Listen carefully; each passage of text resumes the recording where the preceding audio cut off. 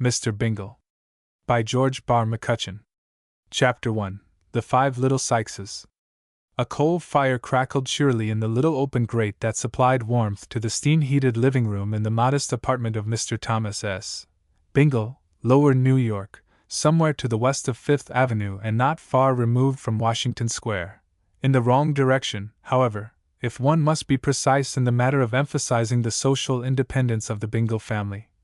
And be it here recorded that without the genial aid of that grate of coals the living room would have been a cheerless place indeed. Mr. Bingle had spent most of the evening in trying to coax heat from the lower regions into the pipes of the seventh heaven wherein he dwelt, and without the slightest sign of success. The frigid coils in the corner of the room remained obdurate.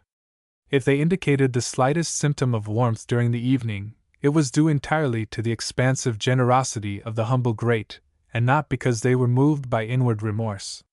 They were able, however, to supply the odor of far-off steam, as of an abandoned laundry, and sometimes they chortled meanly, revealing signs of an energy that in anything but a steam pipe might have been mistaken for a promise to do better. Mr. Bingle poked the fire and looked at his watch. Then he crossed to the window, drew the curtains and shade aside and tried to peer through the frosty panes into the street, 7 stories below. A holly wreath hung suspended in the window, completely obscured from view on one side by hoarfrost, on the other by a lemon-colored window shade that had to be handled with patience out of respect for a lapsed spring at the top. He scraped a peephole in the frosty surface, and, after drying his fingers on his smoking jacket, looked downward with eyes asquint. "Do sit down, Tom," said his wife from her chair by the fireplace. "A watched pot never boils. You can't see them from the window, in any event." "I can see the car when it stops at the corner, my dear," said Mr. Bingle, enlarging the peephole with a vigor that appeared to be aggravated by advice. "Melissa said 7 o'clock and it is 4 minutes after now. You forget that Melissa didn't start until after she had cleared away the dinner things. She—" I know, he interrupted, still peering. "But that was an hour ago, Mary. I think a car is stopping at the corner now." "No! It didn't stop, so there must have been someone waiting to get on instead of off. Do come and sit down. You are as fidgety as a child." "Dear me," said Mr. Bingle, turning away from the window with a shiver. "How I pity the poor unfortunates who haven't a warm fire to sit beside tonight. It is going to be the coldest night in 20 years, according to the there. Did you hear that?" He stepped to the window once more. The double ring of a streetcar bell had reached his ears, and he knew that a car had stopped at the corner below. "According to the weather report this afternoon," he concluded, recrossing the room to sit down beside the fire, very erect and expectant, a smile on his pinched, eager face. He was watching the hall door. It was Christmas Eve. There were signs of the season in every corner of the plain, but cozy little sitting room. Mistletoe hung from the chandelier, gay bunting and strands of gold and silver tinsel draped the bookcase and the writing desk, holly and myrtle covered the wall brackets, and red tissue paper shaded all of the electric light globes. Big candles and little candles flickered on the mantelpiece. And some were red and some were white, and yet others were green and blue with the paint that Mr. Bingle had applied with earnest though artless disregard for subsequent odors. Packages done up in white and tied with red ribbon, neatly double-bowed, formed a significant centerpiece for the ornate mahogany library table, and one who did not know the Bingles would have looked about in quest of small fry with popping, covetous eyes and sleekly brushed hair. The alluring scent of gaudily painted toys pervaded the Christmas atmosphere, quite offsetting the hint of steam from more fortunate depths, and one could sniff the odor of freshly buttered popcorn. All these signs spoke of children and the proximity of Kris Kringle, and yet there were no little Bingles, nor had there ever been so much as one. Mr. and Mrs. Bingle were childless. The tragedy of life for them lay not in the loss of a firstborn, but in the fact that no babe had ever come to fill their hungry hearts with the food they most desired and craved. Nor was there any promise of subsequent concessions in their behalf. For 15 years they had longed for the boon that was denied them, and to the end of their simple, kindly days they probably would go on longing. Poor as they were, neither would have complained if fate had given them half a dozen healthy mouths to feed, as many wriggling bodies to clothe, and all the splendid worries that go with colic, croup, measles, mumps, broken arms, and all the other ailments, peculiar, not so much to childhood as they are paramount to parenthood. Lonely, incomplete lives they led, with no bitterness in their souls, loving each other the more as they tried to fill the void with songs of resignation. Away back in the early days, Mr. Bingle had said that Christmas was a bleak thing without children to lift the pall, or something of the sort. Out of that well-worn conclusion, oft expressed by rich and poor alike, grew the Bingle Foundation, so to speak. No Christmas Eve was allowed to go by without the presence of alien offspring about their fire-lit hearth, and no strange little kiddie ever left for his own bed without treasuring in his soul the belief that he had seen Santa Claus at last, had been kissed by him, too, albeit the plain-faced, wistful little man with the funny bald spot was in no sense up to the preconceived opinions of what the roly-poly, white-whiskered, red-cheeked annual visitor from Lapland ought to be in order to make dreams come true. The Bingles were singularly nephewless, nieceless, cousinless. There was no kindly disposed relative to whom they could look for the loan of a few children on Christmas Eve, nor would their own sensitiveness permit them to approach neighbors or friends in the building with a well-meant request that might have met with a chilly rebuff. One really cannot go about borrowing children from people on the floor below and the floor above, especially on Christmas Eve when children are so much in demand, even in the most fortunate of families. It is quite a different matter at any other time of the year. One can always borrow a whole family of children when the mother happens to feel the call of the matinee or the woman's club, and it is not an uncommon thing to secure them for a whole day in mid-December. But on Christmas Eve, never. And so Mr. and Mrs. Bingle, being without the natural comforts of home, were obliged to go out into the world searching for children who had an even greater grudge against circumstances. They frequently found their guests of honor in places where dishonor had left them, and they gave them a Merry Christmas with no questions asked. The past 2 Christmas Eves had found them rather providentially supplied with children about whom no questions had ever been asked, the progeny of a Mr. and Mrs. Sykes. Mr. Sykes being dead, the care and support of 5 lusty youngsters fell upon the devoted but far from rugged shoulders of a mother who worked as a saleswoman in one of the big 6th Avenue shops, and who toiled far into the night before Christmas in order that forgetful people might be able to remember without fail on the morning thereafter. She was only too glad to lend her family to Mr. and Mrs. Bingle. More than that, she was ineffably glad, on her own account, that it was Christmas Eve. It signified the close of a diabolical season of torture at the hands of a public that believes firmly in peace on earth, but hasn't the faintest conception of what goodwill toward men means when it comes to shopping at Christmas time. Mrs.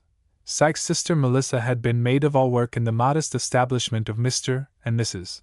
Bingle for a matter of 3 years and a half.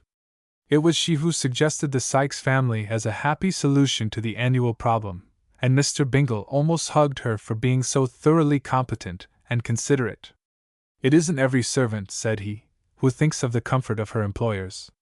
Most of 'em," said he, "insist on going to a chauffeur's ball or something of the sort on Christmas Eve, but here was a jewel-like daughter of Martha who actually put the interests of her master and mistress above her own, and complained not." And what made it all the more incomprehensible to him was the fact that Melissa was quite a pretty girl. There was no reason in the world why she shouldn't have gone to the ball and had a good time instead of thinking of them in their hours of trouble. But here she was, actually going out of her way to be kind to her employers, supplying a complete family for Christmas Eve purposes, and never uttering a word of complaint. The more he thought of it, the prettier she became. He mentioned it to his wife and she agreed with him. Melissa was much too pretty, said Mrs. Bingle, entirely without animus. And she was really quite a stylish sort of girl, too, when she dressed up to go out of a Sunday. Much more so, indeed, than Mrs. Bingle herself, who had to scrimp and pinch as all good housewives do if they want to succeed to a new dress once a year. Melissa had something of an advantage over her mistress in that she received wages and was entitled to an afternoon off every fortnight. Mrs. Bingle did quite as much work about the house, ate practically the same food, slept not half so soundly, had all the worry of making both ends meet, practiced a rigid and necessary economy, took no afternoons off, and all without pecuniary compensation, wherein rests support for the contention that Melissa had the better of her mistress when all is said and done. Obviously, therefore, Mrs. Bingle was not as well off as her servant. True, she sat in the parlor while Melissa sat in the kitchen, but to offset this distinction, Melissa could sing over her pans and dishes. Mr. Bingle, good soul, insisted on keeping a servant, despite the strain on his purse, for no other reason than that he couldn't bear the thought of leaving Mrs. Bingle alone all day while he was at the bank. Lest there should be some apprehension, it should be explained that he was a bookkeeper at a salary of $100 a month, arrived at after long and faithful service, and that Melissa had but $15 a month, food and bed. Melissa was company for Mrs. Bingle, and her unfailing good humor extended to Mr. Bingle when he came home to dinner, tired as a dog and in need of cheer. She joined in the table talk with unresented freedom, and she never failed to laugh heartily over Mr. Bingle's inspired jokes. Altogether, Melissa was well worth her wage. She was sunshine and air to the stifled bookkeeper and his wife. And now, for the third time, she was bringing the 5 rollicking Sykeses to the little flat beyond Washington Square, and for the 1,000th time Mr. and Mrs. Bingle wondered how such a treasure as Melissa had managed to keep out of heaven all these years. Mr. Bingle opened the front door with a great deal of ceremony the instant the rickety elevator came to a stop at the 7th floor, and gave greeting to the 5 Sykeses on the dark, narrow landing. He mentioned each by name and very gravely shook their red-mittened paws as they sidled past him with eager, bulging eyes that saw only the Christmas trappings in the room beyond.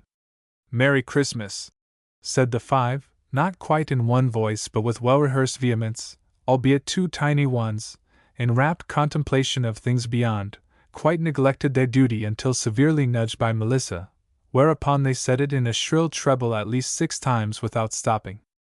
"I am very pleased to see you all," said Mr. Bingle, beaming. "Won't you take off your things and stay a while?" It was what he always said to them, and they always said, "Yes, thank you," following out instructions received on the way downtown, and then, in some desperation, added, "Mr. Bingle," after a sententious whisper from their aunt. They were a rosy, clean-scrubbed lot, these little Sykeses. Their mother may not have fared overly well herself, but she had contrived to put flesh and fat on the bones of her progeny, and you would go a long way before you would find a plumper, merrier group of children than those who came to the Bingle flat on Christmas Eve in their very best garments, and with their very best appetites. The eldest was 10, the youngest 4, and it so happened that the beginning and the end of the string were boys, the 3 in between being Mary, Maud, and Kate. Mrs. Bingle helped them off with their coats and caps and mufflers, then hugged them and lugged them up to the fire, while Melissa removed her skunk tippet, her pony coat and a hat that would have created envy in the soul of a less charitable creature than the mistress of the house. "And now," said Mr. Bingle, confronting the group, "who made you?"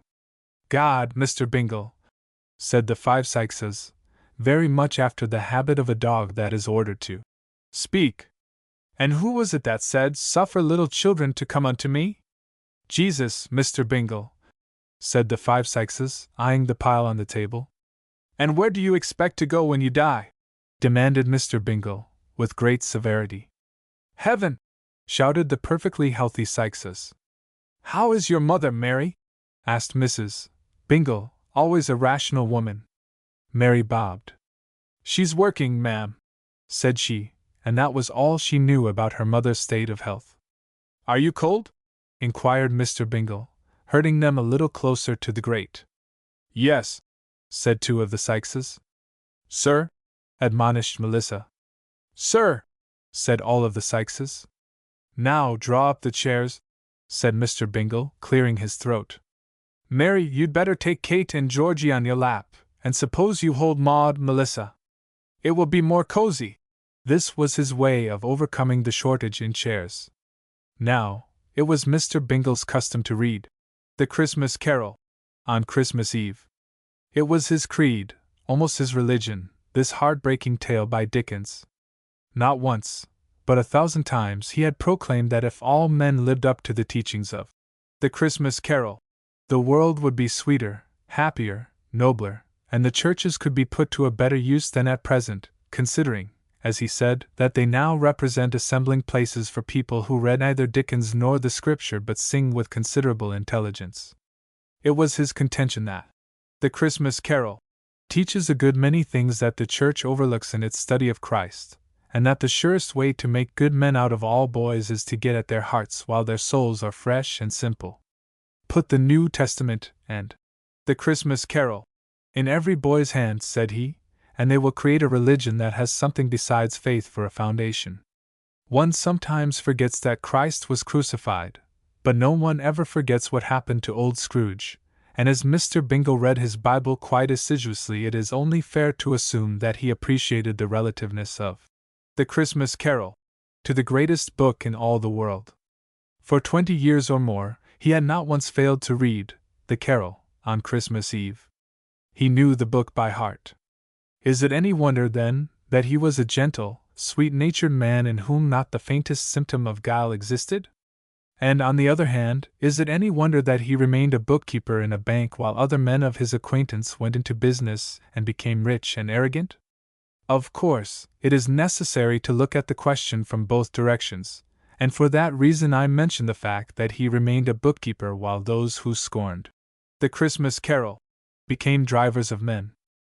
Experience, and some sage conclusions on the part of his wife, had taught him, after years of unsatisfactory practice, that it was best to read the story before giving out presents to the immature guests. On a great many occasions, the youngsters, in those early days they were waifs, either went sound asleep before he was halfway through or became so restless and voracious that he couldn't keep his place in the book, what with watching to see that they didn't choke on the candy, break the windows or mirrors with their footballs, or put someone's eye out with a pop gun. Of late he had been reading the story first and distributing the goodies and toys afterward. It was a splendid arrangement. The kiddies kept their eyes and ears open and sat very still while he read to them of Tiny Tim and his friends.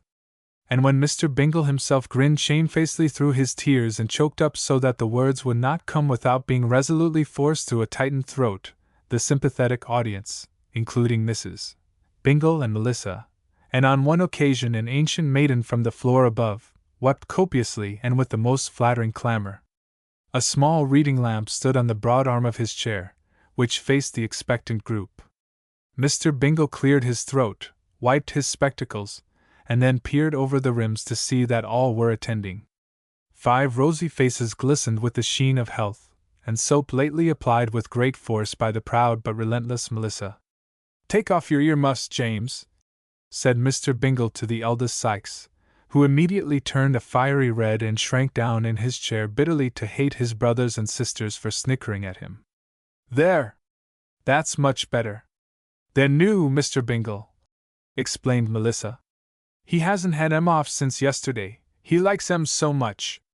Put 'em in your pocket, Jimmy. And now listen to Mr. Bingle. Are you sure they ain't too heavy for you, ma'am? Georgie's getting pretty big. Oh, excuse me, sir." Mr. Bingle took up the well-worn, cherished book and turned to the first page of the text. He cleared his throat again, and again. Hesitation at a time like this was unusual. He was clearly, suddenly irresolute. His gaze lingered for a moment on the white knob of a door at the upper end of the room, and then shifted to his wife's face. "I wonder, my dear, if Uncle Joe couldn't be persuaded to come in and listen to the reading," he ventured, a wistful gleam in his eyes. "He's been feeling better the last few days. It might cheer him." "Cheer your granny," said Mrs. Bingle scornfully. "It's no use. I asked him just before dinner and he said he didn't believe in happiness, or something to that effect." "He is the limit," said Melissa flatly. "The worst grouch I've ever seen, Mr. Bingle, even if he is your own flesh and blood uncle. He's almost as bad as old Scrooge." "He is a sick man," explained Mr. Bingle, lowering his voice. "And he hasn't known very much happiness in his lifetime, so I suppose we ought to overlook, ahem. Let me see, where was I?" He favored young Mary Sikes with a genial grin.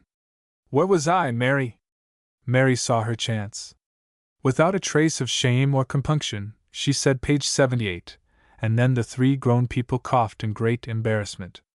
"You shan't come next Christmas," whispered Melissa very fiercely into Mary's ear, so ominously, in fact, that Mary's lip began to tremble. "Page 1," she amended, in a very small voice. James moved uneasily in his chair, and Mary avoided his gaze. "I believe I'll step in and ask Uncle Joe if he won't change his mind," said Mr. Bingle. I don't believe he has ever read the Christmas Carol. And he is so lonely, so at odds with the world that—" "Don't bother him, Tom," said his wife. "Get on with the reading. The children are impatient." She completed the sentence in a yawn. Mr. Bingle began. He read very slowly and very impressively at first, but gradually warmed up to the 2-hour task.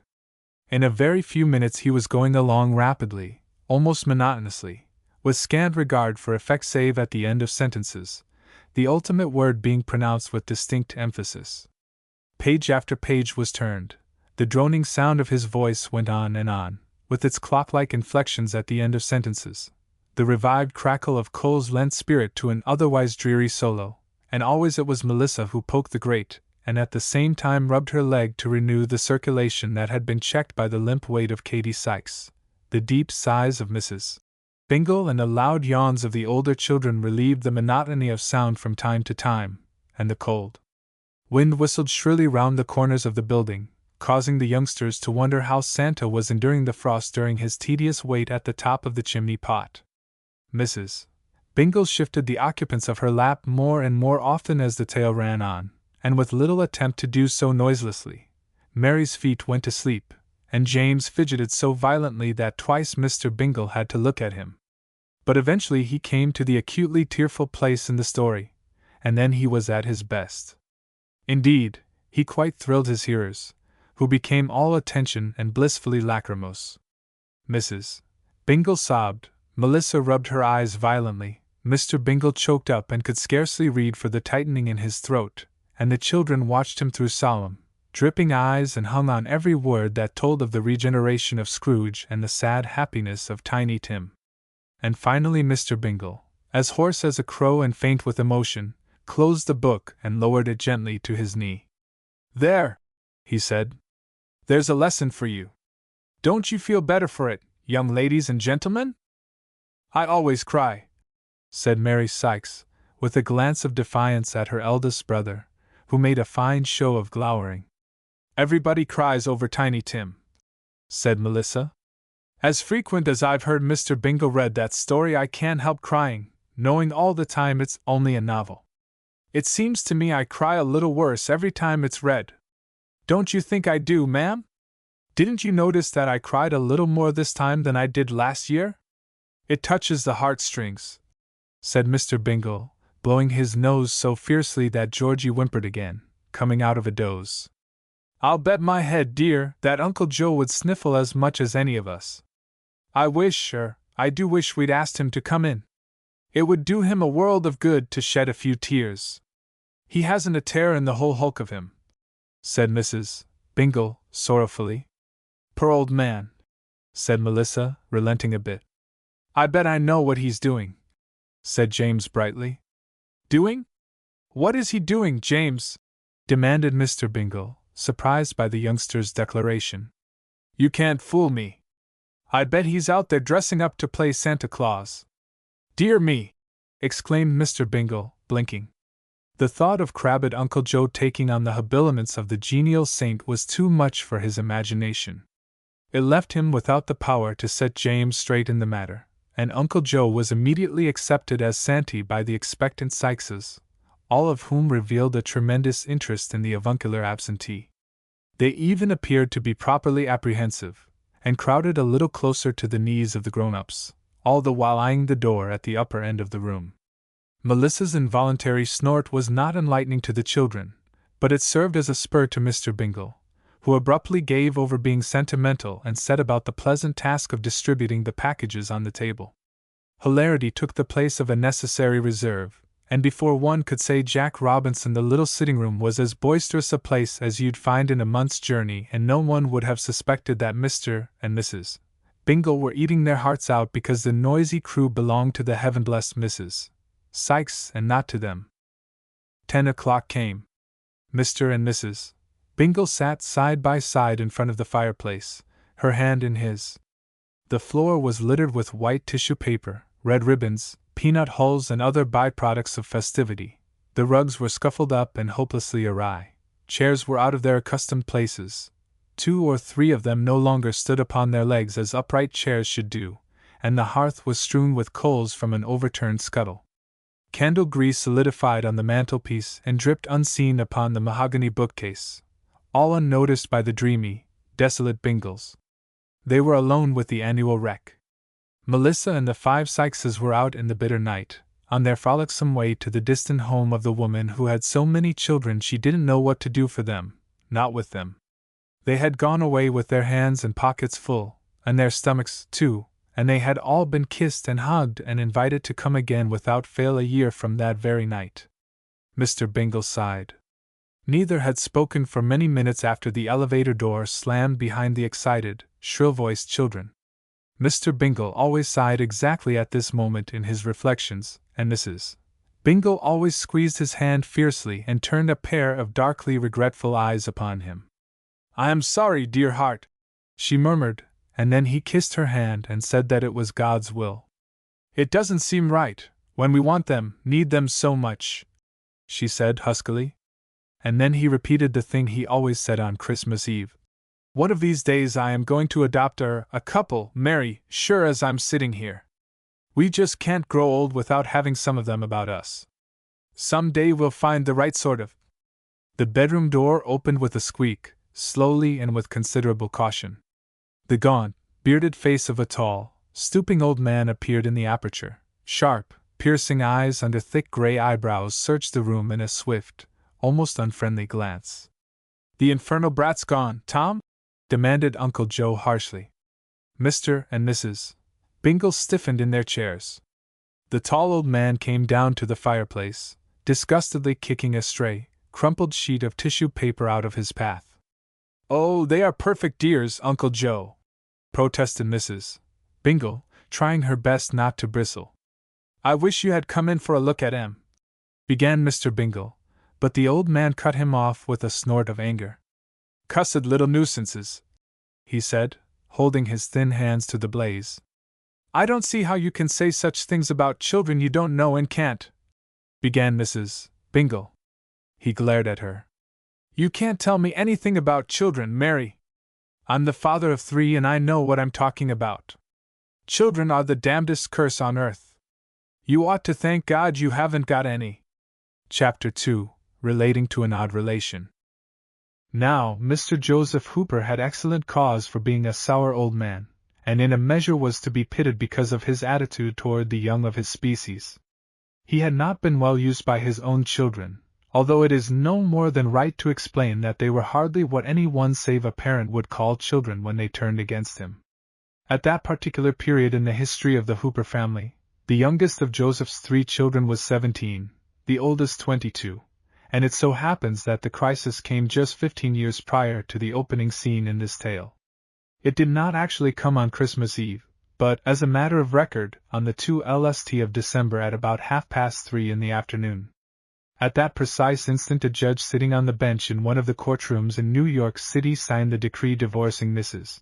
Joseph Hooper from her husband, and 4 minutes later the lady walked out of the building with her son and 2 daughters, all of them having deliberately turned their backs upon the miserable defendant in the case. As all of the children were of an age to legally choose the parent with whom they preferred to live, and as they elected to cast off the paternal for the maternal, it readily may be seen that Mr. Hooper was not entirely without proof that this is a cruel, heartless, ungrateful world and filled with gall. As a matter of fact, he had not been wholly to blame for the family crash, notwithstanding a rather loose respect on his part for the sanctity of the home. It was not to be denied that he had strayed into crooked paths and devious ways, and to do him justice, he did not attempt to deny it, he ventured only to explain it. According to his version of the affair, the trouble began long before he took to wine and women. It began with his wife's propensity for nagging. Being a high-spirited, intelligent person with a mind of his own, Mr. Hooper didn't like being nagged, and as he rather harshly attempted to put a stop to it just as soon as it dawned upon him that he was being henpecked, his wife, not to be outdone, went at it harder than ever. And that is how it all began, and that is why I say that he was not wholly to blame. She was very pretty and very peevish, and they lived a cat and dog life for 10 years after the birth of the last child. Mr. Hooper took to drink, and then took to staying away from home for days at a time. It was at this stage of the affair that the children began to see him through their mother's eyes. Certain disclosures were inevitable. In a word, Mrs. Hooper hired detectives, and finding herself in a splendid position to secure all she wanted in the way of alimony, heralded Mr. Hooper's shortcomings to the world. The only good that ever came out of the unfortunate transaction, so far as Mr. Hooper was concerned, was to be found in the blessed realization that she had actually deprived herself of the right to nag him, and that was something he knew would prove to be a constant source of irritation to her. But when his children turned against him, he faltered. He had not counted on that. They not only went off to live with their mother, but they virtually wiped him out of their lives, quite as if he had passed away and no longer existed in the flesh. The three of them stood by the mother, as they should have done, we submit, considering Mr. Hooper's habits, and shuddered quite as profoundly as she when the name of the erring parent was mentioned in their presence. Mr. Hooper couldn't for the life of him understand this treachery on the part of his pampered offspring, on whom he had lavished everything and to whom he had denied nothing in the way of luxury. It was hard for him to realize that he was as much of a scamp and scapegrace in their young eyes as he was in the eyes of his wife, and the whole of his wife's family, even to the remotest of cousins. In the bright days of their early married life, before he knew the difference between what he looked upon as affectionate teasing and what he afterwards came to know as persistent nagging, he deeded over to her the house and lot in Madison Avenue. He did that willingly, cheerfully. 2 days after the divorce was granted, he paid over to her $100,000 alimony. He did that unwillingly, gloomily. And the very next week the stock market went the wrong way for him, and he was cleaned out. He hadn't a dollar left of the comfortable little fortune that had been his. He remained drunk for nearly 2 months, and when he sobered up in a sanitarium, and took the pledge for the first and last time, he came out of the haze and found that he hadn't a friend left in New York. Every man's head was turned away from him, every man's hand was against him. He sent for his son to come to the cheap hotel in which he was living. The son sent back word that he never wanted to see his face again. Whereupon Joseph Hooper for the first time declared that the sons and daughters of men are curses, and slunk out of New York to say it aloud in the broad, free stretches of the world across which he drifted without aim or purpose for years and years and always farther away from the home he had lost.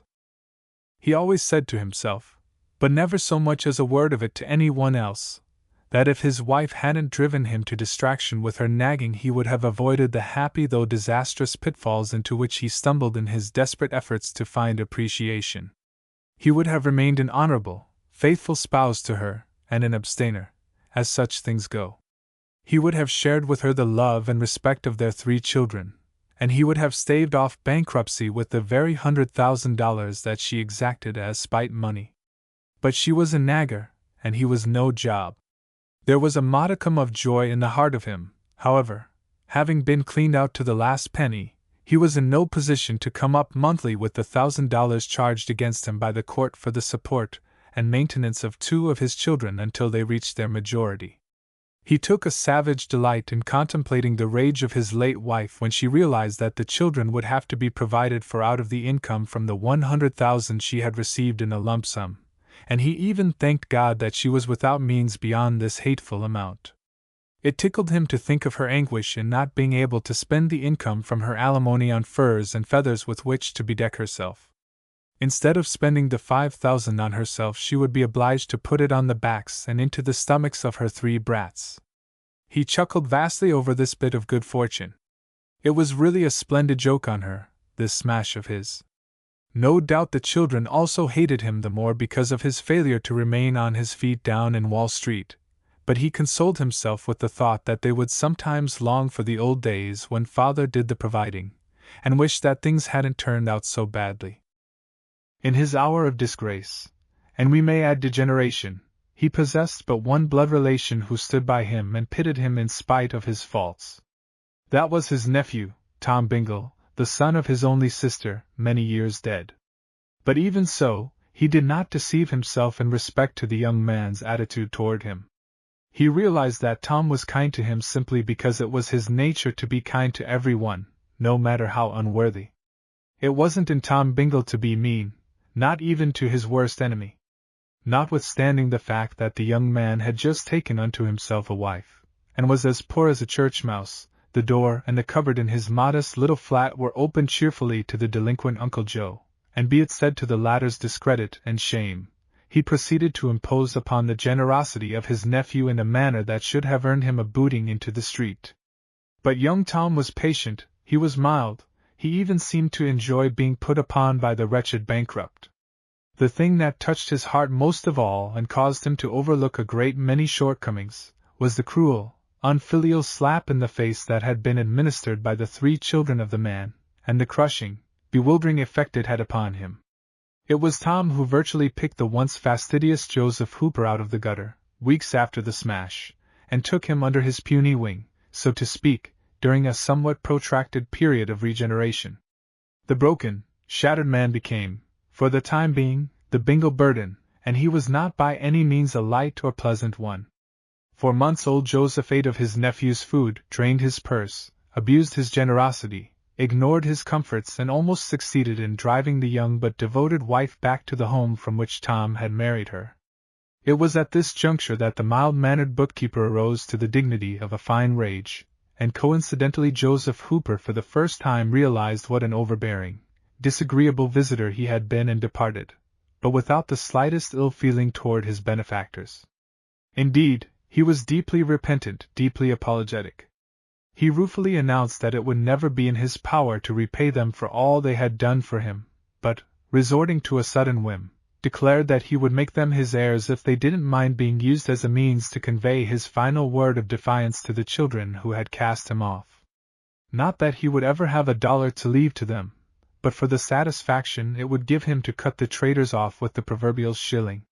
Beset with the notion that this was an ideal way to show his contempt for his offspring, he went to the safety deposit vault and took therefrom the worthless document known as his last will and testament, and in the presence of witnesses destroyed the thing, thereby disinheriting the erstwhile wife and her children as effectually as if he had really possessed the estate set forth in the instrument. "I'll make a will in your favor, Tom," he said at the time, with a mocking grin, "and in it I will include this miserable carcass of mine, so that you may at least have something to sell to the doctors. And who knows? I may scrape together a few $100 before I die, provided I don't die too soon. We will give you a decent burial, Uncle Joe," said Thomas Bingle, revolting against the specific. "Do you suppose I would sell my uncle to a—" "Haven't you a ray of humor in that head of yours?" demanded his uncle. "Can't you see a joke?" "Well, if you were joking," said Bingle, relieved. "All well and good, but it didn't sound that way. You are a simple soul," was all that Joseph said, and then borrowed $50 from his nephew for a fresh start in the world, as he expressed it. With this slender fortune in his purse he set out into a world that knew him not, nor was it known to him. He came back 15 years afterward, poorer than when he went away, broken in health, old to the point of decrepitude, bedraggled, unkempt and prideless. And once more Thomas Bingle took him in, and provided the prospective deathbed for him. They made the old derelict as comfortable as it was in their power to do, and sacrificed not a little in order that he might have some of the comforts of life. He was a very humble, meek old man, and they pitied him. Screwing up his courage, Mr. Bingle went one day to the home of the son of Joseph Hooper and boldly suggested that, inasmuch as the mother was no longer living, it would not be amiss for him and his sisters to take the father who created them back into the family circle once more, and to ease his declining years. Mr. Bingle was ordered out of the rich man's office. Then he approached the 2 daughters, both of whom had married well, and met with an even more painful reception. They not only refused to recognize their father but declined to recognize their father's nephew. A few days afterward, a lawyer came to the bank to see Mr. Bingle. He informed the bookkeeper that the Hooper family had been thinking matters over and were prepared to pay him the sum of $75 a month for the care of Joseph Hooper, or, in other words, they would contribute $25 apiece towards sustaining the life of one who was already dead to them. Moreover, they stood ready to pay the expenses of his funeral when actual dissolution occurred, but farther than that they could not be expected to go. Mr. Bingle flared up, a most unusual thing for him to do. "You tell them that I will take care of Uncle Joe as long as he lives without a nickel from them, and that I'll bury him when he dies." "Out of your own pocket?" exclaimed the lawyer, who knew something of bookkeepers' salaries. "Most certainly not out of anybody else's," said Mr. Bingle, with dignity. "And you can also tell them that they are a pack of blamed good-for-nothings," he added, with absolutely no dignity. "My dear sir, be sure to tell 'em, will you? If I was a swearing man I'd do better than that, but I guess it will do for a starter. My clients will insist upon reimbursing you for—" began the lawyer stiffly, but Mr. Bingle snapped his fingers disdainfully, much nearer the gentleman's nose than he intended, no doubt, and with a perfectly astonishing result. The legal representative's hat fell off backwards and he actually trod upon it in his haste to give way before the irate little bookkeeper. "You tell him just what I said, that's all you've got to do," said Mr. Bingle, and then picked up his visitor's hat and pushed the crown into shape with a vicious dig. "Here's your hat. Good day." He was so boiling mad all the rest of the afternoon that he could not see the figures clearly, and made countless mistakes, necessitating an extra 2 hours' work on the books before he could even think of going home. Arriving at the apartment, he found his wife in a state of perturbation, not over his tardiness, but over the extraordinary behavior of Uncle Joe. The old man had been out most of the day and had come in at 5, growling and cursing with more than ordinary vehemence. "He is in his bedroom, Tom, and I don't know what to make of him.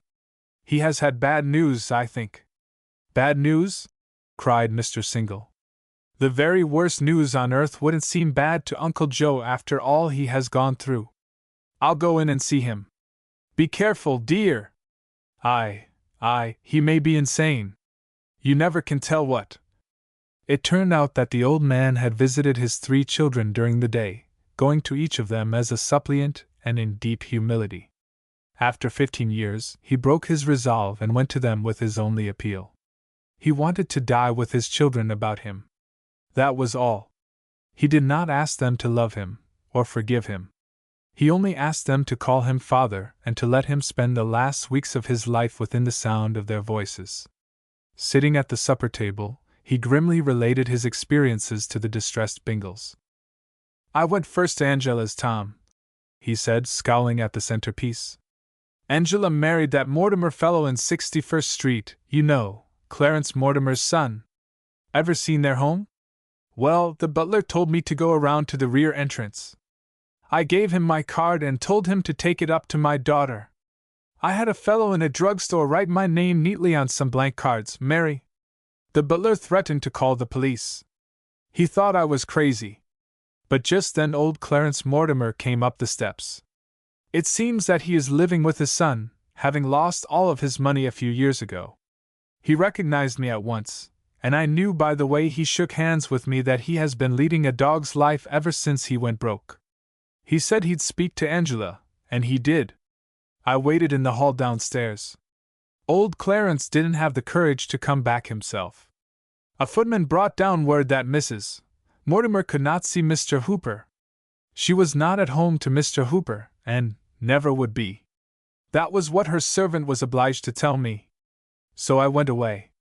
Then I tried Elizabeth. She lives in one of those $15,000 a year apartments on Park Avenue. She has 3 lovely children. They are my grandchildren, you know, Tom. I saw them in the automobile as I came out of the building and went my way after Elizabeth Bransone had told me to my face. I managed to get in to see her. Had told me that I was a sight, a disgrace, that she couldn't bear to look at me, and that I had better clear out before her husband came in. My own daughter, Tom, my own flesh and blood.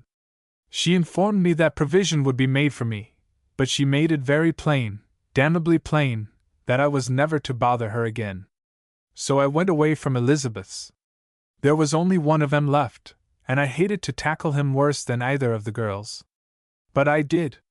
I went down to his office. He refused to see me at first, but evidently thought it best to get the thing out of his system forever, so he changed his mind and told the office boy to let me in. Well, my son Jeffrey is a very important person now. He married a Maybrick, you know, and he is a partner in old Maybrick's firm, Steamship Agents. Jeffrey looked me over. He did it very thoroughly. I told him I'd come to see if he couldn't do something toward helping me to die a respectable, you might say comfortable death. He cut me off short. Said he would give me $1,000 to leave New York and stay away forever. I trust you did not accept the money, cried Mr. Bingle in a shocked voice. I'm pretty well down and out, Tom, but I'd sooner starve than to take money from him in that way. So I told my son to go to the devil. Good for you, cried Mr. Bingle. And then what? He is a humorous individual, that pompous son of mine, said old Joseph, with a chuckle. He said I ought to be ashamed of myself for advising my own son to go to the devil in view of what a similar excursion had done for me. I managed to subdue my temper, it's a bad one, as you know, and put the matter up to him in plain terms. I am your father, Jeffrey, when all is said and done. Are you going to kick me out into the world when I've got no more than a month or two to live? Are you going to allow my body to lie in the potter's field? Are you willing to allow this poor nephew of mine to take care of me, to assume the responsibility of seeing that I get a decent burial in a decent dash? Oh, Uncle Joe, you oughtn't even to think of such things, broke in his niece by marriage. You must think of cheerful dash. You are good for years and years dash, began Mr. Bingle. Don't interrupt me, said Uncle Joe irascibly. I guess I know what I'm talking about. I'm good for a couple of months at the outside. I'm 70 years old and I feel 200. Why, damn it, old Clarence Mortimer said I look 100. To make the story short, Jeffrey said he had arranged to pay you for my keep, no matter how long I lasted, but he thought I was foolish not to take the 1,000 and go to some quiet little place in the country, and wait. If it should happen that I lived longer than the 1,000 would carry me, he'd see to it that I had more. Only he didn't want me hanging around New York. That was the point, you see? He very frankly said that he had always sided with his mother against me, and that was all there was to it, so far as he was concerned. And see here, Tom, he said you had been down to see him about me. Is that true? Well, I thought perhaps, I might be able to bring about a reconciliation, floundered Mr. Bingle. And you found that in the upper circles it is not considered good form to be reconciled unless it pays, eh? What would be the sense in becoming reconciled to a wreck of a father, who hasn't $1 in the world, after getting along so nicely for 15 years without him? No, it isn't done, Tom, it's not the thing. Jeffrey made no bones about admitting that as far as he is concerned, I have been dead for 15 years. Well then, said Mr. Bingle, slamming his fist upon the dining table so violently that the cutlery bounced. Why the dickens does he object to burying you? If I discovered a relative that had been dead for 15 years, I'd see to it that he was buried, if only for the good of the community. He doesn't object to burying me, explained Uncle Joe. He implies that he'll do that much for me with pleasure. As a matter of fact, he said that if I'd arranged to have someone notify him when I was literally dead, he would see to it that I was buried. But I told him he needn't bother his head about it, because I was quite sure you would do it even more cheerfully than he and undoubtedly with less secrecy. Cheerfully? Gasped the Bingles. Cheerfully, repeated Uncle Joe firmly. And now, can't we talk about something else? I've done my best to make peace with my son and daughters, and now I wash my hands of them. I never intended to weaken in my resolve, but I just couldn't help it, Tom. I swore I'd never look into their faces again, but, after all, I am their father, you see, and I suppose I'm getting weak and childish in my old age. I gave in, that's all. I thought they might have some little feeling for me, and... He did not finish the sentence, and as the Bingles took that instant to blow their noses and to look so intently at the electric chandelier that their eyes smarted, It was perhaps just as well that he ended his ruminations when he did. All this happened 6 weeks prior to Christmas Eve, and they were 6 long, trying weeks for the two Bingles. The old man was sick 2/3 of the time, and had to have a physician.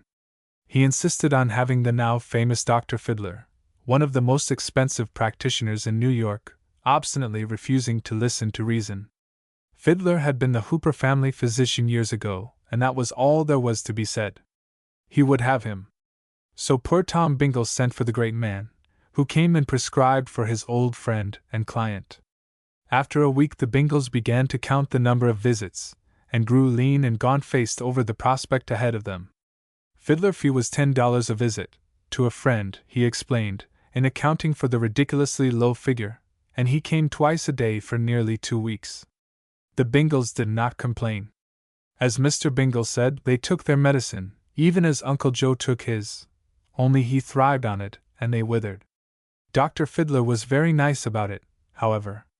He assured Mr. Bingle that he was in no hurry for his money. Any time before the 1st of February would be perfectly satisfactory. He was only too glad to have been instrumental in dragging his old friend, Joseph Hooper, from the very edge of the grave. "And if he has a recurrence of the," he began suavely. "There's no danger of that, is there, Doctor?" cried Mr. Bingle, gripping his fingers tightly in his coat pockets. "Don't hesitate a moment, Mr. Bingle. Send for me. You may depend upon it, I will come on the instant. I think your poor uncle has been very badly, treated, Mr. Bingle. Do you attend the families of his son and daughters, I mean to say, as their regular?" "No," said Dr. Fiddler shortly. "I have not that felicity, Mr. Bingle." And Mr. Bingle thought he understood why Dr. Fiddler felt that Uncle Joe had been badly treated. Later on, Uncle Joe blandly asseverated that it pays to have the best, no matter what it costs. "Why, one of these cheap, rattle-brained doctors would have let me die, sure as fate. Old Fiddler comes high, but he cures. If I should happen to get sick again, Tom, send for him without delay, will you?" Mr. Bingle said he would, and he meant it. He had jotted down in the back of a little notebook each successive visit of Dr. Fiddler, and consulting it from time to time, had no difficulty in realizing that he came high. 21 visits, at $10 a visit, that's what it amounted to, say nothing of the drug bill, the extra food bill, the night nurse wages, and the wear and tear on the nerves of his wife, himself, and Melissa. For, it would appear, Melissa had nerves as well as the rest of them, and Uncle Joe was the very worst thing in the world for Melissa's nerves. She very frequently said so, and sometimes to his face, although she never neglected him for an instant. In truth, she shared with Mrs. Bingle the day nursing, and seldom slept well of nights, knowing that the night nurse was upsetting everything in the kitchen and pantry in her most professional way. Of course, Uncle Joe did not actually get well. He merely recovered.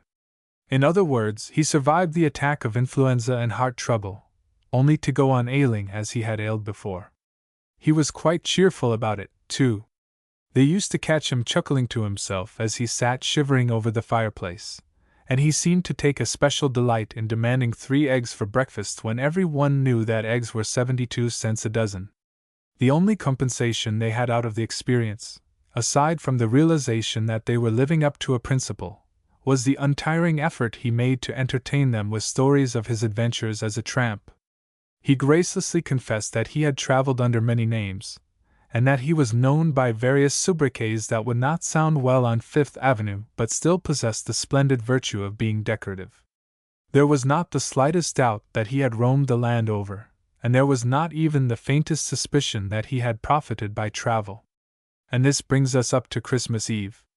With February not far away, and Uncle Joe lamentably liable to have another attack, the Bingles curtailed quite considerably in their preparations for the festivities in honor of the 5 little Sykeses. They spent but 1/3 of the customary amount in providing presents, and they were not quite sure that they were wise in spending as much as that. Uncle Joe went to considerable pains to convince them that they were making fools of themselves and throwing away money that might be needed for his funeral, and absolutely refused to become a party to the affair. He moped in his bedroom, over an oil stove, and made himself generally unpleasant. As for the Christmas carol, He had but one opinion about it, and this is no place to express it. When he came into the sitting room after the departure of the Sykeses, breaking in upon the tender reflections of Mr. and Mrs. Single, he represented the ghost who might have been at the feast but was, for some reason, obligingly late. As he stood over the blaze, rubbing his bony old knuckles, he was a depressing figure indeed. His gloomy eyes had no reflected glow in them. His long, stooped frame suggested nothing so much as a weather-worn scarecrow about which 1,000 storms had thrashed. There was no joy in his soul. "Yes," he said, as if they had disputed him without reason. "You ought to be thankful you have no children. What you can see in this tomfoolery about Christmas Eve is beyond me. Better save your money for something worthwhile, that's what I say." "Something worthwhile? Well, what, for instance?" demanded Mr. Bingle, suddenly irritated beyond control.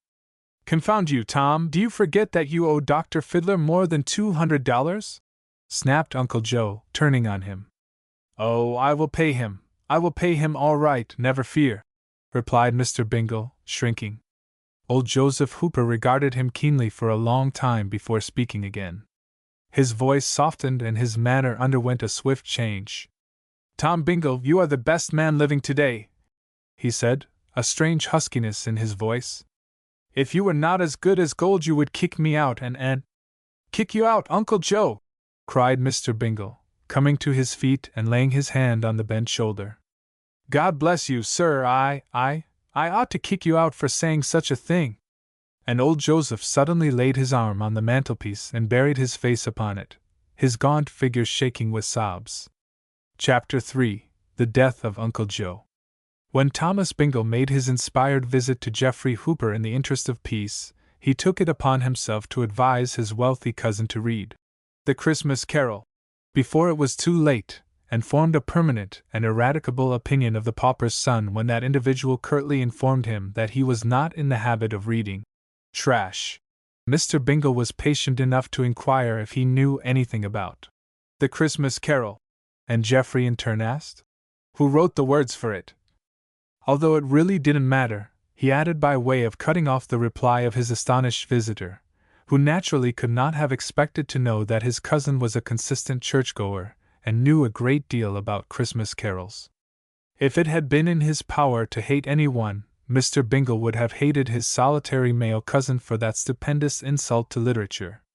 As it was, he could only pity him for his ignorance, and at the same time blame Uncle Joseph for bringing up his son in such a slipshod manner. It all went to show the trend of the world, however, in this callous age of ours. It went to show that the right sort of missionary work was not being performed. Mr. Bingle never forgave Geoffrey for calling The Christmas Carol trash. In the light of what took place afterwards, he felt that he was completely justified in an opinion formed almost on the instant the abominable word was uttered. Christmas fell on a Wednesday. 3 days out of each year Mr. Bingle slept late of a morning: Christmas, Easter Sunday, and Labor Day. On this particular Christmas morning he slept much later than usual. The little clock in the parlor was striking 8 when he awoke and scrambled out of bed. Mrs. Bingle always had her coffee in bed. She adhered strictly to that pleasant custom for the somewhat pathetic reason that it afforded a distinct exemplification of the superiority of mistress over maid.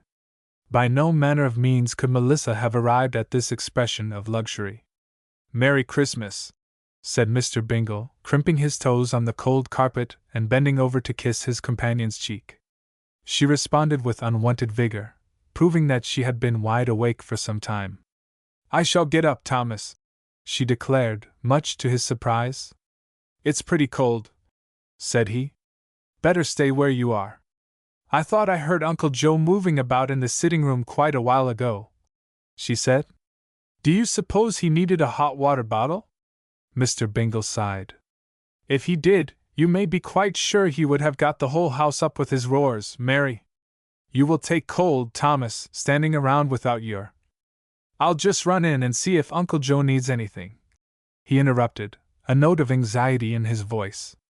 Pausing at the bedroom door, with his hand on the knob, he turned toward her with a merry grin on his deeply seamed face. His sparse hair was as tousled and his eyes as full of mischief as any child's. Maybe it was old Santa you've heard out there, Mary, filling the stockings. She was too matter-of-fact for anything like that. If you knew what was good for you, Tom Bingle, you'd fill that pair of stockings lying at the foot of the bed instead of running around in your bare feet, she said, pulling the covers up about her chin. I think I'll have my breakfast in bed, after all.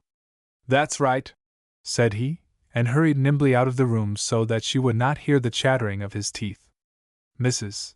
Single was enjoying the paroxysm of a luxurious, comfortable yawn when she heard a shout of alarm from the sitting-room. She sat straight up in bed. Mary! Oh, my goodness! I say, Melissa! Then came the pattering of Mr. Bingle's feet across the floor, followed by the intrusion of an excited face through the half-open door. Wah, what is the matter?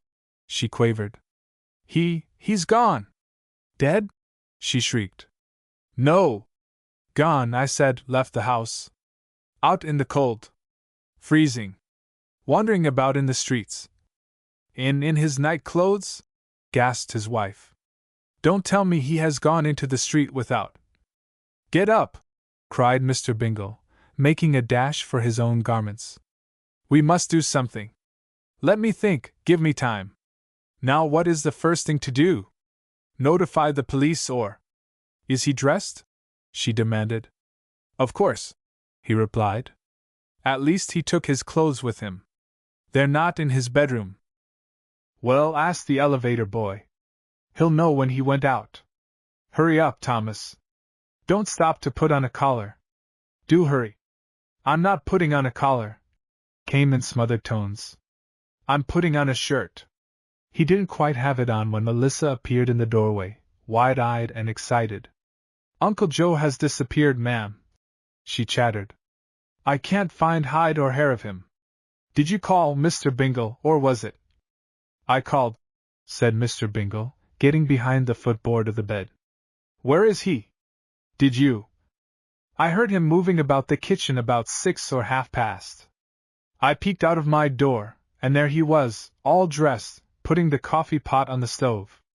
I says to him, What are you doing there? And he says, I'm getting breakfast, you lazy lummox, and I says, Well, get it, you old bear, 'cause I won't, you can bet on that, and went back to bed. Oh, goodness, goodness! I wouldn't ha' said that to him if I'd knowed he. Don't blubber, Melissa, cried Mrs. Bingle. Ask the elevator boy what time it was when. Hand me my trousers, Mary, shivered Mr. Bingle, or send Melissa out of the room. I can't. He made himself some coffee and…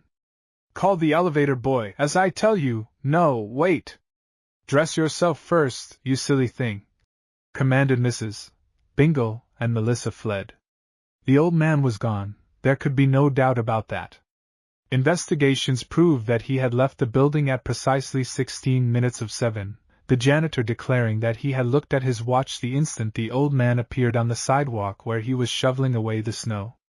He admitted that nothing short of a miracle could have caused him to go to the trouble of getting out his watch on a morning as cold as this one happened to be, and so he regarded old Mr. Hooper's exit as a most astonishing occurrence.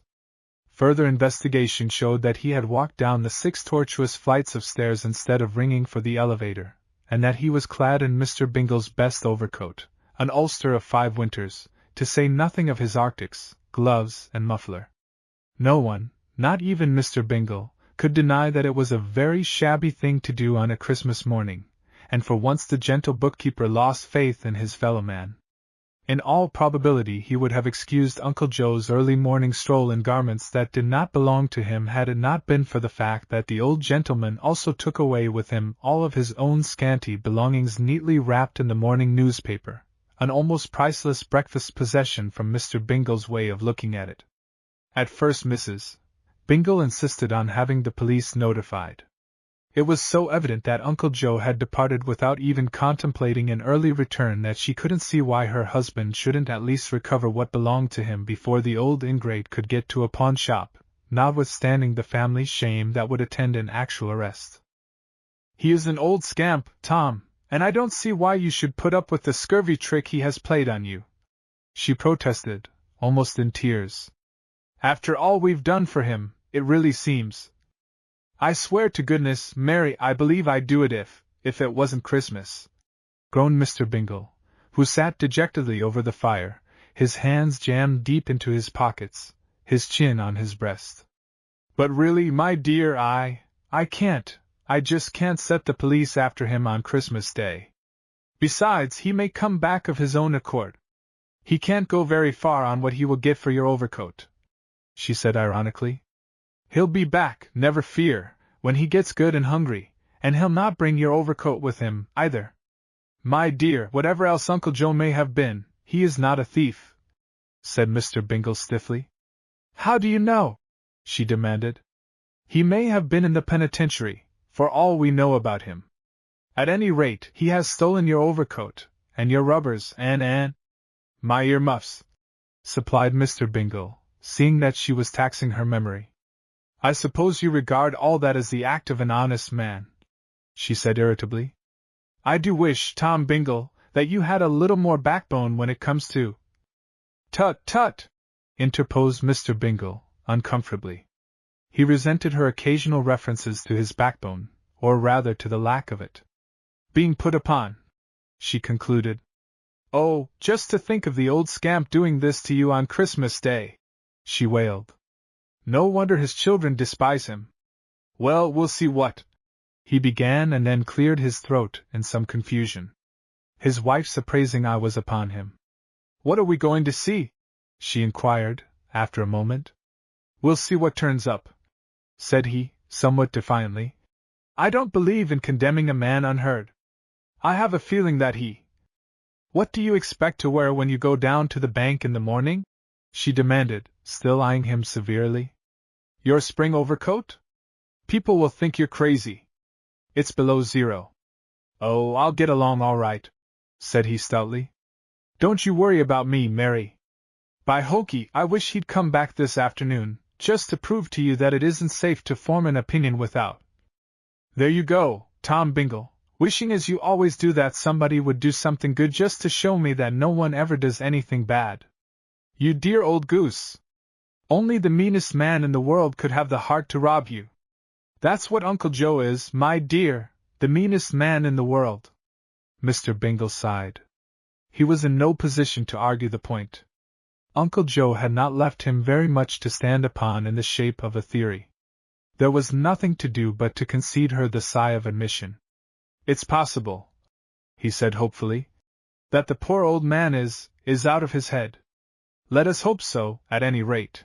And with this somewhat doubtful sop to the family honor, he lapsed into the silence of one who realizes that he has uttered a foolish remark and shrinks from the consequences. Mrs. Bingle said, "Humph," and no more, but there is no word in any vocabulary that represents as much in the way of sustained argument as that homely, unspellable ejaculation. Mr. Hooper did return, but not until the Saturday following Christmas Day. He justified Mr. Bingle's faith in mankind to some extent by restoring the overcoat and the arctics, but failed to bring back the earmuffs and the newspaper. He also failed to account for his own scanty belongings which he had taken away from the flat wrapped up in the newspaper.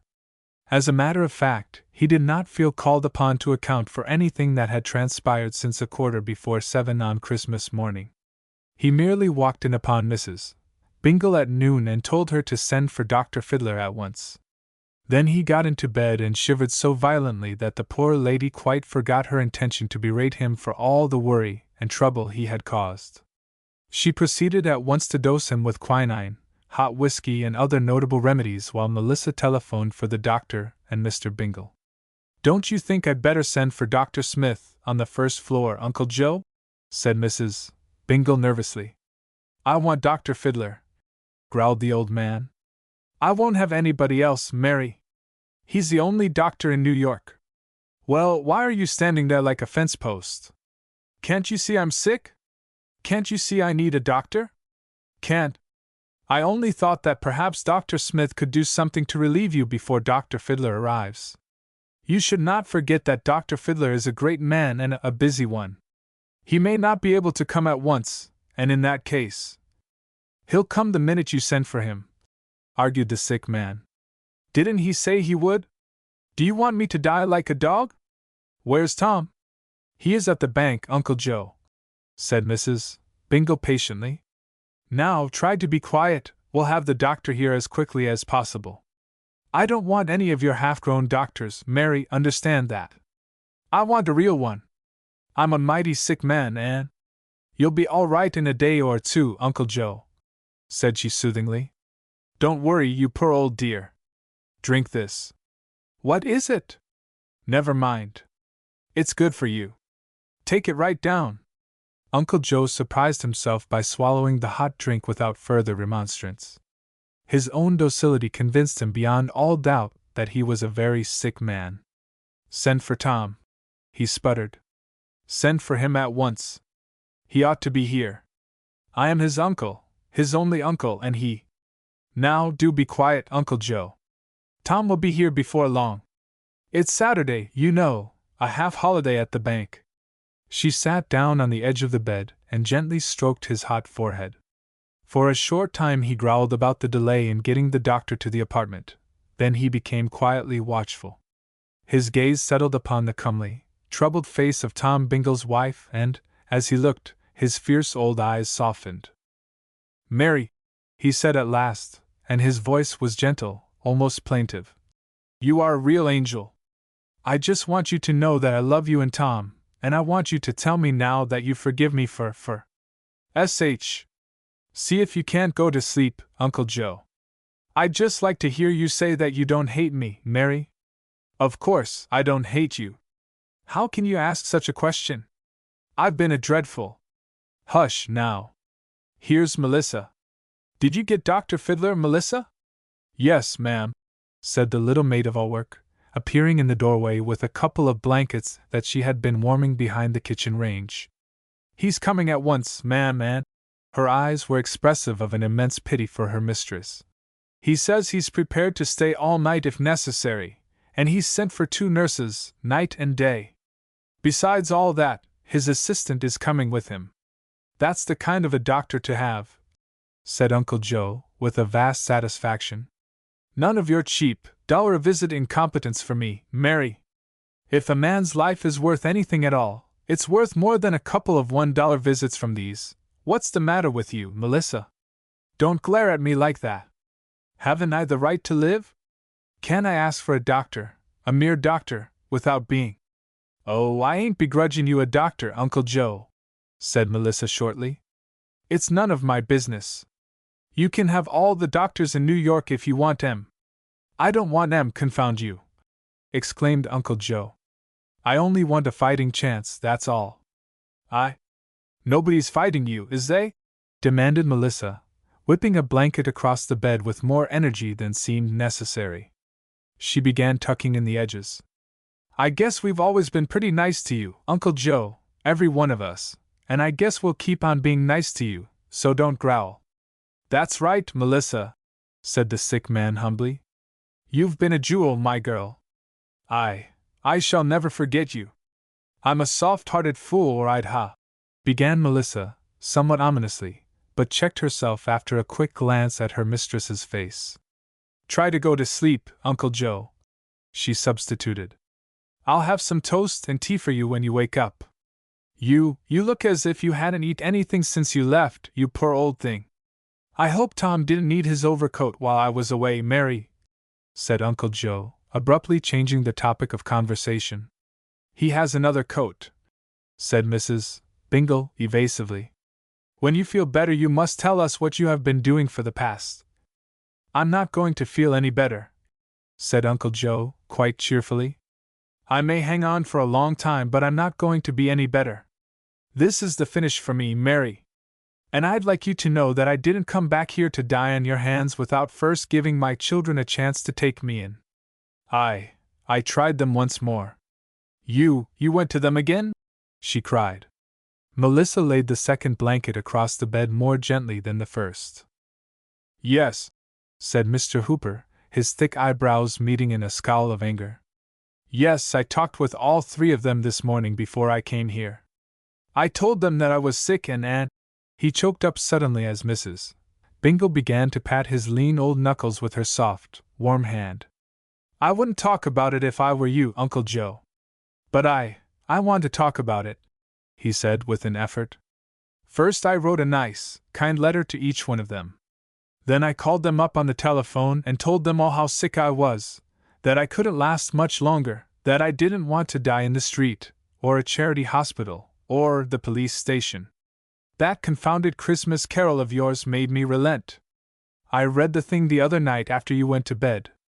They all asked me where I was and said they would send an ambulance to take me to Bellevue, and that was the best they could do for me. After the holidays, when they had a little more time, they might possibly send me to a sanitarium if I showed any signs of improvement. That was all there was to it, Mary. I told them, each one of them, that I washed my hands of them, and they could all go to the devil. They won't do it, of course. People like that never go to the devil for the simple reason that the devil hasn't anything to offer them that they don't already possess. And so, Mary, I came back here to see if you'd take me in. You and Tom have been my best, my only real friends, and I thought you'd give me another chance. If you feel even now that I am going to be too much bother and expense, I'll get out. I'll go to a hospital and— Not another word, Uncle Joe, said Mary Bingle, and she kissed his grim old cheek. Not another word. Thank you, Mary, thank you for that. I was just wondering whether you could stand all of the expense and— Melissa broke in sharply. Of course we can.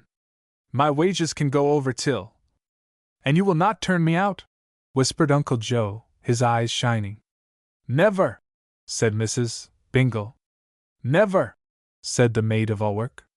Mr. Hooper turned over on his side and was strangely quiet after that. His nephew came home at 3 and found himself confronted by 2 nurses, 2 doctors and a cabman who was waiting in the hallway for his fare. It seemed that Uncle Joe had driven home in a cab, and being somewhat uncertain as to the duration of his stay in the apartment of his nephew, instructed the fellow to wait, which the fellow did for a matter of more than 3 hours and was prepared to wait a good while longer unless he got his pay. Uncle Joe's forgetfulness cost Mr. Bingle $6.50, and he entered the sitting room with a heart doubly sore. Of one thing he was uncomfortably certain: the nurses would cost $50 a week and they would have to be paid on the dot. They were not like doctors, who could afford to wait. They were working for a living. Mr. Bingle's salary at the bank was $100 a month. He was an expert accountant, but it did not require the intelligence of an expert to do the sum that presented itself for his hasty consideration. His small, jealously guarded account in the savings bank would be wiped out like a flash. And yet he entered the sick room with a cheerful countenance and an unfaltering faith in the fitness of all things. He greeted his repentant Sinbad with such profound gladness and relief that one might well have believed him to be happy in having the burden restored to his frail shoulders.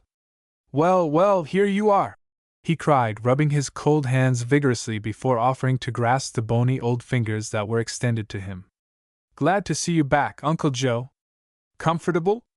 Well, well, how are you? He shook his uncle's hand warmly. Sorry to see you laid up again, sir, but we'll have you as good as new in no time. Doctor? As good as new, eh? Uncle Joe had nothing to say. He clung to his nephew's hand and smiled faintly. Mr. Bingle looked puzzled. This was not like the Uncle Joe he had known. He sent a questioning glance toward the sober-faced doctor, and then sat down beside the bed, very much shaken by the news that came to him in the significant shake of Dr. Fiddlerhead. After many minutes had passed, Uncle Joe began to speak to his nephew. His voice was weak and the words came haltingly. Tom, you are a good boy, as good as gold. No, that isn't fair to you. You're better than gold. I honestly believe you like me, wretched and troublesome as I am. Your mother loved me, Tom. No one ever had a sister who loved a brother more than she loved me. Thank God, she died long before I came to this dreadful pass. She was spared seeing me as I am now. Well, I want to ask a last favor of you, nephew. I want you to see that I am buried beside your mother up at Syracuse. Just have a simple funeral, my boy. No fuss, no flowers, no singing. Then take me up to the old burying ground and I won't bother anyone after that. I suppose it will cost you something to do it, but if you knew how much it will mean to me now if I have your promise to. "S.H.," whispered Mr. Bingle. "Don't talk of dying, Uncle Joe. Don't speak of graveyards while. Will you promise?" "That's the question," said Uncle Joe stubbornly. "Yes," said Mr. Bingle painfully. "When the time comes, I'll lay you beside my mother. Don't worry about it, Uncle Joe. I hate to put you to the expense of—" "Pooh!" said Mr. Bingle, as if the cost of the thing was the merest trifle to him. "If I were to live for 1,000 years, Tom, I could never find the means to adequately compensate you and Mary for the joy and comfort you have given me at so great a cost to yourselves. By dying, I may be able to make your load lighter, so I am going to die as quickly as the doctor will allow me to do so." He died at 9 o'clock that night. The next day Mr. Bingle notified his 3 children that he was taking their father to Syracuse for burial, and that if they chose to do so they could come to the apartment late that afternoon for the brief funeral service. Geoffrey, speaking for his sisters as well as for himself, expressed regret that poor Tom had been saddled with certain annoyances and inconvenience in connection with the late Joseph Hooper, and that they, as a family, would be pleased to assume the cost of his funeral, provided Tom would present an itemized statement on his return from Syracuse, covering all legitimate expenses not only in connection with the funeral but also anything that may have arisen during his most recent illness. And Mr. Bingle, without consulting his wife, informed Geoffrey that he was quite able to meet all of the expenses without aid from the family, and that he preferred to have nothing more said about the matter. Whereupon Geoffrey told him to go ahead and do as he pleased about it, and hung up the telephone receiver. Greatly to the amazement and relief of the Bingles, Dr. Fiddler insisted on paying all of the funeral expenses, including the railroad fare of the 2 mourners to and from Syracuse. Moreover, he calmly announced that he would not accept a penny from Mr. Bingle for services rendered the sick man. "Mary," said Mr. Bingle, on the way back to New York after the interment in Syracuse, "if everybody in this world was as good as Dr. Fiddler, what a happy place it would be! Just think of it! He gave all of his time, all of his experience, everything, and now refuses to take a cent from me. It isn't everybody who is as easy on the poor as that man is, my dear. He is a real nobleman." Mrs. Bingle had been thinking too. "Well, I dare say he makes up for it by being a little harder on the rich every time he finds it necessary to be easy on the poor," she said cryptically. "What do you mean?" "Nothing," she said, ashamed of her estimate of the good doctor. "I shouldn't have said that. I insist on an explanation." "Well, if you must have it, I'll bet he gets even somehow. I'd hate to be his next patient if I was rich enough to call him in to attend me." "I am surprised at you, Mary," said Mr. Bingle, and his expression convinced her that he really was. Chapter 4, 40 minutes late. Mr. Bingle was late at the bank the morning after their return from the North. Not in all the years of his connection with the institution had such a thing happened to him, or to the bank, for that matter. He made it a point to be punctual. In his opinion, a man was taking something that did not belong to him when he failed his employer in the matter of promptness. Working after hours to make up the lost time was, in his estimation, a rather cowardly form of penance. It was simply a confession that the delinquent had robbed his master of a certain number of fresh minutes earlier in the day, and was trying to restore them at the end of the day, when he was in no condition to give as good as he had taken. One could set his watch by Thomas Bingle. All of the clocks, and all of the watches, and all of the clerks in the bank might be late, but never Thomas Bingle. He kept absolutely perfect time, year in and year out. And so, when he came dashing into the bank on this particular morning nearly 40 minutes late, every man in the long counting room jerked out his watch and glanced at its face with an expression of alarm in his eyes, absolutely convinced that he had made the heartbreaking mistake of getting down to work 40 minutes too soon. Such a thing as Mr. Bingle getting down 40 minutes too late was infinitely more improbable than that all the rest of them should have reported that much too early. The tardy one was conscious of the concentrated stare of 60 eyes as he slid onto the stool in front of his desk and began to fumble with the pens and blotters. The man at his left elbow said, "Well, well," and the man at his right elbow said, "St. St. St." with his tongue in a most reproachful manner. They could understand Mr. Bingle's absence for 3 whole days, having got wind of a death in the family, but for the life of them, they couldn't see what he meant by spoiling a perfectly clean record for punctuality when he might have remained away for the entire day, just as well as not, instead of upsetting a hallowed tradition in the bank by coming in 40 minutes late. Moreover, Mr. Bingle was confident that all of the high officials in the bank, from the president down to the 7th assistant cashier, had noticed his tremendous shortcoming, and that they were even now whispering among themselves that he ought to be discharged forthwith. He could feel people glaring at him from behind. He could feel the president's eyes, and the 4 vice presidents' eyes, and the chairman of the board's eyes, and all of the directors' eyes boring holes through the partitions to fix their accusing gaze upon him as he bent nervously over the huge ledger and tried to shrink into invisibility. He had committed a heinous, inexcusable, unpardonable offense. He would have to pay the penalty. After all these years of faithful service, he would be kicked out in disgrace. Someone else would be sitting in his place after luncheon, and someone else would be hanging his coat and hat in the locker he had used for 15 years without. His eyes grew misty as he bent a little closer to the page and tried to focus his thoughts on what was actually before him. What difference would it make to these heartless plutocrats and overlords when he told them that his wife was ill and that he could not leave his home until the doctor had come to reassure him? What did they know about connubial happiness and connubial obligations?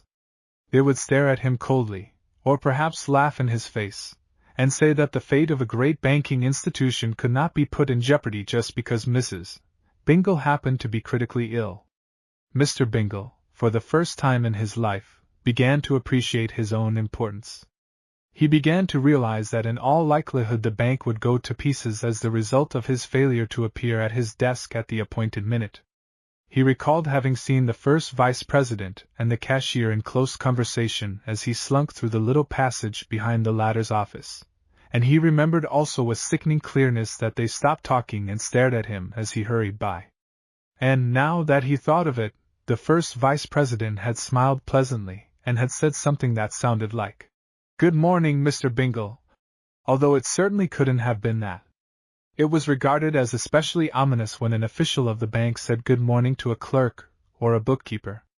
It meant, according to tradition, that his days were numbered. It was a sort of preliminary sentence. Later on, there would come a summons to appear at the office. Mr. Bingle sat on his stool, his feet hooked rigidly in the stretchers as if prepared to resist any effort to yank him out of the place he had held for 15 years. And all the while he was listening for the voice of the messenger at his shoulder, ordering him to step into Mr. Force's room. The trip to Syracuse had been too much for Mrs. Bingle. The railway coaches were cold. She shivered nearly all the way up and all the way back, notwithstanding Melissa's furs and the extra suit of flannel she had donned at Mr. Bingle's suggestion. She came home with a frightful cold and a temperature that frightened her husband almost out of his boots. She was not in the habit of taking long journeys by train. As a matter of fact, she had never been farther away from Manhattan Island than Hartford, Connecticut, and that experience befell her in the middle of an extremely torrid June. Perhaps a half-dozen times in the 15 years of her married life she had gone to Peekskill to visit her mother and a married sister, but always in warm weather. Not that she was too poor to make the trip to Peekskill as often as she liked, but her mother and sister made it unnecessary by coming to New York for frequent, and sometimes protracted visits at the Bingle apartment, and usually without first inquiring whether it would be convenient, or otherwise. She very sensibly realized that Mr. Bingle saw quite enough of his wife's relatives in this way, and refused to drag him into the country to see more of them. He had better use for his Sundays, and as for his vacations, they were always spent at home in the laudable effort to save a little money against the rainy day that people are always talking about. So Mrs. Bingle stayed at home, and contrived to love her good little husband more and more as each narrow day went by, winter and summer, year in and year out, and not once did the iron of discontent enter her soul. Some day, when they could really afford it, they were going away for a month's fishing trip in the wilds of Maine, but all that could wait. It was something to look forward to, and there is a lot in that. Neither of them had ever dreamed that Syracuse was so near to the North Pole, nor had they the remotest idea that the weather could be so cold anywhere on earth as it was in the upper part of New York State. The coldest days they had ever known in New York City, and they had always believed that nothing could be colder, were balmy when compared with that awful day on the outskirts of Syracuse, that bleak, blighting day in the windswept graveyard where the mother of Thomas Bingle slept. They fairly shriveled in their skins as they stood beside the open grave and saw, through blurred eyes, the last of Uncle Joe. Both of Mr. Bingle's ears were frozen quite stiff.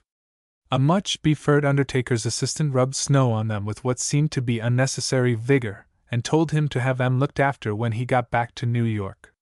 They were ugly things, those ears of his, and Mr. Bingle was acutely conscious of their size and color as he sat at his desk and waited for word to come to the office. A sudden and almost insupportable itching of his heels filled him with fresh alarm, and for one ghastly moment he forgot his ears and his crime. Were his heels frostbitten? If so, then, what was to become of him? "Get your uncle buried all right?" inquired his left-hand neighbor, suddenly speaking out of the void. Mr. Bingle's reply was a guilty, bewildered start. The man went on. "What did he die of?" "Oh," said Mr. Bingle hazily. "Most assuredly." "I said, what ailed him?" "Why, he was dead," said Mr. Bingle, vaguely surprised by the other's obtuseness. "That's why we buried him." "I see," said the questioner, after staring hard for a moment. He edged a little farther away from Mr. Bingle and shot a swift glance of apprehension in the direction of the door. "I couldn't help being late," ventured Mr. Bingle, his first apology in 15 years. "My wife is sick, Jenkins, mighty sick. The doctor couldn't come at once, so I had to wait." "She say," said Jenkins nervously. "The old man didn't die of anything catching, did he?" "Catching? I mean contagious. Your wife hasn't caught anything from him, has she? If she has, you oughtn't to come around here carrying." "He died of old age," said Mr. Single stiffly. "Sure? Of course. Well, we all catch that if we live long enough," said Jenkins, considerably relieved. "How old was he?" 73. "Leave anything?" Mr. Bingle was suddenly bereft of all power of speech. 3 men were standing just outside the long bronze caging that enclosed the bookkeeping department, and they were looking at him with a directness that was even more pronounced than the stare of utter dismay with which he favored them. There could be no mistake. They were discussing him, Thomas Bingle. And they were discussing him with unquestionable seriousness. His heart flopped down to his heels and his poor ears burned with a fierceness that caused him to fear that they were on the point of bursting into flames. The first vice president was pointing him out to the president, there could be no doubt about that, and the pompous president was bobbing his head in a most extraordinary manner, there could be no doubt about that either. The third man of the trio was the chief watchman, and he was looking at Mr. Bingle as a cat looks at a captured mouse. It was all over. They were about to arrest him for embezzlement, or murder, or something equally as heinous. Mr. Bingle turned colder than he had been at any time during his stay in the ice-bound city of Syracuse. Then the trio abruptly turned away and left him sitting there, frozen to the marrow. He tried to swallow, but his throat was paralyzed. "Gee, that looks bad, Bingle," whispered Jenkins pityingly. That was the old man. What the dickens have you been up to?" Mr. Bingle's stiff lips moved but no sound came forth. He was to be discharged. In 15 years he had been late at his desk but once, and he was to be discharged. What would Mary say? What would become of Mary? What would become of Melissa, now that they couldn't afford to keep a servant? "You been here longer than anyone, too," went on Jenkins. "How long has it been, Bingle?" 15 years, gulped Mr. Bingle, in a strange, unnatural voice. "That's longer than the old man himself," said Jenkins. "He's been president less than 12 years. Say, Bingle, I'm all broke up over it.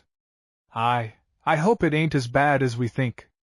Maybe, oh, I say, it's your ears. That's what it is. Mr. Force was showing him your ears. And say, take it from me, Bingle, they're worth going a long way to see, too. Good Lord, what a relief!" Mr. Bingle actually took hope. Could it be possible? Were frozen ears so rare a sight that the president of a great bank, but even as he grasped at the straw he became convinced that it was very likely to prove his salvation, for, to his amazement and confusion, the cashier and the fourth vice-president strolled up to the caging and regarded him with the gravest interest. He bent his head to the task before him, hoping against hope that it was his ears and not his tardiness. And, when he looked up again many minutes afterward, other officials of the bank were looking at him from various points of vantage, and all of them were staring with the most amazing intentness, quite as if they had never seen anything so strange as the man who had sat unnoticed in this very spot for 15 years and more. Messengers took a peep at him as they circled from window to window. Patrons of the bank sauntered past and squinted vaguely in his direction. Vice President Force came back a second time and actually pointed him out to an utter stranger, at the same time waving his hand at Mr. Bingle in a most friendly and engaging manner. The poor bookkeeper reeled on his stool. He laid his pen down, removed the green shade from over his eyes, placed his blotters neatly in the rack, and turning to Jenkins said, "I can't stand it, Jenkins. I've just got to know the worst. I'm going to the office." Without being sent for?" gasped Jenkins. "There's no use putting it off. A dapper little page appeared at Mr. Bingle's elbow, interrupting him with the curt remark that Mr. Force wanted to see him when it was convenient. "Convenient?" murmured Mr. Bingle, his eyes bulging. "Well, great," began Jenkins. "That's what he said, convenient," said the page loftily. "Gee, where did you get them ears?" Mr. Bingle got down from his stool slowly, painfully. "I guess I'll go now," he said. "It's just as convenient for me to get out now as—" "I can't understand that convenient business," broke in Jenkins, wrinkling his brow. "Well, good luck, Bingle. I'm sorry." 60 wistful, sympathetic eyes followed Mr. Bingle as he made his way out to the passage. The word had gone round that old Bingy was to get the sack, and everyone was saying to himself that if they discharged a man like Bingle for being late it wouldn't be safe for any one to transgress for even the tiniest fraction of an instant. Halfway down the narrow aisle leading to the offices, Mr. Bingle stopped to wipe his brow and to pull himself together for the coming ordeal. A high and mighty young man who had been elevated from a clerkship to the post of third assistant foreign teller, and who no longer deemed it proper to associate with his erstwhile companions in the galleys, emerged from his cage and, coming abruptly upon the shivering bookkeeper, blinked uncertainly for a moment, and then said in what was unmistakably a polite and even respectful tone, "Good morning, Mr. Bingle. Pleasant day, sir, isn't it?" If Mr. Bingle had been in a condition to notice such things as miracles, he might have been struck by this one, but he merely said it was a pleasant day and resumed his way, utterly oblivious to the fact that a human being had been completely transformed before his very eyes.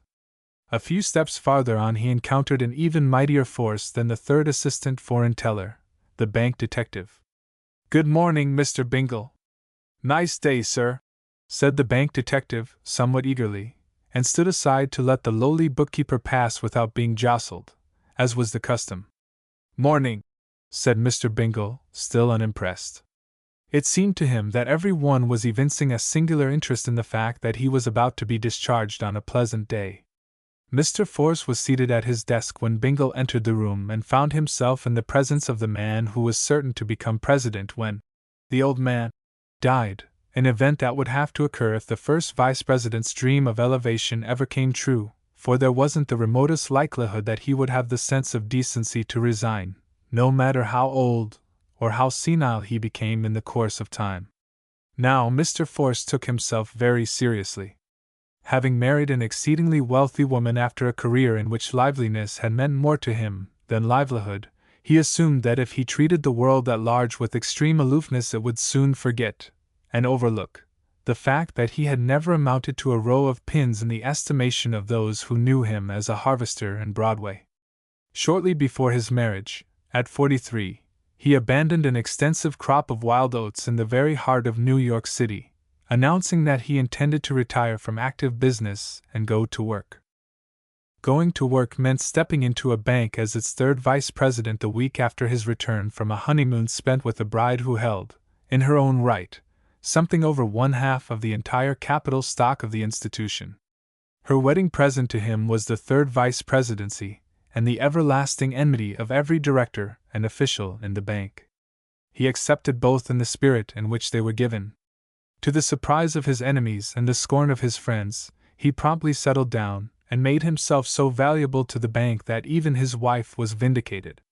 He managed in one way or another to increase her holdings and soon was in a position to dictate to those officially above him. He dictated so effectually in the case of the first and second vice president that they preferred to resign rather than to continue the struggle to keep him in his place. Before he had been in the bank a year, he was its first vice president. It was generally conceded that the president himself would have been in jeopardy but for the fact that he was the father of Mrs. Force, and therefore exempt. In order to clarify the situation, it is necessary to state that the bride inherited her extensive holdings from a former husband, who, it appears, died of old age when she was but 26. It would also appear that her father owed his position as president to the influence of Mr. Force's predecessor, or rather to the influence that his daughter exercised over an old gentleman in his dotage. Be that as it may, the present chief executive of the bank was immune for life. To quote the directorate, he couldn't be forced out of office. His son-in-law would be obliged to wait. He could afford to wait. He was 44. It has been said that Mr. Sidney Force was seated at his desk when Thomas Bingle sidled into the luxurious office. It must now be added that he did not retain his seat for more than a second after Mr. Bingle's entrance. In fact, he fairly leaped to his feet, frightening his visitor into a sudden, spasmodic movement of the hand in search of the doorknob and a backward shuffle of both feet at once. The little bookkeeper's alarm was groundless. Mr. Force came forward beaming, his hand extended. "How are you, Mr. Bingle? Come right in. Well, this is splendid. Too good to be true, 'pon my word it is." He was wringing the little man's hand violently. "I confess that I am surprised that you considered it worth while to come down to the bank at all, sir." Mr. Bingle was batting his eyes furiously. He was also having a great deal of difficulty with his knees. I couldn't help it, Mr. Force," he stammered. "I really couldn't.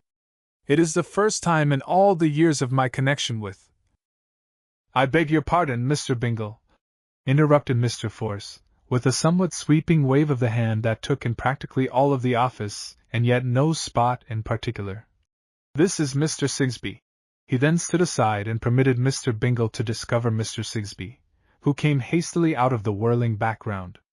"Glad to meet you, sir," said Mr. Sigsbee, giving Mr. Bingle's hand a tremendous squeeze. "I should have known you, Mr. Bingle, anywhere on earth from the description given to me." Description? Poor Bingle's blood congealed. Description? That dreadful word could have but one application. It was never used except in connection with people who were wanted for crime. The man was a detective. "Sit down, Mr. Bingle," said Force, with shocking amiability. "Will you smoke?" "No, thank you," said Mr. Bingle, doing his best to pull himself together, and failing completely. "As I was saying, Mr. Force, my wife—" At this juncture, the door to an adjoining room was thrown open and the bank's president stood revealed. At his back was the chairman of the board and also the cashier, while somewhat indistinctly associated with the somber elegance of the room beyond were the figures of a peeping stenographer and an open-mouthed secretary whose neck was gallantly stretched almost to the point of dislocation because he was too much of a gentleman to push the little stenographer out of his line of vision. Well, Bingle!" exclaimed the president, somewhat gustily as he hastened forward. "How are you? That this should happen to you! It is unbelievable." He was pumping Mr. Bingle's arm. "I don't see how in the world we are to get along without you. You ought to be ashamed of yourself. Why don't you?" What in the name of heaven am I accused of doing?" blurted out Mr. Bingle abjectly. "This is some awful mistake." "I? Accused of doing?" exclaimed Mr. Force, frowning perplexedly. "What say, Bingle?" inquired the president, who wasn't quite certain that his hearing was what it used to be. "What say?" Mr. Sigsbee interposed, staring hard at the little man. "Haven't you been notified of— Oh, I say, you have at least seen the morning papers? Have they printed anything about me?" gasped Mr. Bingle, sitting down very suddenly. It's a lie, gentlemen, a lie, I tell you! I haven't done a thing. Do you mean to say, began Mr. Force, glaring at the shivering little man. I'll bring an action against them, shouted Mr. Bingle from the depths of the huge chair. I'll sue 'em for all they're worth if they've. Haven't you seen the newspapers? Demanded Mr. Sigsbee, bending over the occupant of the chair in what that individual mistook for a menacing attitude. I didn't have time to look at the paper, mumbled Mr. Bingle. My wife was so miserable that. Well, by Jove! Exclaimed Mr. Force, and then, to Bingle's astonishment, the 5 other occupants of the room were overtaken by a simultaneous impulse to shout at the top of their voices, all of them crowding close about him and barking unintelligible exclamations into his very teeth, so to speak. The strangest part of it all was that they were in high good humor and laughed like maniacs. He hadn't the faintest notion what it was all about, but he began to laugh shrilly. He couldn't help it. He certainly didn't feel like laughing. The president was slapping Mr. Force on the back and shouting things that fell upon deaf ears, for Mr. Force was shouting manfully on his own account. The cashier stumbled over a chair in trying to get at Mr. Bingle to grasp his hand, and the chairman of the board began pounding the helpless bookkeeper on the shoulder with a hand that had all of the weight and some of the resilience of a sledge-hammer. It was Mr. Sigsbee who finally settled down to a succinct, intelligent question, and at once had Mr. Bingle's attention. Didn't you receive my letter in the Morning Post? He demanded. Mr. Bingle no doubt intended to repeat the word letter, being vaguely impressed by its significance, but what he uttered was a mystified, syllable-less Loar? I wrote to say that if it suited your convenience to come to our offices this afternoon at 3, I would see to it that the other heirs were present, Mr. Bingle. My wife's illness, began Mr. Bingle hazily, and then brought himself up with a jerk. Heirs? What in the world was the man talking about? I beg pardon, sir. I didn't quite catch that. What? Mr. Sigsbee held up his hand, silencing him. Then he turned to the other gentleman and said in a strained, excited voice, I suspect, gentlemen, that it would be better if I were to have a few minutes alone with Mr. Bingle. Right, exclaimed Mr. Force, regarding the bookkeeper with what seemed to be infinite compassion in his eyes. Stay right where you are, Sigsbee. We'll get out. And he literally shoved the others out of the office, closing the president's door behind him. Now, Mr. Bingle, said Sigsbee, drawing a chair up close to the little man's knee, I want the truth. Have you no? Before heaven, Mr. Sigsbee, I swear I am innocent of. Have you no inkling of what has befallen you? Concluded the other. No, sir, I haven't, declared Mr. Bingle with conviction. Well, my dear sir, said Sigsbee, laying his hand upon Bingle's knee and speaking with grave impressiveness. Your late and lamented uncle, Joseph Hooper, in his will, devises that you are his principal, I might almost say, his sole heir. He has left practically everything to you, sir. I pray you be calm. Do not allow this astonishing, this prodigious. Oh, exclaimed Mr. Bingle, with a huge sigh of relief and a sudden relaxing of all his taut nerves. I know all about that, Mr. Sigsbee. Is that all? All? With a stare of amazement. We often joked about it, poor old Uncle Joe and I. He seemed to enjoy a chuckle once in a while, in spite of the way the world had used him. I now realize that you are quite ignorant about the whole matter, Mr. Bingle.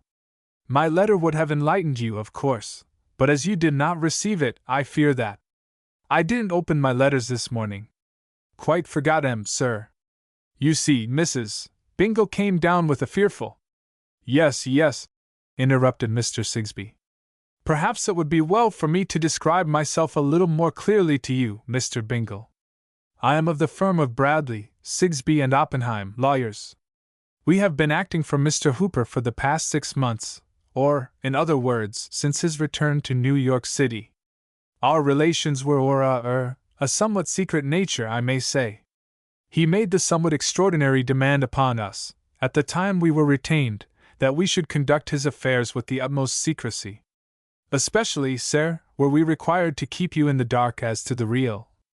Just a moment, sir, interrupted Mr. Bingle, sitting up very straight and staring. May I ask one questions? Are you sure you haven't got my Uncle Joe confused with another Joseph Hooper? To my certain knowledge, he had no transactions with lawyers while staying at my house. You've got the wrong man, sir. I've got the right man, Mr. Bingle, said the lawyer, with a smile. Your uncle was a strange man. Have you never heard of Joseph H. Grimwell? Certainly. Every one has heard of him.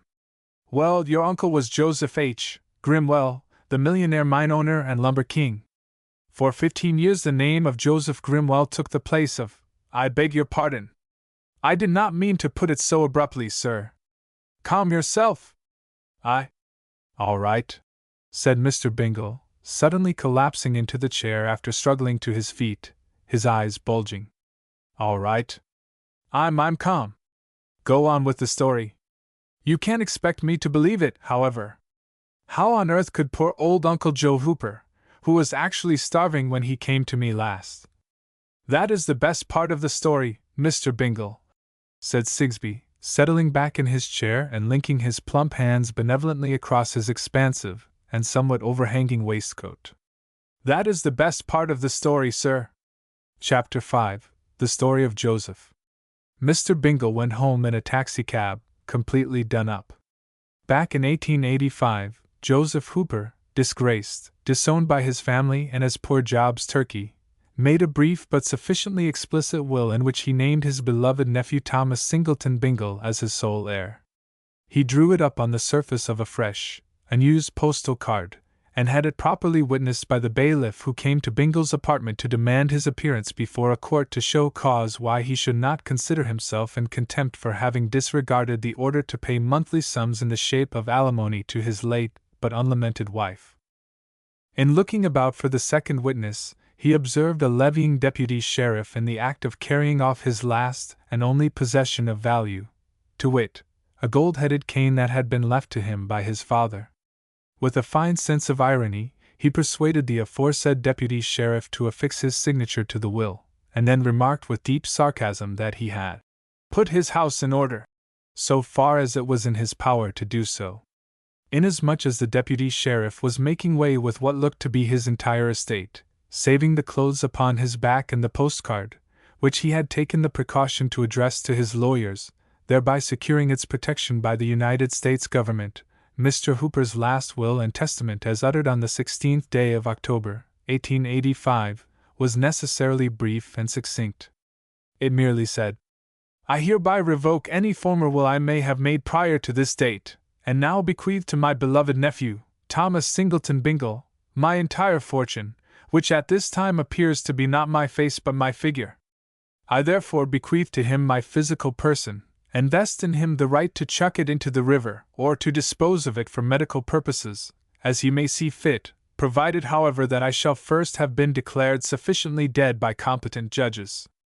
I also bequeath to him any property, great or small, that may be in my possession at the time of my demise, even though it be no more than the collar button with which he so kindly supplied me this morning, and which I shall always retain as a mark of his devotion, knowing well what it means for a man to deprive himself of a cherished belonging. This was written in a very fine, cramped hand, and there was ample room at the bottom for his own signature and those of the witnesses, although it must be said that the elegant symmetry of the document was destroyed by the bulging scrawl of the bailiff, whose name was Abraham Kosiminowski and who had to turn the final two syllables down at a sharp angle in order to get the whole of his signature on the card. Bradley, Sigsbee, and Oppenheim, on the receipt of this jocose instrument, immediately communicated with their once magnificent client, who laconically instructed them to put it away in a very safe place as it might come in handy some time. To their own and to his subsequent surprise, they did put it away in a safe place, but forgot all about it until he walked in upon them 15 years afterwards and revealed himself as the great and only Joseph H. Grimwell. Having once disinherited his children, he was then in the mood to reconsider his act, being alive to the fact that his days were numbered. But he went about the business with the sagacity of an old dog who has been kicked hard by someone who was not his master. Instead of proclaiming himself to be the Midas-like Joseph Grimwell, he appeared before his son and daughters, as poor old Joseph Hooper, their long-lost father, as poor, nay, even poorer than when he went away, for he had lost the rugged health that was his only possession at the beginning of his vicissitudes.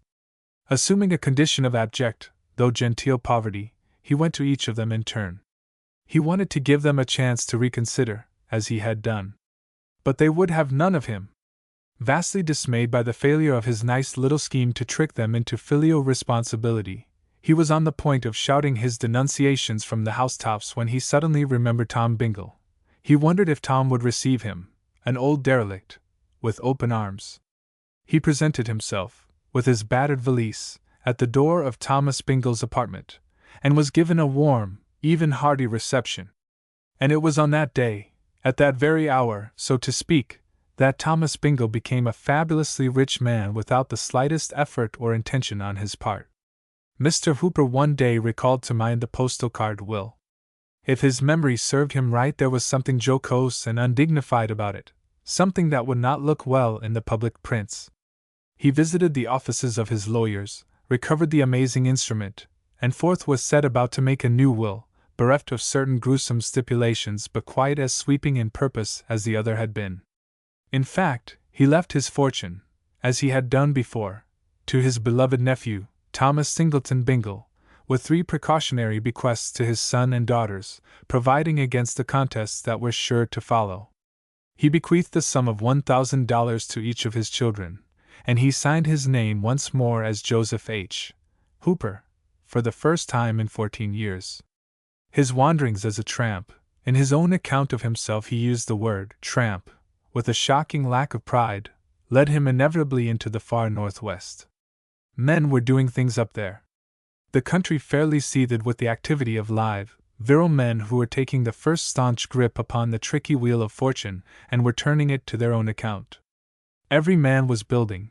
No man complained of conditions, for conditions were so new and so ready to hand that he who found fault was merely lessening his own chance to secure his share of the vast resources that spread before him, welcoming the greedy fingers of him who courted the future and shunned the past. All men lived in the present out there in the great stretches, and all men were strong and eager. Joseph Hooper caught the fever that infected the West. He shook off the fetters that bound him to a far from enchanted East, and began to squirm with the first tickling sensations of an ambition that had never really made itself felt, even in the old days of successful achievement among men who were content to tread the beaten and commonplace highway toward riches. The spirit of the West gripped him in its great, enveloping hands, picked him out of the slough and set him down again, plump upon his 2 feet, high and dry, prodding him violently all the while with a spur that would not permit him to stop or to take a step backward, with the natural result that he moved forward, slowly, dazedly at first, and then with a mighty rush. He had one advantage over most of the men who were being driven helter-skelter by the grateful lash of the West. He was a trained money-getter. Back of him were generations of shrewd businessmen, while dormant in his own being was the half-stunned thing called natural ability. The simple shrewdness of Joseph Hooper, combined with a certain hitherto unconfessed lack of respect for the golden rule, to say nothing of a vainglorious desire to kick the world that had kicked him, soon produced opportunities that paved the way for his rehabilitation. Without a dollar to his name, with nothing in the shape of resources save a self-sufficient nerve and an infinite Eastern contempt for these struggling Westerners, he began to promote things. The field was fresh and fertile. Inside of 2 years he reaped a half-dozen harvests, and replanted as he went along. First, he promoted a street railway in a place called Makawak. Then it became necessary for someone to establish reasons for the existence of such a thing as a car line in a town that could be traversed on foot, from one end to the other, in less than 8 minutes. So he began to promote the organization of a wagon factory at one extreme and a pickle works at the other, possessing the far-sightedness to put them so far away from each other that if one wanted to go to the pickle works from the wagon factory, or vice versa, he would have to go by trolley unless he possessed the hardiness of an ox, and was not dismayed by the vastness of the city limits. For like all towns in the great Northwest, Makawak had its limits, and they were wide enough to make New York or Chicago appear cramped by comparison. One could walk for hours in a straight line south from the public square in Makawak and still not be out in the country. Figuratively speaking, although he might not see a house or a human being, unless he turned his head, after the first 10 minutes. He could also walk west or north in the same futile effort to get out of this city, into the country. But he could not walk east for more than 2 city blocks. Makawak happened to be situated on the shores of Lake Superior, and not even the most boastful citizen would have contended that the city limits reached far in that direction. And having successfully promoted such enterprises in Makawak as would tend to convince the citizens that some day the city limits would have to be extended, he very wisely took the gains acquired in the sale of options, the disposal of franchises, the surrender of equities, and all such, and slipped away to the vast forests in the north, where he bought timberland by the section. Another town required stirring up by this time, so he descended upon it, backed by the reputation gained at Makawak, and before the citizens could say Jack Robinson, he had skillfully promoted a number of enterprises, including a belt railroad, an electric lighting plant, and a new evening newspaper, all of which fairly set the town by the ears and made him one of the most important figures in the Upper Lake region. Once more he slipped off into the forests, and took unto himself additional sections of virgin timber at inconceivably low prices. Other men made much of the wheat field and the town lot, but Joseph Hooper saw fortune in the forests again, and again he increased his timberland holdings. People thought he was buying up town sites and smiled smugly among themselves as they discussed the dreadful shock he was to have when the time came for him to begin clearing away the timber. All this time he was known as Joseph H. Grimwell. There was no such person as Joseph Hooper. That discredited individual had died, so to speak, by the wayside, a vagabond. New York had lost track of him. His family believed him to be dead, or in prison. It is barely possible that he ought to have been incarcerated for some of his skillfully manipulated enterprises, but that has nothing to do with this narrative.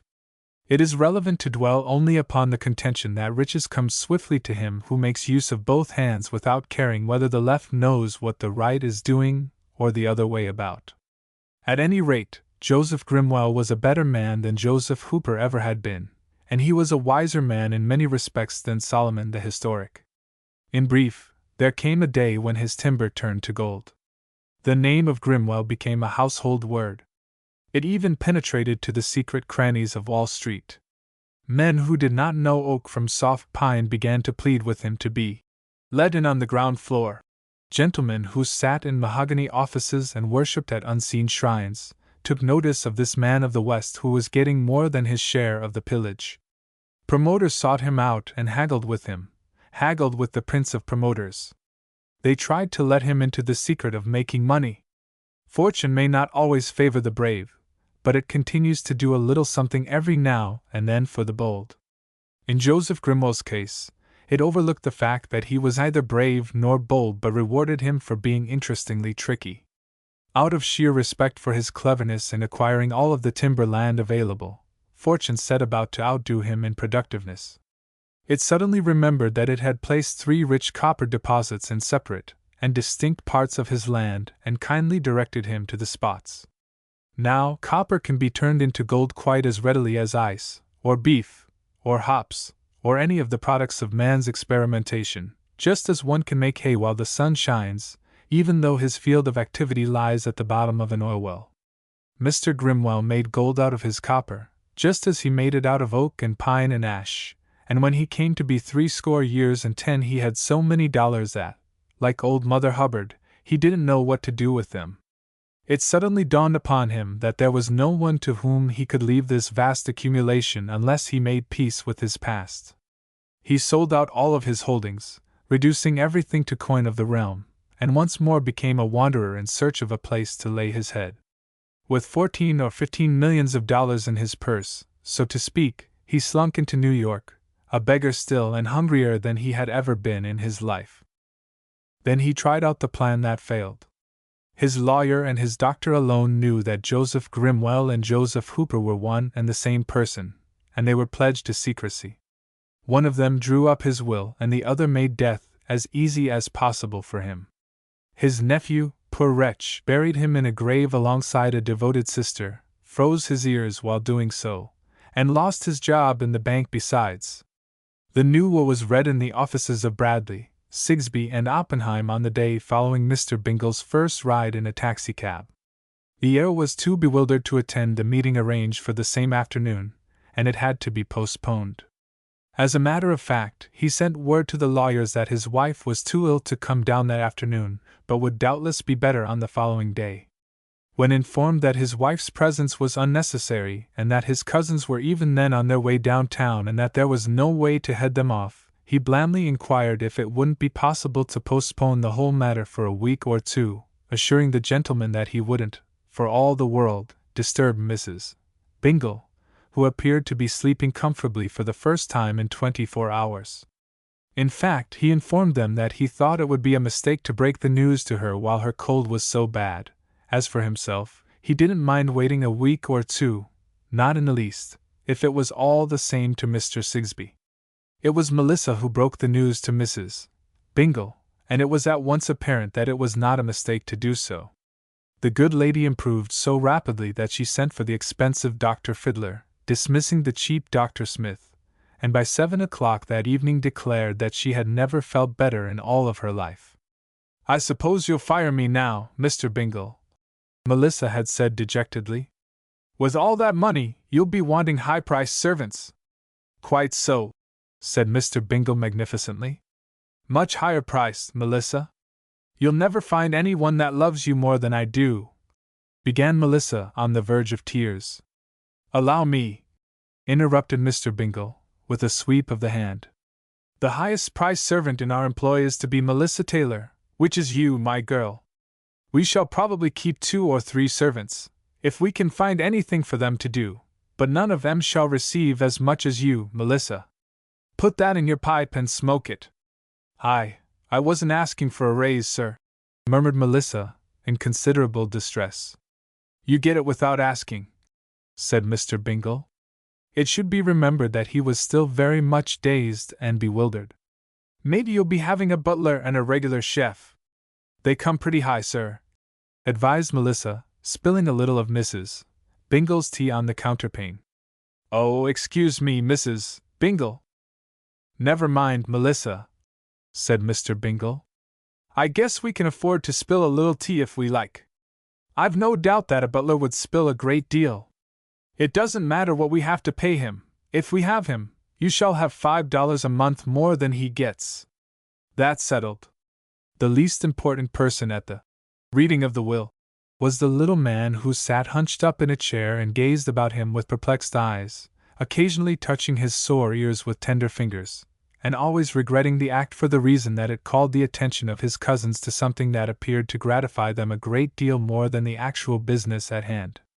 In fact, he never quite got over that miserable hour of inspection on their part. He never ceased to regret the condition of his ears on that stupendous occasion. What might have been a really impressive hour in his life was spoiled by the certainty that every one was paying more attention to his misfortune than to his fortune. Of course, the conditions of the will were pretty well known to the 3 children of Joseph Hooper, hours before they were read to them. They knew that their detestable father had practically disinherited them, but they were not prepared for the staggering baseness employed by the old man in giving his reasons for cutting them off. To their chagrin, mortification, even shame, they were compelled to listen to at least a dozen letters that they had written to their father during the period covered by his supposed degeneracy. The originals of these letters, stained, dirty, frazzled but incontrovertibly genuine, were attached to the instrument, and were referred to in certain specific recommendations incorporated in the body of the will itself. Old Joseph had preserved the letters of his children. They were emphatic evidences of their attitude toward him from first to last. There was no such thing as going behind them. It might be possible to produce proof that the testator was unsound of mind, but it would never be possible to wipe out the written declarations of his mentally perfect son and daughters.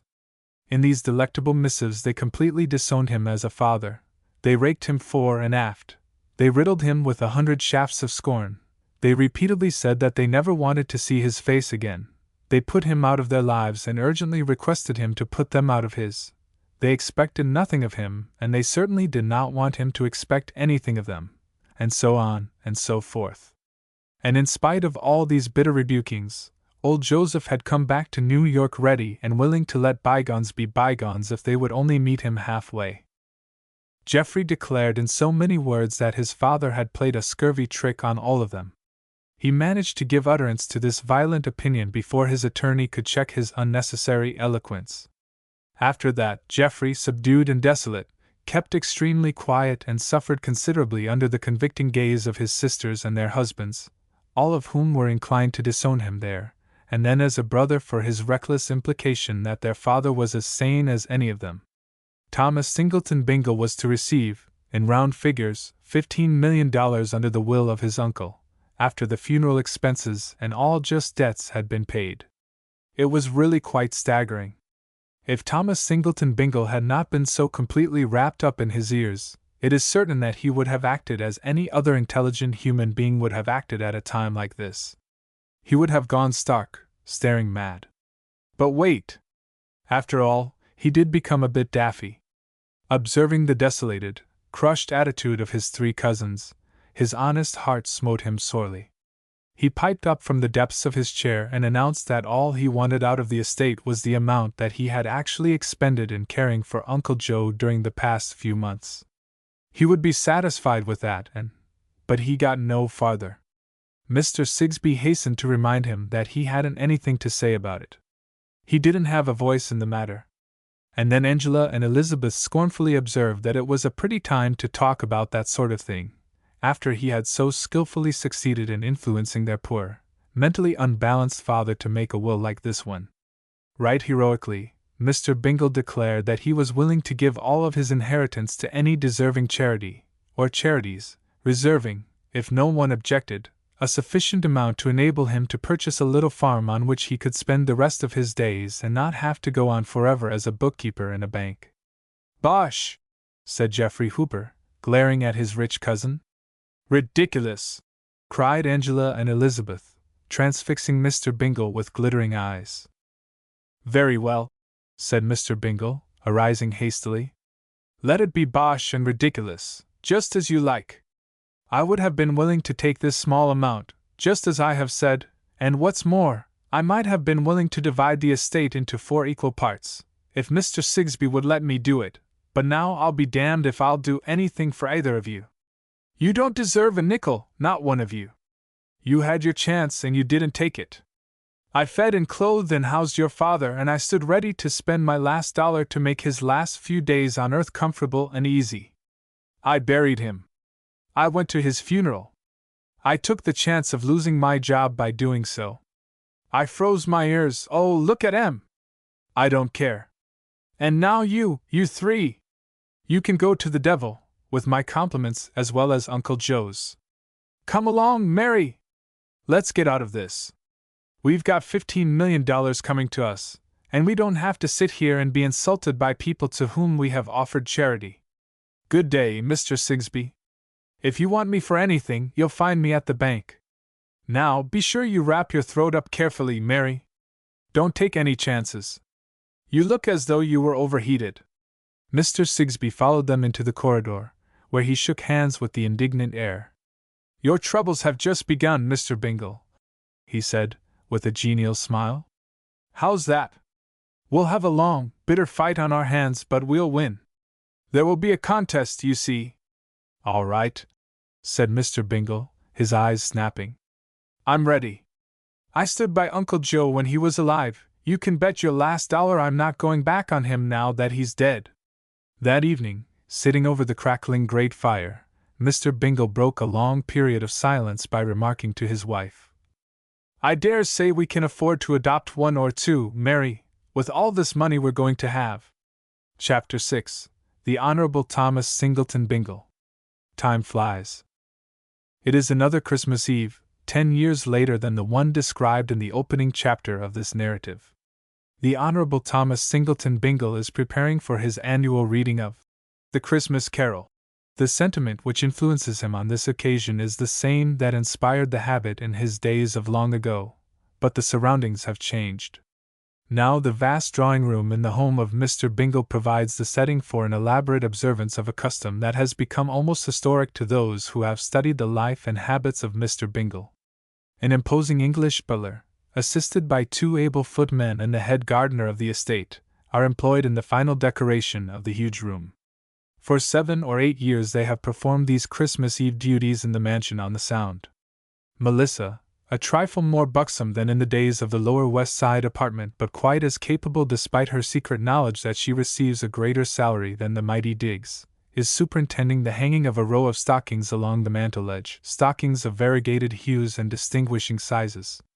There are 11 children in the family now. They range from 1 year up to 12. Kathleen and Frederick divide the distinction of seniority, both being 12. There is some doubt as to the actual age of Henrietta and Guinevere, but for the sake of policy, Henrietta, who came first, is down in the family records as 6, Guinevere as 5, although Mrs. Bingle herself confesses that they came but 6 weeks apart, and at a time when a few weeks, either way, make little or no difference in the computation. This was the nearest that Mr. and Mrs. Bingle ever came to being blessed with twins.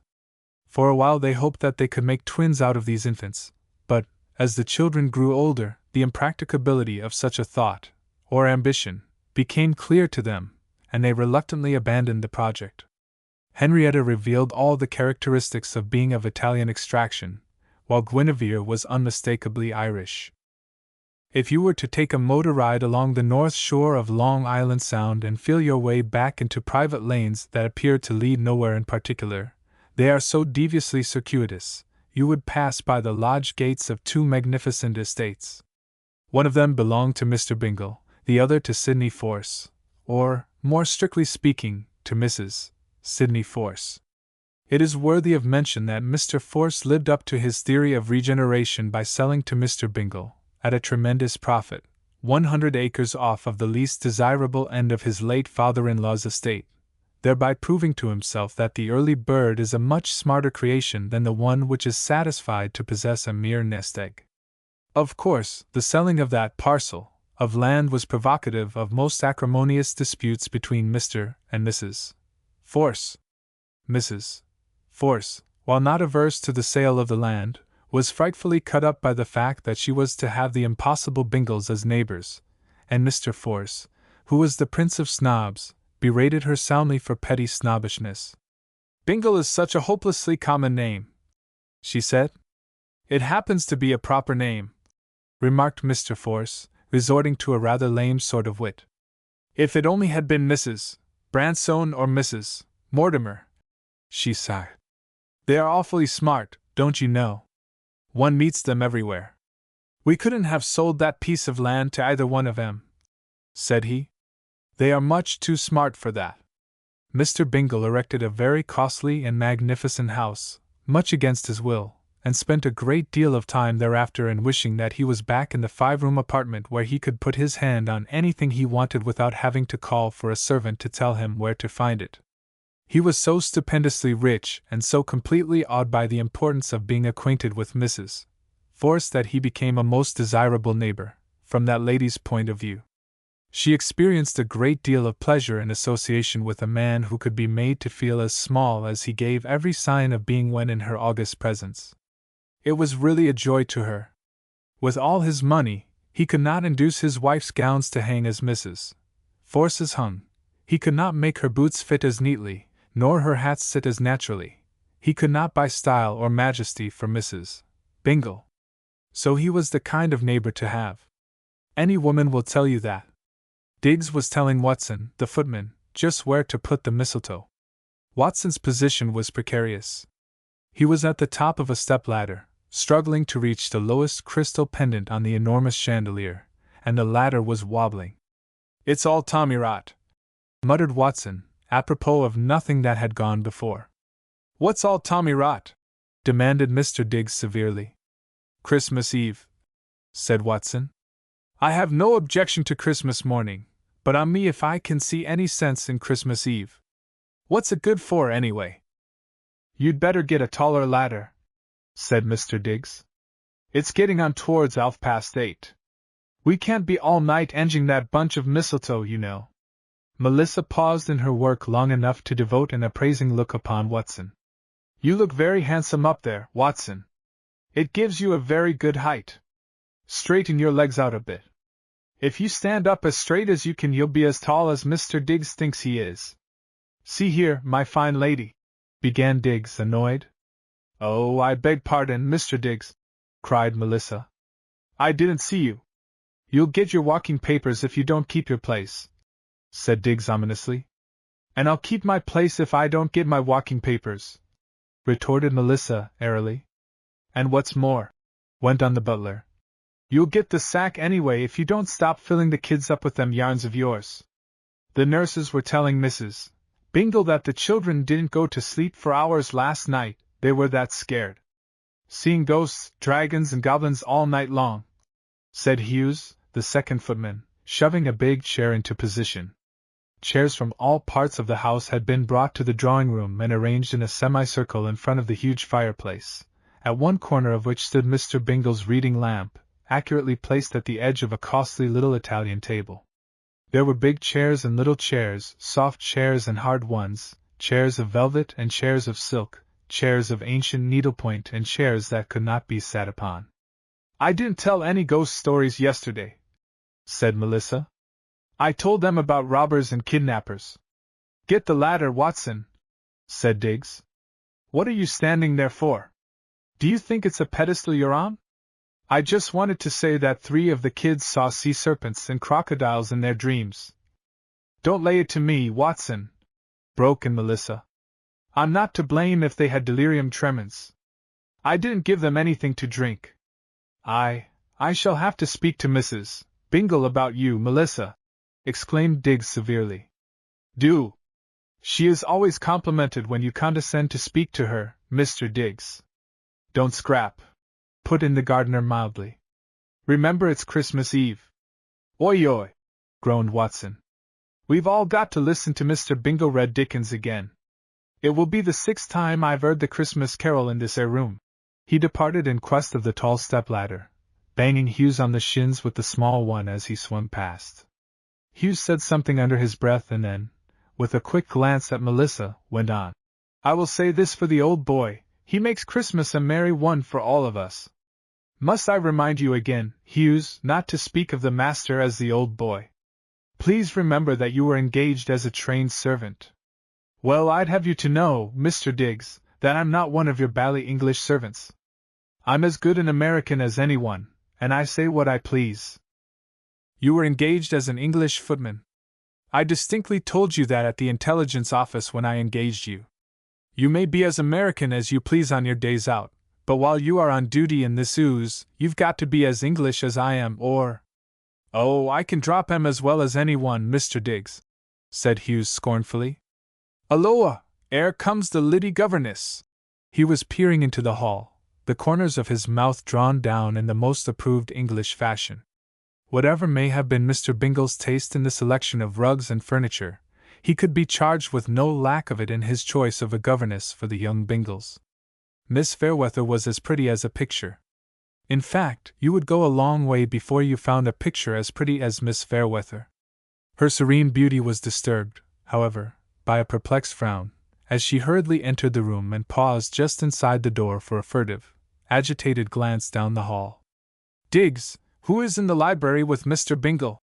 She inquired, unconsciously lowering her voice as if fearing the sharpness of distant ears. It was a very pleasing, musical voice, a fact which no one appreciated more than Diggs, who boasted of his ability to know a lady when he heard one.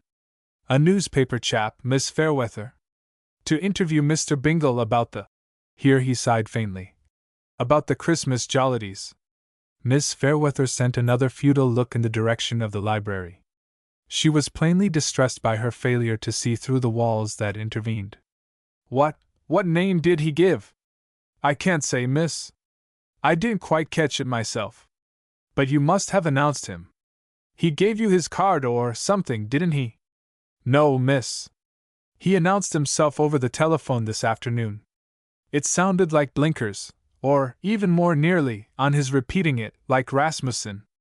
At any rate, Mr. Bingle was expecting him, and came out into the hall before I had the chance to learn his name proper, so to speak, miss. She bit her lip, annoyed. Was it Flanders, Diggs? Mr. Diggs reflected. It was, said he. Now that you mention it, it was Richard, I think. Miss Fairweather lowered her eyes suddenly and grasped the back of a chair as if to steady herself. The next instant she had recovered, except that a queer, hunted look had settled in her eyes. Thank you, Diggs. Please say to Mrs. Bingle that I shall not be down again this evening. I have a splitting headache. She moved rapidly toward the door. Won't you be here for the reading, miss? No, I always cry when I hear about Tiny Tim. Beg pardon, miss, but as this is your first Christmas Eve air, you'll excuse me for saying that the entire household is expected to be present for the reading. It is a rule, miss. Even the cook comes up. Thank you, Diggs. Please give my message to Mrs. Bingle.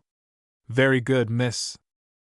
By the way, is this Mr. Flanders tall and fair, with dark gray eyes, a rather broad mouth, and just the tiniest sort of a wave in his hair, especially above the ears? And a small white scar on his left thumb? Diggs arose to the demands of the occasion, as he always did.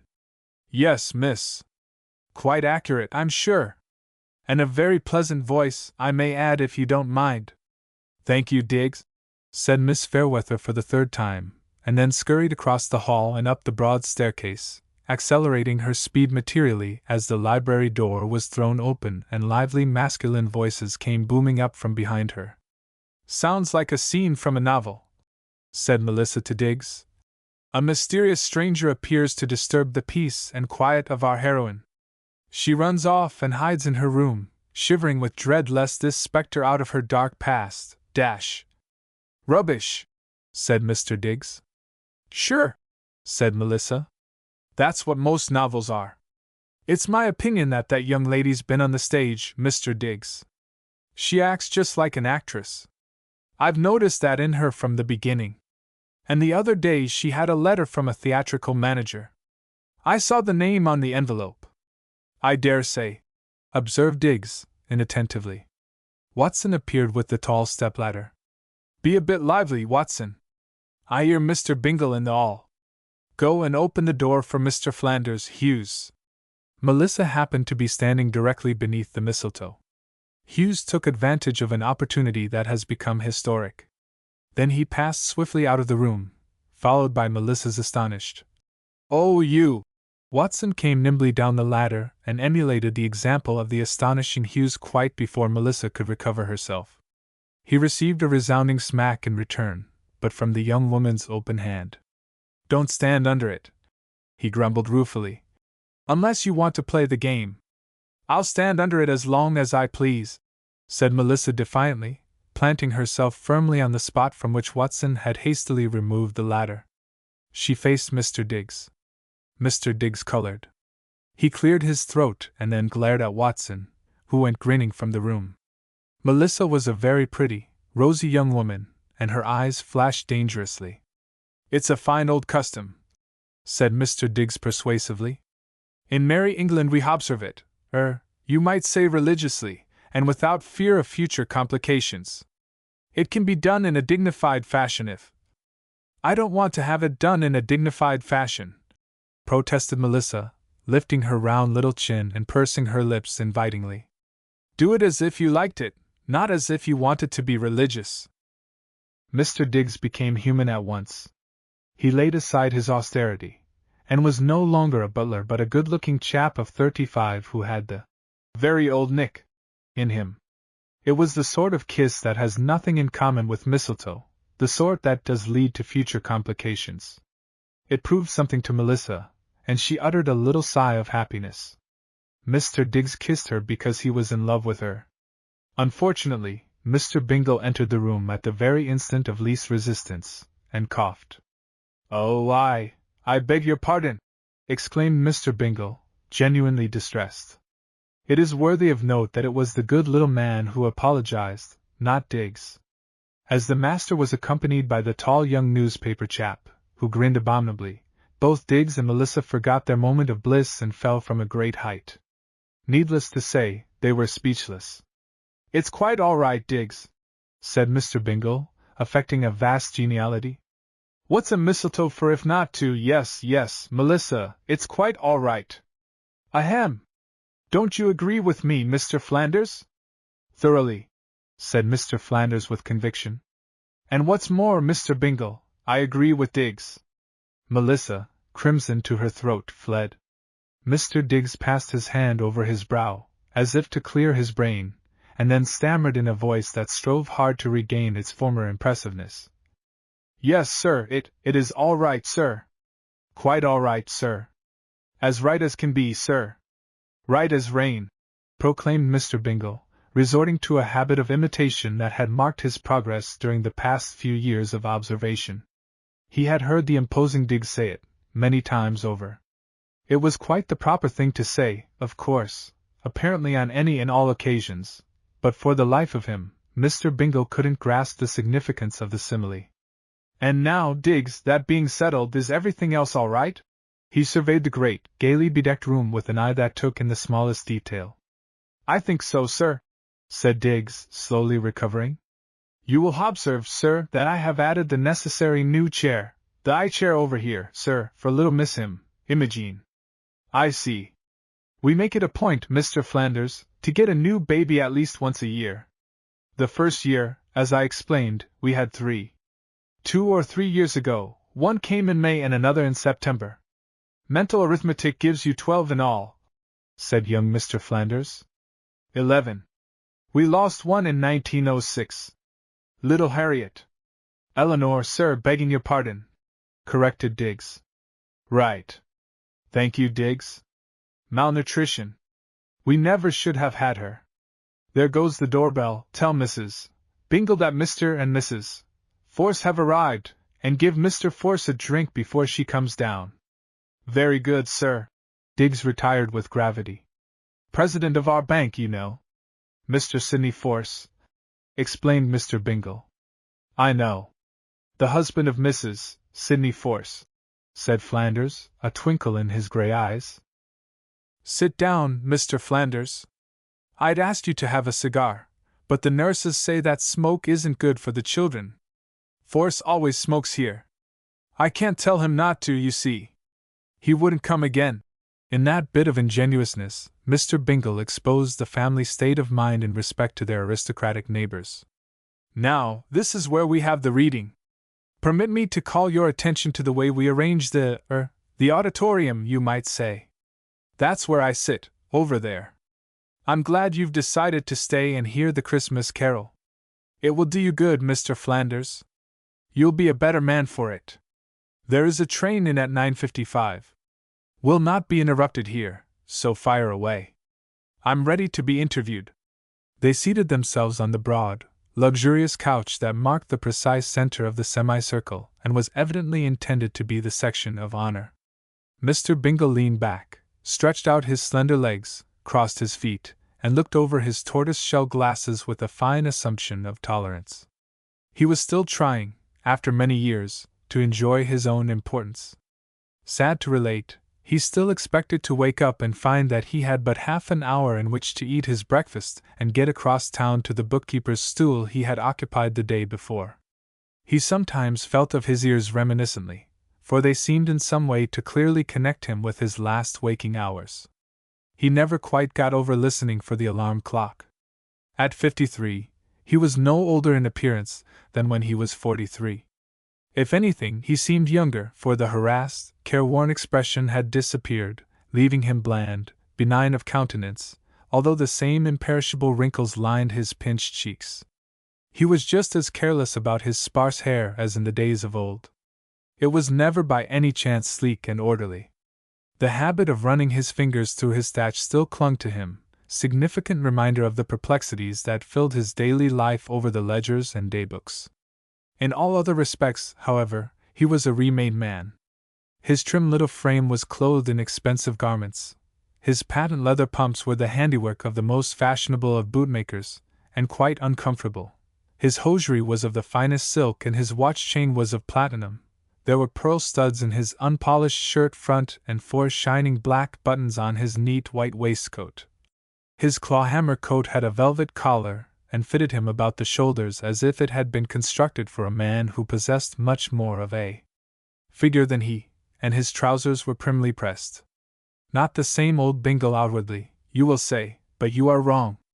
He was, and always will be, like the leopard. A certain briskness of manner, inspired by necessity, had come to him in these days of opulence. His position in life made its demands, and one of the most exacting of these denied him the privileges of familiarity. He would have liked nothing better than an hour or two a day of general conversation with Mrs. Bingle and Melissa, say while the latter was tidying up the library, but that was utterly out of the question under the new order of things. He was compelled, by virtue of exaltation, to be very crisp, succinct, positive in his treatment of the most trivial matters. As for conversing amiably with a single servant in his establishment, something told him more plainly than words that it would not be tolerated, not for an instant. He would have given a great deal to be able to just once shout a glad, cheerful, heartfelt, good morning, to Diggs, or to any one of the servants, for that matter, but custom and the surprising dignity of his employees compelled him to utter the greeting in a casual, bored manner, quite as if he did it automatically and always as if he was on the point of clearing his throat. He sorely missed Melissa's spontaneous, even vulgar, "Morning, Miss Bingle," and the rattle of cutlery and chinaware. Melissa had acquired a fine but watchful dignity.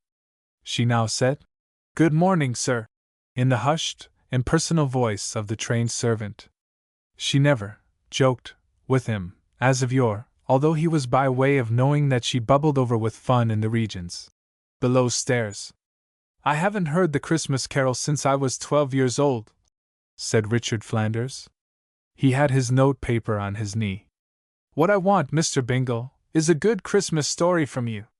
We shall play it up, of course, and, well, it ought to be good reading. Your own story, sir, from the beginning. All about the Hooper millions and the children that just grew." "Something stranger than fiction, eh?" mused Mr. Bingle. "But, my dear sir, it's such an old story, this yarn about me. The newspapers have worn it to shreds. Suppose we leave out all reference to the Hooper millions. If the public is as tired of those millions as I am at times, Mr. Flanders, we'll be doing an act of charity if we leave them out. You will get your best story, as you call it, by observing what happens here tonight. No one else has ever done it for a newspaper. You are the first, my dear sir. I am a simple man. I don't like to be in the newspapers. The long and tiresome litigation over my poor uncle's estate has kept me more or less in the limelight, as you fellows would say, and there have been times when I willingly would have given up the fight if my lawyers had allowed me to do so. But a lawyer is something you can't get rid of, once you've got him, or he's got you, strictly speaking. My lawyers won't allow me to quit, and I have every reason to suspect that they won't allow the other side to quit. However, I believe the matter is nearing an end. The United States Supreme Court will pass on the issue just as soon as the lawyers on both sides reach a verdict, that is to say, a verdict acknowledging that it won't pay them to delay the business any longer. The case of Hooper et al. Versus Bingle has been going on like the Jarndyce matter for nearly 9 years. We've licked them in every court and in 3 separate hearings, and my lawyers are confident the Supreme Court will sustain the findings of the lower courts. I am a tender-hearted lunatic, Mr. Flanders. I have made an arrangement whereby the son and 2 daughters of Joseph Hooper are to be paid $1 million each out of the estate, just as soon as I know definitely that I have beaten them in the court of last resort. I guess that will surprise them, eh?" Flanders' eyes glittered. "Don't forget, Mr. Bingle, that you are speaking to a newspaper man. That last statement of yours would make a sensation, sir." Mr. Bingle sighed. "I am sure you will not take advantage of me, Mr. Flanders. I have made a similar statement to every newspaper man who has interviewed me, and every one of them has promised not to use it in his paper. So far not one of them has violated his promise. I am sure, sir, that you are no less honorable than the rest of the boys. I have given no promise, sir. Nevertheless, I shall trust you not to use the statement, Mr. Flanders. And now, let us get back to the important part of the interview." Flanders stared hard for a few seconds, unable to comprehend the serene faith that this little but exceedingly important man reposed in his fellow-man. He appeared to take it for granted that this startling piece of confidence would not be betrayed, no matter to whom it was extended. There was something actually pathetic in his guilelessness. Mr. Richard Flanders admittedly was staggered, and yet somewhere down in his soul he knew there was a spark of fairness that would become a stupendous obstacle in the path of his news-getting avarice. Of course, he was no less honorable than the rest of the boys. "You would be more generous toward your cousins, I fear, than they could be toward you," said the reporter, twisting his pencil nervously. After all, it would create a sensation, this remarkable statement of Mr. Bingle. "Oh, they would cheerfully see me rot in the poorhouse," assented Mr. Bingle composedly. "I am not deceiving myself in regard to Geoffrey and Angela and Lizzie, I mean Elizabeth. You won't mention what I have just confided to you, will you, Mr. Flanders?" Flanders sighed. He had hoped that the petition would not be put into definite form. "Certainly not, sir, if you'd rather I wouldn't," he managed to say with a fair show of alacrity. "But gee!" The half-muttered ejaculation spoke volumes of regret. His host smiled complacently. It was settled, so far as he was concerned. Mr. Flanders was to be depended upon. "Still snowing when you came in?" he asked, quite irrelevantly but with interest. "Yes, sir, hard." "Good. We'll have bobsledding on the terrace for the kiddies tomorrow.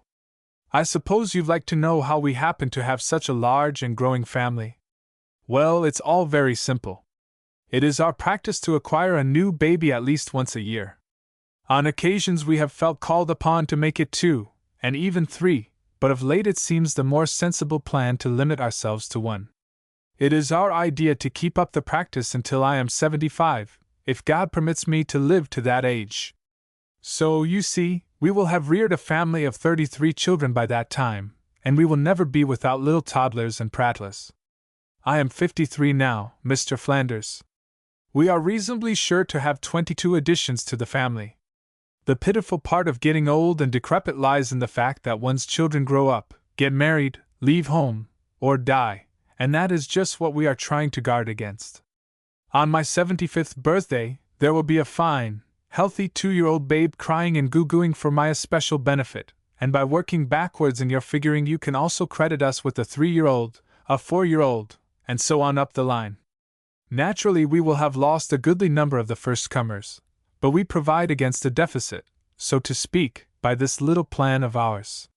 Some of the girls may not turn out as well as we expect, however, so there is the possibility that they may remain with us to the end, enjoying single blessedness. The boys, of course, will marry. It is splendid, Mr. Bingle, said Flanders enthusiastically. You are a wonder. Not at all, not at all, protested Mr. Bingle, with a deprecatory gesture. I'm a selfish, conniving old rascal, that's what I am. We've always wanted children, Mrs. Bingle and I, and we never seemed to have them as other people do, so we began to look for children that needed parents as much as we needed children. That's the whole thing in a nutshell. We are a bit high-handed about it, too.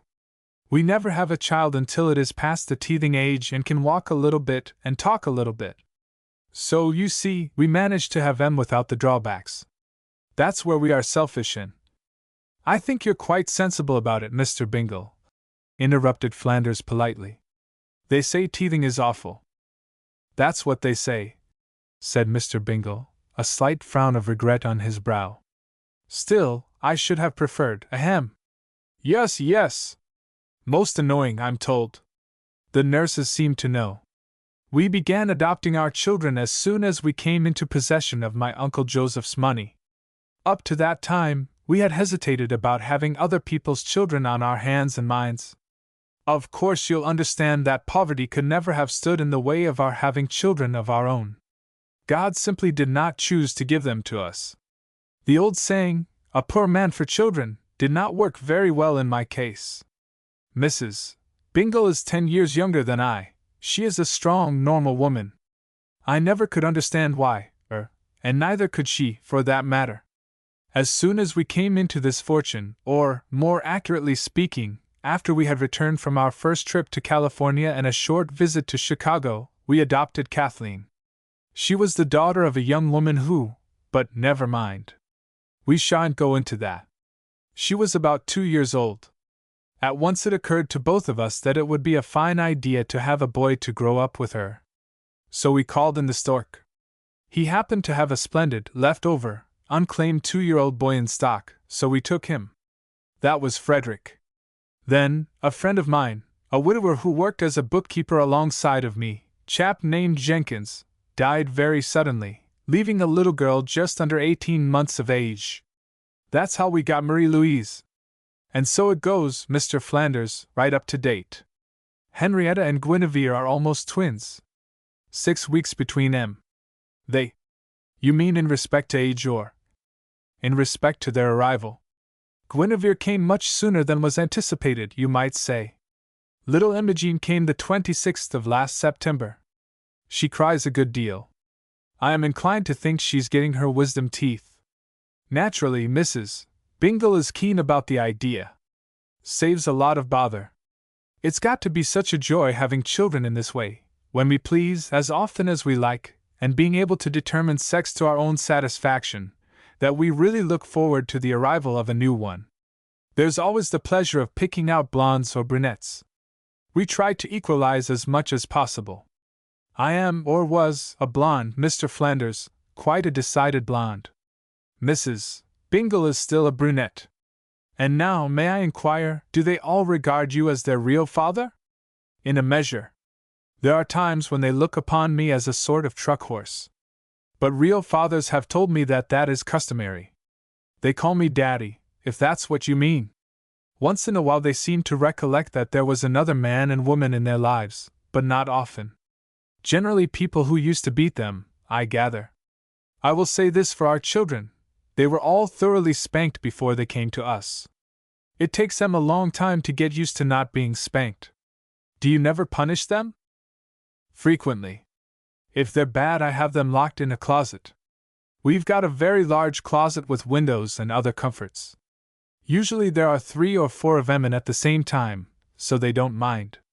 God will surely reward you, sir, for being kind to all these poor little kiddies. May I express the hope, sir, that some day you may be blessed with, No use, sir. Thank you, just the same. It will never happen. How many nurses have you in your employ? 4 at present. We also have a school teacher, a governess. Excellent young woman. Teaches French and German. Curiously enough, some of the children take to foreign languages quicker than the others. Force says that Reginald is a Hebrew. He was supposed to be Irish. Very interesting. All of them strong and healthy? Absolutely. You'd think so if you could see them fight occasionally. They've had the whooping cough and chicken pox. My doctor is the renowned Dr. Fiddler. You know of him? Mr. Bingle proceeded to dilate upon the activities and achievements of Dr. Fiddler. There had been broken arms and prodigious bruises, cuts and gashes of every conceivable character, and in every instance Dr. Fiddler had performed with heroic fidelity. In the middle of a particularly enthusiastic tribute to the doctor's skill as a fish-bone extractor, Diggs appeared in the doorway, coughed indulgently, and then advanced. Beg pardon, sir. Mrs. Bingle says the children are getting nervous. They appear to be. A series of shrill screeches descended the stairway, followed by the sudden slamming of a distant doorway and the instantaneous suppression of bedlam. Quite so, exclaimed Mr. Bingle, springing to his feet. Dear me, it is past the hour. Forgive me, Mr. Flanders, but I really can't delay the, yes, Diggs, tell Mrs. Bingle that we are all ready. Keep your seat, Mr. Flanders. Don't mind me. I must run upstairs and see if, quite so, Diggs. They must be nervous. Where is Miss Fairweather? She has a headache, sir, and says she can't come down. Stuff and nonsense. It will cure her headache. Send for her, Diggs. She's our new governess, Mr. Flan. What was the name? Demanded the reporter, pricking up his ears. He leaned forward with a new interest in his lively gray eyes. But Mr. Bingle was gone, his coat-tails fairly whisking around the heavy portieres. Fairweather, sir, supplied Diggs. Miss Amy Fairweather. Good Lord! Fell from the lips of Richard Flanders. Then he proceeded to behave in the most astonishing manner. He sprang to his feet and grasped the retreating Diggs by the arm, literally jerking that dignified individual back upon his heels. His eyes were gleaming. Dark brown hair and soft gray eyes. Fairly tall and slend. The sly grin on the butler's face served to check the outburst. He abruptly subdued his emotions. "Excuse me for grabbing you like that. I was just wondering if—" Diggs had recovered his urbanity. "She is the same Miss Fairweather, sir. I recognize her from your description. It may interest you to hear, sir, that she acted just as queerly as you when I told her that you—" "What did you tell her?" demanded Flanders, seeing that Diggs hesitated. "That you had a scar on your thumb, sir. By the way, have you?" "I have!" exclaimed the young man. "Well, by George! Will wonders never cease? Where is she? You say she isn't coming down, but of course not. She couldn't think of it, knowing that I am here. I say, will you see that she gets a message from me? Wait a second. I'll write it now. Just slip a note to her, Great Scott! What's that?" The house seemed to be clattering down about his head. "That, sir," responded Diggs, drawing a deep breath, "is the charge of the Light Brigade. Infants in arms, you might say. There's no stopping them now, ere they come." And down the wide stairway streamed the shrieking vanguard of the Christmas revelers, 7 or 8 unrestrained youngsters who had snatched liberty from the nurses the instant Mr. Bingle opened the playroom door at the top of the house. Down the steps they came, regardless of stumbles and tumbles, an avalanche of joy. Diggs, from the doorway, raked the stairway and its squirming horde with an exploring eye. "She is coming, sir. Fairly tall and slender, sir, and—" "Good Lord!" gasped Flanders, helplessly. "This is more than I can stand, Diggs. Do men ever faint?" There was no reply. 3 sturdy youngsters collided with Diggs. There was nothing he could say, with lucidity. Chapter 7, Searchers Rewarded. Miss Fairweather bowed gravely to Flanders as she passed. Diggs observed her closely. He was conscious of a sensation of disappointment. He had counted on a scene, an interesting scene. Circumstances justified something more thrilling than a mere nod of the head, his intelligence argued, and it was really too bad to have it turn out so tamely. Mr. Flanders, looking a trifle dazed and bewildered, contrived to hide his emotions in a most commendable manner. A keener observer than Diggs, however, would have detected a strange pallor in the young woman's smooth cheek and an ominous shadow between her finely penciled brows. Even Diggs might have observed these symptoms but for the fact that she kept her face rigidly averted.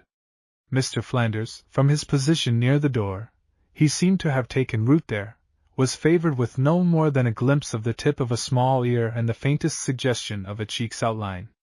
His own face, entirely visible to Diggs, was scarlet, quite frankly so. 4 nurses appeared, carrying infants. Miss Fairweather assisted in the task of placing the sleepy heads in their high chairs and in the subsequent occupation of entertaining them by means of sundry grimaces and motions, keeping them awake and quiet against the arrival of Mr. Bingle, who, it appears, had gone to his room to substitute a pair of far from fashionable carpet slippers for the smart pumps he had been wearing. There was a great deal of excitement attending the placing of the children, but it passed unnoticed by Mr. Flanders. He was staring hungrily, pleadingly at the unfriendly back of the new governess. Once she gave him a swift, perhaps unintentional look. It was too brief to be described as significant, but it served to revive his interest in the proceedings. He sprang forward and offered his aid to the nurses. If he was clumsy in his attempt to jiggle a chair into position, an explanation may be instantly provided. Miss Fairweather, after a brief stare of indecision, favored him with an almost imperceptible smile. He happened to be in the act of pushing a high chair under the wriggling person of Imogen. That smile caused a momentary paralysis of his whole being, with the result that the nurse came near to depositing Imogen on the floor. Everyone, except Imogen, squealed. Mr. Flanders was reminded of his own existence. The arrested chair shot into position and Imogen came down rather soundly on the seat of it, and then every one giggled, except Imogen. "Amy!" he whispered, as she turned away from the little group. He was at her side in an instant. She faced him, and there was no trace of the departed smile in her eyes. "How dare you speak to me?" she said in low, intense tones. Her eyes were cold, unfriendly. "I've been searching for you," he began eagerly, but her disdainful laugh cut him short. "Go away, please. I don't want to see you. There is nothing more to be said between us. It's all over, Dick. Don't speak to me again. I don't want the Bingles to know that I must see you, Amy," he persisted.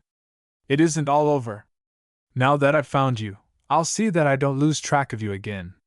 We can't talk here. Where can I see you alone?" She cautioned, and he respected the appeal in her dark, distressed eyes. Mr. Bingle had entered the room, and was greeted by a shout of delight from the children.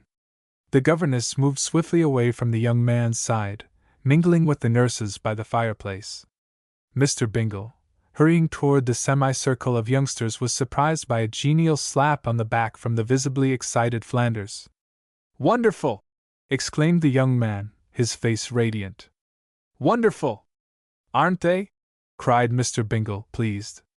"I don't mean the ahem. They certainly are, Mr. Bingle. I expect this to be the most beautiful Christmas Eve in all my life, sir. I shall never be able to thank you for. Tush, tush! Now come along. I want to introduce you to the young ladies and gentlemen. Imogene, my dear, this is Mr. Flanders. Kathleen, shake hands with— oh, I beg pardon, I ought to have presented you to the fairy princess. Miss Fairweather, just a moment, please. I want you to meet my friend, Mr. Flanders of the Banner. Well, are we all here? Let me see, 1, 2, 3, no, hold up your hands as I call the roll. Strict attention, Mr. Flanders, and you'll know which is which. I say, Flanders, would you mind looking this way, please? Children first, on an occasion like this, sir. Grown-ups don't count. How is your headache, Miss Fairweather? Now speak up, children. Answer to your names, and how to Mr. Flanders, while you're about it." Planting himself in front of the row of eager children, grasping Flanders's arm with one hand, and employing the other in a sort of counting-off process, he called the roll. Kathleen, exquisitely dressed and radiant with joy, a dainty miss who looked to be 14 but was said to be 12, curtsied to Flanders, who bowed low, his roving eye unwilling to relax its interest in the flushed face of the governess. Then came Frederick, a sturdy youngster, Marie-Louise, a solemn-eyed 10-year-old, Wilberforce, Reginald, Henrietta, Guinevere, Harold, Rosemary, Rutherford, and last of all Imogene, who whimpered. "There!" said Mr. Bingle proudly.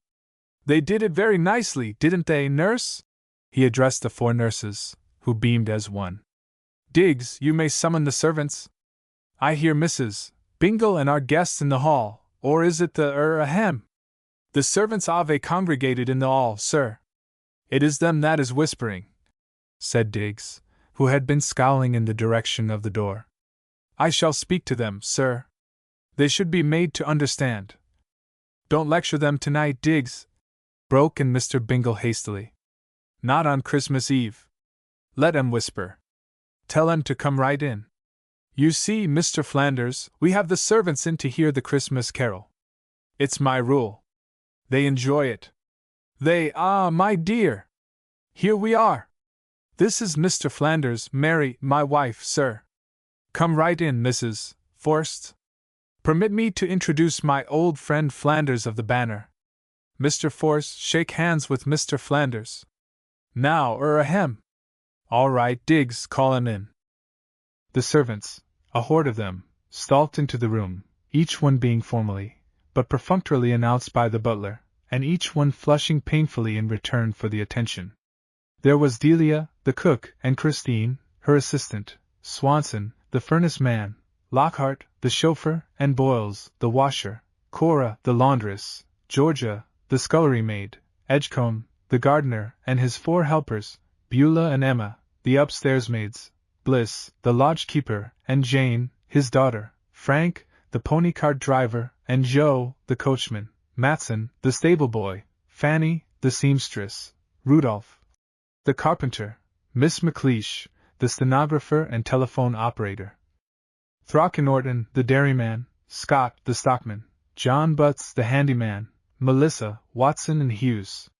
The 4 nurses escaped official announcement because they had been clever enough to anticipate the formality.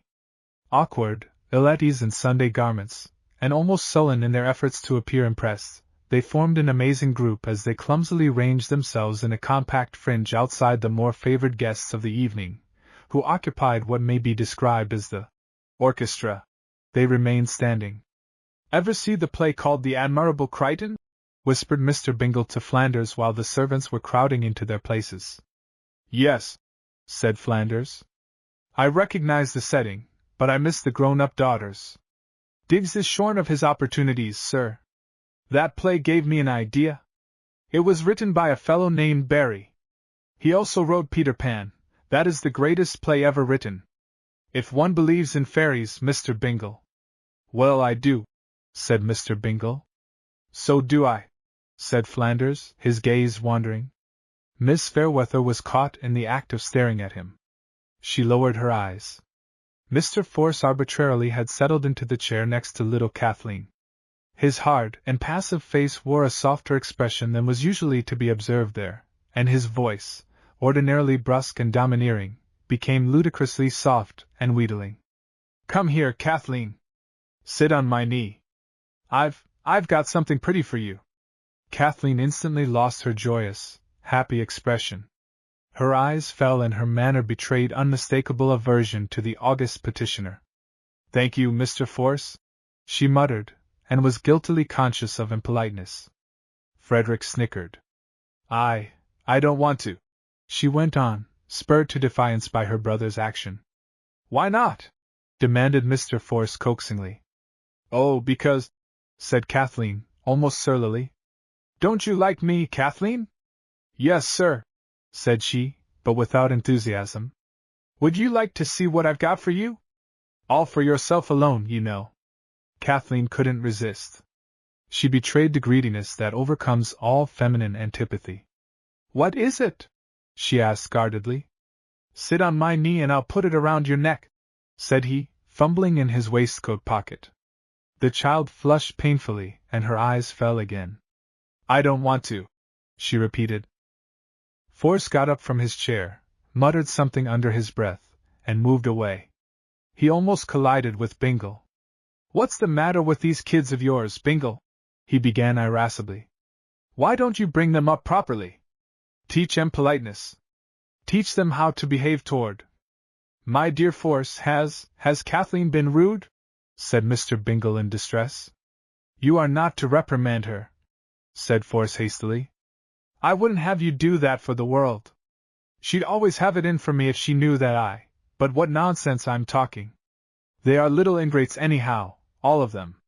Good Lord, Bingle, I can't understand what you see in the brats." "I know you can't," said Mr. Bingle mildly. "That's just the difference between us. There's only one in the whole lot that I'd have as a gift," said Force, with a sidelong glance at Kathleen, who was joyous once more. "That girl has got some class to her. Why is it, Bingle, that she dislikes me? All the rest of them are friendly enough, too friendly, if anything, but she won't even look at me." "That's the woman of it," said Mr. Bingle.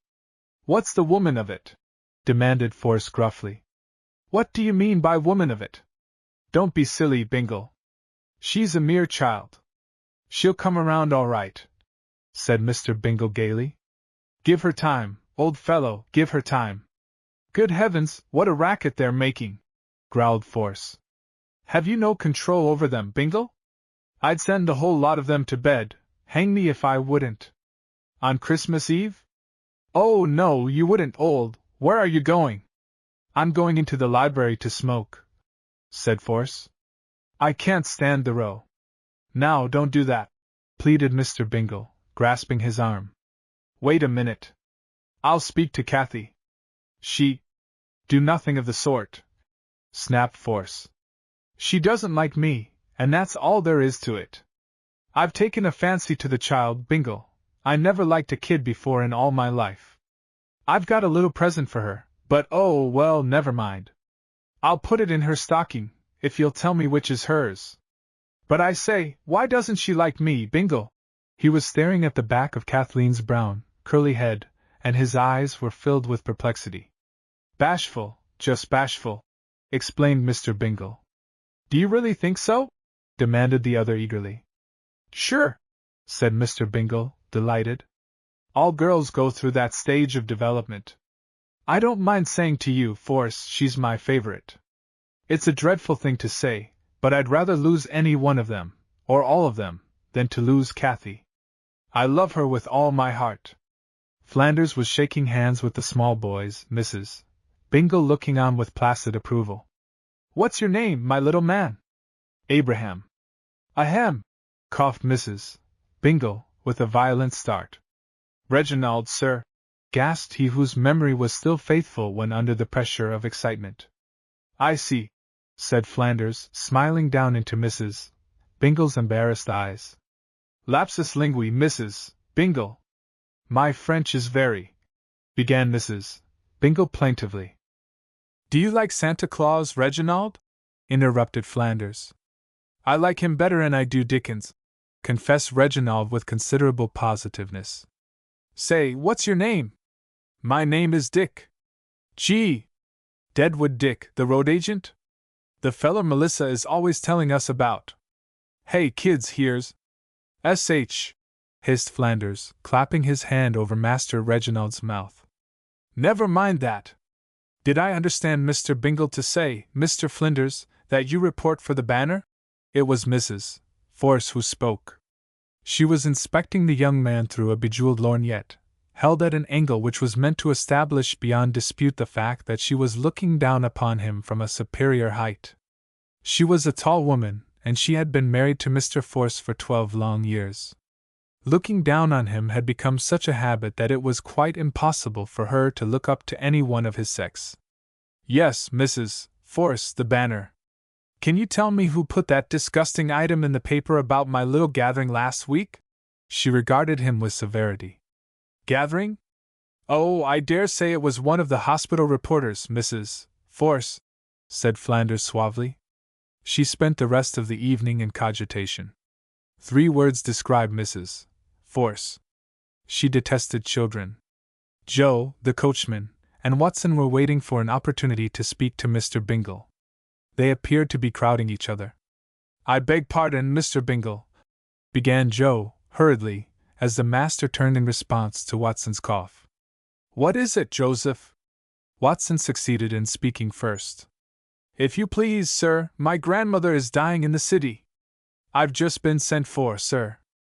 I think it is possible for me to catch the 8:40. I beg pardon, sir, broke in Joe. I've just heard that my sister is expecting a baby tonight, and I thought I'd speak to you about getting off. Just a moment, said Mr. Bingle, blinking rapidly. Wasn't your grandmother dying last Christmas Eve, Watson? No, sir. It was Hughes's grandmother. Did she die? She did, sir, said Watson, with a pleased smile. Hughes can attend to my. And your sister, Joe, didn't you get off last month for 3 days to attend her wedding? Your only sister, I think you said. Yes, sir. Poor girl, said the coachman, without shame or conscience. Mr. Bingle looked hard at the 2 men. They colored. Very well. You may go, both of you, but don't let it happen again. I am sorry that you will not be here to receive your Christmas presents. I shall distribute the envelopes tonight. By the way, the grandmother season ends about the middle of October, Watson. Good night, and a Merry Christmas to both of you. Beg pardon, sir, stammered Watson, sheepishly. I'm ashamed of myself, sir.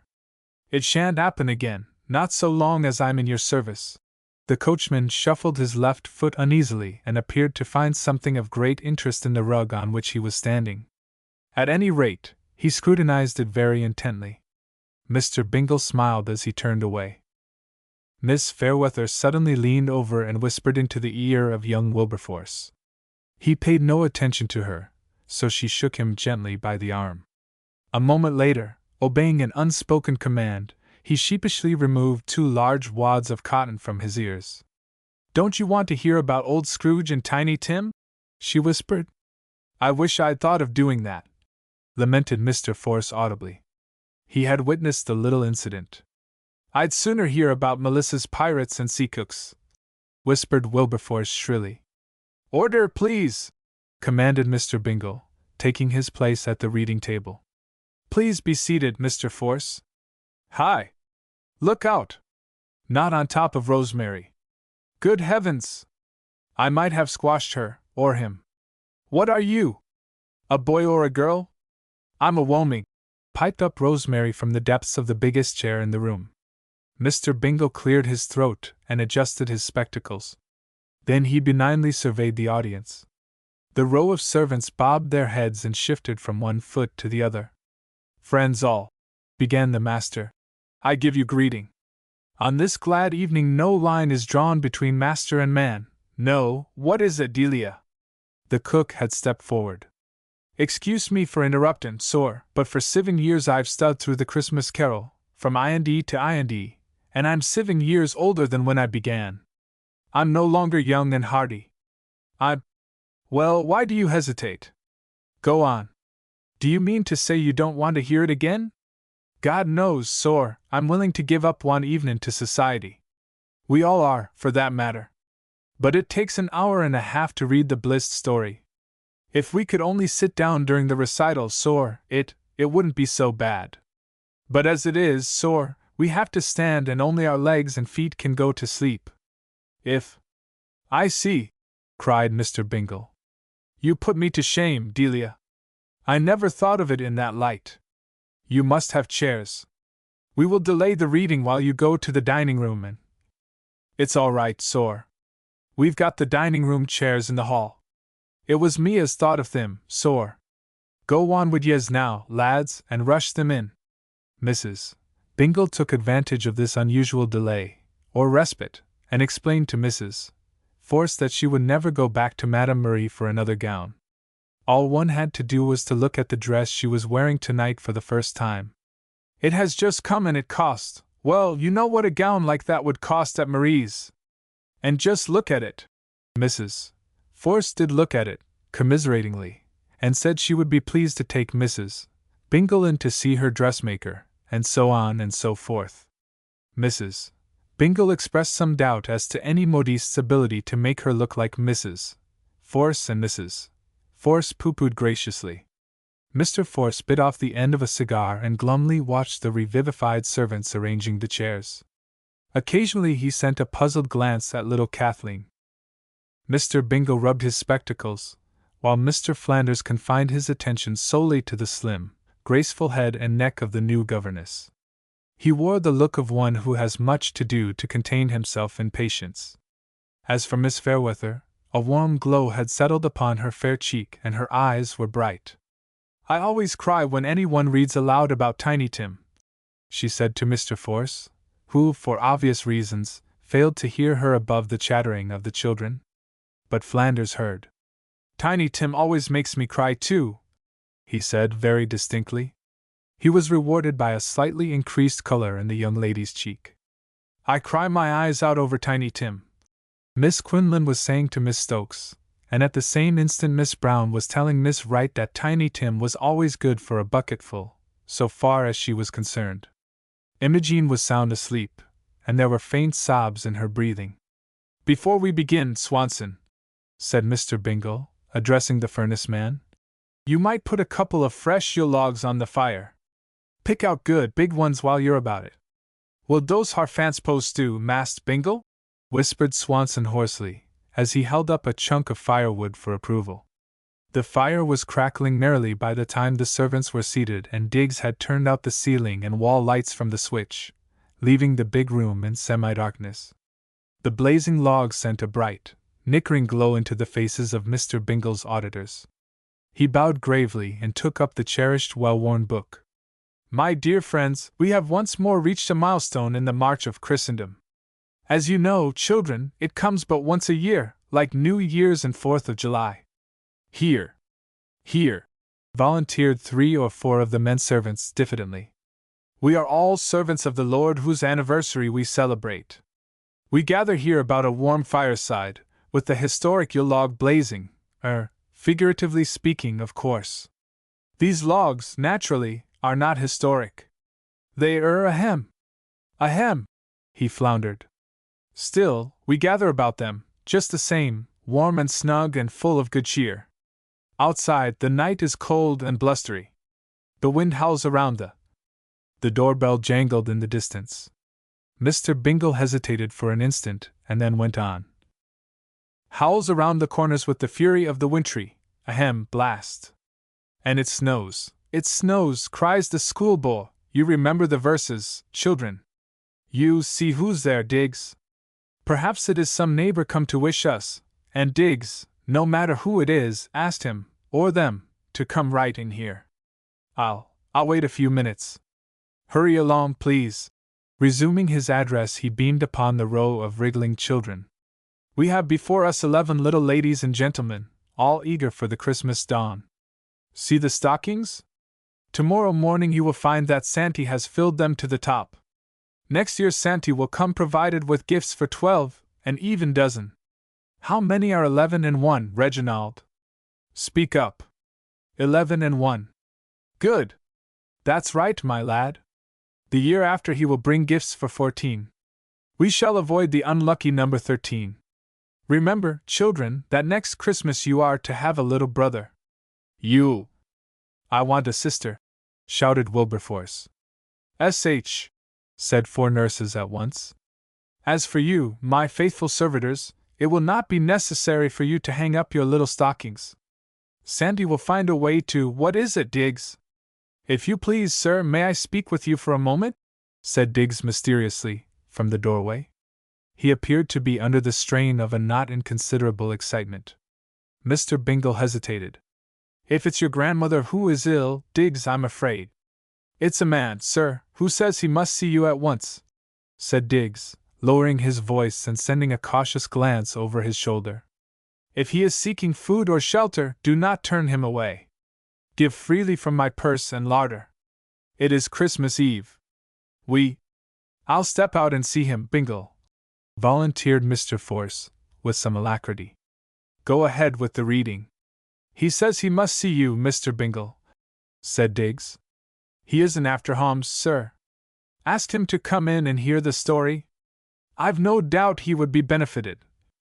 Go and see what he wants, Thomas, said Mrs. Bingle. It may be important. I am sure Mr. and Mrs. Force will not mind the delay. Will you? Not at all, said Mrs. Force resignedly. I shan't mind if the rest don't, added Mr. Force, turning an ironic eye upon the row of servants. Well, I'll just step out and see what it's all about, said Mr. Bingle reluctantly.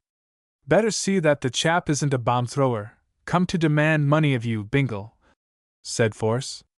Mr. Bingle waved his hand airily as he threaded his way among the chairs. Does he look like a black-hander, Diggs? No, sir, replied Diggs. Then he let the truth slip out. He says he is from a detective agency, but I couldn't catch the name of it. Mr. Bingle halted. Detective agency, Diggs? So he said, sir. Flanders arose. Perhaps you'd like to have me go with you, Mr. Bingle. I know most of these fellows. If I can be of any assistance. Thank you, no, said Mr. Bingle nervously. I think I'd better see him alone. Now, Mary, don't look frightened. I haven't the remotest idea what he wants, but as I haven't been up to anything, keep your seat, Frederick. I want to see a detective, pleaded Frederick. Is he disguised, Diggs? Has he got on false whiskers? Please, Daddy.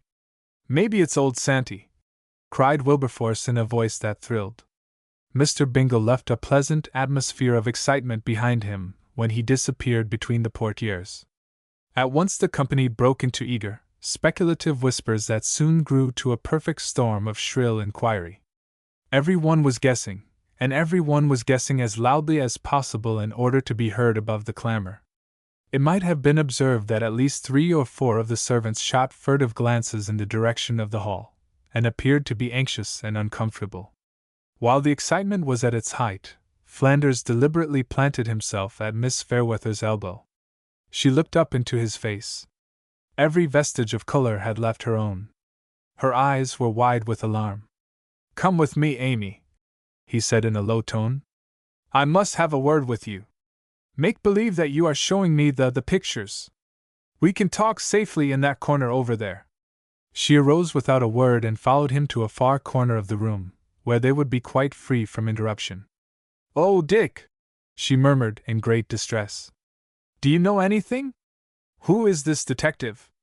Has he come to sh? Why, you're actually shivering. Here, sit down in the window seat, behind the curtain, dearest. What have you to be afraid of? You've done no wrong." She sank down on the window seat. The thick lace curtain shielded her agitated face from the view of all inquiring eyes save those of the tall, eager young man who sat down beside her. "They don't know that I was on the stage, Dick. They wouldn't have me here if they knew that I'd been an actress. I hope. Brace up, darling. This detective isn't interested in you. What motive could he have in looking you up? Bingle is in the dark, so it's evident he hasn't hired anyone to investigate your past. Forget it. That isn't what I want to talk to you about. I've been half crazy, dear, for the past 8 months. Why did you run away without giving me a chance to square myself after that miserable night? Don't get up. I've found you and I'm determined to have it out with you, Amy. You've just got to hear what I have to say." His hand was upon her arm, a firm restraining grasp that checked her attempt to escape. Undismayed by the look of scorn that leaped into her eyes, he leaned closer and spoke in quick, agitated whispers. Fully half an hour elapsed before Mr. Bingle returned to the room. His face was noticeably gray and pinched, and all of the ebullience of spirit had disappeared. His wife eyed him anxiously, apprehensively. Slowly, almost with an effort, he made his way to the reading table, purposely avoiding the gaze of the inquiring assemblage. His hand shook perceptibly as he took up the book and cleared his throat, this time feebly and without the usual authority, it might have been observed. "Anything wrong, Bingle?" inquired Force, regarding him curiously. Nothing at all," said Mr. Bingle, vainly affecting a smile that was meant to put everyone at ease. "No crime has been committed, so don't be nervous, any of you. Just a little private matter of. His gaze went swiftly to the eager, uplifted face of little Kathleen, and he never completed the sentence. As he turned his face away, ostensibly to find his place in the book, his lower lip trembled, and a mist came over his eyes. The dramatic enthusiasm with which he was wont to read the Dickens story was sadly lacking. He read lifelessly, uncertainly, and at times almost inaudibly. There was a queer huskiness in his voice that made it necessary for him to clear his throat frequently. Under ordinary conditions, he would have observed the singular aloofness of Miss Fairweather and the reporter who was there by virtue of an assignment. They retained their somewhat sequestered position in the window seat, effectually screened by the curtains, and whispered softly to each other, utterly oblivious to the monotonous drone of the reader, quite in a little world of their own. Flanders was pleading earnestly with the rigid-faced girl. Her cautious, infrequent responses were not of an encouraging nature, that was plain to be seen, but he too was obdurate. He held one of her slim hands in a grip that could not be broken, as she had discovered to her dismay. Mr. Bingle read on, ignorant of the little drama that went on under his very nose, so to speak, and those of his auditors who were not nodding their heads in frank drowsiness, were so completely wrapped up in extraneous thoughts concerning the visit of the detective that they had eyes for no one except the person who could explain the mystery. Mr. Bingle's voice began to quaver much earlier in the story than usual. He was always moved to tears, but as a rule he was able to suppress them until along toward the end of the story. But now he was in distress from the beginning. He choked up completely, in a most uncalled-for manner and at singularly unexpected places. He managed to struggle through the first 20 or 30 pages, and then, seeing for himself that he was nearing the first of the weepy places and realizing that he was sure to burst into tears if he continued, he deliberately closed the book, keeping his forefinger between the leaves, and announced in a strained voice that he would skip over to the final chapter if the audience did not object. He gave no excuse. It is doubtful, however, if he was gratified by the profound sigh of relief that went up from the group of listeners. At last, he came to the end of the story. He had no voice at all for the concluding paragraphs, A hoarse, grotesque whisper, that was all. When the servants had departed and the children were scampering off to bed, thrilled by promises of the morrow, Mr. Single's arms stole about his wife's shoulders and she was drawn suddenly, even violently close to his side. He avoided her puzzled, worried gaze and resolutely addressed himself to Mr. and Mrs.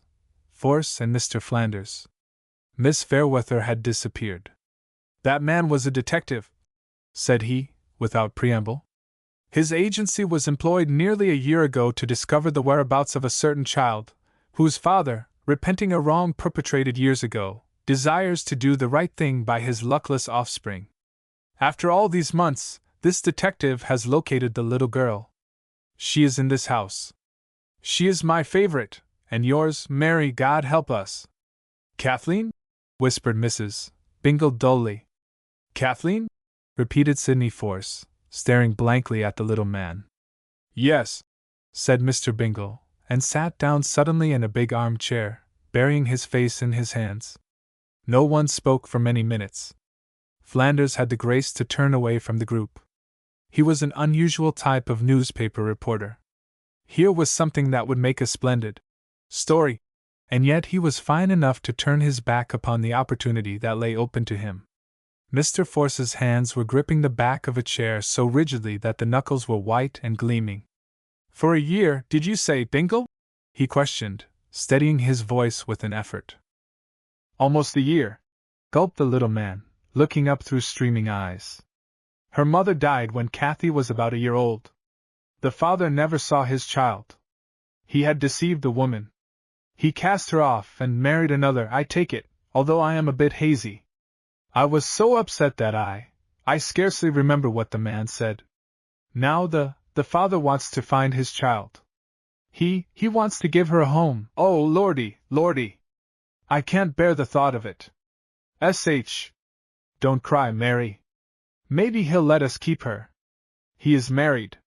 Perhaps he can't afford to acknowledge her as his child under the circumstances. I put it up to the detective. He actually grinned in my face and said he was quite positive his client would be as sensible as most men have to be in similar straits." "Are you sure that Kathleen is the one he is looking for, Mr. Bingle?" inquired Mrs. Force. "They sometimes follow false clues, or something of the sort. I once heard of a detective who—" "No such luck," groaned Mr. Bingle. "He has Kathy's history from the day she was born. There isn't any chance for a mistake. She is the one. Our eldest, our loveliest, oh, Mary!" Force shot an unmistakable look of alarm at the newspaper man who stood in the doorway, staring out into the hall. "Do you know the mother's name, Bingle?" he inquired. His voice sounded so strange and unnatural that his wife glanced at him sharply. "Yes. I know her real name. On the records at the hospital she was known as Mrs. Hinman. But you see, she wasn't married. Her name was Glenn." Sidney Force's face was bloodless. Chapter 8. The Affairs of Amy and Dick. The affairs of Amy Fairweather and Richard Flanders require explanation. When two good-looking young people meet as these two met, and betray such surprising emotion, it goes without saying that at least one episode in their joined history deserves the undivided attention of the onlooker, who, in this case, happens to be you, kind reader. It must be perfectly clear to you that Miss Fairweather and Mr. Flanders were, at one time in their lives, more than moderately interested in each other. That part of their story does not require elucidation. Indeed, only an intelligence of the most extraordinary denseness would demand the bald, matter-of-fact declaration that they had been in love with each other. What we are concerned about, therefore, is an episode of the early spring in the present year of our story. It is quite simple, after all. We have only to go back a year to get to the bottom of the matter. Miss Fairweather and Mr. Flanders were fellow lodgers in a boarding house not far removed from Times Square. She was playing a small part in one of the Broadway theaters and was known on the program as Amy Colgate, the customary sop to family feelings, causing her to abandon her own name during the neophytic period of her career. This was a temporary concession, however. She intended to make the family name famous as soon as she got a part that would give her a real chance. Flanders was on the newspaper, But his aspirations were quite as lofty as anyone's. He was writing a play. He had already written 2 novels, both of which remained unpublished. At the outset, his play was intended for Miss Barrymore, but after the second week of his acquaintance with the attractive Miss Colgate his ambitions proved fickle. He discarded Miss Barrymore and substituted Miss Colgate for the star part in the piece. Fortunately, he had written but 6 or 8 pages of the first act, so the transfer was not a deleterious undertaking. He could see no one else in the part. He could think of no one else, as he dreamed of the play's success. Moreover, Miss Colgate was as pleased as Punch over this flattering tribute to her magnetism, for the part, as described, was one that would not get over, unless created by an actress of pronounced magnetic appeal, and lost no time in falling deeply in love with the manly playwright. They were serious-minded, ambitious young people. It is of small consequence that he was an untried, unskilled dramatist, and of equally small moment that she was little more than an amateur. They saw a bright light ahead and trudged steadily toward it, prodding themselves, and each other, with all the vainglorious artifices known to and employed by the young and undefeated. The young man's dramatic aspirations were somewhat retarded, however, by the fact that he was so desperately enamored that he couldn't confine his thoughts to the play, so the growth of the first act was slow and tortuous. Under other conditions he would have despaired of ever completing the thing. As it was, his despair was of an entirely different character, and had to do with the belief that Miss Colgate loved someone else instead of him. But even doubt and uncertainty possess virtue in that they often lead to rashness, sometimes folly. In this case, Mr. Flanders proposed marriage, albeit he couldn't, for the life of him, see how he was going to manage on a salary of $25 a week. That was the rashness of it. Miss Colgate attended to the folly. She said she would marry him if it meant starvation. So there you are. After that, ambition revived and worked smoothly, rapidly. In the middle of the second act, however, the play failed, that is to say, the play in which Miss Colgate was appearing on Broadway. It failed in the middle of Mr. Flanders' second act, lest I appear ambiguous. The young actress found herself out of employment, and without much prospect of getting an engagement at that season of the year. A bad year it was, too, if you will remember what theatrical people had to say about it. Now, she was not obliged to work for a living. She could have gone back to her family in Connecticut. But she was not made of that sort of stuff. She could have gone back home and married the most desirable young or old man in the town. She could have given up the stage and devoted herself to the teaching of music, French or wood-carving, in which pursuits she was far less of an amateur than at play-acting. But she was a valiant, undaunted little warrior. She announced that she was ready to do anything that offered, even chorus work. And one evening she told him that she had found a place in the chorus of a road show. She tried to hide her mortification under a somewhat quivering jauntiness, but Mr. Flanders went rudely to the bottom of the matter. She argued that she could change her name, and no one would be the wiser. She would positively refuse to appear in tights. Then came the episode. Mr. Flanders flew into a scornful rage. He said a great many things that he was afterwards ashamed to recall. Among other things, he said he'd be hanged if he'd marry a chorus girl. As for tights, she wouldn't have any choice in the matter, once the manager set his mind to it. She had not been in love with him long enough to submit to bullying, so she sent him about his business. Moreover, she coldly informed him that their engagement was over and that she never wanted to see his face again. Inasmuch as it would be quite impossible to remain in the same boarding house without seeing his face once in a while, she moved out the very next day. The road was not what she had expected, nor was the life of a chorus girl as simple as it had seemed from her virtuous point of view. Before the first 2 weeks were over, she deserted the company, disillusioned, mortified. It had come to a matter of tights. She returned to New York and bravely resumed her visits to managerial offices and to the lairs of agents, in quest of an engagement not quite so incompatible with her sense of delicacy and refinement as the one she had just abandoned. But there was nothing to be had. More than once she was tempted to write to Flanders, begging him to forgive her and to forget, if he could, the silly mistake she had made. But love and loneliness were no match for the pride that was a part of her nature. She resolutely put away the temptation to do the perfectly sensible thing, and womanlike, fortified herself against surrender by running away from danger. She had heard of the Bingles through a woman playwright who wanted to dramatize the Bingle enterprise. Nothing, said this enthusiastic person, could be more adorable than a play based on the Bingle methods of acquiring a family. One day, in Central Park, she saw Mr. Bingle and 7 of the children. He looked happy but inadequate.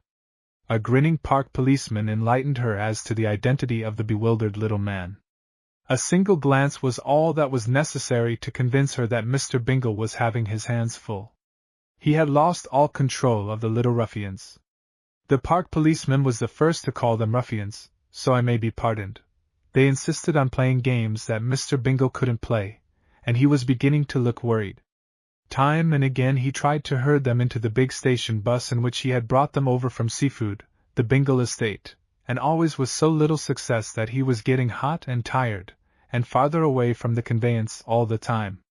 Still he smiled cheerfully and gave no sign of losing his temper.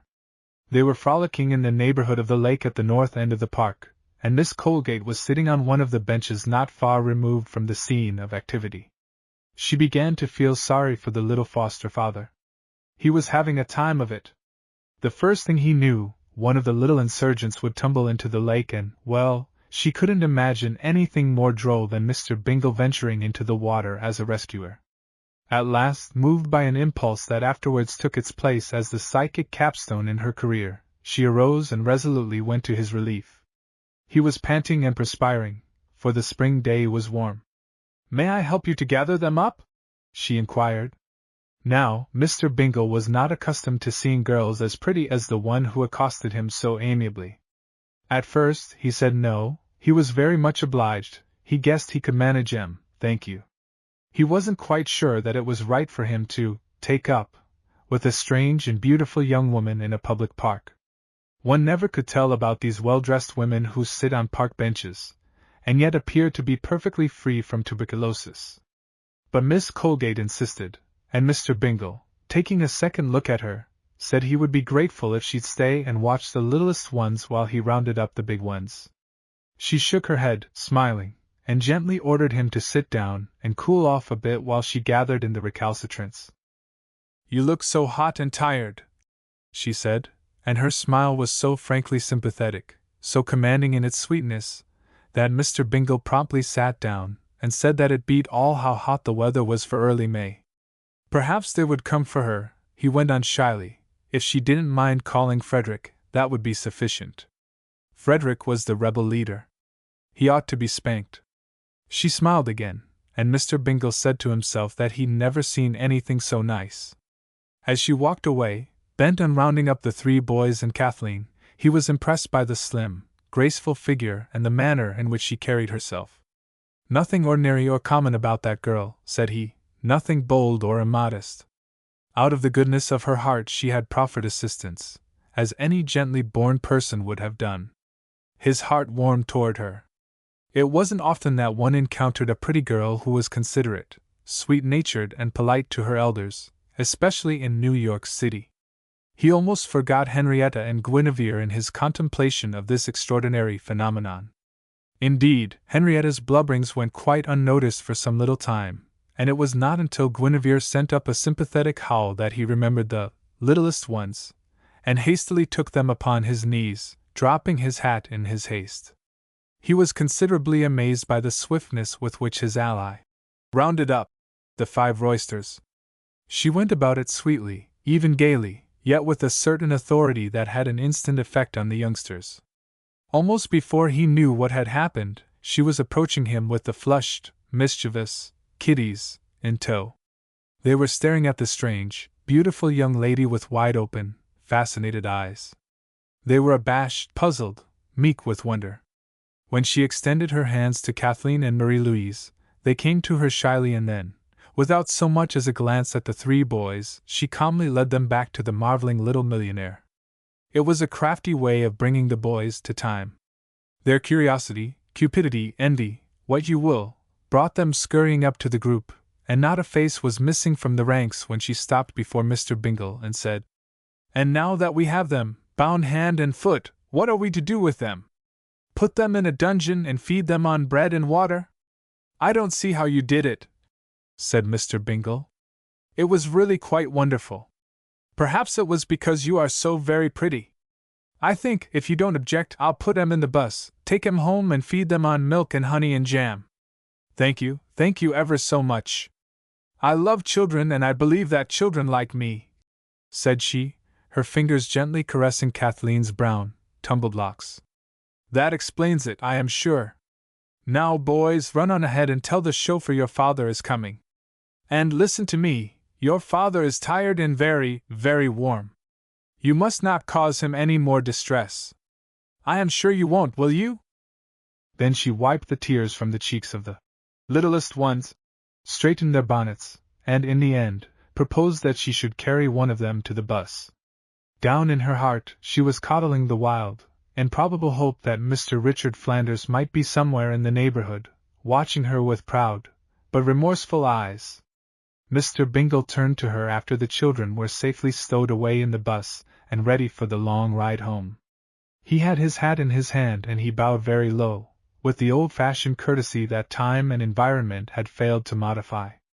My dear young lady, you remind me of the fairy princess that I knew so well as a boy. You spring up out of the ground and, whist! You perform deeds of magic and enchantment. I am sorry that we cannot have you hovering about us forevermore. We are all enchanted. Thank you, she said with her gay smile. Do you still believe in fairies? I do, said he. And witches? Absolutely, said he, with boyish enthusiasm. And wizards too, and I'm ashamed to admit it, ghosts. Goodbye. Thank you for the spell you've cast upon us. I think it has done all of us a lot of good. I undertook a task that was beyond me, bringing these youngsters here for a lark. But you see, I had promised them the trip, and I don't believe in going back on a promise. The governess left us yesterday, most unexpectedly. She said her sister was ill, but well, I shouldn't say anything unkind. Perhaps her sister really is ill. So then I brought them all by myself. Mrs. Bingle is in the city looking for a new governess. Would you consider? Began Miss Colgate eagerly, and then flushed to the roots of her hair. What had come over her? Was she on the point of applying for a position as governess in a family of? But why not? Why not? She was tired, discouraged, and a failure at the work she had tried so hard to perform. Yes? She laughed confusedly. It was nothing, Mr. Bingle, nothing at all. Goodbye. I hope you'll get them home safe, sound and intact. They are dears. Mr. Bingle surveyed his brood. Every eye was riveted on the face of the strange, lovely lady, and in each was the look of complete subjugation. You've hypnotized them, said he, wonderingly. She looked away. After a moment's hesitation, she cast the die, urged by the queerest impulse that had ever come over her. Would you consider me, Mr. Bingle, for the position that has just been given up by the woman whose sister is ill? He heard, but he could not believe his ears. I beg pardon? He said. She faced him, now resolute and eager. I am not a fairy princess, I am not a witch. As a matter of fact, I am a very commonplace person who is obliged to earn a living one way or another, and it isn't always a simple thing to do. Tip to this instant, I hadn't the remotest thought of becoming a governess. I don't know what came over me unless it was loneliness, thinking of my little brothers and sisters at home. When I first saw you and the children, nothing was farther from my mind than the thought that has just come into it. I do love children. I want work, Mr. Bingle. I am self-supporting. No matter what may have been my ambition up to 5 minutes ago, I am content to put it aside. I am willing to undertake. My dear young lady, broke in Mr. Bingle, who had been slow to grasp her meaning and even slower to recover from his stupefaction. You really have knocked me silly. I hadn't the faintest idea. May I apply to Mrs. Bingle tomorrow? She asked nervously, interrupting him with unintentional rudeness. I have no references to give as a governess, but I think I can convince Mrs. Bingle that I would be quite capable. Do you think there would be a chance for me if I Mr. Bingle broke in once more, this time with acute enthusiasm. "Don't wait till tomorrow," he exclaimed. "Do it today! Tomorrow may be too late. Harkins, drive to the nearest public telephone. We will call up the intelligence office and see if Mrs. Bingle has been there yet. If she hasn't—" "Is she looking for a governess in an intelligence office?" cried Miss Colgate in dismay. "Certainly. Where else? Oh, I see," he made haste to add, sensing her expression. "It isn't the place to find high-grade governesses, eh? Well, all the better for us. We'll head her off. Climb in, Miss Fairweather, Mr. Bingle," said she, and it was the first time in 2 years that she had called herself by that name. Of all the millions of human beings in New York, but one knew that her name was Fairweather, and she had quarreled with him. She had told Dick Flanders. He was the kind of man that women tell things to without reserve or without considering the consequences. "Move up, Frederick," commanded Mr. Bingle. "Make room for Miss Fairweather. She's going to be the new governess. Lively, Harkins! The nearest telephone. No!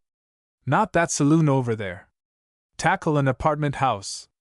Well, well, Miss Fairweather, this is just like a fairy story after all. I told you that I believed in fairies, didn't I?"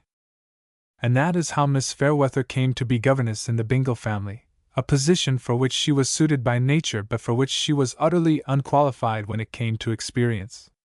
And that is how she managed to disappear so completely that Richard Flanders, love-sick and repentant, could find no trace of her. There were days, and long, long nights, when she ate her heart out in the hunger for him, but she could not bring herself to the point where starvation made it imperative for her to go begging. There was always before her the distressing fear that he might have ceased to care for her, aye, that he might have gone so far as to transfer his affections to someone else as the result of her stupid notions concerning independence. No doubt he was going his way without a thought of her, pleasantly forgetting her or, at best, merely remembering her as one who had proved a brief but satisfactory blessing, as many a passing sweetheart has been to a man in his flight through time. No, she argued in conflict with her inclinations, it was not to be thought of, this senseless desire to go back and begin all over again. Everything was over between them. She had made her choice on that never-to-be-forgotten night, and she had gone out of his life. There was no use bewailing the fact that she was in the wrong and that his contentions had been justified. She had made her bed, and she would lie in it. The fault was with her, not with him, and yet she could never quite forgive him for being right. She couldn't forget how angry she was before she realized that his judgment was better than hers. As a matter of fact, she couldn't help being a perfectly normal woman. She enjoyed misery. It must be recorded that she imposed upon the Bingles in one respect: she did not mention the fact that she was or had been an actress. On the other hand, she did not deceive them as to her lack of experience as a teacher of young children. She confessed that the work was new to her, but she confessed it so naively, so frankly, that they were charmed into overlooking the most important detail in the matter of engaging a governess. In fact, Mr. Bingle very properly said to his wife that as she was expected to devote her time to children who had no pedigree, it wouldn't be along the line of common sense to exact references from her. Besides, said he, she was so sure to be satisfactory. It was only necessary to look into her honest eyes to feel sure about that. And Mrs. Bingle, who was just then in the throes of adopting Imogen, agreed to everything that Imogen's prospective father had to say. In the meantime, Mr. Flanders had remained doggedly constant. He had surrendered, as a man will, to reason, and had set about to find the girl of his choice, determined to make his peace with her. But nowhere was she to be found. He laid aside the unfinished play. What was the sense of writing a play if there was no one to play the principal part? He was disconsolate. He cursed himself for the stupid thing he had done. He had wrecked his life, that's what he had done, poor fool. And then came the unexpected meeting in the home of Thomas Singleton Bingle, and the detached scene in the shelter of the window nook. Mr. Bingle experienced a second shock just before Flanders darted out of the house to jump into the waiting automobile, which was to take him to the station for the 10:17 train. Well, good night, Mr. Bingle, cried the tall young reporter, sticking his head through the library door in response to the host's invitation to come in. Thank you for the greatest evening of my life. It's just like a fairy story. Oh, yes, before I forget it, I want to tell you how much I enjoyed the chimes. I never knew that Dickens could write anything so. The chimes? Cried Mr. Bingle, abruptly leaving the little group at the fireplace and bearing down upon the unconscious offender. What do you mean? It wasn't the chimes that I. Certainly not, exclaimed Mr. Flanders, glibly. Of course it wasn't. I never think of the Christmas carol without first thinking of the chimes. Thank you for getting the automobile out to take me to. No trouble at all, my dear fellow, cried Mr. Bingle, shaking hands with the departing guest. I wish you a Merry Christmas. Flanders' face was glowing. It will be the merriest Christmas I've ever known, Mr. Bingle, he said, his voice husky with emotion. I owe it to you, too. By Jove, sir, I believe I am the happiest man in all the world. He almost shook the little man's arm out of its socket. Mr. Bingle's smile was meant to be beaming. He made a valiant effort to rise above the catastrophe that was to make his Christmas the most miserable he had ever known. Come to see us every Christmas Eve, my boy, if it puts you in such good spirits to see the kiddies. His voice quavered a little. And to hear the carol. You will always find the latchstring out. No other Christmas Eve will be as glorious as this one, sir, said Dick, gently dragging his host into the hall and lowering his voice to a thrilling undertone. Not in a million years. Why, it is positively bewildering. I wonder if I'm awake. Is it really true? I can't believe that it really happened. Take a good, long look at me, please. You do see me, don't you? I am really standing here in your house. What in the world are you talking about? Gasped Mr. Bingle, drawing back a step or two. Mr. Flanders grabbed him by the arm. Ouch! I beg pardon, sir, I didn't mean to be rough, cried Flanders. I'm so excited I don't know what I'm doing, that's all. A man may be excused for a lot of brainstorm antics when he's going to be married again. Married again? I thought you said you'd never. What I mean is this, I was going to be married once and now I'm going to be married again. See? Oh, you know what I mean. I'm just driveling, simply driveling with joy. We fixed it all up 15 minutes after we got together. You might congratulate me, Mr. Bingle. God bless my soul! Congratulate you on what? I'm going to marry your governess. Chapter 9. The Man Called Him In. Bright and early on Christmas morning, Mr. Sidney Force walked slowly, even irresolutely up the broad avenue leading to Mr. Bingle's stupendous doorstep.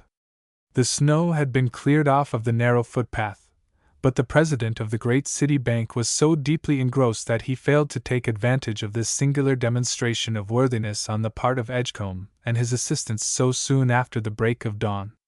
As a matter of fact, he had forgotten that it was Christmas morning. He walked in the middle of the roadway, in 4 inches of snow, and kept his gaze fixed rather intently on the big house at the top of the avenue. Mr. Force had not slept well. Indeed, he had not slept at all. The shock he had received early in the evening was of the kind that shatters one's peace of mind to a degree but little short of calamitous. A plunge into ice-cold water would have failed to produce the deadly chill that crept over him when he heard the name of Glen. How he succeeded in controlling himself so well that his profound agitation escaped the attention of the others, he could not explain. He was amazed to find that he had managed it so well. For, it must be confessed, Mr. Force's habitual equanimity had undergone a strain that came so near to resulting in a collapse that only a miracle, it may have taken the form of stupefaction, or a kindly paralysis, only a miracle could have kept him from betraying the one great secret of his life.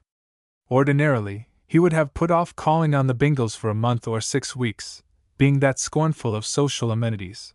But he could hardly wait for the approach of sunrise to be on his way to seafood on this brilliant Christmas morning. It was not a brilliant, shimmering day for him, however. He saw nothing beautiful in the steel-blue sky. To him it was a drab, unlovely pall. He saw no beauty in the snow-clad foliage, no splendor in the bejeweled treetops, no purity in the veil of white that lay upon the face of the earth. He saw only himself, and he was a drear, bleak thing as viewed introspectively. Nor is it to be taken for granted that Mr. Bingle slept well on this night before Christmas. Neither he nor his wife went to bed until far along in the wee SMA hours. The great house was as still as the grave, save for the occasional crack of shrinking woodwork and the rattle of dislodged icicles on the window ledges outside. The wind had died away. It seemed that all nature, respecting their mood, had hushed its every noise in order that they might think, and think, and think on without hope or a single sign of promise in this time of despair. They were to lose Kathleen. The man had been somewhat vague about it, but the situation was clear to them, even though it was not so to him. Their claim to the child, the one they loved best of all, was no longer undivided. A real father had turned up to assert his rights. They might dispute his claim and make the affair so awkward and so unpleasant for him that he would withdraw, but what would be their gain? The man existed. He was the real father. Kathleen was the flesh and blood of this tardy penitent, this betrayer of women, this coward. Never again, so long as she lived, could she be looked upon as theirs. Even though she remained with them, and in perfect contentment, there would still be the sinister shadow lying across the path, the shadow of a man hiding, of a man who dared not come out into the open but whose everlasting presence was a threat. They did not know this man, they did not know whether he was a blackguard or a gentleman. He was a destroyer, that much they knew. He had wrecked a human life. The detective had declared to Mr. Bingle that his client was a man of means, married, and eminently respectable, but then a detective's idea of respectability is not always a safe one to go by. Every man is respectable until someone is hired to prove that he isn't. When Mr. Force rang the front doorbell, Mr. and Mrs. Bingle were seated before the fire in the library. Kathleen sat upon the former's knee. The rest of the children had been sent off to the huge playroom on the top floor, and their distant shrieks, muffled by the thicknesses of many doors and walls, came faintly down to the fireside. With the subdued, even refined jingle of the doorbell, the two Bingles straightened up in their chairs and looked into each other's eyes, suddenly apprehensive. Who could be calling on them at such an early hour? Was it someone in connection with this unhappy business? Could it be possible that they had come to take Kathleen away so soon? Better run upstairs, now, Kathy, said Mr. Bingle, abruptly. Skedaddle! Go up the back way, dear. He thought of the back stairs just in time. It wouldn't do for her to encounter the strange, perhaps unfeeling emissaries in the main hall. No telling what they might do. They might even take forcible possession of her, and be off before help could be summoned. I want to stay here with you, Daddy, protested Kathleen, resolutely clinging to her perch on his knee, and was not to be dislodged. Before Mr. Bingle could utter another word, Diggs appeared in the door and announced Mr. Force. Instantly Kathleen's manner changed. She released her grip on Mr. Bingle's arm and slid to the floor. Oh, I hate him! I don't want to see him! Kathy! Cried Mrs. Bingle, distressed. You should not say such things. Mr. Force is very nice to you. He likes you. He gives me a pain, said Kathleen succinctly. Good heavens! Gasped Mr. Bingle. Where did you learn such language as that? It isn't language, Daddy, said Kathy. It's just slang. Everybody uses it. Don't people give you a pain sometimes? Never, said he.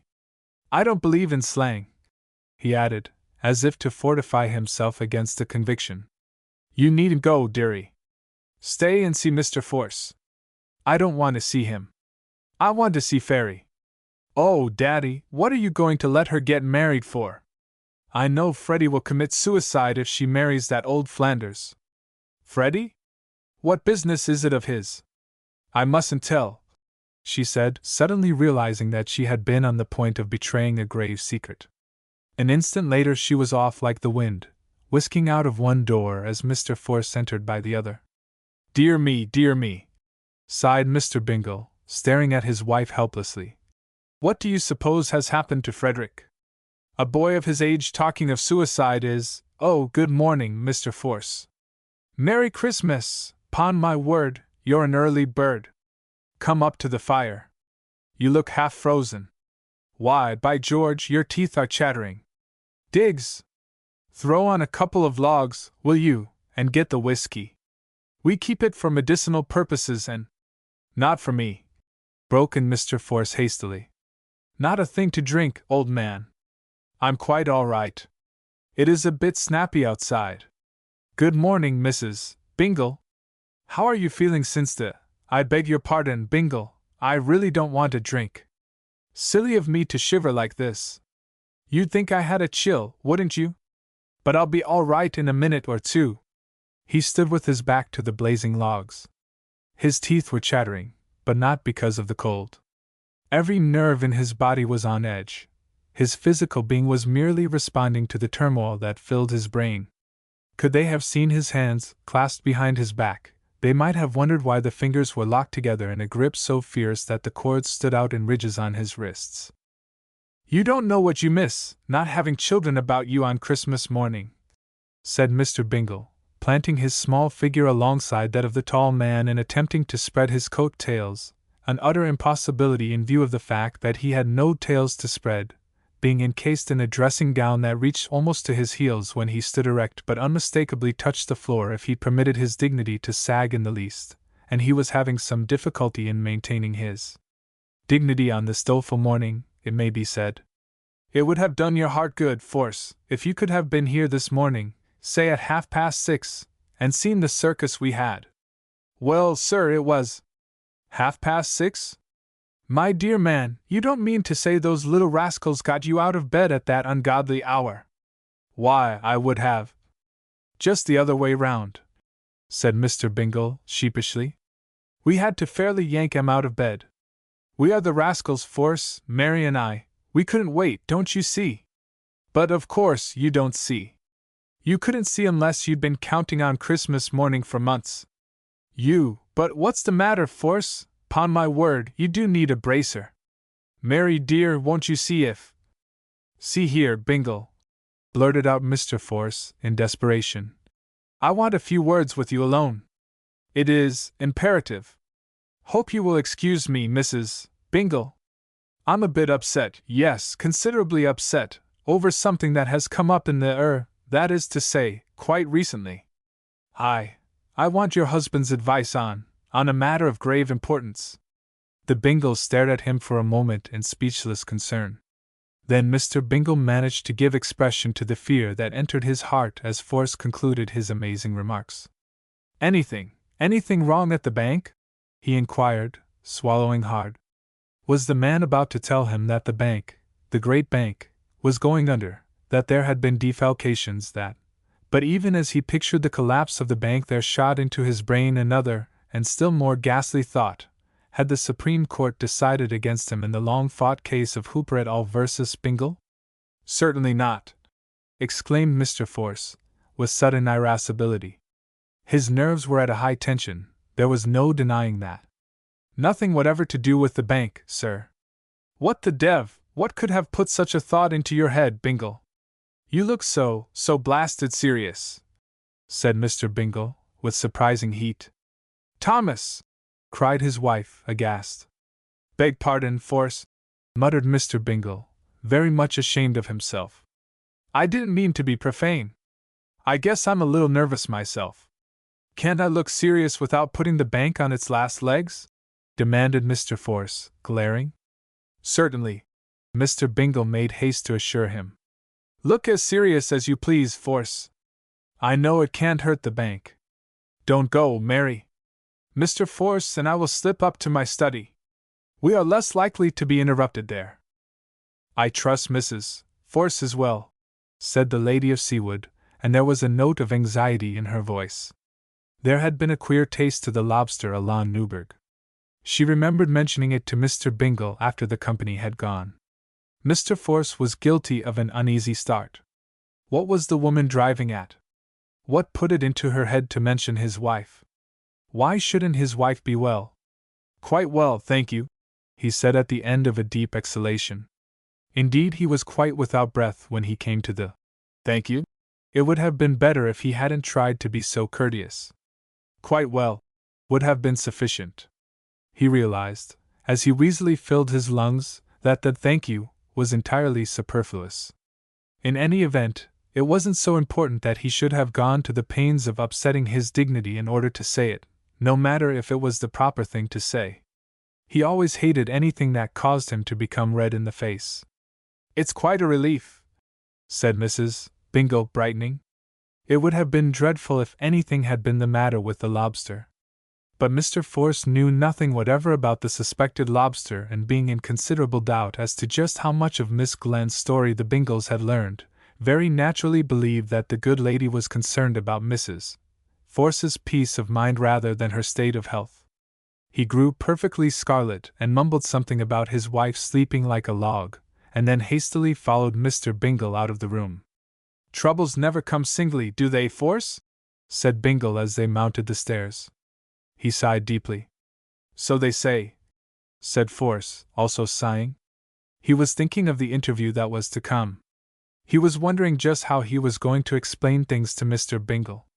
"She isn't to be married till spring, but, oh, well, I suppose I shouldn't complain." Mr. Force stopped stock still on the stairs. "Married?" he gasped. "Are you crazy?" "Almost," said Mr. Bingle promptly. "If anything more happens, I'll be wholly so. Come in, Force. Now, old chap, what's on your mind?" They had entered the study. Mr. Bingle faced his visitor after closing the door carefully behind him. "Out with it! Don't keep me in suspense. Has the case finally gone against me? Who is going to be married in the spring?" demanded Force, wiping his brow. "Miss Fairweather. I thought you knew." "Oh, the devil! Of course not. What do I know about Miss Fairweather's affairs? Flanders is the man. He's the lucky dog. An old affair, Force. Tremendously romantic story back of.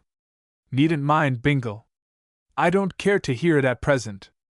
I've got something a great deal more important to think about, damn it." He sat down heavily, and began fumbling for his cigar case. His forehead was dripping wet. "It must be serious," said Mr. Bingle slowly, "or you wouldn't be swearing as you do, Force. I've never heard you swear before." "It is serious. Of all the improbable, dime novel, hellish. But tell me, Bingle, how much do you know?" "How much do I know about what? Didn't that fellow blab anything to you last night?" "Blab blab?" Force pointed to a chair. "Sit down. Are you sure no one can hear what I'm saying?" "No one but yours truly," said Mr. Bingle, assuming a jauntiness he did not feel. He sat down, his back as stiff as a board. His visitor leaned forward, his hands grasping the arms of the chair. "Well, I'll tell you something, Bingle, that will paralyze you. I didn't sleep a wink last night. That doesn't paralyze me. Neither did I." "This is no time to be funny, Bingle," said the other roughly. "Do you want to know what kept me awake all night, suffering the torments of the damned?" "I do," responded Mr. Bingle, casting a quick glance at Mr. Force's jaw. He knew what it was to have a toothache. "Well, it was that miserable business about Kathleen," said Force, a querulous note creeping into his voice.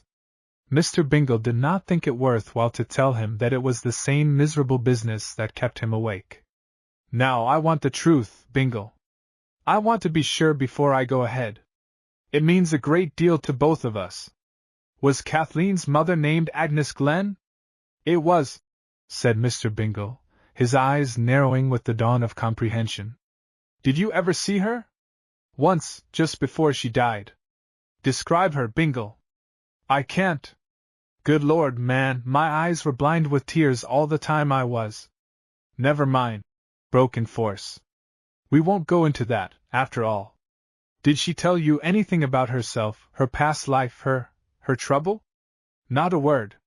She was just about to enter the future life, Force. She hadn't much to say. Simply said that she hoped I'd be good to her little baby, that's all." "Go on, man." Mr. Force appeared to be lost in bleak abstraction. The curt command brought him out of it with a start. "She went by the name of Mrs. Hinman, you say? No other name was mentioned then or afterwards?" "No." I can tell you something about her, Bingle. She lived for 3 years as the wife of a man who called himself Hinman. She wasn't his wife, and that wasn't his name. She'd been on the stage. She went to live with this man as his wife. She was a good girl up to the time she met this man and fell in love with him. Her home was in the West. Her parents were respected, God-fearing people. They never knew that she took up the life she led with Hinman. Don't interrupt me, Bingle. If I don't get it out now, I'll never have the courage to try it again. No man was ever in such a desperate plight as I find myself in today. I'll come straight to the point. I am the man called Hinman, and this child you've got here with you is mine. He might have had the grace to exhibit some sign of shame or compunction, but he did nothing of the kind. He merely looked defiant, as if expecting Mr. Bingle to say something that he could resent. But Mr. Bingle sank deeper into his chair, his chin buried, his eyes fastened in a sort of horror upon the face of the president of the great bank. He was incapable of uttering a word. After a little while Force went on. Blood will tell. All this accounts for the peculiar, inexplicable attraction that Kathleen has held for me. It is like a chapter out of an impossible novel. And perhaps it accounts for the antipathy the poor child has for you, said Mr. Bingle, his voice a trifle shrill and uncertain. He did not take his gaze from the face of his visitor. It now seems quite natural to me. Nonsense! The child had no means of knowing or even suspecting that She had a birthright, Force. You can't take that away from her. The hatred for her father was born in her. God wouldn't let her hate the wrong man, you know. Force got up from the chair, tremendously moved all of a sudden. A piteous, pleading look came into his eyes, and his face, once arrogant, was now haggard with despair. Bingle, I want you to help me. For God's sake, do what you can for me. Put into practice your beautiful Christmas carol teachings. I want her. She must be made to understand that I love her. She must be made to feel that she is everything in the world to me.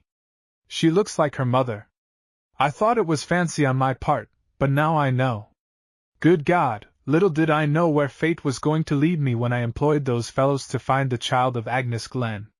Little did I know that it would lead me to your door, Bingle. Mr. Bingle arose. He was very pale and shaken, but he managed to control himself with remarkable fortitude. I have not told you that Agnes Glenn died of starvation and carbolic acid, he said slowly.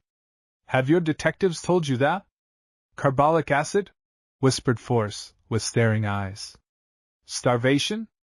Good God, man, not that. Yes, that. The society found her when she was about gone. I was notified. We were looking for a child. This baby of hers was then about 2 years old. Mrs. Bingle and I went to the poor little flat where they had found her, after the neighbors had told the police of her plight. She was sick unto death. I said that we would care for her baby as if it were our own. Then I made arrangements to have her removed to a hospital at once. While we were out of the room, she took the carbolic acid. That's the way it happened, Force. That was the end of Agnes Glenn. She was a splendid character, Force. She did not betray you. She stuck by you to the very end. She protected you a great deal better than you protected her. See here, Bingle, I don't like your tone. It sounds preachy. You don't know anything about life, so you can't understand. That sort of thing is, well, it happens to a good many men and no one thinks much about it. I dare say that half the men you know have had just such an experience. It's part of the game here in New York. The girls understand it. They have no illusions. They know that these men cannot, or will not marry them. So, as you don't know anything about life as it's practiced nowadays, I'd advise you to go slow with your platitudes. All right, Force, said Mr. Bingle quietly. If that's the way you feel about it, there's no use wasting time over nothing. I can't resist saying, however, that I didn't think it was in you to be so damned cold-blooded. Cold-blooded over what? The Glenn girl? Why, my dear man, that was nearly 13 years ago. I am sorry that she had to go the way she did, but good Lord, I can't go through life in sackcloth and ashes because she died, as a lot of people do, every year, you know. Hers was not an uncommon case. There are thousands just like it happening every year. It's the price we all pay, men and women. There's no use being sentimental about a perfectly commonplace, I might even say legitimate, transaction. Agnes Glenn was like the rest of her kind. She had a very sharp pair of eyes open all of the time, you may be quite sure of that. I will say this for her, poor little devil, she was no blackmailer. She got down and out when the time came and she never squealed. That's more than most of 'em do, Bingle. 'Pon my soul, old man, I came here to see you this morning fairly trembling in my boots. I had an idea it was going to be a hard, nasty business talking it over with you, but by George it isn't. Now we can get down to rock bottom, Bingle. My plan was to— Just a minute, please, interrupted Mr. Bingle, quite steadily. Did you know that she was going to become a mother? Certainly. You don't suppose I'd be looking for the child if I hadn't known she was to be born, do you? I'd be a nice fool, hiring detectives to unearth some other man's child, wouldn't I? I must agree with you in one particular, Force. You are not finding it as hard as you thought it would be. I've never seen a man change more than you have in the past 4 minutes. You were shaking like a leaf when you came up here, and now, well, 'pon my soul, you are as brave as a lion. That certainly proves one thing. What's that? That your conscience is clearing. Now, don't get it into your head, Bingle, that I'm not dreadfully sorry for the way that poor girl came to her end. She was really a brick. She deserved something better. Knowing that she was going to bear your child, Force, you have every reason, I am sure, to say that she was a brick. I, too, say that she deserved something better than being the mother of your child. What happened? Did she leave you of her own accord? In a way, yes, said Mr. Force coolly. In the customary way, of course. You see, I was about to be married, Bingle. When I explained the situation to her, she understood. She knew that I couldn't go on leading the sort of life I'd led before. You hesitate, Force. Why couldn't you go on leading the life you'd led before? I should say it was quite as decent at one time as another. By Jove, Single, I hadn't the remotest idea you were so simple. I thought you at least knew something about life. You amaze me. You are positively refreshing. Let me ask you, Bingle, would you have gone on leading the old life as, now, man to man, Bingle, would you? Yes, said Mr. Bingle simply.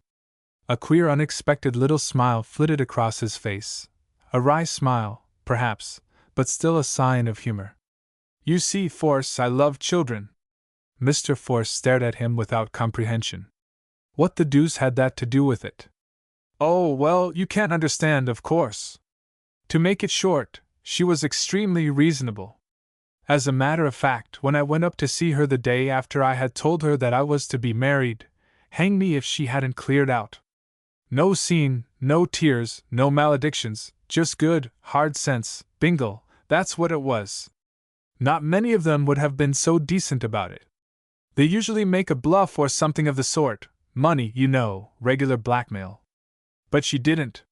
She got out as quietly as a mouse, left no trace behind, no regrets, no complaints. Just a note saying she understood and wishing me luck. Rather fine, eh? And you married right after that? 6 weeks afterward. And of course, the present Mrs. Hinman knows that she's got a stepdaughter? The present Mrs. Hinman? Stepdaughter? Good Lord, Bingle, I didn't know you had that much sarcasm in you. But that delicate remark of yours brings me back to the main issue, the matter I really came over to see you about. Naturally, Mrs. Force knows nothing of this story I've been telling you. Now, what I want to get at is just this. How can we manage it about Kathleen without causing my wife to suspect? Put your mind to it, Bingle. How am I going to take the child under my wing, so to speak, take her into my home, without— Wait! We'll look at it from another point of view. Suppose this detective of yours had found your child in the slums of New York, a street waif, a beggar, what then? Was it your intention to take her into your home in that case? Wasn't it your idea to provide a home for her in some respectable family, educate her, give her a secret allowance, and let it go at that? Can you honestly say to me, Force, that you intended to adopt her, as you are now thinking of doing? Confound you, Bingle, isn't it only reasonable that I should have wanted to see the child before I made any definite plans for her future? And now that you've seen her, and found her to be an adorable, lovely, even high-bred little creature, you think it's all right to take her into your own home, into her father's home? Don't be hard on me, Bingle. Can't you understand that I've got a father's feelings after all? Can't you credit me with? I'll go back a dozen years, Force, and ask you this question. Did you make any effort to find this child and provide for her when she was a tiny baby? Did you do anything toward helping the mother in her time of trouble? I tried to help her, Bingle, before God I did, cried Force earnestly. I'm not such a rotter as all that. Agnes wrote me a brief note when the baby was born. I happened to be off on my wedding journey at the time. She said she merely wanted me to know that she had a little girl baby, and she went on to say that she'd starve before she'd take a penny from me for its support. That's the truth, Bingle, I swear it. When I got back from California, I tried to find Agnes. I wanted to do the right thing. I wanted to make the rest of her life easy and comfortable. But I couldn't find her. Did you hunt very long? Long enough. A year or so later I heard that she was dead and that the child had been taken into a good home. There was nothing more for me to do.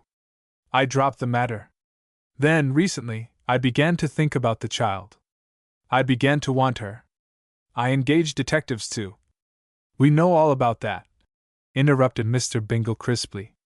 And now I think we understand each other clearly, Force. You want Kathleen. So do I. There's only one way for you to get her, and that is to have Mrs. Force intercede for you. If your wife comes to me and says that she wants Kathleen, I'll give her up, even though it breaks my heart. What have you to say, Force? Force had lost all his lofty confidence. He was shaking again, as with the ague. This was not at all what he had bargained for. Who would have dreamed it of Bingle? Come now, Bingle, let us get together. Mr. Bingle interrupted him in no uncertain manner. He planted himself squarely in front of the big man, in fact, almost under his nose, and snarled. There's only one way for you to get Kathleen away from me, Force, and darn you, I don't believe you'll undertake it. I shall give her up to you only on condition that you acknowledge her to be your daughter. Force's jaw dropped. Are you crazy, Bingle? He gasped.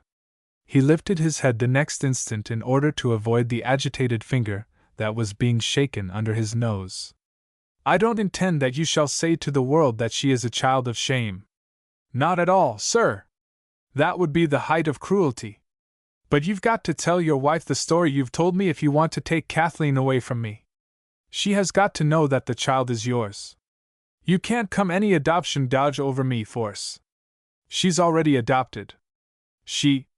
But great heaven, man, my wife wouldn't have her in the house if she knew the truth about her, exploded the wretched Force. No woman would stand for that. Then, by the eternal Moses, shouted Mr. Bingle, she'll stay right here with Daddy and Mammy Bingle. But she's mine. If, as you say, she's the daughter of Agnes Glenn, there isn't the slightest doubt that she belongs to me. I want to do the right thing by the child. I want to. No use talking, Force. There's but one way. But damn it all, I can't go to my wife with all this. I can't. Then Kathleen stays where she is, said Mr. Bingle firmly. Great Scott, man, what difference can it make to you? You can adopt another child tomorrow and fill her place. It isn't as if she were your own child. You don't know what it is to have a child of your own flesh and blood. You can't have a father's feeling for. That will do, Force. You've said enough. The matter stands as it is. I'll tell you something else, though, before we part. I don't want you coming to this house annoying Agnes Glenn's child. I shall tell my wife all that you have told me, and I'd advise you to tell yours, because I don't want you to put your foot inside my door until you can come here with Mrs. Force and humbly, you notice I say humbly, implore us to give up that which belongs to us by virtue of that old law of salvage. I have already wished you a Merry Christmas, Mr. Force. Now permit me to bid you good morning. He strode to the study door and opened it. His chin was high, and his eyes were uncommonly bright. The hem of the dressing gown was farther from the floor than it had ever been during his ownership. "I'll think it over, Bingle," muttered Mr. Force, very red in the face as he stalked past the little man and started down the stairs. "Good morning! Good morning!" Chapter 10. Mr. Bingle Thinks of Becoming an Angel. Flanders was a constant visitor at Seawood. In the fortnight immediately following the all-important Christmas Eve, he appeared at the Bingle home on no less than 10 separate occasions. "I see that Mr. and Mrs. Force are sailing for Europe tomorrow," said he on his most recent visit. "You don't say so!" exclaimed Mr. Bingle. "It's news to me." There was every reason in the world why it should be news to him. He had neither seen nor heard from Force since that Christmas morning ultimatum. Purposely Mr. Bingle had stayed away from the bank, where, as its first vice-president, he was wont to spend much of his time looking after the comfort and advancement of the bookkeepers and clerks. He never overlooked an opportunity to help his old comrades in the galleys. The board of directors were compelled to fight him constantly in order to keep him from putting through his plan to raise all wages, and there came near to being a catastrophe when they voted down his ridiculous scheme for providing fresh air for the lungs of the workers in the pen. He made certain comparisons in which Russia was frequently mentioned, and 3 or 4 of the directors afterwards referred to him as an undignified little ass. But now he hesitated about going to the bank. Somehow, he could not quite bring himself to the point of encountering the president of the bank in his capacity as head of the great and reputable concern. Never again would he be able to look upon Sidney Force as the right man for the place. He could only think of him as a man called Hinman. Being a charitable soul, however, he stood ready to overlook much that was obnoxious in the character of the man if the time ever came when he openly revealed a contrite heart and a disposition to make amends in the proper way. "To be gone for 3 months, I hear," said Flanders, looking at his watch. "I say, Mr. Bingle, doesn't it seem to you that the afternoon lessons are a little longer than usual? It's 5 o'clock. I have to be back in town before 6:30. Mr. Bingle did not reply. A sudden cause for rejoicing had sprung up, occupying all of his attention. For 3 months, at least, he would be free to call Kathleen his own, and for 3 months he could go to the bank without being disturbed by the workings of his own conscience, for after all, a visible Mr. Force would be something of a tax upon his sense of honor. Flanders waited for a moment, and then began winding his watch. "Ahem!" he coughed. "News to me," repeated Mr. Bingle, rising above his reflections. "By the way, sir, it may interest you to know that I'm getting along nicely with the play." "Good! I'm glad to hear it. They tell me there is a great deal of money to be made out of a good play." "There's a lot to be made out of a successful play. It doesn't follow that it has to be a good one, you know," said Flanders didactically. "I am terribly keen on finishing it and getting a production as soon as possible.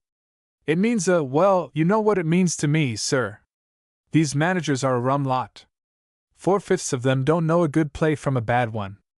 I suppose I'll have a hard time placing it, because I don't believe it will be bad enough at the outset for them to accept it on sight.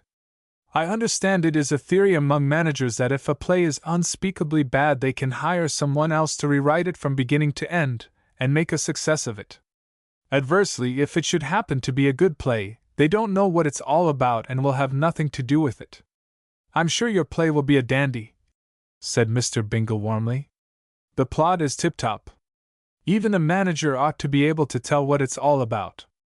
I can't tell you how much I appreciate your kindness in listening to all I've had to say about the piece. I'm afraid I've bored you terribly." "Not at all, not at all. I've always been interested in the theater. I'll confess to you that I've always wanted to know a real actor or actress. Now that our dear Miss Fairweather turns out to be, to have been on the stage for some time before she came to us, my interest in the profession is intensified. I really am quite thrilled over knowing a real, flesh and blood actress." "We were a little afraid you wouldn't look at it so generously, Mr. Bingle." "I know. Miss Fairweather has told us of her sleepless nights, worrying over the supposed deception. She might just as well have slept comfortably, Dick. She may have been a bad actress, but she wasn't a bad woman, so no harm has come of it. Do you think she is qualified to play the leading part in your show? It strikes me that it is a very difficult part. I should think it would take someone like Majeska or Julia Marlowe to play it properly. She is, my dear Mr. Bingle, Amy is just the woman for the part of Deborah. I am sure of it, positively. The trouble is that I'm afraid the managers will insist on putting in somebody with a name, like Ethel Barrymore or Nazimova or Maud Adams. That's going to be the rub, you see. Of course, I shall not give in to them. It is Amy Colgate or no one. He looked very rueful despite this firm and dauntless speech. Mr. Bingle stared at the fire for a few minutes, his lips pursed in an expression that spoke of calculation. I have been thinking, Dick, he said at last. Thinking very seriously of taking a little flyer in their theatrical business. Immediately upon uttering this astonishing remark, he became very red in the face, and shifted his gaze to the remote upper left-hand corner of the room. Figuratively speaking, Mr. Flanders fell upon his neck. Inside of 30 minutes, Mr. Thomas Singleton Bingle was in a position to regard himself as a producing manager, and Miss Amy Colgate, one of America's most promising young leading women, was on her way to become a star, to say nothing of the ascendancy of Richard Sheridan Flanders as a playwright. The difficulties were all swept away. A Broadway theater was no longer a hope, it was a certainty. Mr. Bingle could buy all the time he wanted in any house along the Great White Way. It wouldn't be necessary to squabble over the relative drawing powers of Ethel Barrymore or Maud Adams, nor was it anybody's business who Amy Colgate was or where she came from, to use the words of the elated dramatist, and it didn't make a bit of difference whether the second week's gross was smaller than the first. Mr. Bingle was back of the play, and that settled everything.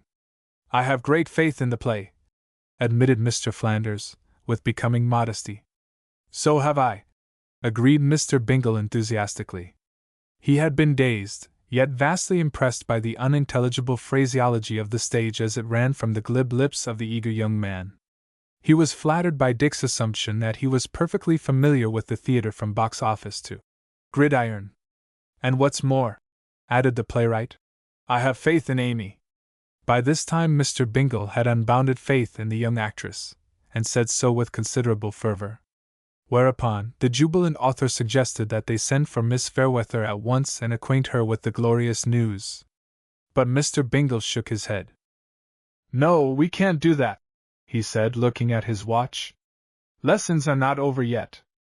10 minutes left, I see. She's still a governess, Dick. One job at a time. The stage can wait. Mr. Flanders sighed but smiled. Then, for no especial reason, he slapped Mr. Bingle heartily on the back and laughed aloud. He had no words to express his accumulative joy, so he laughed, and there were tears in his eyes. We'll have the best production that money can buy, said Mr. Bingle, swelling ever so slightly, after the manner of practiced managers. An all-star cast, and scenery by Sargent. Later on, in the privacy of Miss Fairweather's schoolroom, the author and the star discussed the great sensation, and you may be surprised to learn that there were two sides to the discussion. Miss Fairweather was a sensible young woman, although amazingly beautiful, and she took a most extraordinary view of the situation. It isn't right, it isn't fair, it isn't playing the game, Dick, she protested, resolutely releasing herself from his embrace after listening for a long time, with throbbing heart, to his song of triumph. Poor dear Mr. Bingle! He is doing it out of the goodness of his heart. I am not a star, and I am not big enough to be featured on Broadway. It would be a sin to let him put his money into a certain failure. I will not listen to you, Dick. Much as I love you, I still have a conscience, and it will not allow me to sacrifice that simple soul. Why, don't you know what would happen? The critics would go into convulsions over the attempt to foist a silly little. But hang it all, Amy, you've got it in you to surprise New York, he cried earnestly. I know you can do it. Good Lord, I wouldn't take a nickel of Mr. Bingle's money if I didn't believe you could make good. Why, I've got a conscience too, much as the confession may surprise you. You are carried away by excitement, dear, she said softly, patting his cheek. Just stop and think for a minute. Who am I? What have I ever done? Where have I But can't you see that the play will be the making of you? The part is a wonder. You can't help creating a sensation with such a role to carry you along. Now, I'm not conceited, not a bit of it, but I do know this much: this play and this part are going to turn Broadway upside down. I could agree with you, dear, if you had someone like, oh, well, if you won't allow me to talk, please let me say it, Dick. His kisses had played havoc with her ideas. Now, do listen to me. It's all very well to say that I am qualified to turn Broadway. Of course, we don't have to star you at the outset, he interrupted, suddenly resorting to reason. We needn't feature anyone at the start. If you make good, and I know you will, why, the papers will see to it that your name goes up in electric lights over the little old front door. I dare say you're right in going slow, dear. I am so excited that I don't know whether I'm on my feet or my head. Now, let's talk it over calmly, sensibly, sanely. The upshot of the whole matter is this: my play is to be produced, and you are to play the part of Deborah. We don't have to ask any beastly theatrical manager to read the play, and we don't have to go down on our knees to get a job for you. Mr. Bingle is going into this thing with his eyes open. He tells me he has faith in the play and in you, and as he happens to have a great many millions of dollars, we ought to have faith in him. He will put the piece on in bang-up style. He realizes that there is a chance for failure, but so does every man who puts his money into a theatrical production. It is part of the game. It is up to you and me, Amy, to see that Mr. Bingle comes out of this thing a winner. Wait, dear, she interrupted, her fair brow clouding. What of Mrs. Bingle? What will she say to this exploit of his? Isn't he the master in his own house? Demanded Dick loftily. Still, a spark of dismay leaped into his eyes. He is a good man, Dick. He never permits himself to forget that she is its mistress. She will have something to say on the subject, you may be sure of that. I am not quite certain that she approves of the stage, and I've heard her say that actresses must be dreadful creatures if one believes all one hears about them smoking cigarettes and stealing young boys out of college. That was before she knew of my late lamented past. She has been perfectly lovely to me since, however, and I believe she is pleasantly excited by my gossip of the footlights, as she calls it. She asked me the other day if it is true that chorus girls are more sinned against than sinning. She did? He cried, grinning. And what did you say to that? I said it was quite true, she said flatly. Well, it won't hurt her to think that they'd all be angels if they had their way about it. Now, let's get back to facts, dear. I've told Mr. Bingle that the play can be finished in a month or 6 weeks. He is for putting it on at once, but I don't believe it's good business to risk trying it out at the tail end of a very bad season. Things are bound to be better in the fall. My idea is to begin rehearsals late in the summer, play a couple of weeks in the tank towns to whip the thing into shape, and then go into New York sometime in September. I'll begin getting a cast together this spring, none but the best, you understand, and that will give us a fair chance to go into Broadway with a corking production. Who do you consider to be the best leading man in the business today? Now, Mr. Bingle was having quite a time of it with the mistress of the house. In his newfound enthusiasm, he went to her at once with the word that he had decided to make a sub-rosa invasion of the mimic world to help out poor Flanders and to lay his hand against the prejudice and ignorance that seemed to be throttling the theater. She listened to him in speechless amazement, not quite sure of her ears. Of course, I shan't permit my name to be mentioned in the matter, he explained hastily. That would be foolish, my dear. I shall have it clearly understood that Dick is backing the thing himself, on borrowed money, if needs be. Now you see, Miss Colgate is a very clever young leading woman and— Leading woman? Queried Mrs. Bingle, blinking. She had laid down her embroidery. Stage expression, said he loftily. It means one who plays leads. Ahem! That is to say, one who takes a principal part in the show. Miss Colgate is regarded as— It was then that Mrs. Bingle found her voice. After 10 minutes, he succeeded in changing the subject. In all his acquaintance with his wife, he had never known her to be so scathing in the matter of words. She succeeded in causing him to feel extremely small and sheepish, for after all there was a world of justice and common sense in what she had to say concerning his inspired offer to engage in an enterprise that was as far from his understanding as the North Pole is from the South. "But," he managed to insert weakly, "it's only to help Dick out, to encourage genius to—" "Genius your granny!" she exclaimed. "Don't you suppose that these regular theater managers know genius when they see it? Some of the best plays ever written have never seen the light of day," said he. "Then how does anyone know that they were good plays, if they never were played? Tell me that, Thomas Bingle." "My dear, I am only repeating what history tells." "Well, answer this question then, what do you know about a play? Where do you get your wonderful knowledge of dramatic composition?" "I think you will acknowledge that I know my Shakespeare pretty well," he said stiffly. "But Richard Flanders isn't Shakespeare, Thomas. He's a reporter on a daily paper. Now, for goodness sake, be sensible. Don't make a fool of yourself, dear. I know what's best for you. I'm merely proposing to finance the thing, Mary," he argued. "I'm doing it because I like Dick and I want him to succeed. I do not set myself up as a real manager. I'm what Dick calls an angel, he says." "Well, of all the— do you mean to say that big, strapping fellow called you an angel?" "Theatrical expression," he said. "I shouldn't have been surprised if you'd said that Miss Fairweather called you an angel, but when it comes to— oh dear, what an awful thing for one man to call another! Now, see here, Mary, you don't under—" But she interrupted him again, and he sat back limply to wait for an opportunity to get in the statement that he wanted most of all to make to her, which, when the time came for him to speak, was this. "Well, well, dear, we'll let the matter rest for a day or two. I only thought you'd be interested in the experiment, you and I together, you know, something new and thrilling.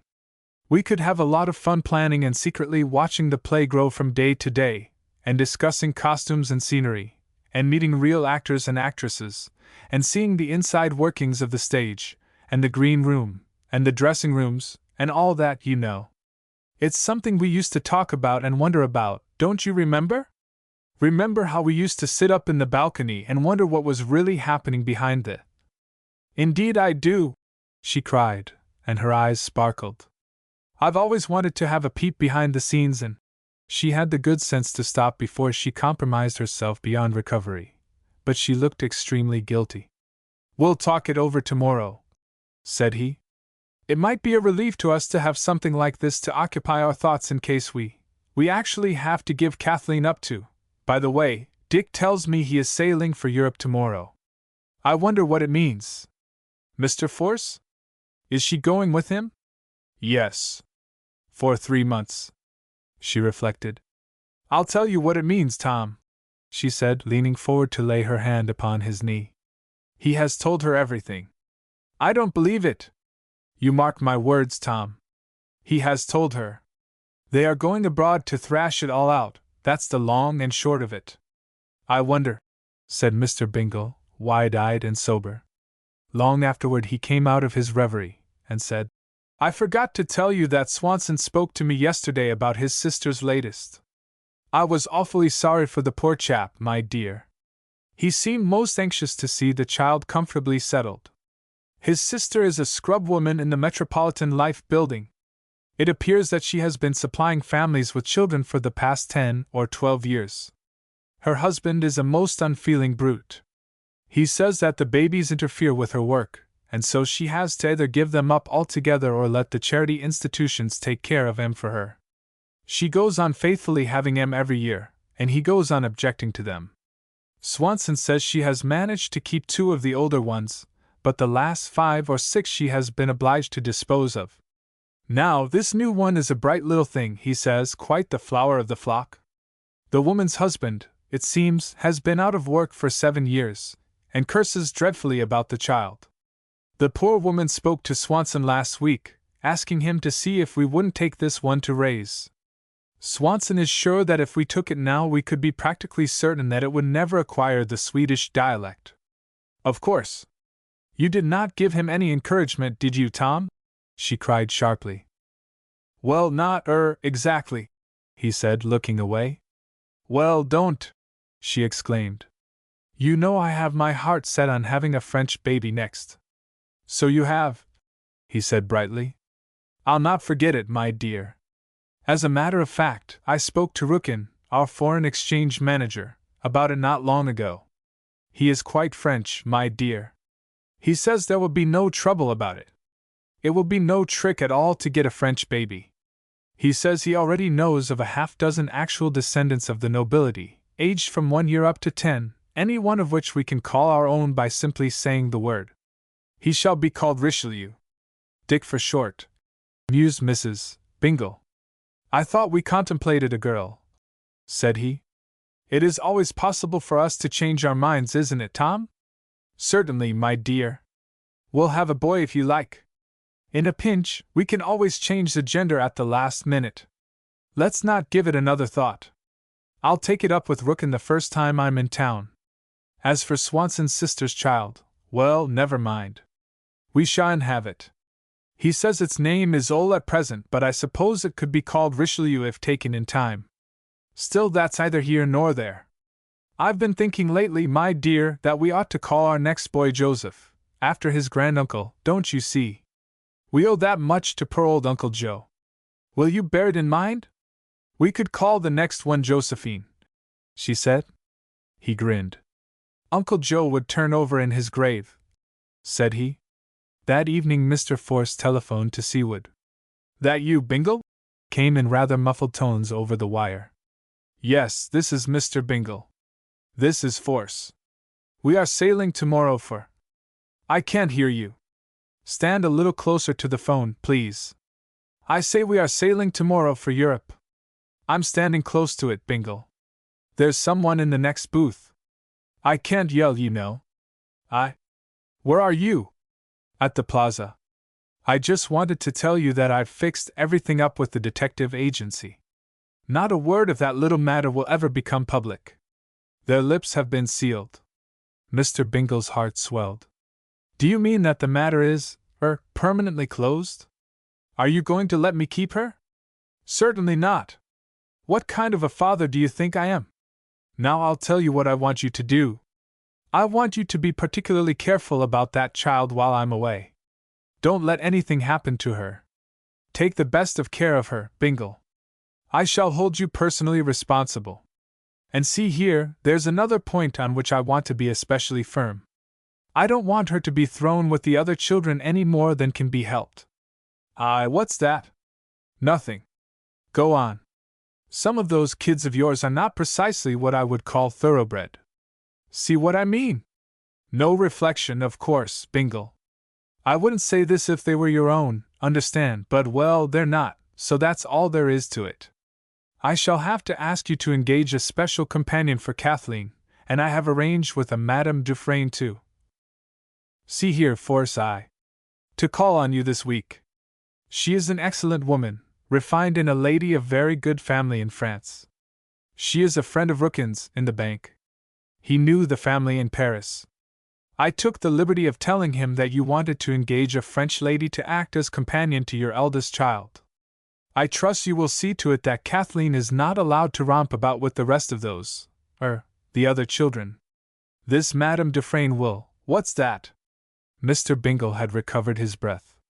His voice was high and shrill with indignation. You will oblige me, Force, by permitting me to run my household as I see fit.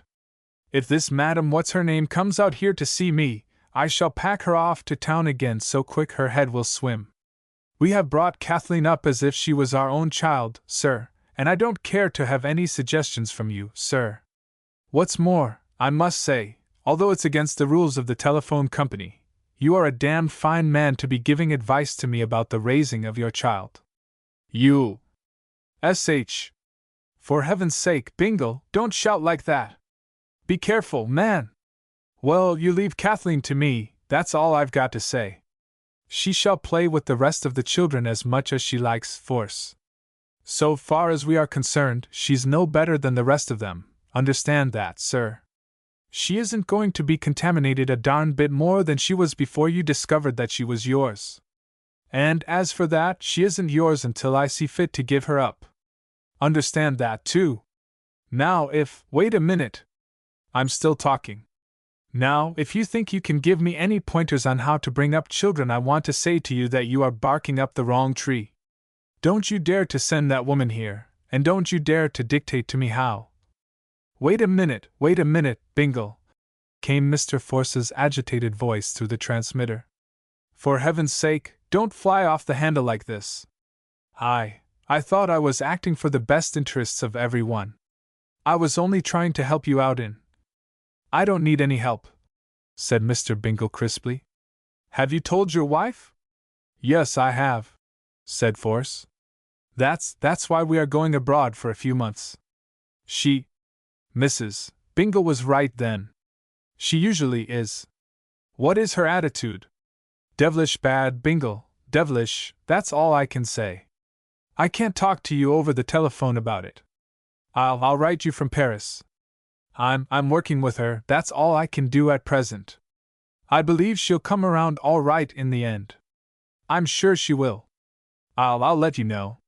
Says she won't have the brat in her house, is that it? Said Mr. Bingle, with a queer rasp in his voice. I can't talk to you over the telephone. Didn't you hear me say so a minute ago? You can say yes or no, can't you? She's pretty much upset over the business. Speak up. I can't hear you. I'll drop you a line in the morning. Now, Bingle, you will take good care of the child, won't you? I shall take good care of all of them, Force. And now about this Madame Dew. She is out of the question, Force. Good night. Just as you say, old man. I shan't insist if you are opposed to. Good night. But I will feel a great deal easier in my mind if she isn't allowed to come in contact with the rest. Mr. Bingle hung up the receiver. Chapter 11. A Timely Lesson in Love. The Forces returned from Europe late in February.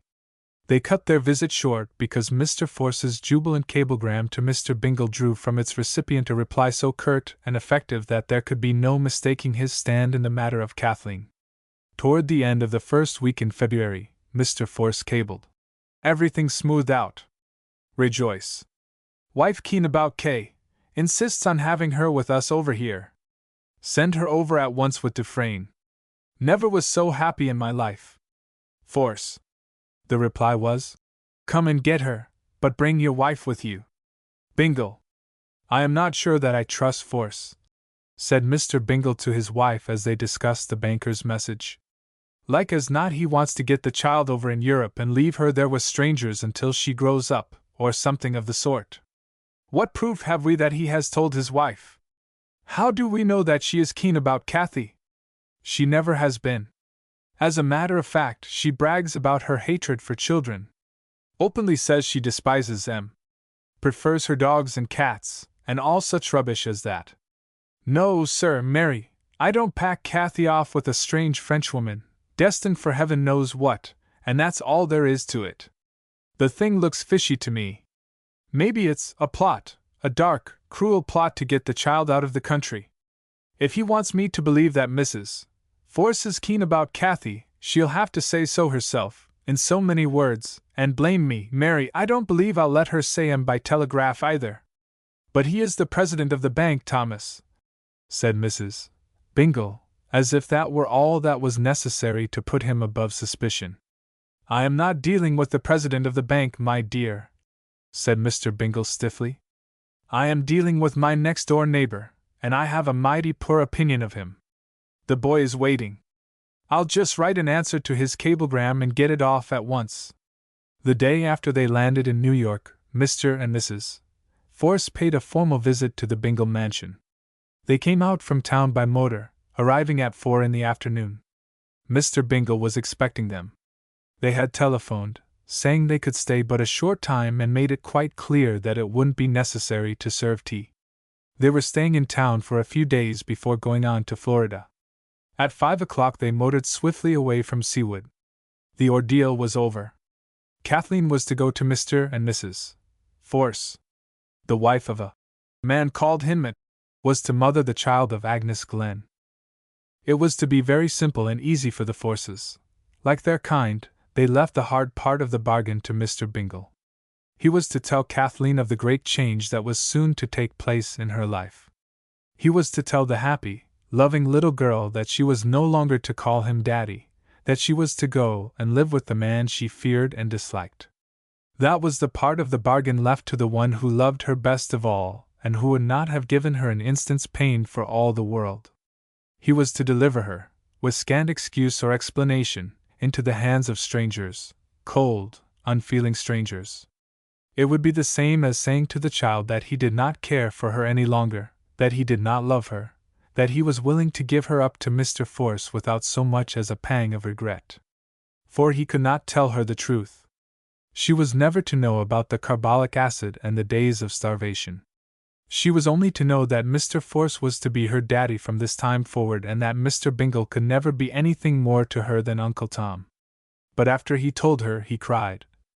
Still, they were not to take her away until the end of the week, and that was 5 days off. An unsuspected astuteness in the character of Thomas Singleton Bingle reveals itself in the declaration, now to be made for the first time in this present history of the man. He never allowed his wards to look upon themselves as his own children. They were taught to call him daddy and to look upon him as a substitute supplied by God to take the place of a real father, and by the same token Mrs. Bingle became mother to the brood, but they were safeguarded against the surprise and shock of future revelations that so frequently spoil the lives of those who have lived in happy ignorance. Mr. Bingle, gentle soul that he was, had the heart to look ahead in this pleasant game of his. He saw the cruelty of a too loving deception. He foresaw the desolating results of a too great faith in chance. So his children were taught to regard him in the light of a protector who was satisfied to have them feel that he was under obligations to them instead of the other way round. It was his joy to be called daddy, and in return for this simple tribute he lavished upon them all the love and tenderness of a true father, and a great deal of the consideration that a child deserves, but seldom gets, from its own preoccupied and self-satisfied parent. Kathleen knew that she was not the daughter of Mr. and Mrs. Bingle. She had always known that she was the daughter of a Mr. and Mrs. Hinman, both deceased. In the case of Reginald, and in a way Harold also, there was some uncertainty. As the former advanced in years and characteristics, it became more and more apparent to Mr. Bingle that his fifth-born was not of Italian descent, despite the fact that the authorities at the Foundlings' Home had him down on the records as the offspring of a Mr. and Mrs. Venesi, lost in one of the factory fires in the city of Brooklyn. Mr. Bingle was convinced, as time went on, that the tags on certain infants had been accidentally misplaced by careless attendants, and that Reginald's nickname, bestowed by Frederick and Wilberforce in their frivolous wisdom, was not so far out of the way as it might have seemed if he had not been possessed of his own vague misgivings. They called him Abby. As for Harold, he was unmistakably Irish, although the hospital people declared that he was German to the core when Mr. and Mrs. Bingle went there to pick out a healthy Teuton to add to their collection. They were positive that they wanted a German baby. Nothing else would do, they announced clearly and positively to the superintendent in charge of the maternity ward. The superintendent was most gracious about it. She said they could return little Fritz if he didn't come up to the mark in every particular. What more could a German fancier desire than a child whose name alone stood for all that one could possibly seek in Teutonic research? Fritz Bumbleberg, that was the infant's name, and his father's name before him. Surely Mr. Bingle wouldn't demand anything more German than that. Moreover, Fritz's mother was German-American, and she had been the wife of Fritz's father for a matter of 5 years or more. Still, in spite of all this, Fritz, rechristened Harold while he was still too young to raise a voice in protest, was unmistakably Irish, or at least part Irish. It is also worthy of note that Mrs. Bumblebird ran away with an Irish policeman some weeks after the infant Fritz's advent into the world, which would go to show that the mother, at any rate, had Celtic inclinations if nothing more. Kathleen took it very hard at first. She was inconsolable until the desperate Bingle began to dilate upon the wonders of Florida. Miss Fairweather was called in to corroborate all that they had to say about the gorgeousness of that southern fairyland, and as a group they did very well when one stops to consider that not one of them had ever been south of Washington, D.C. The child cheered up a bit. She began to take some interest in the matter of dress. Following that, she revealed considerable enthusiasm over the prospect of going south in a private car with a personal maid of her own, and could have a change of frock twice a day for a week at a stretch, to say nothing of being allowed to eat in the public dining car if it pleased her to do so. That thing of eating in the dining car was a master stroke on the part of Bingle.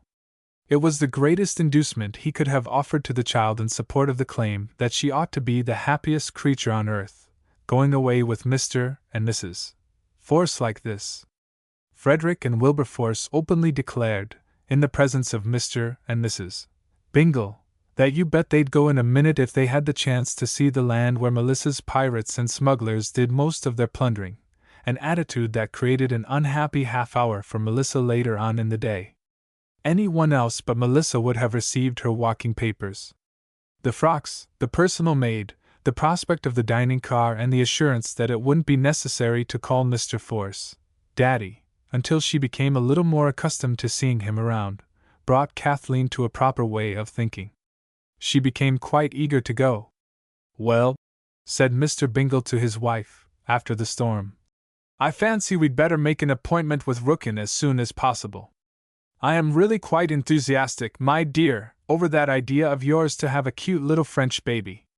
The sooner we get it the better, I say. It is going to be pretty lonesome for a while.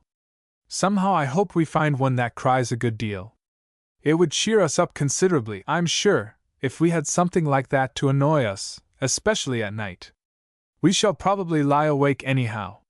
Frederick was causing them no little anxiety. The boy wasn't eating well. He was beginning to look a bit peaked. Dr. Fiddler was puzzled. He could not discover anything wrong, and yet could not account for the listlessness that had come over the lad during the past few weeks. As a matter of fact, Frederick was in love, quite desperately in love. The object of his adoration was the beautiful Miss Fairweather. No doctor in the world could have properly diagnosed the youngster's case, for the simple reason that Frederick's disease was a perfectly healthy one, and when you confront a doctor with anything in the nature of health you stump him completely. He doesn't know what to do about it. Nevertheless, Dr. Fiddler, being a great man and entirely ignorant of Frederick's complaint, gave him castor oil. Now this same Dr. Fiddler undoubtedly had been in love at the tender age of 12. What man is there today who was not desperately afflicted at that age, and who is there among us that has forgotten the experience?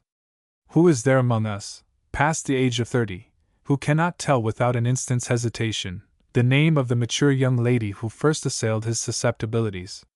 Who can honestly say that he doesn't remember the schoolteacher, or the choir singer who taught the Sunday school class, or the lady who came to visit mother and went away engaged to a friend of father's, or the nurse who queened it over the house when mother was ill and who devoted entirely too much time to the new baby? There is always one full-grown, lamentably old young lady in the life of every boy, and her name is imperishable. It is invariably Miss Somebody or other. No man can recall the Christian name of his first love for the very good reason that he never knew it. The universal lady is always Miss So-and-so. Even the most ardent of 12-year-olds never forgets that his heart's desire is a lady whose years demand the most respectful consideration. Dr. Fiddler, having loved and lost, should have appreciated the tender passion that took away Frederick's appetite and made of him a melancholy sufferer. What Frederick needed was the moral support of a physician who would recommend and supply a quick and deadly poison with which Mr. Richard Flanders could be permanently squashed. Melissa was his only friend and comforter. The children and the servants, who were not too busily engaged with their own affairs, openly scoffed at the love-sick young gentleman. Wilberforce sustained a bloody nose in retaliation, and Watson, being a special offender, met with a painful and unaccountable accident one day while passing between the kitchen and the milk-house. A full-sized brick dropped from heaven knows where. It must have come from heaven judging by the way it felt, and as Watson's hat happened to be directly in the path of its descent, the unfortunate footman was unable to tease Frederick for the better part of 2 days immediately thereafter, and had to have 6 stitches taken in his head besides. Oddly enough, the only place from which a brick was found to be missing was in the walk leading to the stables, and Butts, being a thrifty soul, filled up the vacant spot with the heaven-sent substitute, having found on investigation that it fitted the vacuum perfectly. It was Melissa who kept Watson from taking out a warrant for young Master Frederick.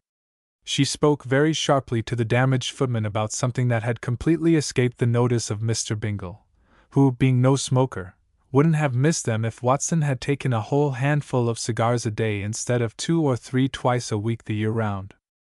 The privileged maid had read love stories from the time she was 10 years old up to the beginning of her affair with Diggs the butler. The pleasant discovery that the mighty Diggs had taken a shine to her quite destroyed all of her interest in romance, as it is written. She was not long in finding out that the people who write love stories are not to be depended upon for accuracy in the depiction of passion. Diggs gave her an entirely new idea of manly devotion. Instead of adhering to the well-known and well-preserved formulas set down by the fictionists, he behaved in a perfectly astonishing manner. He became acutely bashful and apprehensive, so much so, in fact, that for a while Melissa imagined that Mr. Bingle had given him notice because of the mistletoe episode on Christmas Eve. The poor fellow seemed to be dodging her all the time. And when she came upon him suddenly or unexpectedly, he always began winding his watch and talking about the extraordinary resemblance she bore to a girl he had once known in England. The shock, therefore, was tremendous when Diggs asked her if she thought she could ever learn to care for him in that way. It was almost a week before Melissa could think of an answer to this astonishing question. It was, yes. And so, having but recently suffered the surprise of her life, Melissa rushed to the succor of young Frederick. She whispered words of encouragement into the ear of the despairing youngster, and urged him to stand by his guns. "You never can tell what is going to happen," she said. "Look at me, for instance. What could have been more miraculous than the thing that happened to me, Freddie? Who could have ever dreamed of Mr. Diggs falling in love with me? An important person like him falling heels over head in love with the likes of me. Can you beat it? Well, that's what I mean when I say you never can tell. You just keep a stiff upper lip, Freddie, and grow a little, of course, and it wouldn't surprise me in the least if you conquered the proud Miss Fairweather's haughty heart. Nothing on God's earth would surprise me now. Go in and win, Freddie. Of course, she is about 12 years older than you are at present, but as time goes on she'll be getting younger. We always do. By the time you are 30 you will have caught up to her, I can tell you that. Take Mr. Diggs, for instance. He thinks I am only 26. He says it's a crime for a man of his age, he's 37, to be making eyes at a soft young thing like me. He knows I'm only 26, but what he don't know is that I was born nearly 10 years before he even starts to counting. Now, in a very few years you will be 20. Well, by that time she will be only 8 years older than you are. You see, women don't put on years as rapidly as men. It's a peculiar trick of nature. I don't suppose there is another living creature in all God's dominion that lives as long as a woman does before it can get past 30. Take Miss Stokes, the nurse, for instance. She's been nearly 9 years, going from 27 to 29. So there you are. You just keep on growing up, Freddie, you needn't hurry either, putting on a year every 12 months. And before you know it you'll be 6 months older than Miss Fairweather. Then— Yes, but how about this big Flanders? Protested Frederick. He's already grown up and— Nothing to it, said Melissa. He hasn't got any money. He can't give her diamonds and fine raiment. He's got to ask her to wait till he's able to marry, hasn't he? Well, while she's about it, why shouldn't she wait for you? It all amounts to the same thing. You'll be able to marry her just as soon as he is. Now, don't be discouraged. Cheer up. You're awfully good, Melissa, said Frederick gloomily. And what's more, don't let em guy you about her. Mr. Diggs don't let anyone guy him about me, you can bet. And say, if you can manage to sneak one of Mr. Bingle's razors out of his room some day, I'll shave you. There's nothing like getting your whiskers started early. Gee, Melissa, will you? Like a shot. Let me feel your chin. Why, I swear to goodness, there's something there already. It's— Honest, Melissa? Do you really mean it? I thought it was only fuzz. Fuzz your granny, said Melissa stoutly. In a couple of months you could get a beard like a billy goat if you shaved regular. I don't want chin whiskers. I want a mustache. And in the meantime, went on Melissa with rare diplomacy. You may see someone else that you like better than Miss Fairweather. That very frequently happens to a fellow when he's busy trying to get a beard. Do you think she likes Mr. Flanders, Melissa? A great deal depended on her answer. That was to be seen by the expression in his young blue eyes. Certainly, said she promptly. Everybody likes him. I like him. So does your ma, and so does your pa. That's nothing to go by. Why, I'll bet you like him yourself. He's a fine fellow. Do you think he's very good-looking? In a way, yes, said Melissa musingly. I shouldn't call him quite perfect, however. Do you think he's as good-looking as Diggs? I used to think so, but now, that reminds me, if you ever say a word to anybody about Mr. Diggs and me being enamored of each other, I'll have nothing more to do with you, not a thing, d'you understand? It's a secret. Your pa and ma are not to know about it until we get ready to announce our engagement. I'll never tell, promised the young lover. And here's another thing, don't you ever let on to Mr. Diggs that I'm over 26. If you do, I'll tell your pa that you're using his razor, and, well, say, that would be a mortification for you. Miss Fairweather would never get over laughing at you. Do you know, I'm awfully sorry for Mr. Flanders. He is a fine fellow, and it will break his heart if you get her away from him, Freddie. It seems too bad for a rich young gentleman like you to be pitted against a poor, struggling newspaper man whose heart is afire with. Oh, gee, Melissa, don't talk like that, cried Frederick in distress. I do like him, and I don't want him to ever be unhappy. That's the way to talk, she cried warmly. That's regular nobility. Let's give him an equal chance, Freddie. If he can win, all well and good. We'll take our medicine. If he loses, why he can take his. I wish I was as old as he is, mourned Frederick. Poor fellow, sighed Melissa, wiping an imaginary tear from her eye. I do feel sorry for him. I hate to see a fine, honorable gentleman's heart busted as you are likely to bust his for. Oh, goodness! Gulped Frederick, his soul filled with pity for the unfortunate Flanders. He suppressed a sniffle, and then, after a moment consumed in reordering his emotions, went on brightly. Of course, if she loves him, Melissa, I shall be the first to wish him joy. That's the kind of fellow I am. I wonder, mused Melissa, if that's the kind of a fellow he'd be if some other fellow won his lady love away from him in a fair contest? It so happened that Mr. Flanders placed a diamond ring upon the third finger of Miss Fairweather's left hand that same afternoon, and it also happened that the starry-eyed young lady submitted to a tender embrace immediately afterward. But a fortnight passed before Frederick, pale and wan with the anguish that lay in his young soul, could command the courage to go up to his big rival and wish him joy. For 2 weeks his heart had bled, for, be it also recorded, young Frederick happened to be lurking unseen in the library when the ring was passed. He saw the big man take the slim, adored princess in his arms, and he saw her face upturned to greet the lips that came down to meet hers in, alas! Poor Frederick! Right bravely he accosted Mr. Flanders one day as the brisk young man came swinging up the drive on his way from the railway station. Flanders usually came at 3 in the afternoon. This habit was known to Frederick. He also knew that the tall conqueror spent an hour with Mr. Bingle before Miss Fairweather descended from the schoolroom. In fact, every movement of Mr. Flanders from the instant he appeared on the estate to the moment he left it in a dash for the train, was known to the small victim of the green-eyed devil.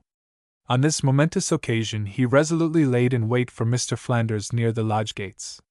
He had steeled himself against the bitterest moment in his life. "Hello?" he said, suddenly stepping out of the shrubbery and confronting the pedestrian, who brought himself up with a jerk. "Hello?" said Richard. "Getting the air?" "I want to speak to you, Mr. Flanders," said Frederick, with immense gravity. "Come along then, lad, because I'm in a rush. I have to catch the 5:10 in today. I wish you wouldn't take such long steps." Flanders obligingly reduced his stride so that the boy was not forced to run to keep up with him. "I cut lessons, sir, to have a word with you.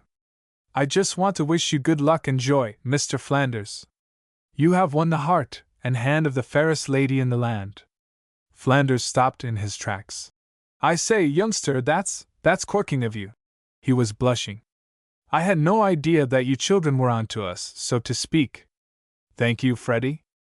I have been on to you, Mr. Flanders, from the beginning. She is the loveliest lady," he swallowed hard, "in the world, and I just wanted to tell you that if you don't treat her well well, you'll see." Flanders was not smiling. He understood boys. He laid his big hand on the little fellow's sturdy shoulder and said, very seriously, "I consider myself most fortunate, old chap, in having the advantage of you in years. If you were my own age, I should have stood small chance of winning the loveliest lady in the world. Shake hands, Freddie. I shall treat her well, my lad. If I fail in any particular, I hope you'll take a shot at me on sight. I'm sorry, too, my boy."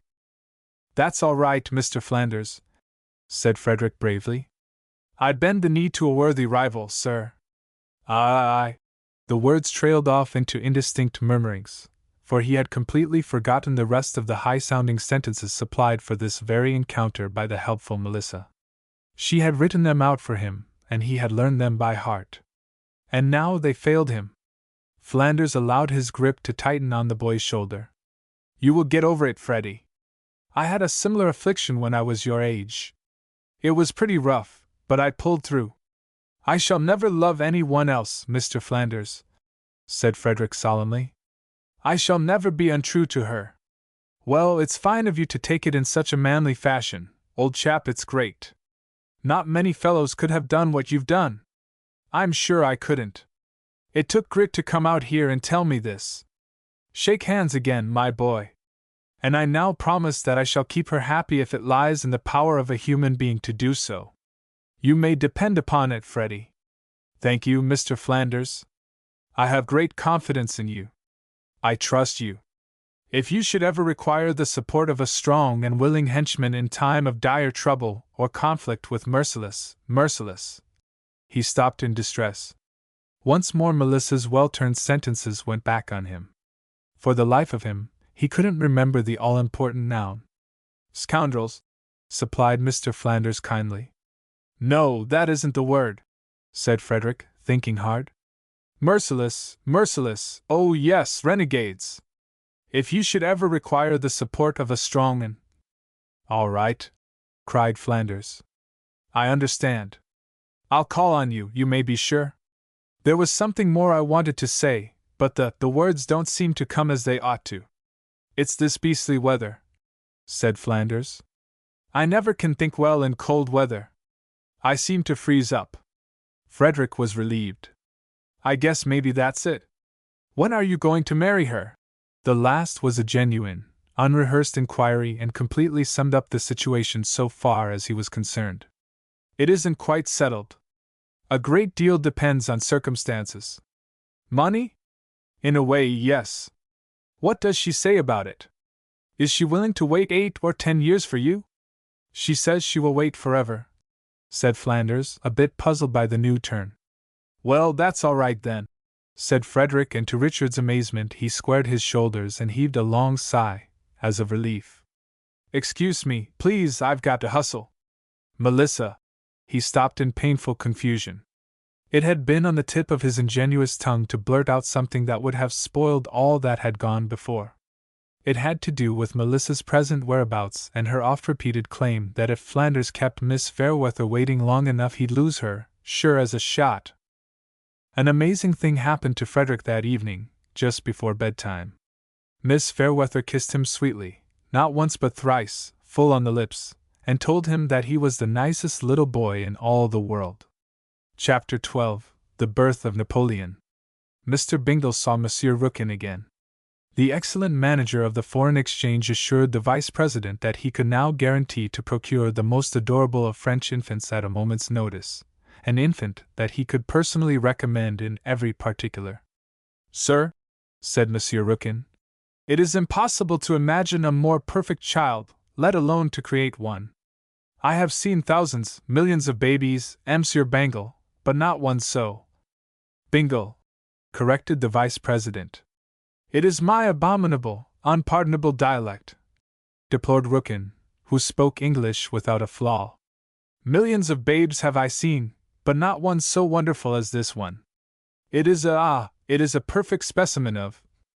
You say it, Rookin. Am I to understand that its gender is unknown to you?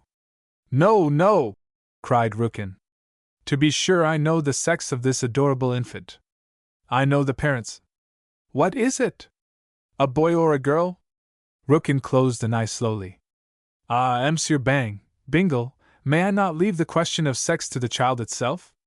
What could be more beautiful than to present to your notice a perfect example of humanity, without uttering a single word to aid you in your speculation as to the gender, and then to sit calmly back and relish the joy you will reveal when you find that you have guessed correctly the very first time, as the boys would say.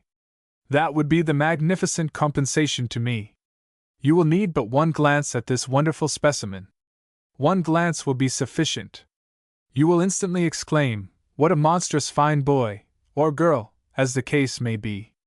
"Ah, sir, I must have a boy," said Mr. Bingle. Monsieur Rookin looked relieved.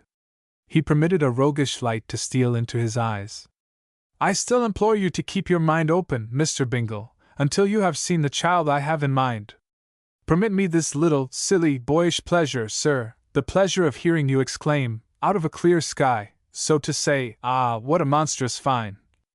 "All right, Rookin," broke in Mr. Bingle. "Only I warn you that if it isn't a boy, it will be a case of love's labor lost on your part." "Monsieur, I beg your pardon," said Rookin, a trifle stiffly. "Does Monsieur mean to imply, to insinuate that?" "Nothing of the kind," said Mr. Bingle hastily. "It's a saying of Shakespeare, Rookin. Of course, love's labor is never really lost. It's a figure of speech." "Ah," said Monsieur Rookin, smiting himself on the forehead. "I should have known. Have I no brain? Listen! I tap my head. Does it not give out a hollow sound, as if entirely empty? Say yes, my dear sir. I shall not be offended. To have misinterpreted the polite, but it is of no consequence. Pray proceed, sir." "Proceed?" muttered Mr. Bingle, frowning. "There's nothing more to the quotation, Rookin, so far as I know. Merely love's labor lost, no more. But I would like to ask a question or two. Are the parents of this child quite respectable people?" Rookin rolled his eyes upward. "Utterly," he said, with deep feeling in his voice. "Healthy?" "Parfaitement." "What does that mean?" "Perfectly, my dear Mr. Bingle." "Oh! And are they married?" "Mon Dieu!" cried Rookin, turning scarlet. "Absolutely, sir, incontestably. I mean, to each other." "Monsieur Jess," was all that Rookin could say. He wiped his brow, however. "Well, when may we see the child? When can we talk it over with the parents?" "That is for you to say, sir." "Tomorrow afternoon?" "I shall so arrange it, sir." "Will not you and Madame Bingle honor me with your presence at a little tea-room, quite an excellent and refined place that I know of, before we go to inspect the child?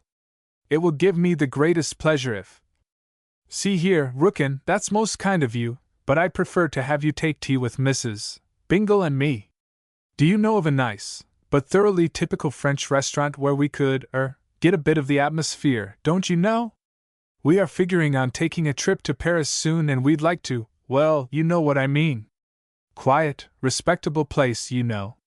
Nothing rowdyish." Rookin's eyes sparkled. His joy was great. "Ah, I know of such a place. But it is not a tea-room, in the strict sense of the term. It is a cafe where one has the finest table d'hôte dinner in all New York for $1 per person, wine included. Ah, if monsieur would only condescend to dine there, after we have seen the child, I am sure—" "I'll telephone you in the morning," said Mr. Bingle, his eyes gleaming. "I shall have to speak to Mrs. Bingle about it first." It was left that they were to visit the infant and its utterly respectable parents at 4 on the following afternoon. Rookin had already assured Mr. Bingle that only the direst necessity made it possible for the wretched father and mother to even think of giving up their greatest treasure, this marvelous infant. In fact, it was only because they loved the child so dearly that they were content to see it pass out of their lives. "For," said Monsieur Rookin, They were so poor and so proud that suicide was the only thing left for them in this terrific struggle with adversity, and what was to become of the child if they killed themselves? They would not murder their adored one, and while it was quite possible for the father and mother to destroy themselves, one really couldn't expect a 15-month-old child to take its own life by involuntary starvation, which was unspeakable. And, said he, they couldn't consider suicide without first making sure that their beloved was safely provided for. After that, well, they could then go about it quite happily, if needs be. Mr. Bingle was deeply distressed. Rookin had quite a surprise for them when they called at the bank for him. As he settled himself gracefully in the seat beside Mrs. Bingle, he announced that he had arranged with the heartsick parents to fetch the babe to his humble apartment at 4:30, where at least one could be sure of avoiding the unfriendly presence of a too persistent rent collector, to say nothing of the distressing odors of extreme poverty. Indeed, said Monsieur Rookin, it was not improbable that they might find the excellent Rousseaus in the apartment on their arrival there, as he had given directions to the janitor to admit them without question. He couldn't bear the thought of poor little Madame Rousseau standing outside in the cold hall with that adorable infant in imminent peril of freezing to death because of insufficient apparel. "Are they descendants of the great genre painter?" inquired Mrs. Bingle. There was a small painting by the great Barbizon artist in the Bingle drawing-room. She had been reading up on Rousseau, and Miss Fairweather had told her how to pronounce genre. "That I cannot affirm, madam," said Rookin, with infinite regret in his voice. "It is possible, even probable, that Monsieur Rousseau is a direct descendant, but I am not in a position to say so with authority. I shall make it a point to repeat your question to him. It would be most interesting to have a descendant of Rousseau in the same house with one of his masterpieces, and under the conditions we face, don't you think, Mr. Rookin?" Mrs. Bingle had never been quite secure in her pronunciation of Monsieur, so she avoided the word.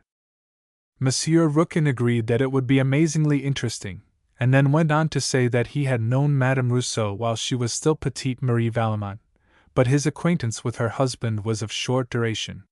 In fact, he knew little about him except that his great-grandfather had been beheaded at the time of the Revolution, which was in itself sufficient proof that he was descended from the aristocracy if not the nobility of France. "You are aware, of course," said he, "that only the aristocracy had their heads cut off during those eventful days." "Oh, yes, indeed," said both Mr. and Mrs. Bingle so promptly that Monsieur Rookin at once changed the subject. He realized that they knew quite as much if not more of French history than he. As he had suspected, the Rousseaus were awaiting them in the apartment. They were very nice-looking young people, rather shabbily attired in garments which, though clearly the cast-off apparel of more prosperous owners, were still neat and remotely fashionable. Madame Rousseau was quite a pretty woman, with a soft, restrained voice and a tendency to say, "Oui, madame," with great frequency and politeness. Her husband, poor as he was, sustained the credit of aristocracy by smoking innumerable cigarettes, with which he appeared to be most plentifully supplied. "You found my cigarettes, I see. That is good," said Rookin, shortly after the introductions. He spoke somewhat tartly, as if an idea had just occurred to him. He shot a furtive glance at Mr. Bingle as he made the remark. "Oh, yes," said Rousseau, after an instant's hesitation. "I beg Madame's pardon. Does the smoking annoy?" "Not at all," said Mrs. Bingle. "I am used to it. Mr. Bingle smokes a pipe." "Well, where is the baby?" said Mr. Bingle, declining the cigarette which Rousseau proffered in the absence of hospitality on Monsieur Rookin's part. "Oh," said Madame Rousseau, "it sleeps. I have put it into Monsieur Raoul's warm bed. Such a cruelty it would be to awake the baby, monsieur." "I think I'd like to see what it looks like while asleep, madame," said Bingle, with the air of a shrewd bargainer. "You see, I've become quite an expert on babies. I don't believe there is a better judge of, I beg your pardon. I forgot to inquire if my English is quite intelligible. Do you follow me?" "Your English is perfect, monsieur," she assured him brightly. "May I say that it surprises me? I have been in your America for 5 years and I have not before this hour heard an American speak the English language so perfectly." "Ahem!" coughed Rookin, and Madame Rousseau completed her estimate of Mr. Bingle's English by spreading her hands in a gesture which signified utter inability to express herself in words. "Shall we peep into my bedroom?" went on the foreign exchange manager. Said the spider to the fly, came quite distinctly from Monsieur Rousseau. "Remember," cautioned Rookin, his hand on the doorknob. "You are to guess what it is, Mr. Bingle." "I suppose I'm to have 2 guesses," said Mr. Single, with a chuckle. "Certainly," said Rookin. "Provided your first guess is wrong." Stealthily the group entered the bedroom of Monsieur Rookin. The window shades were down.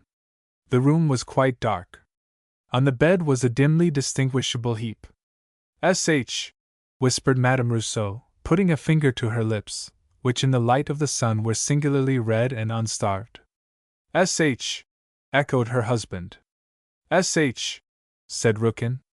On tiptoe they all advanced upon the heap, now resolved into a pile of pink blankets.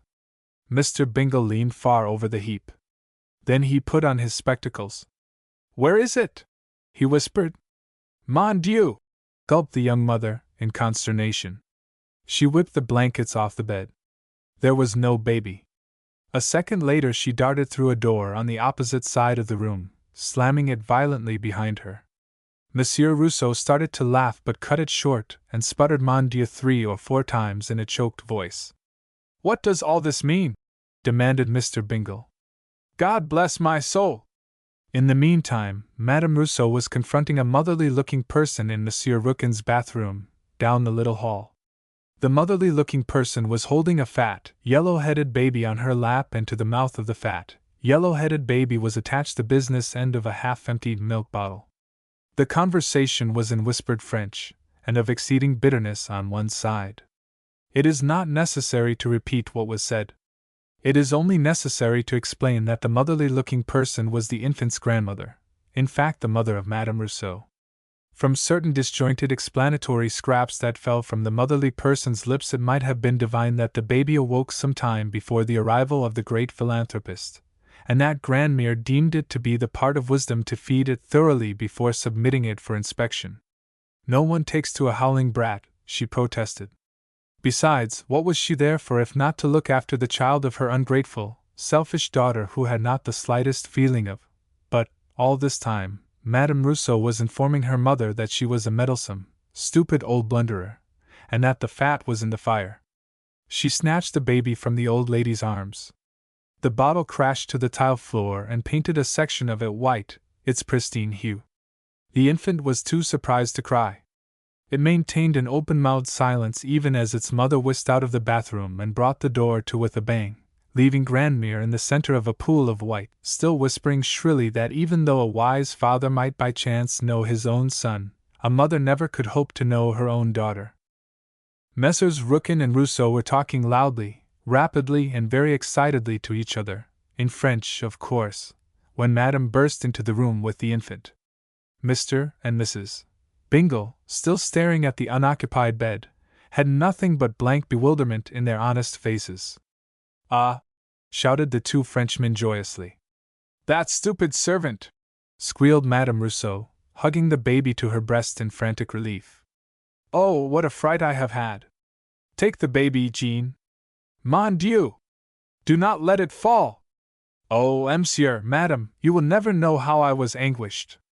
I thought I had lost my darling, my adored one. The Black Hand, what you call him, non, the kidnapper. My baby! Jean, do not let it out of your sight again, never, do you hear?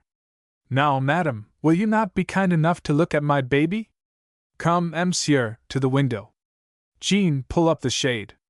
Jean almost dropped his precious burden in his eagerness to do as he was bidden, and might actually have done so but for the timely intervention of Monsieur Rookin, who sprang to the window and sent the shade up with a crash that caused Mrs.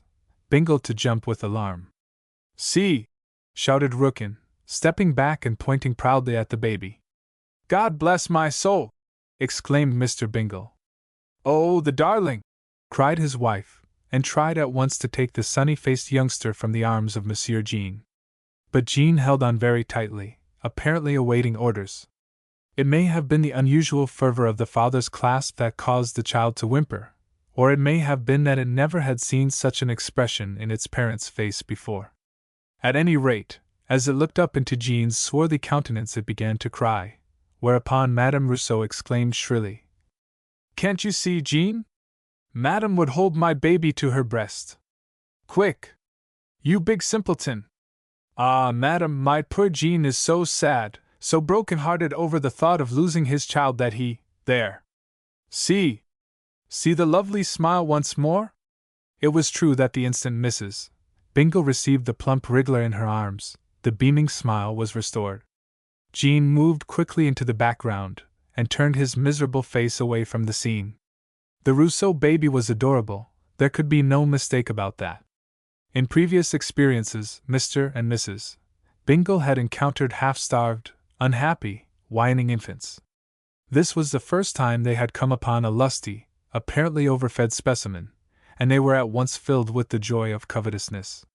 Thick yellow curls, bright blue eyes, and cheeks that would have shamed the peach's bloom, and a nearly completed row of tiny white teeth, such was the Rousseau applicant at first glance. Moreover, its clothing was clean, soft, and sweet-smelling of fabrics that do not often find their way into the houses of the poverty-stricken. "Wait!" exclaimed Rookin, fairly dancing with exuberant joy. "Wait! Now, Mr. Bingle, now for the guess, sir.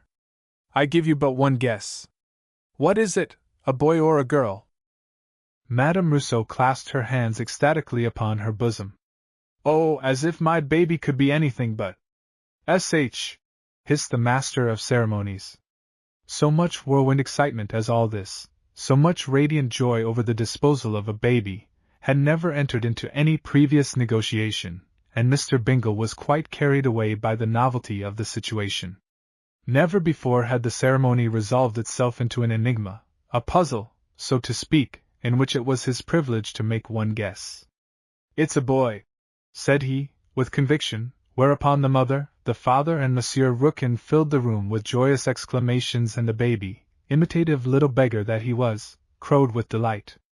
Madame Rousseau could not get over the despicable behavior of Rookin's servant. She kept on berating the creature and advising Rookin to dismiss her, until at last Mrs. Bingle announced that the poor thing undoubtedly had acted for the best and out of the goodness of her heart. She also said that she would like to see the woman. Monsieur Rookin being of a mind to dismiss the presumptuous domestic, Mrs. Bingle blandly declared that, if her references were all as good as the one Madame Rousseau was giving her, she wouldn't hesitate for an instant to engage her to look after the child in case it joined the Bingle collection. There were voluble protests in French from both Madame Rousseau and Rookin, and then Monsieur Jean announced in English that the old servant was like a mother to Rookin, and that he would as soon think of cutting off his right hand as to allow her to go out of his life. Rookin glared at him for this, and the shabby genteel Jean had the audacity to close one eye slowly. Madame Rousseau's mother was permitted to remain in the bathroom, and no further reference was made to her. "Well, let's get down to business," said Mr. Bingle, presenting his forefinger to the babe for inspection. Monsieur L'Enfant promptly seized it, and conveyed it toward his earnest mouth. "No, no!" cried Mr. Bingle reprovingly. "Mustn't do that. Naughty, naughty! The microbes will get you if you don't watch out. Dear me, what a strong little rascal he is! By the way, what is his name?" "It has been Napoleon," said the mother. "But he can be made to forget it, monsieur, if you desire." "Napoleon Bingle," mused Mr. Bingle, and then sent a sharp, questioning glance to his wife. She gravely nodded her head. "Not at all bad. Ahem! Shall we return to the other room? Naturally there are a great many questions to be asked and answered. Rookin, will you oblige me by getting a pad of paper and taking down all of the statistics?" It developed that Napoleon Rousseau, now sitting bolt upright in Mrs. Bingle's lap and staring wide-eyed at the interesting face of Jean Rousseau, was a trifle over 14 months of age, born in New York City, the son of Jean and Marie Vaillemont Rousseau, persons lawfully wedded in the city of Paris by a magistrate. Madame explained that while the certificate with all of Jean's paintings had been destroyed in the fire which wrecked their tiny apartment soon after their arrival in New York, Copy could easily be obtained if Monsieur E.T. Madame insisted on going into such small details, and of sound health so far as could be known at this time. He had survived the heat of one summer and had actually thrived on the frigidity of this, his second winter, notwithstanding the fact that he had frequently slept without covering in their poor, wind-swept attic. "Splendid!" said Mr. Single, casting an admiring glance at the rubicund Napoleon. "A hardy chap, by Jove! Of course, madam, you understand that it will be necessary for you to appear with us before the proper authorities and sign certain papers, and so forth, before the baby can be legally adopted by Mrs. Bingle and myself. The law provides that you and your husband shall release all." "Mon Dieu!" muttered Madame Rousseau, and as she had uttered the expression no fewer than 20 times in the past half hour, Mrs. Bingle was less favorably impressed with her than at the outset. To Mrs. Bingle, mon Dieu was blasphemy. "Is not my word sufficient, monsieur? I freely give my child to you. I am its mother. No one else has a right to say what." "Ah, but you forget its father," interrupted Mr. Bingle. "Yes," said Monsieur Jean amiably. "Has the child's father nothing to say about?" "Be quiet, Jean," broke in his wife severely. Then to Rookin, "You did not so inform me, Monsieur Rookin. You told me nothing of this going into a court or what you call it. I am aghast. Why do you not tell me of this, Monsieur Rookin? Is it not enough that I give up my beloved Napoleon? Am I to be humiliated by revealing my misery, my despair?" Now, broke in Mr. Bingle kindly, feeling extremely sorry for the unfortunate Rookin, who, after all, was trying to befriend the woman. The face of the foreign exchange teller was quite livid, no doubt from the effect of a suppressed indignation. "It is really nothing to be worried about, madam. We merely go before a magistrate in chambers and swear to certain things, both of you, of course, and that's all there is to it.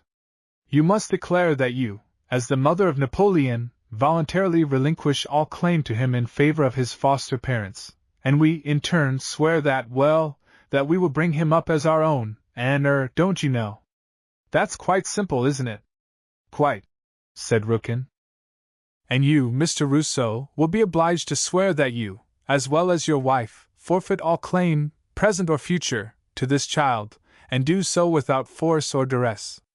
Of course, I shall ask my attorney to explain everything to both of you, so that you may not act without complete understanding. Before we go before the court, you will be instructed in every move you are to make. And now, madam, will you be willing to take oath that you are the mother of Napoleon and as such will henceforth cease to regard him as your son in case we conclude to adopt him as our own?" Madame Rousseau looked from Jean to Rookin and then from Rookin to Jean, quite helpless in the face of this requirement. Rookin and Jean looked at each other, and Jean's jaw was set rather hard and there was an anxious, uncertain look in his eyes, a look not far short of being rebellious. The young mother covered her face with her hands and began to sob violently. For some reason, Jean's jaw relaxed. "Oh, my poor little Napoleon!" she moaned. "How can I give you up? My angel Napoleon!" "See here!" exclaimed Mr. Bingle, touched by this sudden aspect of misery. "I'm a very tender-hearted man. If you will permit me, madam, I may be able to arrange a way for you and your husband to find a means of living comfortably on good wages, and you may then be in a position to keep little Napoleon." "No, no!" cried she instantly, almost fiercely. "I could not think of it, monsieur. I cannot consent to any—" "Pardon me," interrupted Rookin blandly. "Allow me to propose a— I shall not listen to any proposition that may include Jean and myself in." "In other words," said Rookin, turning to Mr. Bingle, "she will not accept charity for herself or her husband. They are very proud, Mr. Bingle. They would die before accepting charity from—" "1,000 times!" blurted out Monsieur Jean, wiping his brow. "Count me out!" Dear me!"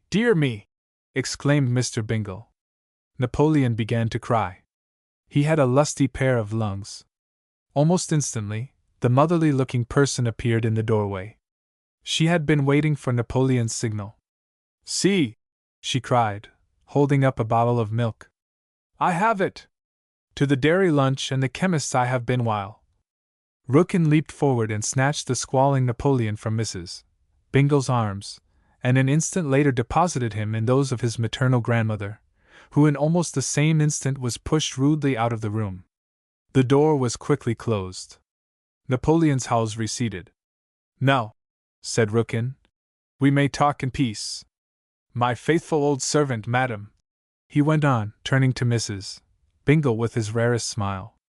"I do not know what I should do without her. She has gone out for the milk, and what a treasure she is! Mon Dieu, how I appreciate that wonderful Fifi! That is her name, madam, Fifi. Ah, sublime! She didn't look like a servant, Mr. Rookin," said Mrs. Bingle, recovered from her surprise. "You speak of her dress, madam? Has she not declared but now, this instant, that she went out to the chemist's, to the dairy lunch? Catch Fifi on the street in her servant's dress! No, no! She spends her wages on dress, vain creature.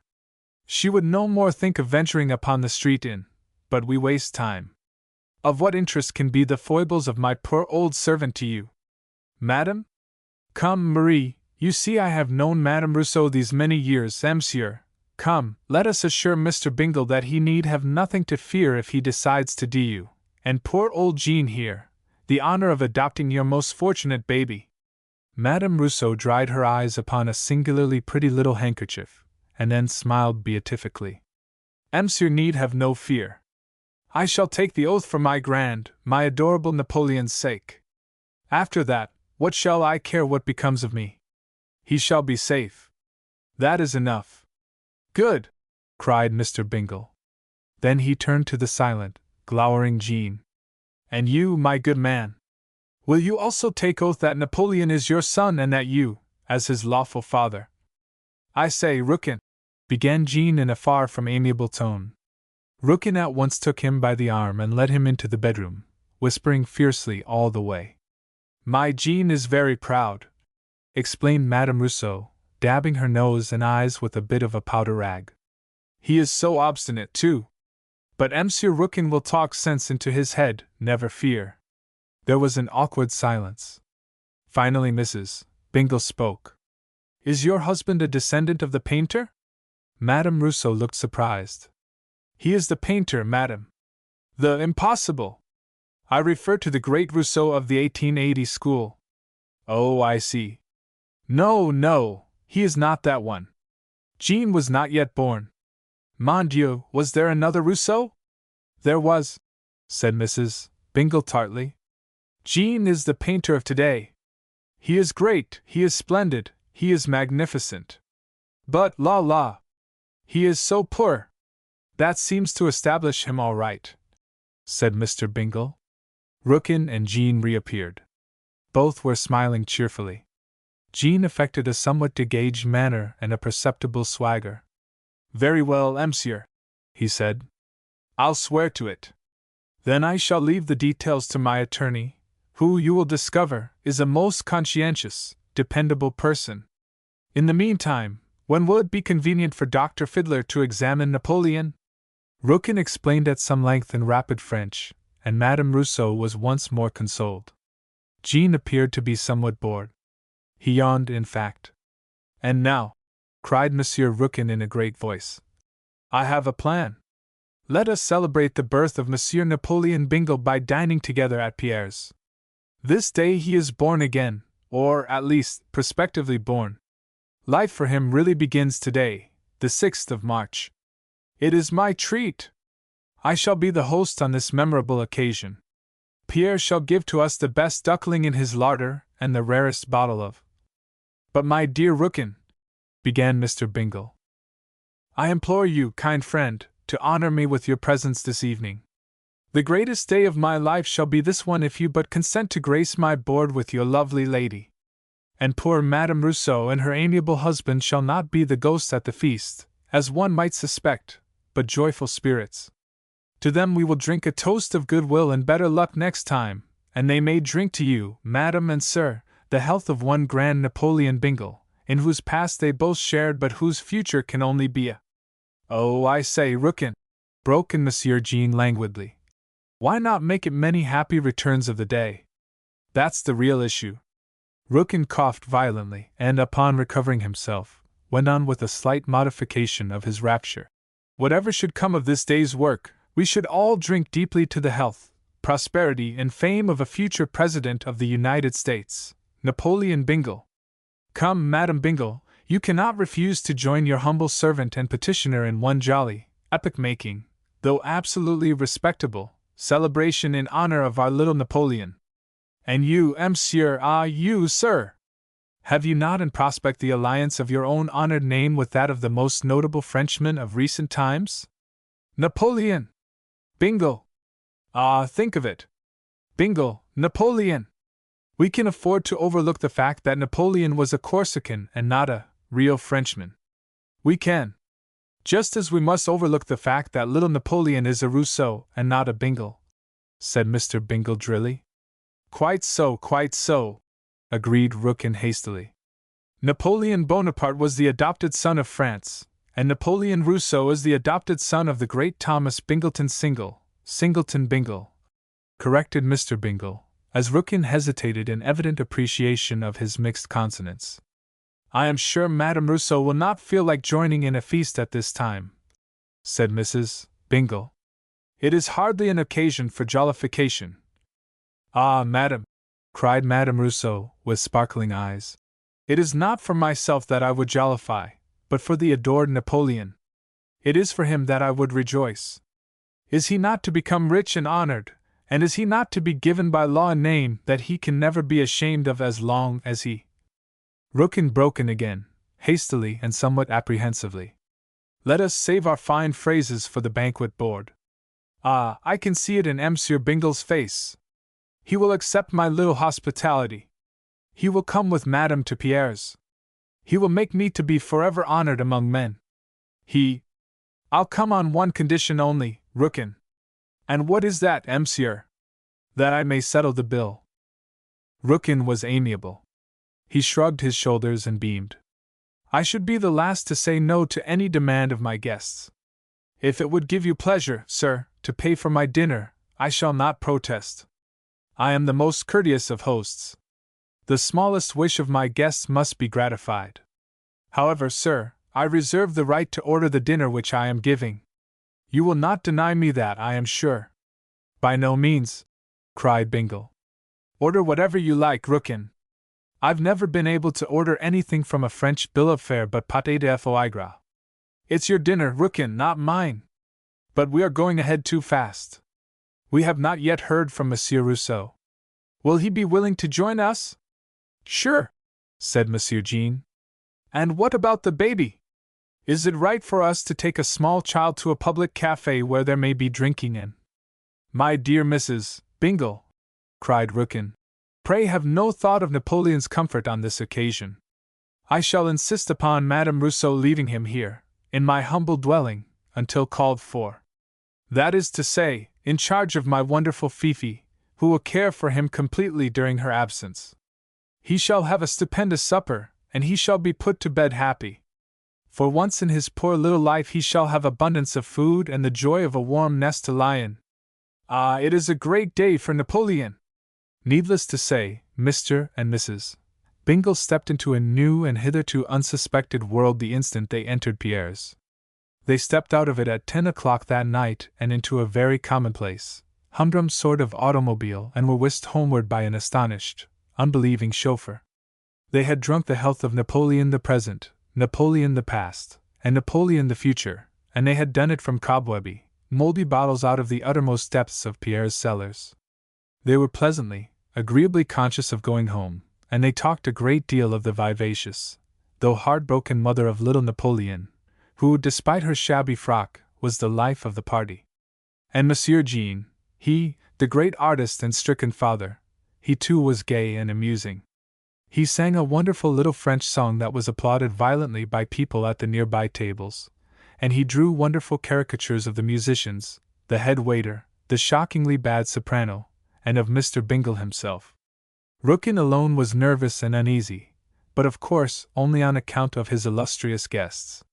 He was constantly imploring both Madame and Monsieur Rousseau to reflect before speaking, and they obeyed him by reflecting in a thoroughly audible manner so that he might not be left in the dark as to their intentions. Mr. and Mrs. Bingle said good night on the sidewalk in front of the restaurant. As the latter shook hands with little Madame Rousseau, the mother of Napoleon suddenly fell to shivering. All of the gaiety fell from her like a discarded mantle. Her piquant face became drawn and pinched, and her fingers clasped those of Mrs. Bingle in a fierce, almost painful grip. She drew the elder woman apart from the group. "Oh, madam, you will be good to my little boy," she whispered, beating her breast with her free hand. "I am not gay. I am unhappy.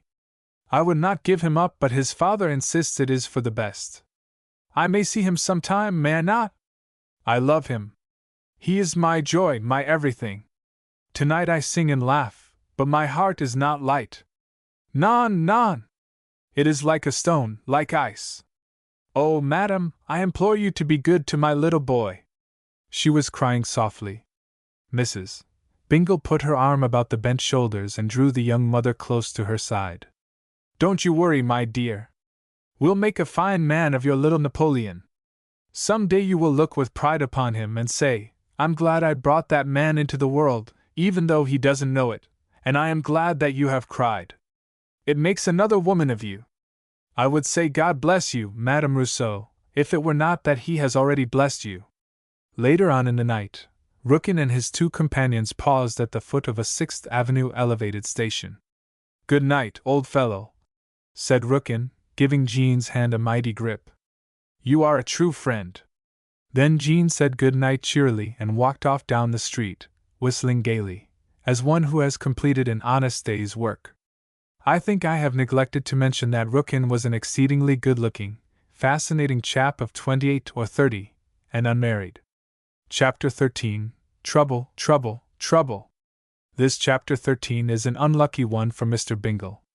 Many unpleasant things are crowded into the space devoted to this division of the narrative, although in the matter of time we leap from early March to the 5th of July with all the swiftness of one who races at breakneck speed to get away from consequences, or to put a disagreeable task as far behind as possible. In the first place, Kathleen was permitted to remain with the Bingles far beyond the date set for her departure in the custody of a new set of parents. It so happened that on the very day selected for her departure, which was early in March, Rutherford and Imogene came down with a fever and a rash. Dr. Fiddler was summoned from the city. Just as he entered the broad portals at the front of the house, two of the nursemaids, Stokes and Brown, walked swiftly down the back stairs with their suitcases and bandboxes in their hands. Mr. Bingle was notified that they wanted to see him at once in the library. They appeared to be in a great hurry to catch a train for the city. From time to time, while they waited for the master of the house, they cast nervous, apprehensive looks in the direction of the door through which they had entered the room. Their apprehensions apparently were justified by the abrupt arrival upon the scene of Wright and Quinlan, the other nursemaids, both of whom were hot and flushed and still in a state of frosy preparation for a journey. They too had their suitcases and bundles, and they too were trying to balance unfastened hats upon the top of agitated heads. Mr. Bingle came into the room just in time to hear each of the four accusing all of the others of trying to sneak off and leave her with the bag to hold, or words to that effect. With his entrance, however, each of the hasty nursemaids was reminded of a dreadfully sick relative in town and of the necessity for instant departure. What they wanted of Mr. Bingle was their pay, and a reference. The poor gentleman was flabbergasted. He wanted to know what had happened. They told him in one voice that it was nearly train time and that nothing had happened, and would he please hurry. When he suggested that they should wait and see Mrs. Bingle, they asked him to say goodbye for them, and made for the door, crowding one another rudely in their eagerness to be off. Brown saved the situation for herself and her companions by shrilly declaring that she would drop him a line from New York, advising him where to send her money and the reference, and for him not to bother now, she would trust him, of course. And then they all trooped out of the library and rushed for the front door. 3 of them reached the outer air and were gone forever, but one of them, Miss Stokes, was turned back by the determined Watson, who clutched her by the arm and whispered a few sharp, convincing sentences into her ear. She set down her suitcase and began to cry, whereupon the footman kissed her, and said that he'd despise her if she didn't stand by Mr. Bingle now that he needed her so much, and Stokes said that she was crying because she hated herself for even thinking of leaving and that the other girls were the scum of the earth, take it from her. Well, it turned out that the two children had scarlet fever. Brown happened to know that Imogen had been exposed to the disease during a surreptitious visit to the cottage of the station agent, whose wife it appears was a close friend of the nursemaid, and whose baby thrived immensely on the rich foods from the Bingle establishment. So the instant the rash appeared, Brown began packing her suitcase and trunk. She tried to get away without letting the other girls into the secret, but they suspected. What might have been a dignified resignation on Brown's part became a stampede. That afternoon the Force automobile came for Kathleen. Mr. and Mrs. Force were confronted by Diggs as they came up the steps. He gave them the news. "The deuce you say," said Force, backing down the steps. "Has she been exposed?" Mr. Bingle appeared in the doorway. "Come in, please," he said, covering his bare head with a newspaper. "Got some bad news for you." "What the devil do you mean, Bingle, by running around among the riff-raff of all New York, picking up germs and bringing 'em out here to a house full of children? See what you've done, gallivanting around with Rookin's cheap." "Oh, come now, Force. Don't blame poor little Napoleon. It takes 10 days or so for a case to develop, and I saw Napoleon only 2 days ago. Come in, won't you? I can't stand here in the—" "No, thank you," exploded Mr. Force. "I've never had the infernal thing, and it's usually fatal in adults. I wouldn't expose myself to it for $1 million. Shut the door, Diggs, confound you! Do you want to have the microbes blowing out here into my very face? Get back in the car, dear! Lord, what a nice mess it is! Hang it all, Bingle, didn't I tell you in so many words not to let Kathleen play around with all those little—" "Kathleen hasn't got it, yet," said Mr. Bingle hotly. "Only 2 of them have shown. We cannot consider taking her away with us now," said Mrs. Force, with decision. "You can't expect us to expose ourselves to—" "No, you can't, Bingle," broke in Mr. Force. "It's not to be thought of. She's got to stay here until the thing's over. That is to say, until she gets well or dies," said Mr. Bingle, raising his voice. "Oh, I'll send out a good doctor and a couple of nurses. And see here, I don't want this child cooped up with all the rest of them. I want her placed in a separate room, as far as possible from the—" "By Jingo!" cried Mr. Bingle. "I believe it would be a good thing for the child if she caught it and died. Good day, Mrs. Force. Better move rapidly, Force. You see, I've been exposed, and so has Diggs. We're alive with microbes. And that is why Kathleen did not go south early in March, not until late in April, for that matter, when she had completely recovered from a particularly stubborn illness, and long after all of the others, except little Imogen, were up and about. Imogen died. Miss Fairweather was the angel in this season of tribulation. She was true blue. Day and night she gave up to the care of the sick ones, and when it was all over the roses in her cheeks were missing, but the light in her eyes was bright. Then Kathleen went away.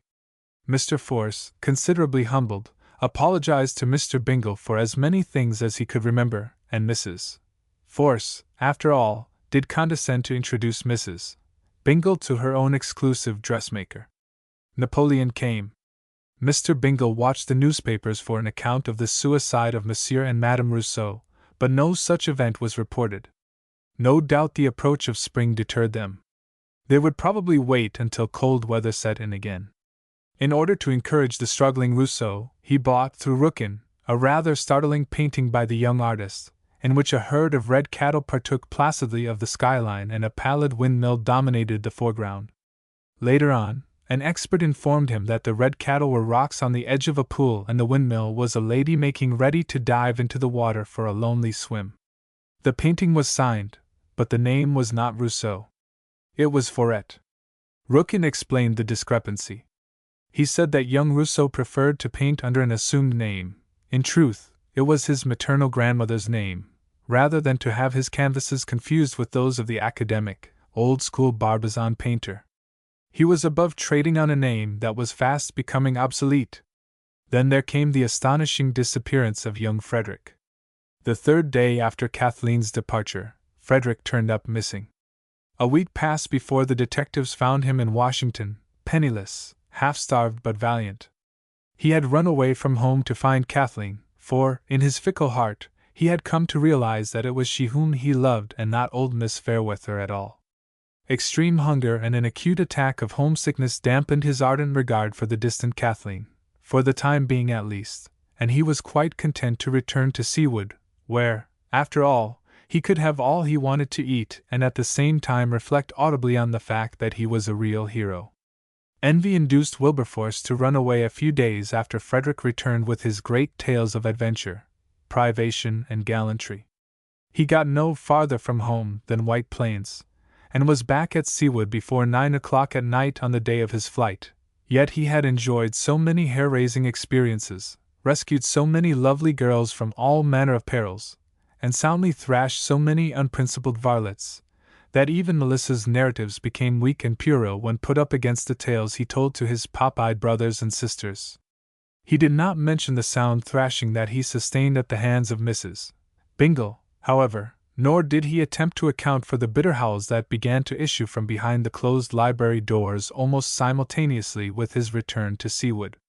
These howls, it may be added, had a great deal to do with the decline of enthusiasm among the other boys. Wilberforce's adventure in the library was the one that made the deepest impression on them. And this summary paddling of young Wilberforce, in direct opposition to the wishes of his foster father, who would have punished him in a less drastic fashion, brings us to the gravest of Mr. Bingle's worries, the curious change in Mrs. Bingle's attitude toward the children.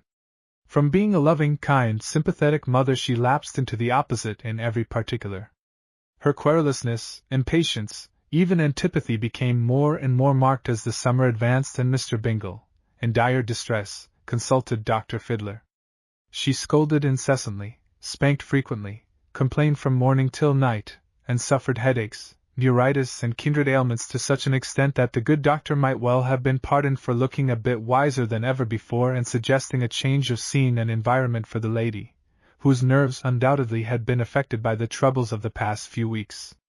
Every one about the place observed and secretly commented on the amazing change in the mistress of the house.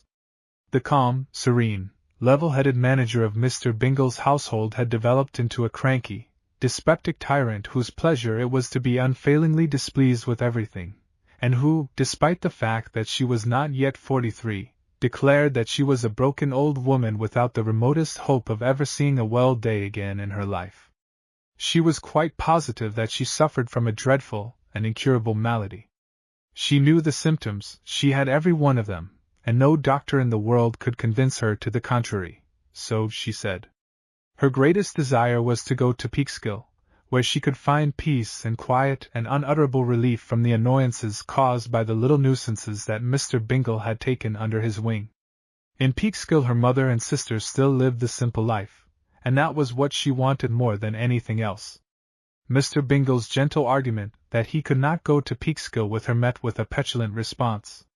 She made it plain to him that she realized his preference for the children and that she was no longer of any use to him as a companion or helpmate.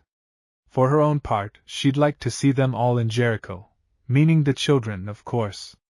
All of which shocked and distressed poor Mr. Bingle beyond expression. "What is it, doctor? Physically she seems to be all right. Can it be that she is going to pieces mentally? Why, she's always been the most loving, gentle. Nerves, Bingle, plain nerves. She'll be all right in a little while, I'm sure. I'll have a look at her again next week. In the meantime, don't pull such a long face. She is as sound as a dollar physically, as you say. Leave her to me, old fellow.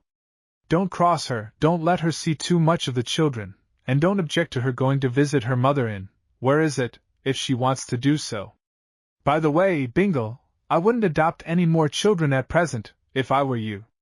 Wait for a year or two and see how she feels about it. Would you advise a trip to Europe?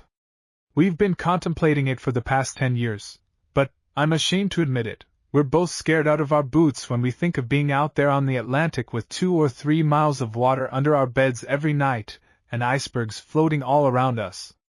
We want to see Paris and London, of course. Everyone ought to see 'em if he can afford it. If you think it advisable, I'll take her across this summer. Maybe if she got to Paris she'd forget she ever wanted to go to Peekskill. I'll let you know what I think of it later on, Bingle. We'll see. I've never seen your garden looking better than it looks this summer. You have a treasure in that man Edgecombe. Come, let's stroll down to the Italian. Not just now, Doctor, said Mr. Bingle hastily. I think Miss Fairweather and Flanders are down there enjoying the shade and the music of the fountain. The servant question was another bothersome thing for him to contend with. They were dissatisfied and on the point of leaving, especially the new nursemaids. A general increase in wages served as a temporary restraint, and a second increase was plainly in sight. For the first time in his life Mr. Bingle possessed a secret unshared with his wife. He did not tell her of the raise in wages. Flanders announced that rehearsals for the play would be started early in July. The company had been chosen and a theatre taken in his own name.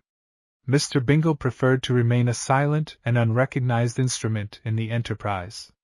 He remembered in time that he was a deacon in the church hard by, and was sorely afraid that while his own conscience might be perfectly clear in the matter it wasn't by any means certain that the congregation possessed the same kind of a conscience. It became necessary, therefore, for Miss Fairweather to give up her place and prepare for the task ahead of her, especially as her role called for a bit of dancing in the second act, demanding considerable preliminary work under the instruction of a teacher. Mrs. Bingle was rather glad to see her go. Secretly she was beginning to mistrust the young lady's intentions where Mr. Bingle was concerned. It was her recently formed opinion that one can never trust an actress, no matter how closely she is watched or how frankly she looks you in the eye while you are watching.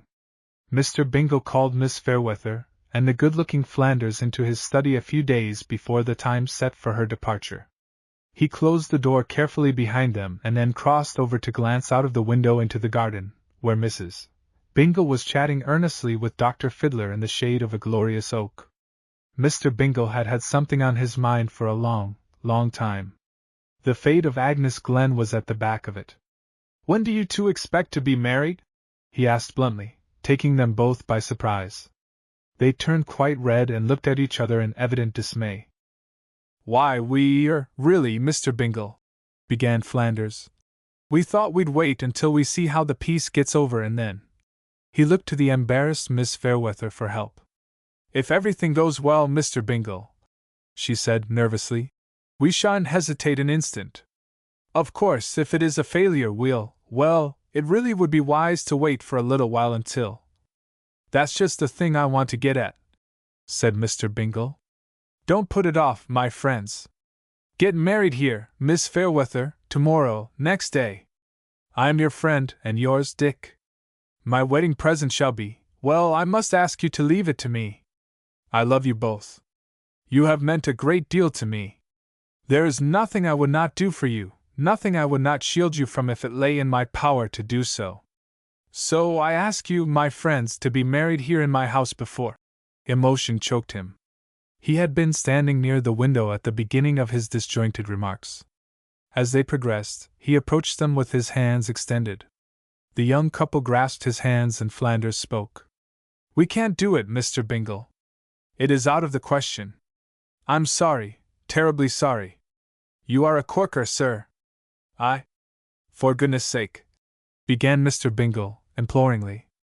"We would jump at the chance, Mr. Bingle, to be married here, if it were not for one thing," went on Flanders, and then looked at Miss Fairweather. "And what in the world can that be?" cried Mr. Bingle. "We were married 2 months ago, Mr. Bingle," said Mrs. Richard Flanders guiltily. "It was some time before they could make him believe it." She revealed her wedding ring, suspended about her neck, and then Mr. Bingle kissed her very soberly and with tears in his eyes. "2 months ago," he said waveringly. "And God bless my soul, you spent your honeymoon nursing a lot of sick children. Well, it beats all. It isn't too late for a wedding present. Flanders interrupted him. It is too late, sir, he said firmly. We only ask for your blessing and your good wishes, Mr. Bingle. You have already given us too much. We shall never be out of debt to you. The play, the theater. Ah, but I haven't spent a nickel on the play, you blundering booby, cried Mr. Bingle heartily. That is still to come. I want to do something now. It will come soon enough, sir, said Flanders firmly. We can't abuse a friendship like yours. By George, cried Mr. Bingle. You are a fine fellow, Dick, as I've always said. You are a gentleman. Thank you, sir, said Flanders simply, for he was a gentleman. On the first day of July the incomparable Diggs gave notice. It was like a clap out of a clear sky. My goodness, Diggs, you can't mean it, gasped Mr. Bingle. I do mean it, sir, I'm sorry to say, sir, said Diggs. It was on my mind to mention the matter last spring, sir, but the unfortunate quarantine made it quite out of the question. I wish to state, sir, that I would not have left your service at a time like that. You have been the kindest, most thoughtful of masters, sir, and I trust I shall never be the man to go back on a gentleman who, I mean to say, sir, a gentleman who deserves the best of treatment from his servants. I'm sure I appreciate your good opinion, Diggs. But tell me, is it a matter of wages? If it is, I think we may be able to arbitrate the question. No, sir. Wages has nothing to do with it, sir. My wages have been quite satisfactory, as my savings will prove. As a matter of fact, Mr. Bingle, I have laid by a very neat little sum, which I took the liberty of investing in a small business before giving notice, sir, the opportunity presenting itself while you were so worried over the sickness that I felt it would be quite wrong to disturb you with my affairs. We have purchased a greengrocer's business in Columbus Avenue. You might call it a sort of general business, fruit, vegetables, eggs, coal, firewood and vinous liquors, sir. We expect to take possession in a fortnight, sir. We? Have you a partner? Yes, sir. Watson, sir. Watson? Is he leaving me too? Upon my soul, Diggs, this is too bad. Yes, sir, it really is. I appreciate what it means, sir, as I told Watson when he gave notice to me. I says to him, says I, Watson, Mr. Bingle will have a time of it getting any one to fill your place, and Watson says to me, and what about you, Mr. Diggs? And I says, pooh. Watson gave notice to you, did he? When did this happen? Yes, sir. The servants usually give notice to the butler. He did it the day we bought out the business, sir, said Diggs, surprised that Mr. Bingle should have asked so simple a question. I see. Well, Diggs, I can't tell you how sorry I am to have you go. You have been here for 8 years. You are the best butler I've ever known, and the only one, I may as well add. I wish you the best of luck. Shake hands, Diggs. It may interest you to know that I look upon you as the best friend I've ever had. You are the only man I've known in the past 10 years who has really treated me as an equal. You've done this, Diggs, knowing full well that by rights I am nothing more than a bookkeeper and never will be more than that, no matter how many millions I may possess. You have made it your business to live down to me, and so I am your debtor. Everybody else, from Mr. Force to the telegraph operator over in the railroad station, looks, but why go into all this? You are going, and I wish you the best of luck. The same to Watson, too, if you please. I shall mention it to Watson, sir. He will be very much gratified. And I may be able to throw quite a little business in your way, Diggs. We shall make it a point to buy our supplies from the firm of, is it to be Diggs and Watson? No, sir. It is to be called the Covent Garden Consolidated Fruit Company, sir. There is another little matter I'd like to speak about, Mr. Bingle. Diggs was quite red in the face. Ahem. I am also compelled to say that Melissa has given notice, sir. Melissa? Impossible. Not Melissa? Melissa Taylor, sir. Why, she is the last one that I... Words failed him. He looked quite helpless in the face of this staggering blow. I had a great deal of difficulty, sir, in persuading her to leave your employment. She was most determined about it at first, sir. You, Diggs, persuaded her to leave? 'Pon my soul, that was rather a shabby thing to... "Oh, I trust you won't look at it in the wrong way, sir," cried Diggs in distress. "Melissa has merely consented to become my wife, sire. No offense intended, I assure you. No underhanded work on my—" "God bless my soul!" cried Mr. Bingle. "Melissa is going to marry you?" "Yes, sir. Next Thursday week, sir. And also, sir, I am obliged to announce that Miss Stokes, the first nursemaid, is to become Mrs. Watson on the same day." Mr. Bingle sat down again. "My gracious! She also gives notice, sir, through me? Did I thank you, sir, for your generous offer to trade with us when we take over the business? I was that rattled, sir, I fear I forgot to. It is taken for granted, Diggs. And you all leave us on the 14th of July? If quite convenient, Mr. Bingle. The anniversary of the fall of the Bastille," mused the distressed master of the house. "Oh, I assure you, sir, that really had nothing to do with it," said Diggs. "Well, I suppose I shall have to train a new lot to take your places. I would suggest that you advance Hughes to the place of butler. He is a very competent man. We'll see. And now you may say to the other 3 members of the Covent Garden Fruit Company that I accept their resignations with regret, and wish all of them joy." "Thank you, sir.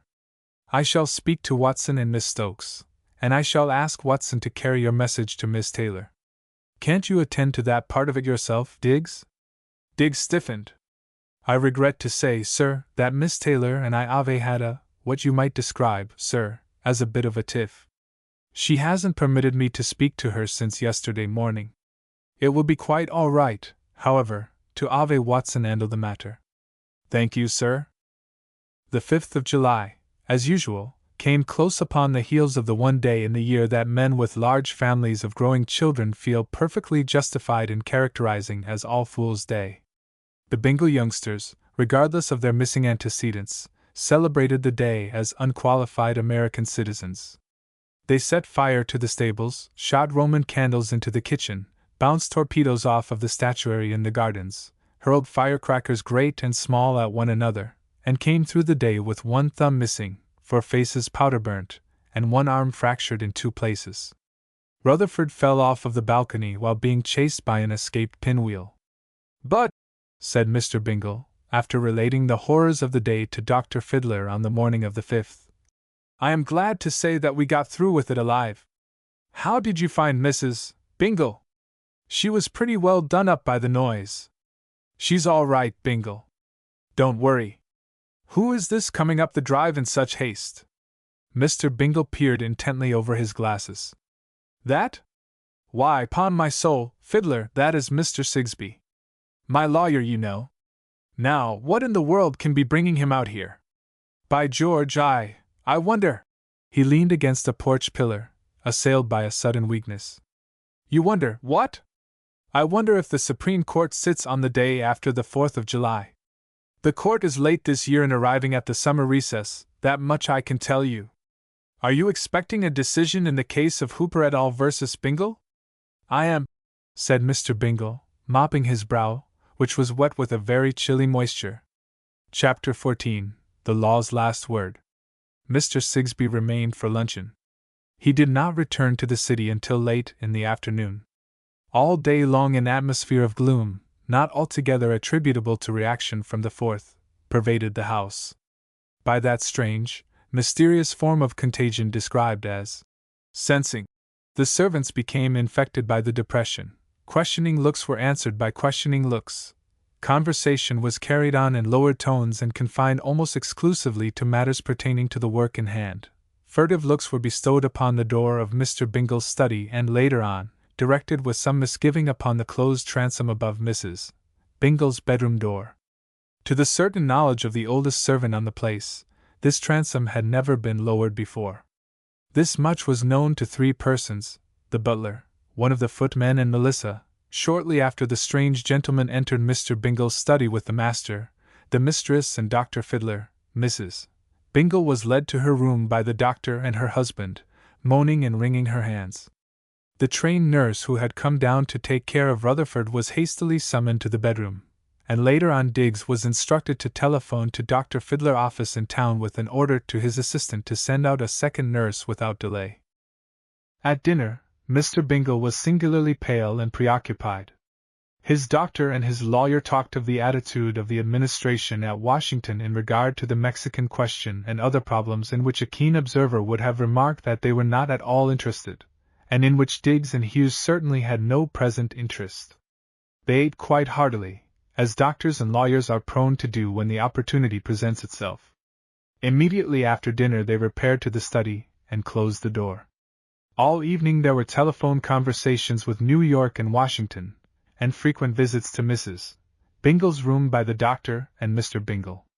At 10 o'clock Mr. Bingle walked out upon the moonlit lawn and gazed about him in all directions, taking in the terraces, the park, the gardens, and last of all the splendid facade of the great house itself.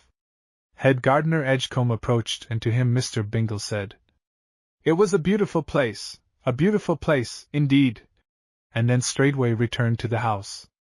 Edgecombe, slack grammarian though he was, made note of the fact that he spoke of the house in the past tense, quite as if it were a thing that had ceased to exist. The children had had their supper when Melissa came down from Mrs. Bingle's room, whither she had been summoned in some haste at 5 o'clock. She promptly announced that they were to skip off to bed at once, as their mother's head was that bad that she was not to be disturbed by the slightest sound. To the inquiries of her fellow servants, Melissa curtly replied that it was none of their business what had happened, and if they had any business they'd better attend to it instead of snooping around the halls trying to find out something that did not in the least concern them. Melissa knew what had happened. Before 8 o'clock that night Miss Fairweather knew, and Flanders also. The great Bingle dream was not the only one to be shattered by the news that the day brought forth. For the first time in 2 days, Melissa addressed herself to Mr. Diggs. Her lip trembled, and there were tears lying close to the surface of her eyes. She told the butler, in smothered tones, that she had decided to remain in the employ of Mr. Bingle as long as he needed her services, and that she would have to return his ring. She could not marry him, at least not at present, nor for a long time perhaps. The children refused to go to bed unless Melissa told them a story. She collected them in the nursery, the lame, the halt and the half-blind, and very meekly inquired what kind of a story they would have. "The one about Peter Pan," said Henrietta. "No! Tell us a new one about the pirates," cried Wilberforce. "A ghost story, Lissy," chimed in Harold, aged 5. "Scare me good and hard, so's I can sleep with Freddie tonight." "It's not the right kind of a night for a ghost story," said Melissa, her eyes going over the group with a strange, sweet compassion in their depths. "The wind ought to be howling with blood-curdling glee, and the will-o'-the-wisp ought to be a-hoppin' in the swamp. There ought to be a graveyard close by, and some skeletons standing just outside the winders, trying to look in upon us through their eyeless sockets." "Let's imagine 'em," said Frederick. "I want to huddle, Lissy," lisped Rosemary. "It's fun to huddle. You'll be discharged if you fill these kids up with any more of those yarns of yours," said Stokes, the nursemaid, languidly looking up from the book she was reading. "I guess not," said Melissa, rather grimly. "My job's safe, no matter what I do or don't do. Go on with your reading, Miss Stokes. Your worries are almost over. Mine are just beginning. Huddle up close, Rosemary, I'm going to begin." "I'm huddled," shivered Rosemary, crawling under Melissa's sheltering arm. "Now, this is a true story," began Melissa wearily. The children had drawn close about her. "It's an honest true one about a ghost that used to haunt my great-grandfather. My great-grandfather owned a beautiful castle in France not far from Nice." She pronounced it with the long sound of the vowel, and was promptly corrected by Marie-Louise. "I said it was my great-grandfather, not my niece," said the storyteller sharply. "Well, once upon a time he was engaged in a war, the Communism War, I think it was. In the heat of battle one day he cut off a great general's head, just like that. Goodness, don't jump so, Rosemary! It rolled down a hill, bumpity-bump, swearing all the way. You see, he was a very great general and was allowed to swear all he pleased. He got his head cut off, so there's a warning for you boys never to swear. Well, Grandpa got off of his fiery steed and looked everywhere for the corpse's head. He had the body all right, but what good was a body without a head? He couldn't find it anywhere. The rest of the army came up and helped in the search, but 'twasn't any use. That general's head had disappeared as if by magic. At first it was thought they might trace it by the cuss words it was uttering, but you see by this time everybody was swearing, so it was like looking for a needle in a haystack. They kept on hunting for nearly a week, because Grandpa wanted to send that feller's head to his widow, so she could give it a decent burial and also get the insurance. And so she could get married again, broke in Frederick. Exactly. Well, after the war was over, Grandpa he went back to his castle to rest up for the next war, and to have his sword sharpened and his petard fixed. One dark night he was sitting in his anteroom pondering over the past and wondering what had become of that feller's head, and also what had become of his widow, who was a most bewitching creature and would make any man a most desirable wife, especially if he didn't have one already, which Grandpa didn't. All of a sudden he heard a voice speaking to him as if from a graveyard. It said, "Good evening, Duke. Did I tell you my great-grandpa was a duke?" "Well, he was. Good evening, Duke," said the voice, coming from nowhere in. "Did it say it twice?" demanded Reginald. 4 or 5 times, said Melissa, because Grandpa wasn't sure he heard it the first time. He looked everywhere. Finally he saw it. It was perched right there on his knee, a awful, horrid, bluggy head with its mustache twisted up like Swanson's on Sunday. Oh lordy! Mr. Bingle entered the nursery. The children stared at him as if at the long-expected ghost, open-mouthed and wide-eyed. His sandy, grayish hair, which of late had been trained to lie quite sleek and precise across the widening bald spot, was now in a state of wild disorder. It stood out every which way, according to Melissa's subsequent description, and lent to his appearance an aspect of fierceness that was almost inconceivable. Somehow they were all surprised when this sinister figure spoke, for his voice was kind and gentle, and not at all what one might have looked for in a maniac. Well, here we are. Isn't it time you all were in bed? Off with you, like good boys and girls. Daddy won't be able to come up to see that you're tucked in tonight. I'll say good night to you now. Melissa, will you and Stokes come down to the library as soon as you've got them to bed? And please tell the other nursemaids to come also. I don't happen to see them about anywhere. I suppose it is a general night out. I have something important to say to you all. Please be as spry as possible. I want to get it over with. Half an hour later, Mr. Bingle received his servants in the library. It was to be noted that his hair was smoothly brushed. With him in the room was a young man who was recognized by a few of the servants as Mr. Epps, a clerk from the lawyer's offices. From Diggs down to the boy whose sole duty it was to feed the robins and squirrels in the park, all were there, a curious and strangely depressed assemblage. The master, in a quiet, unemotional voice, at once stated the object of the meeting. He had called them together for the purpose of giving them the required 2 weeks' notice, and also to pay them in full their wages up to the 20th of the month. They were at liberty to go, however, as soon as they liked, but he desired them to know that it would be with his best wishes for their future. A letter of recommendation would be found attached to each pay envelope. He regretted exceedingly that it was not in his power to supplement this last payment by the addition of a well-deserved present to each of his faithful servitors. Circumstances over which he had no control made it impossible for him to give them more than the stipulated amount. In concluding a brief, simple tribute to their loyalty as servants and an expression of his sincere regret that they were so soon to part company, Mr. Bingle said, "You see before you, my friends, a man who is poorer than any one of you.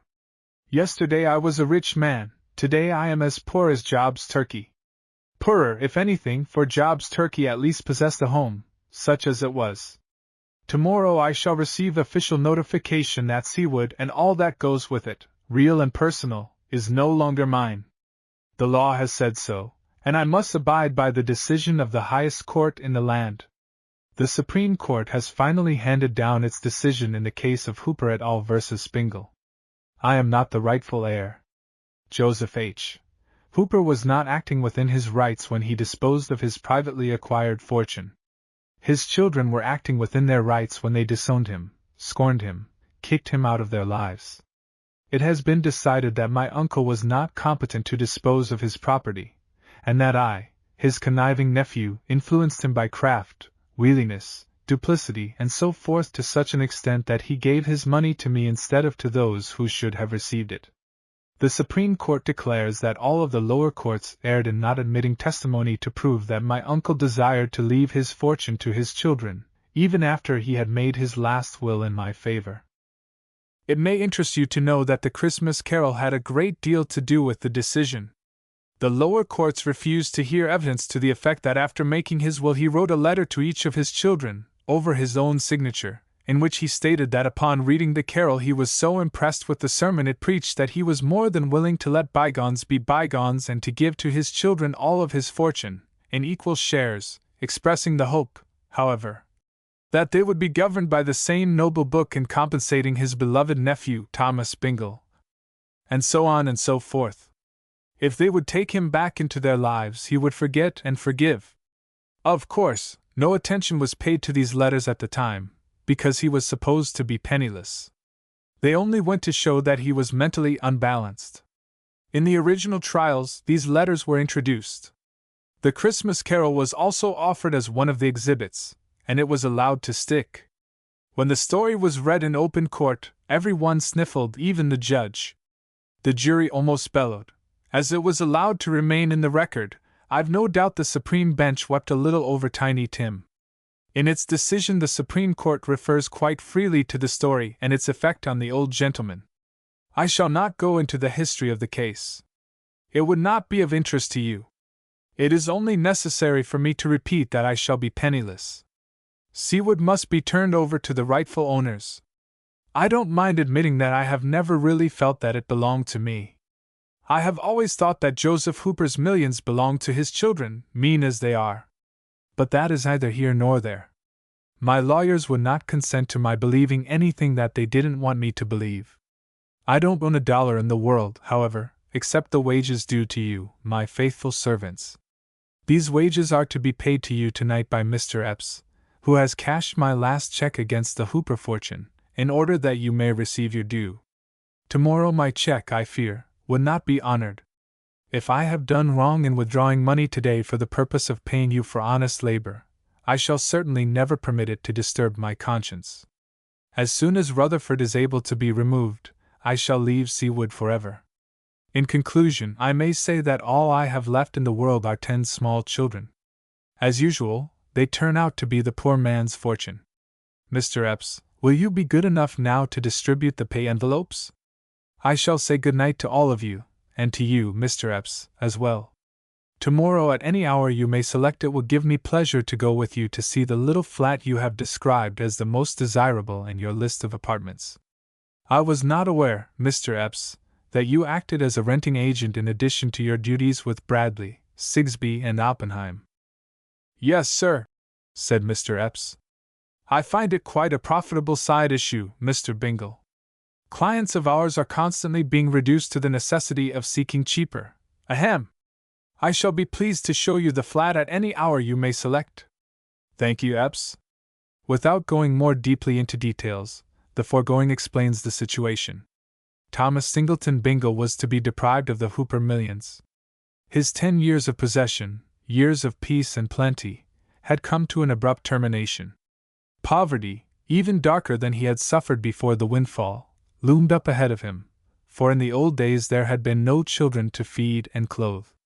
Added to this was the certainty that a sick wife would take the place of that well, strong and encouraging Mary of the past.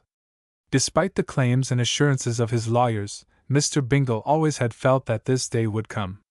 He had never looked upon himself as the rightful possessor of Joseph Hooper's fortune in its entirety.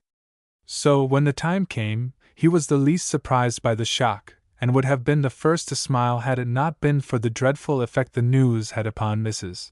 Bingle. His wife collapsed. She sent for her mother and sister, and declared openly that from that day forth she would make her home with them. And to add to Mr. Bingle's incalculable distress, Dr. Fiddler very resolutely said that he thought it advisable for her to do precisely what she wanted to do at this time. Later on, no doubt, she would look upon the situation differently, and would return to him sound in body, mind, and affection. But for the present, well, said the great Dr. Fiddler, she'd be much happier with her mother and sister, away from Mr. Bingle and the children. He also advised Mr. Bingle in no uncertain terms to get rid of the children as soon as possible without seriously jeopardizing their future welfare. For, said he, they will never cease to be a barrier between you and your wife, now that the dream is over and you are both awake to the cruel call of reality. The situation became desperate for Mr. Bingle when his wife took her extraordinary stand, and not before. He wilted like a faded flower in the face of this blighting calamity. On the morning of the 6th of July, a pompous old gentleman rang the front doorbell at Seawood, and inquired for Mr. Bingle. He turned out to be the principal lawyer employed by Joseph Hooper's son and daughters in their fight for the Grimwell millions, a Mr. Hoskins by name. He might have been designated as General Hoskins, as a matter of fact, for he was in actual command of a small army of lawyers, now victorious after a long and bitter warfare. I am authorized by my clients, Mr. Bingle, said he, to extend to you the customary amenities in such cases, wherein a contest ends so disastrously for one party or the other. We are not unmindful of the teachings of the Christmas Carol. Indeed, we have all read it with great interest. Joseph Hooper's recommendations to his children in regard to you. Just a moment, please, interrupted Mr. Bingle. Say it straight out, Mr. Hoskins. Have they commissioned you to make provision for my future out of the funds they are about to acquire? In a measure, yes, said Mr. Hoskins, prepared to sneer at Mr. Bingle's gleeful acceptance of charity. Of course, nothing can be done in the matter until the opinion of the court is. Nothing at all can be done in the matter, said Mr. Bingle acidly. I shall not accept a penny from them, Mr. Hoskins. They wouldn't accept it from me, and I'm damned if I'll accept it from them. The Christmas Carol hasn't anything to do with the case. All I ask is a little time in which to straighten out the affairs of the estate, and not to be hurried in my actions. I promise you that I shall be as expeditious as possible. In a day or two my counsel and I will be able to get started on the work. It will be quite simple so far as I am concerned. I have only to turn over to you everything in the world except our wearing apparel, not all of that, you may be sure, and my part of the transfer is completed. I had nothing when Joseph Hooper's money came to me, so, you see, it will be quite easy for me to step down and out. I have only to walk out of the house with my wife and children, without a cent in my pockets, and the job is done. Everything else belongs to Geoffrey and his sisters. Mr. Hoskins was disconcerted. He had come prepared to be generous. My dear sir, the fortunes of war have militated against. Better say the misfortunes of war, interrupted Mr. Bingle, with a twinkle in his eye. I wish you wouldn't interrupt me every time I start to speak to you, Mr. Bingle, said the lawyer. I'm not accustomed to being. I beg your pardon, again interrupted Mr. Bingle, and because he said it apologetically, Mr. Hoskins was not resentful. My clients are disposed to be fair and, I will not say charitable, generous in their hour of triumph. Last evening they met and discussed the problems confronting you, sir. They realized that you devoted a great deal of your time and much of your slender means towards securing the comfort of their lamented father. And burying him, put in Mr. Bingle. Don't forget that I buried him. And they are prepared to settle a certain amount upon you for life, Mr. Bingle. Well, that's nice of them, said Mr. Bingle. The amount will be decided upon at some subsequent meeting. In the meantime, you are to accept from them the sum of $1,000 for the purpose of providing yourself with. I've just got to interrupt, Mr. Hoskins. I do it for your own sake. You are wasting time and words. I shan't take a penny, as I said before. I will not allow them to settle a certain amount upon me. That's flat, Mr. Hoskins. I know how to be poor a blamed sight better than I know how to be rich. It won't be a new thing to me. I'll get along, so don't you worry. I have kept the books for this estate ever since I came into control of it, just because I like to be busy at something I know how to do without asking the advice of the butler or anybody else. The books and accounts have been kept straight up to this very day. You can put your auditors and expert accountants at work on them tomorrow, if you like, and you'll find that they balance to a cent, so, you see, I've not allowed myself to get rusty with prosperity. Most extraordinary, said Mr. Hoskins. When the time comes, I shall be able to turn over the estate a good deal better than I found it. It has increased under my management. I could not have begun to spend the income from the investments. Your clients will find themselves in possession of an extra $1 or $2 million apiece to recompense them for their long wait.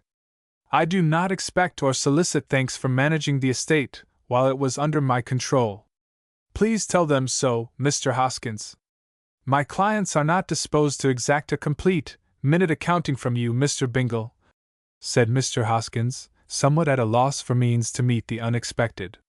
Naturally, we, as their attorneys, are expected to ascertain the condition of the estate, and all that sort of thing. I am quite sure that we will find it, in excellent order.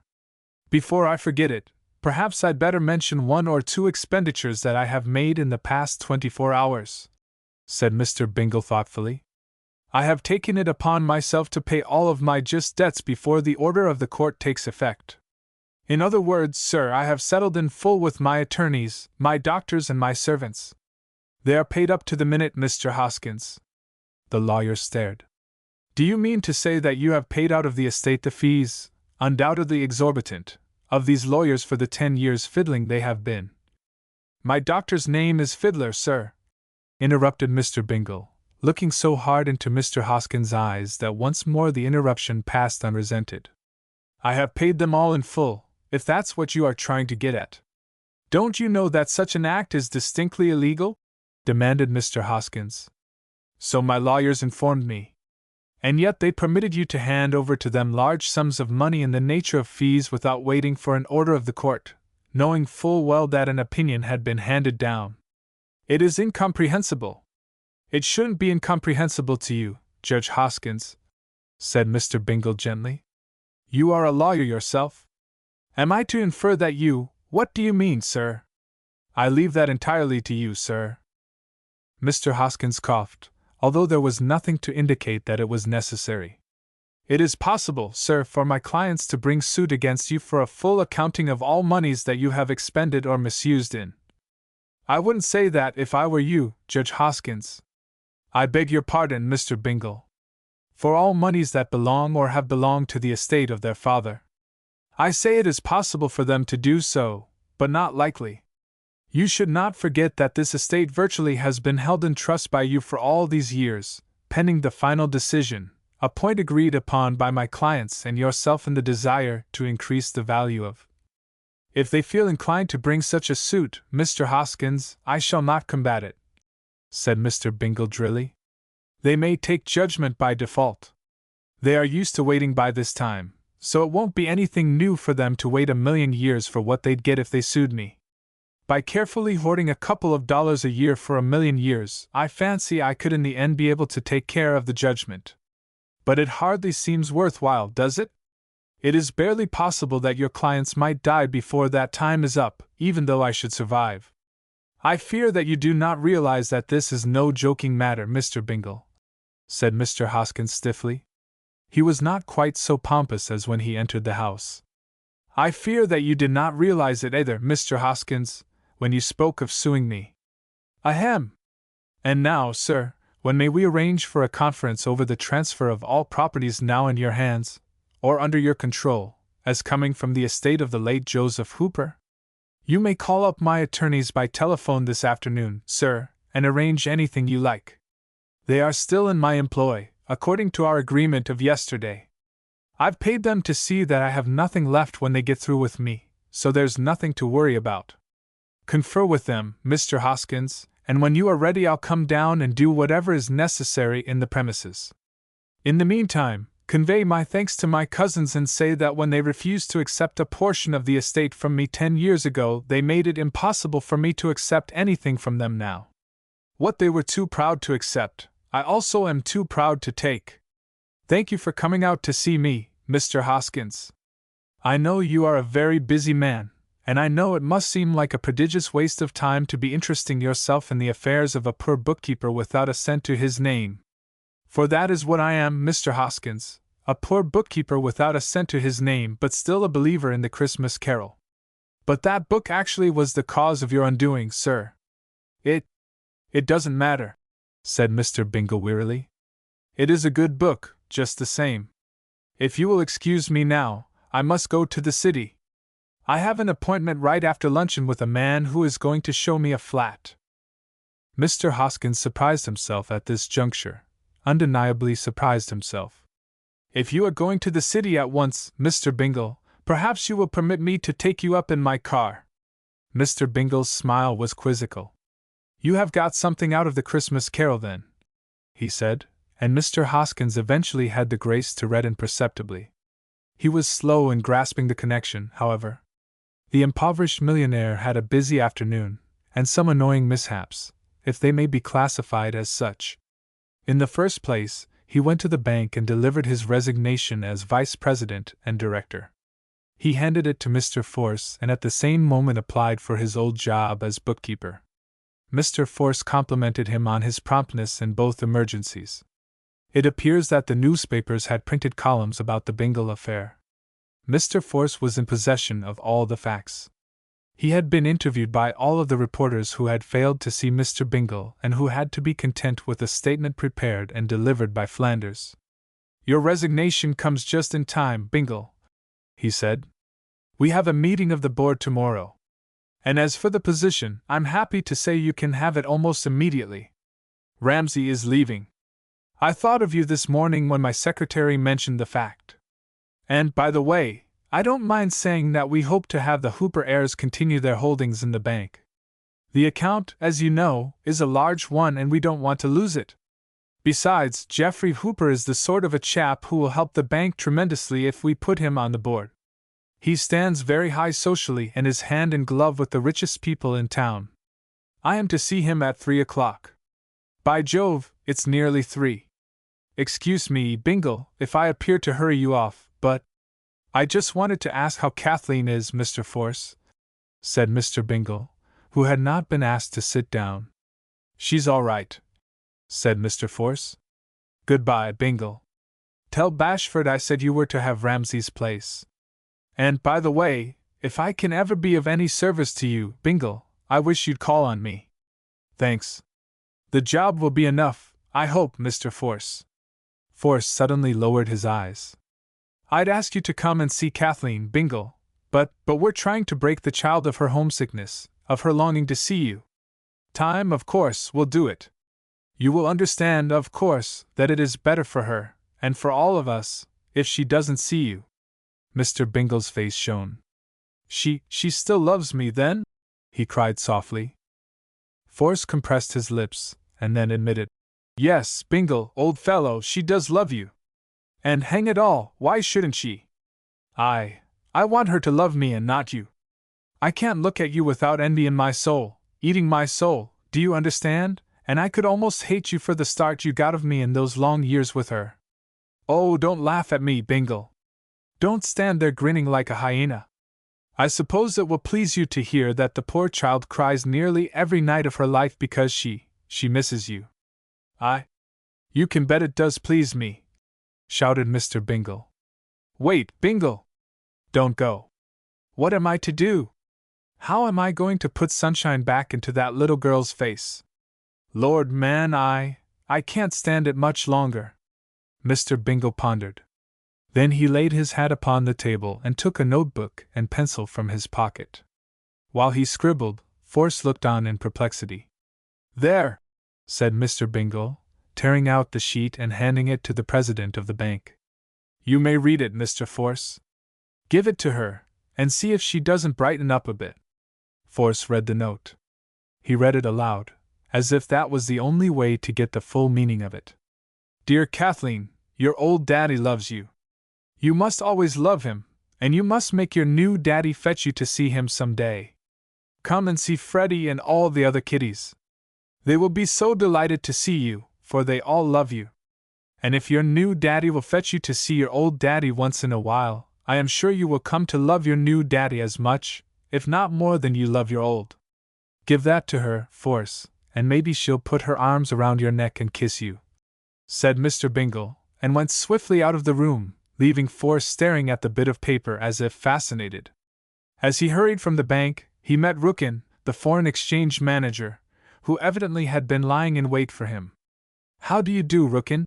said he, stopping to proffer his hand to the Frenchman. "See here, Mr. Bingle," began Rookin in an agitated undertone. "I want a word or two with you about Napoleon. What is to become of that child, now that you are down and out? Will he be sent to some accursed charity home or—" "Possess your soul in peace, Rookin," said Mr. Bingle, drawing back to look more intently into the unfriendly eyes of the once amiable Rookin. "Napoleon shall have the best I can give him, no more. He is as well with me as he could ever have been with his good-for-nothing father, and if I choose to get rid of him later on to the best advantage, I won't be doing anything more despicable than his father and mother did before me. Please bear that in mind.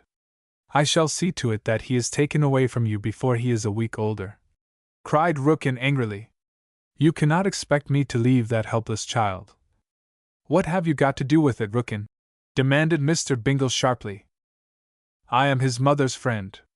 I promised her that he should have a fine home. I swore to her that he should never know want or hardship or—" "There is only one way for you to take Napoleon away from me," said Mr. Bingle, as Rookin floundered for words to express himself. "And that is to come up like a man and say that you are his father.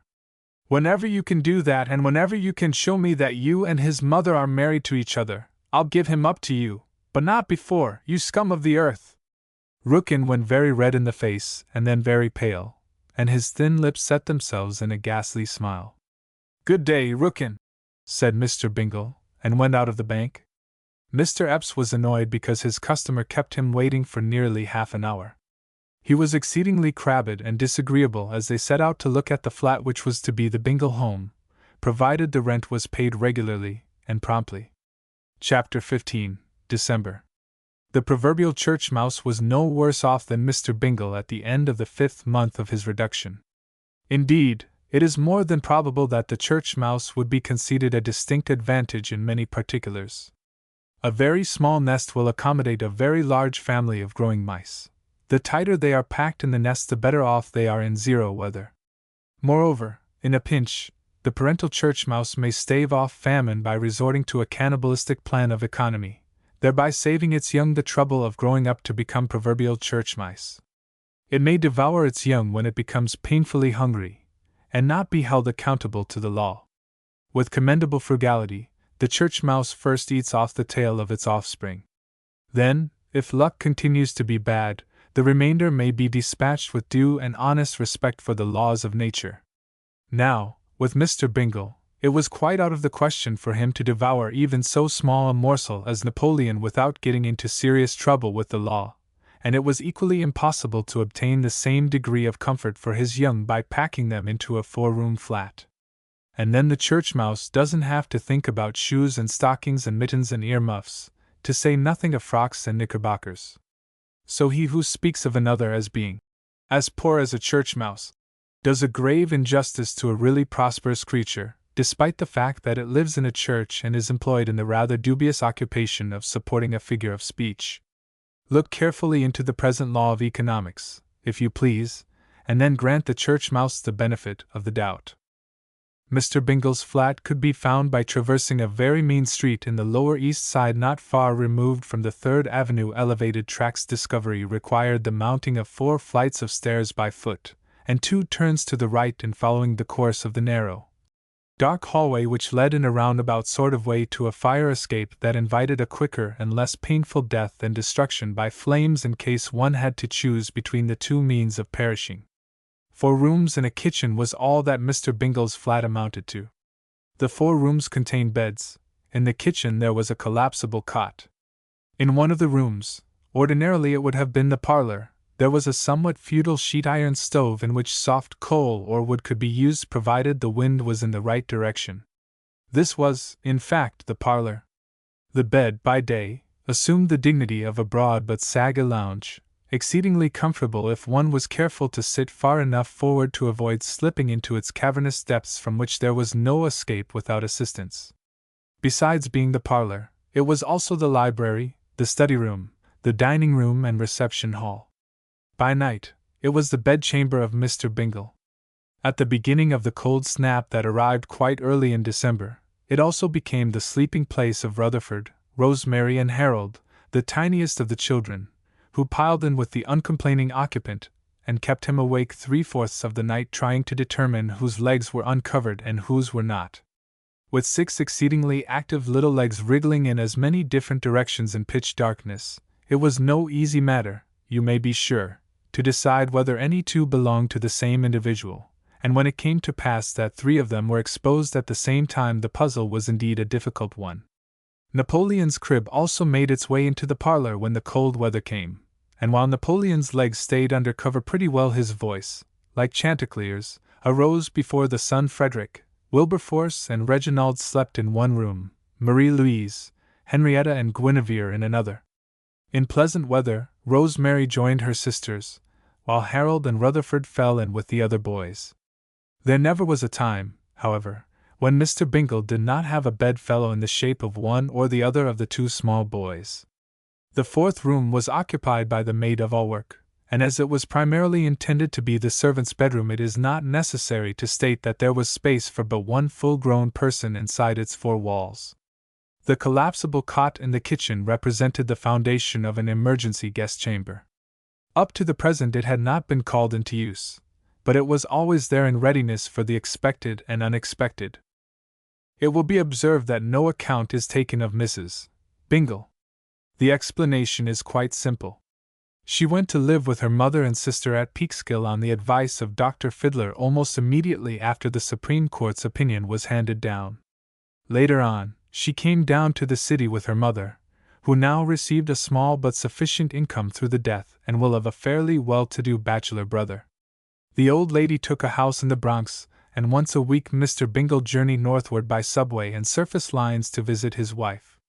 A smart little doctor from Dr. Fiddler's staff made occasional visits to the Bronx, and looked the part of a wiseacre when Mr. Bingle appealed to him for encouragement. He smiled knowingly and refused to commit himself beyond a more or less reassuring squint, a pursing of the lips, and the usual statement that if nothing happened she would be as fit as ever in the course of time. The cot in the kitchen was for Mr. Bingle in case Mrs. Bingle decided to come back to him in health as well as in person. He consoled himself with the daily hope that she would come dashing in upon him, as well as ever, and in perfect sympathy with his decision to protect the helpless children they had gathered about them in their years of affluence. He had stood out resolutely against all contention that the children should be cast upon the world once more. Harsh words were used at times by interested friends in their efforts to bring him to his senses. They urged him to let them find homes or asylums for the rapacious youngsters. They described them as so many Sinbads. They spoke of them as millstones about the neck of a man who could never get his head above water unless he cut loose from them. They argued long and insistently about his mistaken ideas of justice, responsibility, affection. He came back at them always with the patient declaration that he would stand by the bargain made by himself and his wife so long as God saw fit to give him the strength to earn a living for their charges. "Why, confound you, Bingle," said Mr. Force to him one day at the bank, "one would think that you still regard yourself as a millionaire, the way you hang on to those kids. Cut them adrift, old fellow. Or if you won't do that, at least let some of us help you in a pecuniary way. Don't be so infernally proud and self-satisfied. It wouldn't be charity. It would be justice. Now, see here, I've argued this thing with you for 3 months or more, and I'm getting tired of your everlasting serenity. I know you are hard put to find enough money to clothe and feed these kids, besides buying what your wife may need. You are beginning to look shabby, and you certainly are thinner and grayer. What you ought to do, Bingle, is to turn those kids over to a home of some sort and settle down to a normal way of living. Winter is coming on. You will have a devil of a time providing for 10 small children and a sick wife on the salary you are getting here. Now, for heaven's sake, old fellow, take my advice. Get rid of them. You owe it to your wife, Bingle. She ought. I owe it to my wife to take care of them alone, now that she is unable to do her part," said Mr. Bingle simply. "We took them as partners, so to speak. She is unable to manage her share of the liability. Well, I'll do her part for her, Mr. Force, so long as I'm able. The time may come when I shall have to appeal for help, or give up the struggle altogether, but it isn't here yet. I can manage for a while, thank you. Besides," and his face brightened, "we may have a very mild winter, and the new tariff is just as likely as not to reduce the cost of living, no matter what you croakers say to the contrary. I've talked it over with Mrs. Bingle. She says she can't come home until she is very much better, and I'll admit that the children would be a dreadful strain upon her nerves at present. But she says I'm to do just as I think best in regard to them. She thinks I'm foolish, in fact, she says so, but I think I understand her better than anyone else. Down in her heart she knows I'm doing the right thing. We'll wait, like old Micawber, for something to turn up. If it doesn't turn up in a reasonable length of time, then I'll consider what is best to do with the children." "Are you considering your own health, Bingle?" demanded Force bluntly. "No," said Mr. Bingle simply. "I've lived a decent, sensible life, so what's the use worrying over something that can't be helped?" His smile was cheerful, the twinkle in his eyes was as bright as though it had never known a dim moment. "You should accept the standing offer of the Hooper heirs," said Force. "They are disposed to be fair and square, Bingle. 3,000 a year isn't to be sneezed at. The Hooper heirs are sneezing at it, so why shouldn't I?" said Mr. Bingle cheerily. "I suppose you'll read that ridiculous Christmas carol on Christmas Eve?" said Force sarcastically. "Certainly," said Mr. Bingle. "That reminds me, I wish you'd let Kathleen come down to see us on Christmas Eve. I think she'd enjoy the reading." "I'll do it, Bingle," said Force after a moment. "Since she has been allowed to go down to see you and those kids of yours, her whole view of life has changed. You were right, old fellow. I believe she likes me better as time goes on. At any rate, she is quite gay and happy, and she doesn't look at me with scared eyes any longer. She kissed me as if she really meant it the other day when I told her she could have Freddie up to tea. I'd like to suggest, however, that you see to it that the flat is thoroughly aired and all the germs blown out before she comes down again too." "You needn't worry, Mr. Force," said Bingle without a sign of resentment in his manner. "We can't help airing the flat. Our greatest problem is to keep from airing it. There isn't a minute of the day that it isn't being aired." Besides Mr. Force, who was a friend by circumstance and not from choice, Bingle possessed two loyal and devoted friends in Diggs and Watson, proprietors of the Covent Garden Consolidated Fruit Company of Columbus Avenue, Manhattan. They would have supplied him with vegetables and cured meats without charge if the thing could have been accomplished without his knowledge. They came often to see him, Watson bringing his wife, the former Miss Stokes, and many a night was made cheerful for the little man by these good sprites from another world. Mr. Diggs resignedly awaited the day when Mr. Bingle's maid-of-all-work could see her way clear to become Mrs. Diggs, and the equal of Mrs. Watson, if not her superior by virtue of the position of her husband's name on the firm's business cards. But if Diggs was devotedly loyal to Melissa, Melissa was equally loyal to Mr. Bingle. 15 years of kindness had not been wasted on this extraordinary servant. She was as true as she was unique in this age of abominations. The older children went to a public school not far away, and Melissa looked after the young ones through the long, slow days, relieved only from her self-imposed duties when Mr. Bingle came home from the bank. Neither Melissa nor Mr. Bingle had had a full day off in all these months, and neither complained. When Sunday came, he always urged her to spend it with friends, leaving him to attend to the midday meal and dinner, but she firmly, even arrogantly, refused to permit any one to meddle with her kitchen. She forced him to go to the Bronx every Sunday afternoon, whether he would or no, and demanded a staggering decrease in wages. "Why, Mr. Bingle," she said, "you can't expect me to work for the same pay I was getting out at Seawood. Don't be silly, sir, wasn't I getting more out there than the butler got? And didn't I save nearly every cent of it for 8 years and more? I was getting $25 a week out there, wasn't I? And Mr. Diggs was getting only $100 a month, wasn't he? Well, how much could you afford to pay a butler now if you had one, sir? $2 a week at the outside, find himself. Well, I still feel I'm worth more to you than any butler you could get, so I'll have to insist on $3 a week when convenient. I put away about $8,000 while I was working for you at Seawood. It's in the savings banks now, every nickel of it, drawing 3.5% and 4%, or about $25 a month, sir. 12 and 25 makes $37 a month, don't it?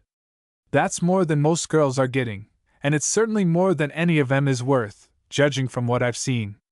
So if you'll just consider that I'm getting $37 a month out of you, Mr. Bingle, we won't argue any longer. But my dear Melissa, we must consider poor Diggs. It isn't fair to keep him waiting. I fear I shall have to discharge you. It seems to be the only way to make you and Diggs happy. I shall discharge you without a recommendation, too. We can't have Diggs dying of old age while we are discussing what is to become of him. It is your duty to marry Diggs at once. You must remember that I do not want you in my employ. You must not forget that I told you so 6 months ago and that I even tried to lock you out. Now you certainly do not care to work for a man who despises you, who doesn't want you around, who is doing his level best to get rid of you, who— Oh, shucks, Mr. Bingle, cried Melissa, with her comely grin. Sit down and have your breakfast now. Don't worry about Mr. Diggs. He is having the time of his life courting me. At least, he acts as if he is. It won't hurt him to be engaged for a couple of years. But see how happy Watson is. I see all right, she said shrewdly. And it won't hurt Mr. Diggs to see how happy he is either. You are the most selfish girl I've ever known, Melissa, said he quaintly. You won't let anybody else have a thing to say about it, will you? No, sir, said Melissa. I'm a perfect brute. Mr. Epps was a regular visitor. He came once a month and never later than the first. The rent was $22 a month. Mr. Epps was always expecting that it wouldn't be paid. He never failed to make a point of telling Mr. Bingle that he was what you might call a soft-hearted lummox, and for that reason it always went hard with him to evict a tenant for not paying his rent on the minute. He talked a great deal about the people he had chucked out into the street, and how unhappy the life of a renting agent could be at times. Once he gave Mr. Bingle a cigar. Sure I'm not robbing you? Said Mr. Bingle. No, said Mr. Epps. I don't smoke. There was one Broadway theater in which it was impossible to obtain seats unless they were applied for weeks in advance. The leading lady in the company playing there was not so important a personage that she could deny herself the pleasant sensation of being a real woman, and the author of the play was not so high and mighty that one had to use a 10-foot pole in touching him. Mr. and Mrs. Richard Sheridan Flanders paid frequent visits to the home of Mr. Bingle. The beautiful and popular Miss Colgate, the sensation of the early season and a certain candidate for stellar honors, never came to see the young Bingles without betraying a spirit of generosity which sometimes caused Mr. Bingle to sit up half the night treating stomach aches of all ages and degrees. She brought candy and cakes and fruit for the children, and flowers for Mr. Bingle. She would have come laden with more substantial and less pernicious presents, but for the gentle objections of her old friend and benefactor. In the face of his kindly protests, she abandoned certain well-meant, even cherished ideas, and was often sore at heart. Dick Flanders had found a producer after all. His hopes, considerably dashed by the Supreme Court of the United States of America, were at a low ebb when a practically unknown manager from the far west concluded that there was more to his play than the wise men of the East were able to discern at a glance. With more sense than intelligence, the Westerner leaped into the heart of New York with a new play by a new author, and scored a success from the opening night. Amy Colgate, an unknown actress, became famous in a night, so to speak. After the holidays, there would be a company playing the piece in Chicago, and another doing the big stands throughout the length and breadth of the land. So much for Mr. Flanders' play and Miss Amy Colgate. Mr. Bingle never ceased congratulating himself and his two successful friends on the fact that he had not invested a cent of the Hooper fortune in the production. For, said he, if he had put a penny into it, the Hooper heirs would now be dividing the profits with Flanders. Luck was with us for once, Dick, he was prone to repeat. A week later, and we would have been desperately involved. I would have put up the initial $10,000 for the production, and you would have been saddled with Geoffrey and his sisters, perhaps for life, and I can't imagine anything more unnecessary than that. Yes, sir, the smash came just in the nick o' time. What at first appeared to you to be a calamity turned out to be a godsend, my boy. The Supreme Court behaved handsomely by you." This always brought out a vigorous protest from Mr. and Mrs. Flanders. They stoutly maintained that Mr. Bingle was an original partner in the enterprise, and when it came right down to tax, had put quite as much capital into the business as either of them. They contended that he should have a share in the royalties, if not in the profits. As a matter of fact, Mr. Bingle, you made so many valuable suggestions in respect to the play, dialogues, construction, and so forth, that you really ought to take some of the consequences," said Flanders. "It isn't fair to put all the blame upon me. For instance, who was responsible for cutting out that scene in the second act?" "Mrs. Bingle," said the other promptly. "She thought it was too suggestive." "Well, it certainly was you, sir, who advised me to make more of the scene between Deborah and the old gentleman in the last act. As you know, it is now the great scene in the play. You will not pretend to deny. Advice is one thing, Dick, and following it is quite another. No, you can't make me believe that I did anything toward writing that play. A man who didn't know the difference between a cue line and a backdrop can't very well be indicted for complicity. To tell you the truth, Mrs. Flanders, I don't know to this day what those initials L, U, E stand for, and a lot of other initials as well. Pride kept me from inquiring. I didn't want to expose my ignorance about a thing that you and Dick talked about so glibly. What does L, U, E mean?" "Left upper entrance, Mr. Bingle," said she with a laugh. "Well, I'm glad the mystery is revealed at last. I've laid awake nights trying to conjure up words to fit those letters. R, U, E means right, I suppose. Dear me, how simple it seems, after all. Now, see here, Mr. Bingle," Flanders would say. "You went into partnership with me last winter, that's the long and short of it. It wasn't your fault that you couldn't put up the money according to our agreement, but I want to say to you that if it hadn't been for your encouragement and advice I never would have finished the play, and I certainly could not have scraped up the courage to get married when I did. Amy and I have always looked upon you as a partner in our success. Now I'll tell you precisely what we've decided upon as a fair division of the royalties that I am receiving. You are to take the author's royalty from the No. 3 company, the one that is to play the road for this season and next. It is to be a three-cornered arrangement. Amy helped to develop the play, so she is to have the royalty from the Chicago company, while I shall receive all that comes out of the New York run. This arrangement will hold good for 2 seasons. After that, we'll make a new arrangement, taking in the stock rights, moving pictures and— But Mr. Bingle would listen to no more. Always when Flanders got just so far in his well-meant, earnest propositions, the object of his concern would stop him in such a gentle, dignified manner that the young playwright would flush with the consciousness that he had given offense to an honest soul. Mr. Bingle defeated every enterprise on the part of his few friends that had the appearance of charity. He accepted their good intentions, he delighted in their thoughtfulness and esteem, but he never permitted them to go beyond a certain well-defined line.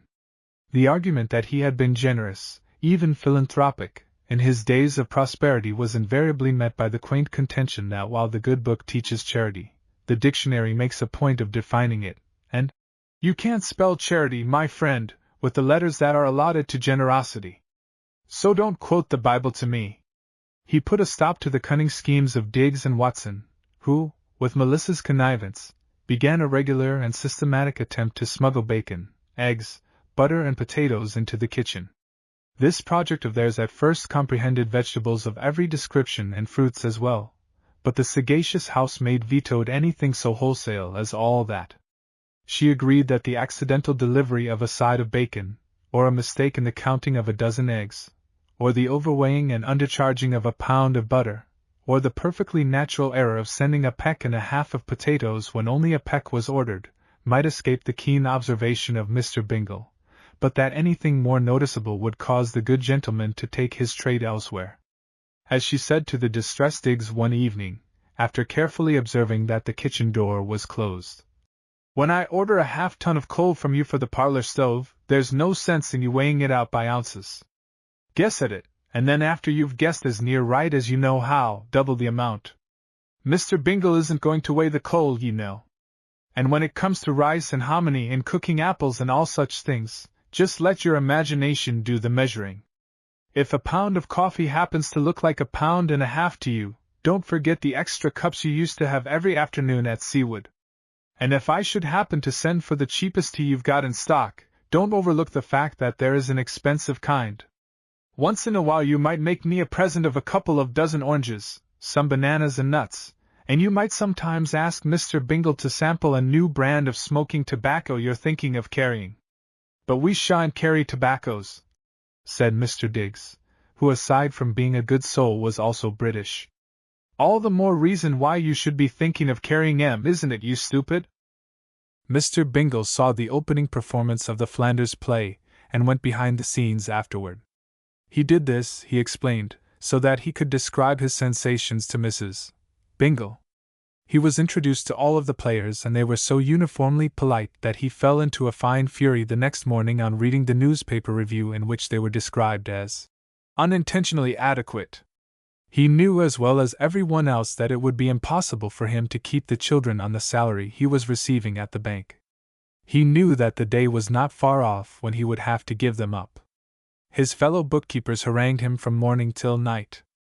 They made themselves obnoxious with their everlasting talk about being unable to support families 1/4 the size of his, and one or two slyly inquired whether he hadn't salted away a part of the hooper money for a perpetual spell of rainy weather. In justice to the children themselves, it would be necessary for him, before long, to set about finding suitable, respectable homes for them. It was this unhappy sense of realization that put the new furrows in his brow and took the color out of his cheek, the luster from his eyes. One day he was approached by Rookin, volatile and cheery as in the days of old. The sprightly Frenchman was beaming with friendliness and good spirits. He conveyed a startling bit of personal news to Mr. Bingle without the slightest trace of shame or embarrassment.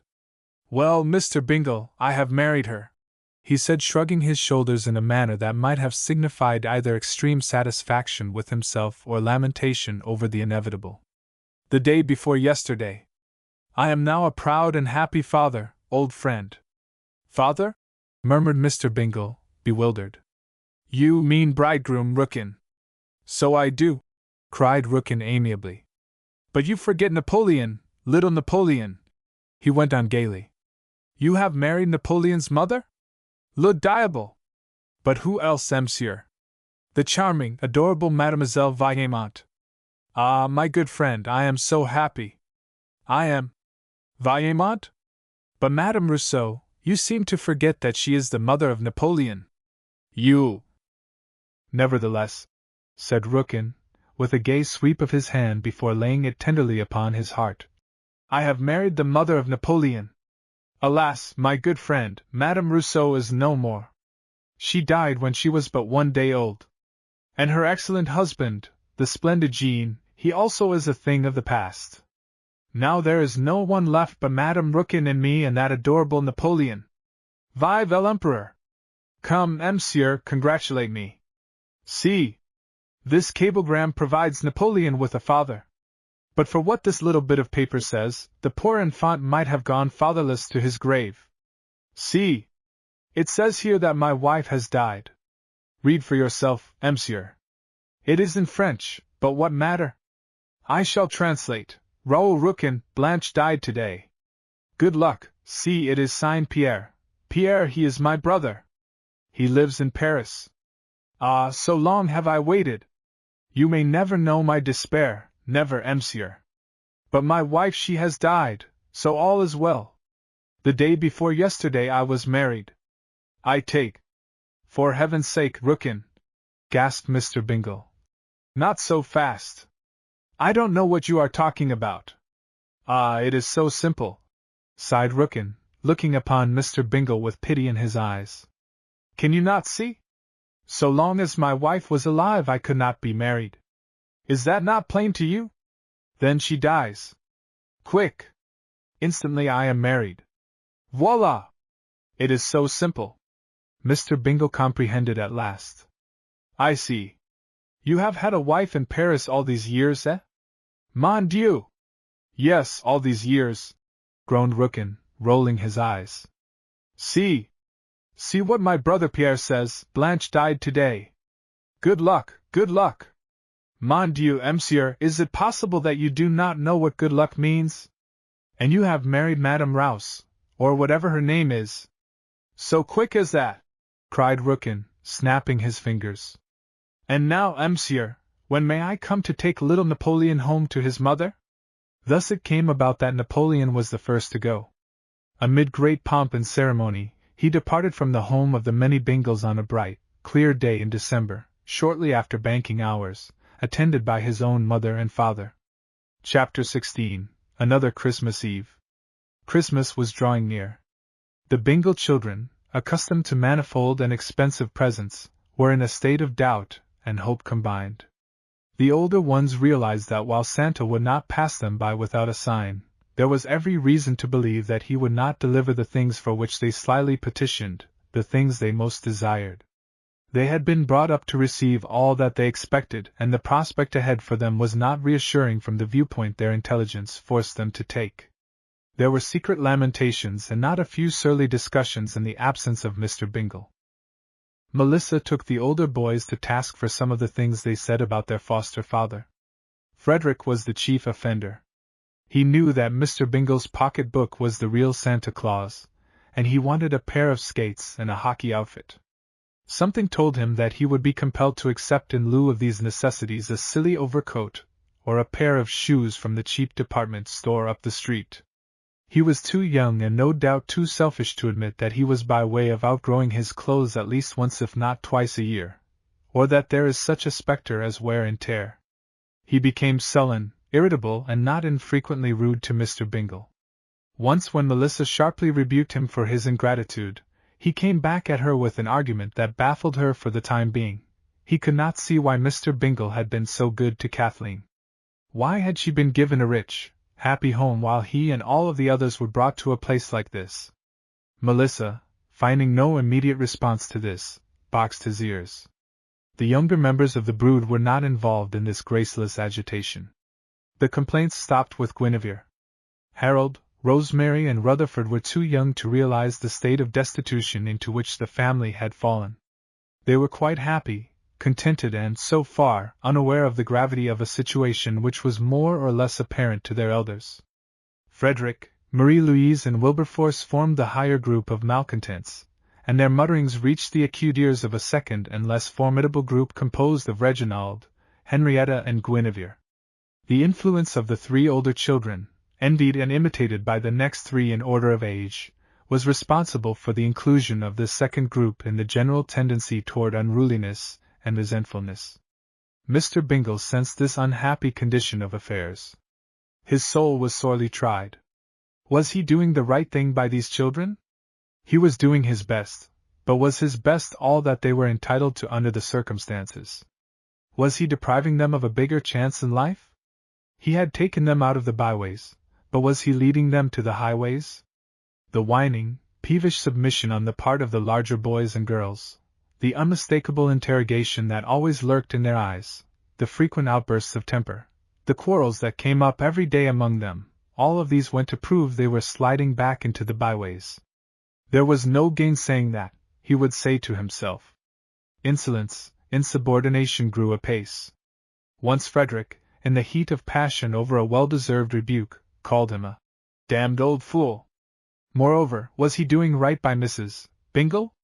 Was it possible that she might never come back to him who loved her more than he could have loved even a child of his own?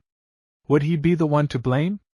And so it came about that he finally consented to listen to the suggestions of the cold and unemotional Mrs. Force. The wife of the president of the bank was the sort of person who gets into the newspapers by all the hooks and crooks known to her sex. To begin with, she made charity a business. As chairman of 2 or 3 organizations declaring for the betterment of society, high and low, she was quoted on nearly every question that came up for discussion in the public prints. She recognized the advantage in her day of being an anti-suffragist. She saw the value of associating herself with the movement to create, and maintain a bureau for the distribution of high-class literature among low-class readers, and she belonged to a society which elevated the stage by giving Sunday night dress rehearsals for the benefit of destitute millionaires.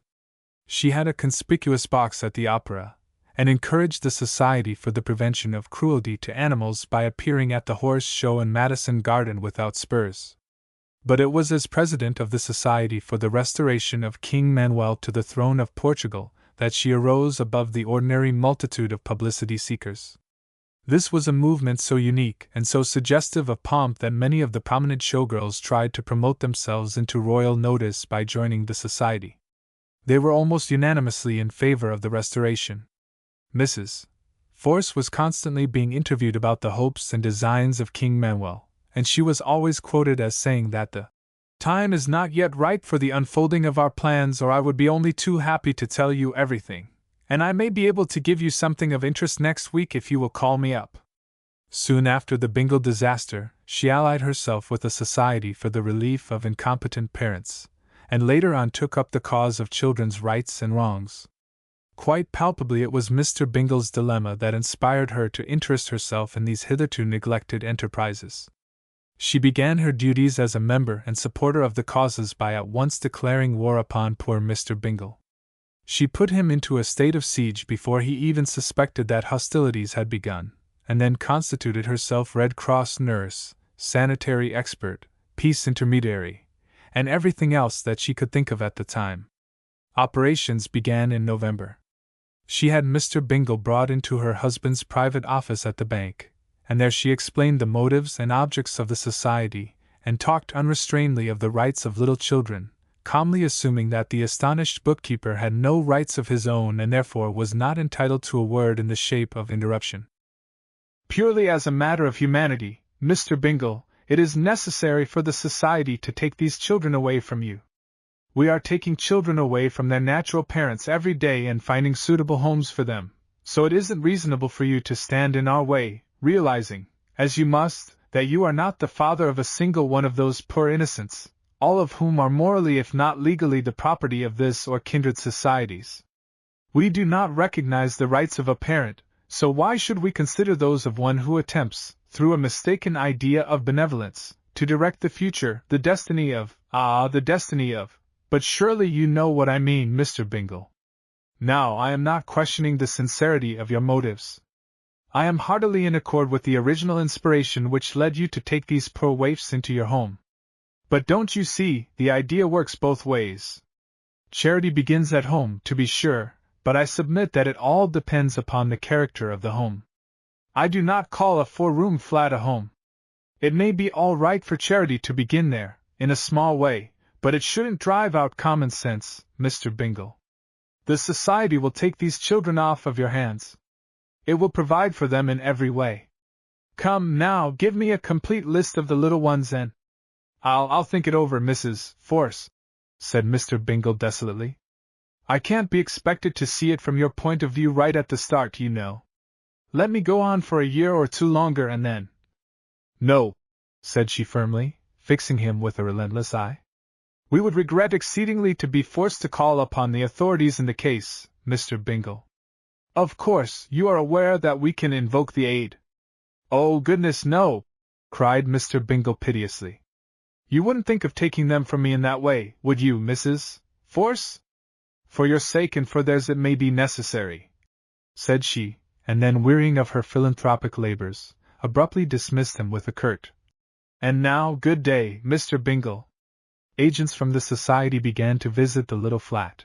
Others made a practice of seeing that the older children went to school every day, and if they were absent, to pester Mr. Bingle with inquiries. Once when Wilberforce had a sore throat, a strange and extremely businesslike doctor called and took a culture, at the same time making a note of the congested condition of the sleeping quarters. Then Mrs. Force took to bringing fashionably dressed ladies to the flat so that they might see for themselves, and docile-looking gentlemen in dark clothes and galoshes came to mutter over the extraordinary impropriety of allowing boys and girls to live in the same home together. Soon after Napoleon was taken away by the bride and bridegroom, Mrs. Force came with her secretary and interviewed the children. The secretary took down notes while Mrs. Force put the questions to the older boys and girls. Mr. Bingle had been virtually ordered out of the room. Afterwards he was called in to hear the report, which showed that Frederick, Marie-Louise, Wilberforce and Reginald seldom had enough to eat, were always cold and unhappy, and were really quite eager to go into other homes, if it would help. Poor Daddy! The smaller children whimpered, but it was because they were overawed and frightened by Mrs. Force, who in the Seawood days had always been looked upon by them as the bad fairy. Melissa, good soul, openly professed that she and Mr. Bingle could manage to take care of the kids, all right, but in secret she prayed that the society would take away 6 or so of the little ingrates.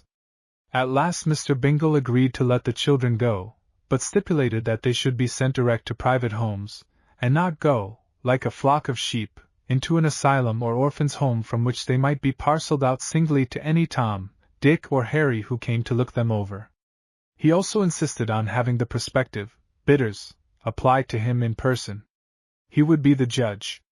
He would look them over, and if they suited him, all well and good; if not, he would keep the children until the right and proper persons came along. His stand was a firm one. He refused to recede an inch from this final position. In vain they argued that it would be the part of wisdom, in fact that it would be absolutely imperative, to take them to a comfortable, commodious dormitory where the business end of such undertakings was attended to in routine order and not in the helter-skelter fashion that he advocated. "I have just begun to realize," he said, "what it is to try to bring other people's children up for them, so, if you please, I submit that I know more about the business than this society knows or ever can hope to know. I have given them everything. I have loved them, and they have loved me. In adversity I still love them, but I fear that I cannot say as much for them. They are not my flesh and blood. They know it, my friends, they've never been led to believe that anything else is the case. Now, I am ready and willing to carry out my obligations to them. I am prepared to do all that is in my power to bring them up in the right way, to make good men and women of them. I am not willing, however, to palm them off on other people without first telling those people what they are to expect. I do not blame these boys and girls for resenting what fate has brought them to. It is quite natural that they should feel as they do. I do not call it ingratitude. It is human nature. Even a small boy may reveal symptoms of human nature, Mrs. Force, if you get him into a corner. Now I want to say to you and your friends here that I will let them go on one condition, and that is that each goes into a home that I personally approve of, and only after I have told the head of that home all that I know about the child he seeks to adopt. I appreciate your interest in my behalf, and I thank you for your untiring efforts. I believe that you are sincerely in earnest. But I ask you to do me the honor of permitting me to get out of my bad bargain in my own way and in my own time. There is no especial need of haste." It was pointed out to him that many of those desiring to adopt children lived in distant states and cities, principally in small towns or upon farms. It might be impossible for them to come to New York to see him, or the children. He still refused to give an inch. And so the society, satisfied that it had achieved a victory, set about to find fathers and mothers for the 9 Bingles, and Mr. Bingle sat down to wait for the final struggle that was to come, or, more properly speaking, for the 9 separate struggles that lay ahead of him. The children were told what they might expect in the near future, and Mr. Bingle's heart was sorely hurt by the very evident enthusiasm with which they received the news. The younger ones, swept along by the current, and less subtle than their elders, plied Mr. Bingle with 100 eager, innocent questions, and every one of them seemed to look upon the coming separation as a lark. It was not unusual to catch 2 or 3 of the older ones slyly, but excitedly discussing the prospective change, and always they averted their eyes and dropped their voices when Mr. Bingle drew near. Once he heard Marie-Louise say in anger to Wilberforce that she'd bet Daddy would keep her to the last because she was getting big enough to wash dishes and make beds. The poor man was beginning to lose faith, not in human nature alone, but in himself. He grimly remarked to Melissa one day that it isn't safe to count chickens even after they are hatched, especially when your eyes are smarting. I thought I knew more than God, Melissa, and if there was a bramble bush handy I'd jump into it in the hope that I might scratch my eyes back in again, as the saying goes. Well, anyhow, Mr. Bingle, Melissa replied, impressed by this confession of failure. As soon as the kids have left, we'll have Mrs. Bingle back again, and that's something to look forward to, sir. We'll go back to the old way of living, which was the best, after all, wasn't it? Just you and me and Mrs. Bingle. Mr. Bingle hesitated for a moment. When you and Diggs are married, Melissa, don't make the mistake of adopting a child.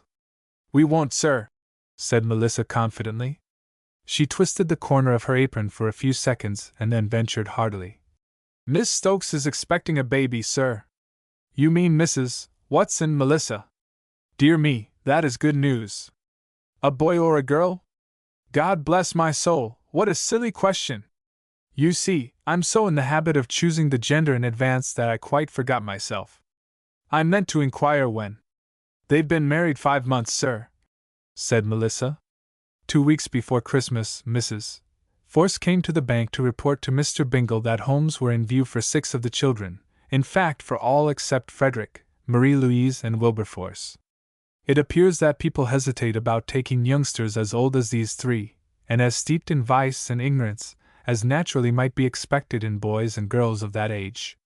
She said, however, that the society was making a point of telling people how nicely and how advantageously all of the children had been reared by the late Mr. Bingle. She smiled when she said the late Mr. Bingle, for it was a capital joke, and she had every intention of making the most of it. It was proposed that the applicants should meet Mr. Bingle and the children at the offices of the society on the Saturday before Christmas, which fell on a Thursday. Mr. Bingle objected. He said he couldn't think of letting them go before Christmas. These people would have to wait until after Christmas Eve, and that was final. President Force, coming to his wife's rescue, ironically suggested to the little bookkeeper that it was barely possible that other people were in the habit of inflicting children with the Christmas Carol. He flushed, however, under the mild stare with which Mr. Bingle favored him, and proceeded to change his tune with considerable alacrity. A happy thought seemed to have struck him with some suddenness. By Jove, Bingle, I have a splendid scheme. What could be more fitting than that these child-seekers should receive just what they want on Christmas morning? That's the ticket, my dear, he said, turning to his wife. Fix it so that a child is delivered bright and early on Christmas morning, in its own stockings, of course, and there you are. A Merry Christmas for everybody, and perhaps a Happy New Year. What do you think of it, Bingle? Splendid, said Mr. Bingle. I wish I could have thought of that when I was in the business myself. It would have been great to have a new baby every Christmas morning. I will agree to that, Mrs. Force, provided I approve of the people I'm supposed to be Santa Claus for. On the Saturday before Christmas he went to the offices of the society with all of the children, for the industrious Mrs. Force had produced claimants for the 3 older ones, and when he took the brood home to supper long after 7 o'clock that evening, homes and fresh parents were assured for all of them. To be sure, Frederick and Marie-Louise objected to living on upstate farms, and Reginald howled bitterly over being promised to a Jewish family in West End Avenue. He had set his heart on being brought up as an Irishman. Some of them were to remain in New York City, one was to go to Philadelphia and another to Bridgeport. Harold, Rosemary and Rutherford were to undergo a complete change of name. They were going into families where for sentimental reasons, a John, a Betty and a Jeremiah were wanted. Guinevere stood in grave danger of being called Prue, after somebody's grandmother, and Henrietta was to be shortened to Etta. It was understood that the agents from the society were to call for the youngsters on Christmas Eve, so that they might be ready for delivery the first thing in the morning. The society was prepared to attend to all of the legal requirements incident to the transfer. Mr. Bingle was to sign what he quaintly called a blanket affidavit, covering the entire collection, and that was to be the end of the Bingle regime. Christmas Eve came at last. The day had been bitterly cold, and Mr. Bingle, coming in from his final walk with the 4 small children, who had been taken out to see the lighted shop windows before the last supper they were to have together, was blue in the face and shivering as with a chill. Melissa caught him in the act of removing his muffler from Rosemary's neck. He had already taken his thin overcoat from Harold's shoulders, so she missed that part of his personal sacrifice. She asked with considerable asperity if he was trying to get pneumonia. No, said Mr. Bingle, struggling to keep his teeth from chattering. I'm not, Melissa. I'm trying to head off the croup. You'll probably have it yourself tonight. I think that would be rather jolly, he said. I haven't had it since I was the size of Rosemary. She thought he was losing his mind, and told Diggs so when he came in at 6 o'clock to help her with the feast they were to have. Get away from that stove, Freddie, and you too, Marie-Louise, she commanded. Can't you see your daddy is shivering? Hustle now! Don't soak up all the heat in the room. Let him stand in front of the fire, you little. Now, Melissa, said Mr. Bingle, reproachfully. Don't blame the kiddies. They're cold, and by the way, is there no steam in the radiator? I shut off the measly thing a while ago, she said. There was too much cold air coming up through the pipes. Honestly, Mr. Bingle, if you happened to stand near that there radiator you'd feel a draft. The children were dressed in their Sunday best, prepared for the coming exodus. They were neat and clean, and although 6 months had lengthened their bodies and shortened their garments, their patches and shreds were not so vindictive that they slapped Mr. Bingle's pride in face, if the metaphor is permissible. I hope, said he, with his thin shoulders close to the fire, that we will have time for the Christmas carol before his voice shook a little. Before the gentlemen come for you, kidlets. Perhaps if we were to hurry supper along a little bit, Melissa, we could manage it. I don't want to hear that thing again, said Frederick boldly. He appeared to be the leader of a movement to squash the Christmas carol. Neither do I, said Marie-Louise and Wilberforce. I want to hear about Tiny Tim, piped up Rosemary, almost in tears. Well, you haven't heard it all your life like we have, said Frederick, scowling at the little one. You've only heard it twice. Dear me, sighed Mr. Bingle, in evident distress. Don't you want to hear the carol before you say goodbye to Daddy, forever? No, said Frederick. And I'll bet they don't read it where we're going either. Perhaps not, Frederick, said he slowly, turning a rather wistful face toward Melissa, who had come in with a pan full of coals. There is one thing I quite forgot, Melissa. What's that, sir?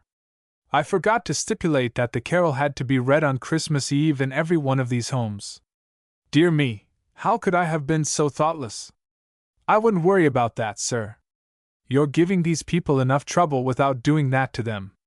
And as for you, Master Frederick, you'll probably find that instead of reading the carol to you they'll take you out in the woodshed and give you a touch of Dante's Inferno every once in a while. I'll kill 'em if they do, cried Frederick loudly. Frederick the Great! Exclaimed Melissa with vast scorn. Here now, you there, get to work and fetch the chairs and stools in from the bedrooms and put 'em up to the table. There's a couple in the kitchen, Wilbur. Hustle out and— Don't call me Wilbur, snapped Wilberforce. Haven't I always told you I hate it? Remember you're only a servant. Don't you go. Tut, tut! Exclaimed Mr. Bingle, moving over so that Melissa could drop the coals into the stove. Remember you are only a gentleman, Wilberforce. I'd like to know how I can remember it in a place like this, pouted the boy. It's all right, Mr. Bingle, said Melissa cheerily. I don't mind being called a servant. It's better than hired girl. There was a pathetic attempt at seasonable illumination and decoration in the crowded living room, sprigs of holly, some tapers and tinsel, cotton snowballs and popcorn strands being in the least congested corners, and the table had 10 candles standing in 2 sedate rows. These were not to be lighted until just before soup was served, and each participant at the board was to light his or her candle from the tapers supplied by Melissa. Over in one corner of the room reposed a small pile of packages, each neatly tied up with red ribbon. These represented the gifts of Mr. Bingle and Melissa to the palpably indifferent youngsters. 2 bottles of milk stood on the radiator, which, according to Melissa, was infinitely colder than the ice box in the pantry. Incidentally, it is worthwhile to mention that in one of the bedrooms there were 9 compactly wrapped bundles, each marked by a name, but not tied up in red ribbon. They contained the few belongings of the 9 children, and they were all ready for the coming of the Society's agents. During the day Mrs. Force had sent her automobile and a footman to remove the toys and treasures left over from the reign of plenty, taking them to headquarters for future distribution among their owners. This was done while Mr. Bingle was at the bank. He could not have endured this part of the business. The Christmas carol lay on the mantelpiece behind the stove, with Mr. Bingle's reading glasses, both ready for use. At 6:30 Mr. Diggs appeared, laden with bundles, and at his heels was Watson, carrying a tremendous basket. They were clad in huge fur overcoats, their faces were red from the cold, and their voices were vastly cheerful. "Merry Christmas, sir," said Diggs, and "Merry Christmas, sir," said Watson. "I've taken the liberty, sir, I mean to say, Watson and I have, sir, of fetching with us a thumping big Christmas dinner for you, seeing as you will be quite alone and, you might say at peace again, sir. Melissa, my dear, you will find all the delicacies of the season in these parcels, and I defy anybody to show a finer turkey than is in that basket. What say, Watson? Fit to set before the king," said Watson with great pride in his voice. "Wherefore I say long live the king," said Diggs, bowing elaborately before Mr. Bingle, whose eyes were shining as he went forward to shake hands with his old servants. "God bless my soul, I thank you, gentlemen," he murmured. "But I say, wouldn't it be better to serve some of these things tonight, before the children go away? What diff?" "Yes, yes," shouted the children. "Begging your pardon, Mr. Bingle," said Diggs firmly, "but it is not to be thought of, sir. This dinner is for you, and not a morsel is to be served until tomorrow noon. These kids will have their little stomachs crammed full all day tomorrow, and we insists that yours won't be if we don't keep a pretty firm hand on you tonight, sir. Take the things out in the kitchen, Watson, and I'd safe." "Well, well," said Mr. Bingle helplessly. "I don't know what to say, Diggs. What would you say, Reginald, if any one was as nice to you as Mr. Diggs and Mr. Watson are to me?" "I'd say open them up tonight and not be stingy," said Reginald, following Watson with greedy eyes. Melissa glared at him. "Just for that I ought to hold back your share of the chicken dumplings, young man." Then she got quite red in the face. Mr. Bingle was looking at her in amazement. "Chicken dumplings?" he murmured. "Well, you see, sir," said Melissa, "I thought as how it wouldn't matter to you if I went out on my own hook and got a few things for a Christmas Eve dinner, just a couple of nice fat hens, and some asparagus, and parsley, and sweet potatoes, and well, just a few little things like that. Thinks I, we can't afford to let these children go away without a bang-up meal in their little insides, so's nobody could think they was ever hungry in their lives, and so this morning I just stepped out and, oh yes, I forgot, sir, I did get a few hothouse grapes and one or two other trifles, just to make it seem real, not to mention some celery and olives and fruitcakes." "Quite the thing, Melissa," said Diggs approvingly. "Quite the thing, my dear. And did the men deliver the ham and firewood? Ahem! I beg pardon. Are we to have firewood for dinner tonight, Diggs?" inquired Mr. Bingle, his voice trembling a little despite his good-natured smile. "Oh, you stupid, blundering English!" cried Melissa in a voice that shriveled Diggs. "That's it, sir, I am a stupid, blundering Englishman right enough. Blooming fool, sir, if you please. I didn't intend to mention anything but the ham. The confounded firewood slipped in, sir. I trust you'll overlook it, sir." "I'm not overlooking firewood in this weather, Diggs," said Mr. Bingle drily. "Won't you sit down? Excuse me for not." "Oh, no, sir, thank you. I have my duties to perform. Really, sir, I—" "Go out into the kitchen, Mr. Diggs," commanded Melissa sharply. "God gave you a tongue, but He didn't give you anything to hold it with." Quite so," agreed the flustered Mr. Diggs, edging toward the kitchen whence through the open door came sounds of rattling pans and the penetrating but comforting scent of stewed chicken. "It is good of you and Watson to come down this evening, Diggs," said Mr. Bingle, speaking with difficulty. "This must be the busiest night of the year for you. How could you afford to get away?" "Well, sir," said Diggs, after looking to Melissa for approval or inspiration, "we decided as how Christmas comes but once a year, and as the boys in the shop can manage very nicely without us for a couple of hours, we says to ourselves we would come down and hear the Christmas carol if you don't mind, sir, for old time's sake. Miss Stokes, I mean to say, Mrs. Watson, will be along presently, sir. She stopped for a spell, to relieve the cashier while she went to supper. And that's enough, Mr. Diggs, interrupted Melissa. You'll spoil it if you go on. Oh, I say, Melissa. Out to the kitchen with you, and get out of that fur coat. You are perspiring like everything. Mr. Bingle called Diggs back just as he was on the point of disappearing through the door. By the way, Diggs, he said, smiling broadly, have you heard the news? The news, sir? Is Mrs. Bingle? S.H., hissed Melissa. The news about Melissa. She is going to be married in this very room 2 weeks from tonight, Diggs. How is that for news? Married? Good God, sir! Gasped Diggs. Married to you, Diggs, and I am going to give the bride away. Oh, pshaw, Mr. Bingle! Cried Melissa, covering her flaming face with her apron. Do you mean it, Mr. Bingle? Cried Diggs, with beaming eyes. I do. I'm getting tired of seeing you two around, so I'm going to make you get married. Now don't say you'll refuse, Diggs, for.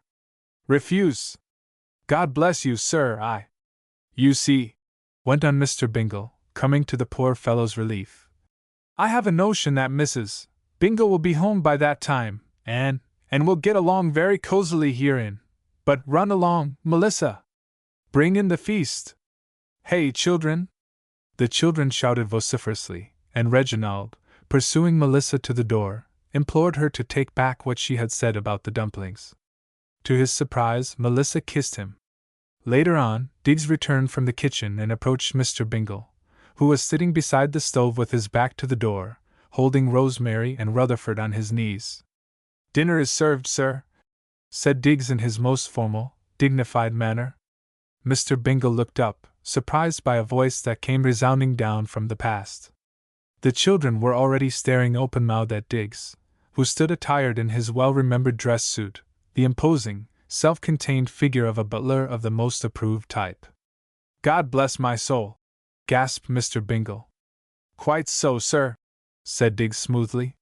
He drew out Mr. Bingle's chair, and the little man, completely dazed, sank abruptly into it. The children found their places, chattering like magpies. Lest they forget, said Diggs, leaning over to speak softly in Mr. Bingle's ear. Then came Watson, in braid and buttons, stiff as a ramrod, chin high in the air, and as supercilious as any footman in all the world carrying the soup.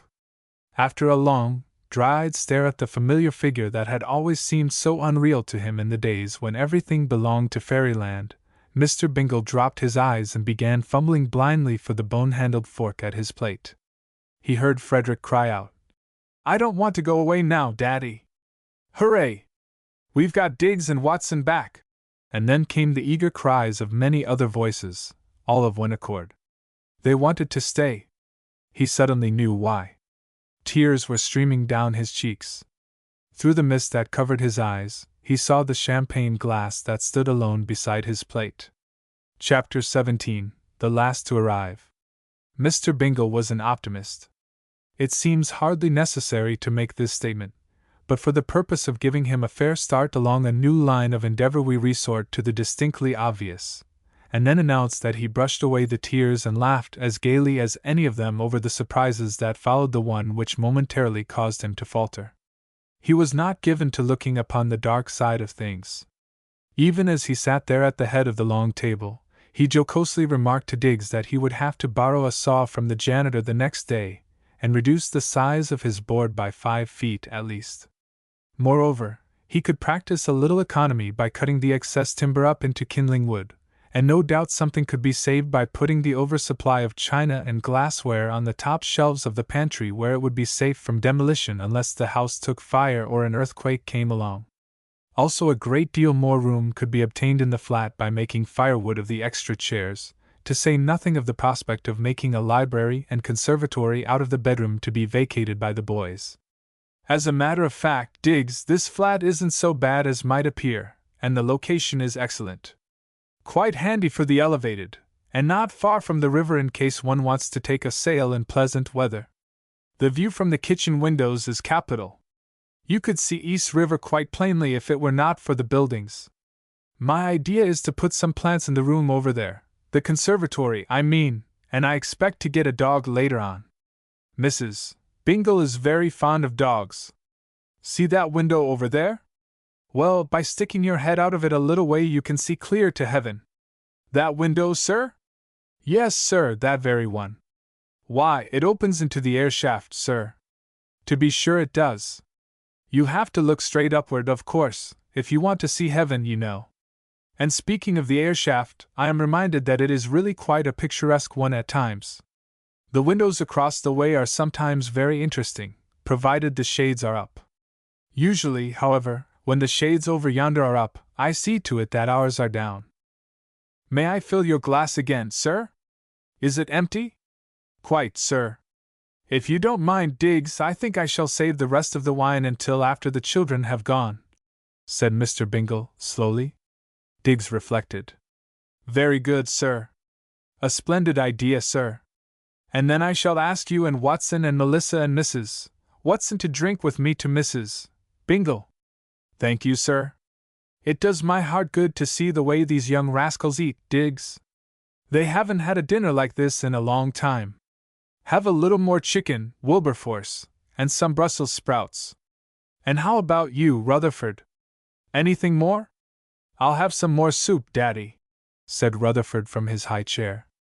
He was just ending the third course. Bless my soul! Exclaimed Mr. Bingle.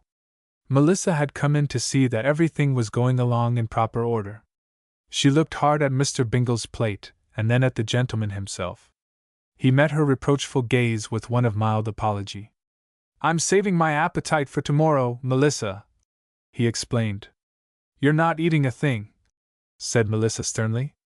Mr. Diggs, what kind of a lummox are you? Can't you see that he's stinting himself so's them?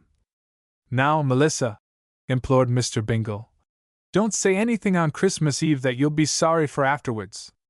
It's all right, I assure you. I'm not very hungry, Aunt.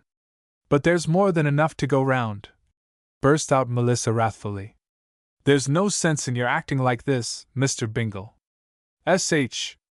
Watson, give him some more of that chicken, the white meat, do you understand? And where's the dressing? Mr. Diggs, get those rolls over here, lively. Did he have any soup and fish? Did he? Melissa, what are you trying to do?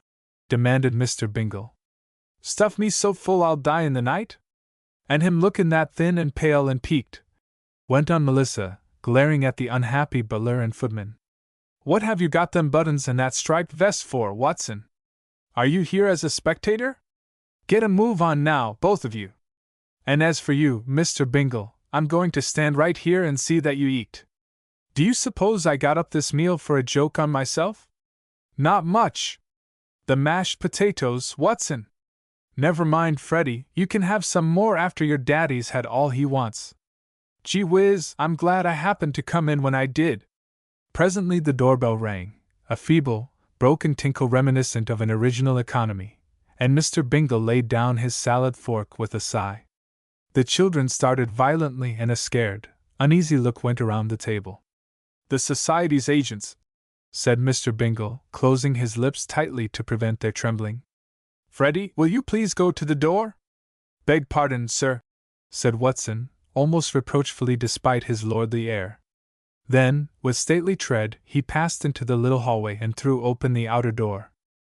I don't want to go. Henrietta was crying, and even Frederick looked intently at his plate with eyes that were preparing to fill. The rest of them were ready to whimper. After all, a bountiful meal and a full stomach go a long way toward producing a reaction. They were not so keen to leave Mr. Bingle as they were before the meal began. Mrs. Flanders! Mr. Flanders! Announced the high-chinned Watson.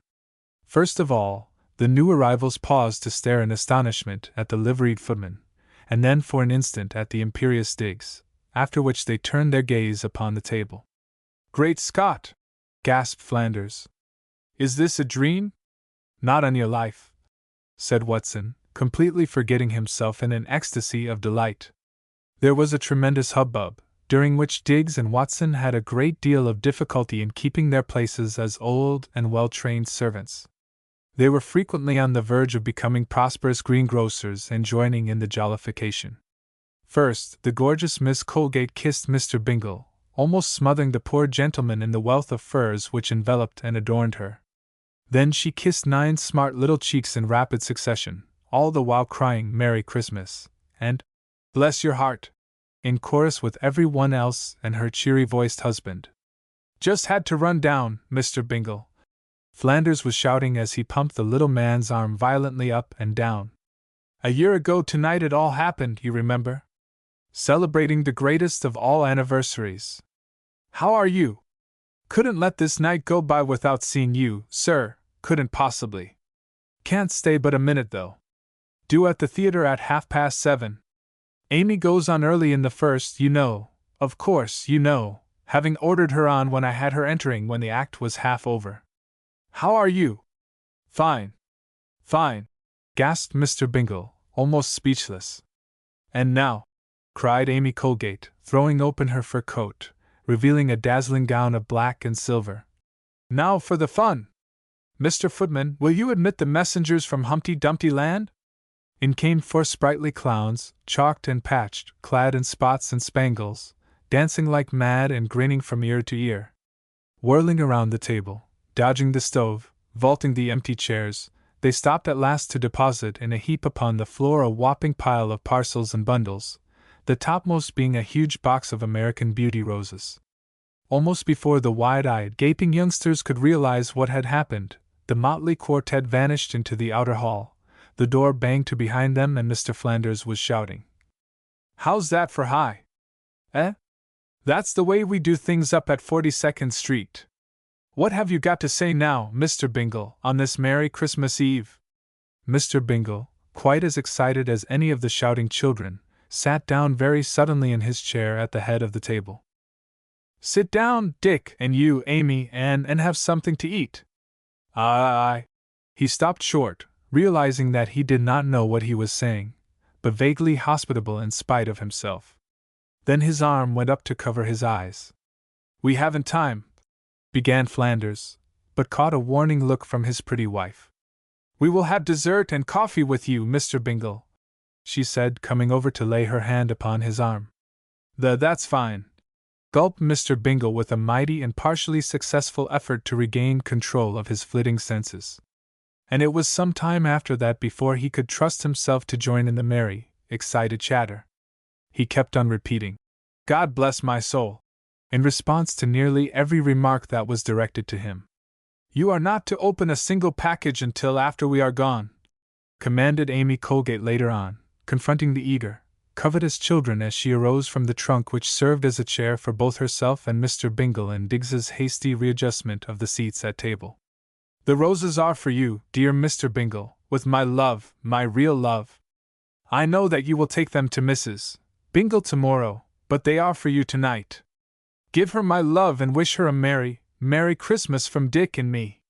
Please God she may soon come back to you and be as she used to be." She peered intently, questioningly into his glistening eyes, and then put her arm suddenly around his neck and cried softly in his ear, "Oh, you dear, dear old goose! Where is Melissa?" whispered Flanders to Diggs as that functionary was helping him into his greatcoat. "Almost on your very heels, sir," said Diggs, as nervous as anyone else. "I say, Melissa," said Flanders, turning upon the beaming handmaiden, who stood in the kitchen door with Watson's wife. "Let me have a look at your kitchen." He fairly pushed his way into the kitchen, dragging her after him. "Hush! Don't interrupt me, my girl. He may suspect something and come hustling out here after us. Now, Melissa, I trust you as I would trust the government of the United States. You are as honest as the sun, so I'm taking no chances in handing you this little package to be delivered to Mr. Bingle when he sits down to his lonely breakfast on Christmas morning. The kids will be all gone and he'll need something to brace him up a bit. Now, pay attention. This is a copy of the first edition of the Christmas Carol, and stuck between the leaves is something that would cause this flat to be robbed tonight if the news got down to the Bowery. Are you listening?" "I am, sir," gasped Melissa, gripping the small package tightly, and shooting a look of apprehension at the kitchen window, as if expecting to see a thief pop into the fifth-story window. "Well, there is $1,000 bill concealed in that book. Don't drop it. It won't bite you. Put it under your pillow tonight, and be sure he gets it for breakfast. The little note will explain everything." "Goodness, Mr. Flanders, it's a dreadful thing to have in bed with a person. I won't sleep a wink." "So much the better," said Flanders cheerfully. "Now, you'll not forget to have it at his place in the morning, will you? If I live through the night, sir, it will be served with his coffee. I shan't even tell Mr. Diggs." She did not mean this as a reflection upon the integrity of her suitor, but fearing that it might be taken as such, she made haste to add, "So if I'm found murdered in my bed, you needn't accuse him of doing it." In the meantime, Amy Colgate had kissed all of the children again and was standing guard over the heap of presents, talking so gaily and so incessantly that, despite Mr. Bingle's glances in the direction of the kitchen, he was unable to satisfy his curiosity. "You really are quite cozy here, Mr. Bingle," she was saying. "Have you anything new to show me?" He pondered. "I think there's a new hole in the carpet over there, Mrs. Flanders. And I've taken a new lease on life. Dr. Fiddler dropped in at the bank yesterday to tell me that Mrs. Bingle may be able to come home before long, so you see I shall have to get busy fixing the place up a bit. She likes to have everything neat and tidy, you know. Is she still with her mother?" "Certainly. Fiddler says she may have to go to the hospital for a while before coming here, but it's nothing to be worried about. A trifling operation, he says. He's like all doctors. You never can get 'em to commit themselves. I shall go up to see her tomorrow. I've got a little present for her, you know. I've sort of been expecting something from her tonight, a pair of slippers or a half-dozen handkerchiefs or something like that, but perhaps they will come in the morning. She never forgets me. Of course, being sick and discouraged may have kept her from, and then again, on the other hand, she may have crocheted me a dressing gown or a fancy waistcoat, and prefers to give it to me when I go out to see her tomorrow, not wanting to trust it to the express company, don't you know? Well, Dick, how do you like our kitchen? Bully! Come along, Amy. We mustn't be late. See you soon, Mr. Bingle. You must bring Mrs. Bingle up to see the piece as soon as she's able. By George, we are doing business, though. $16,000 last week. Turning em away every night.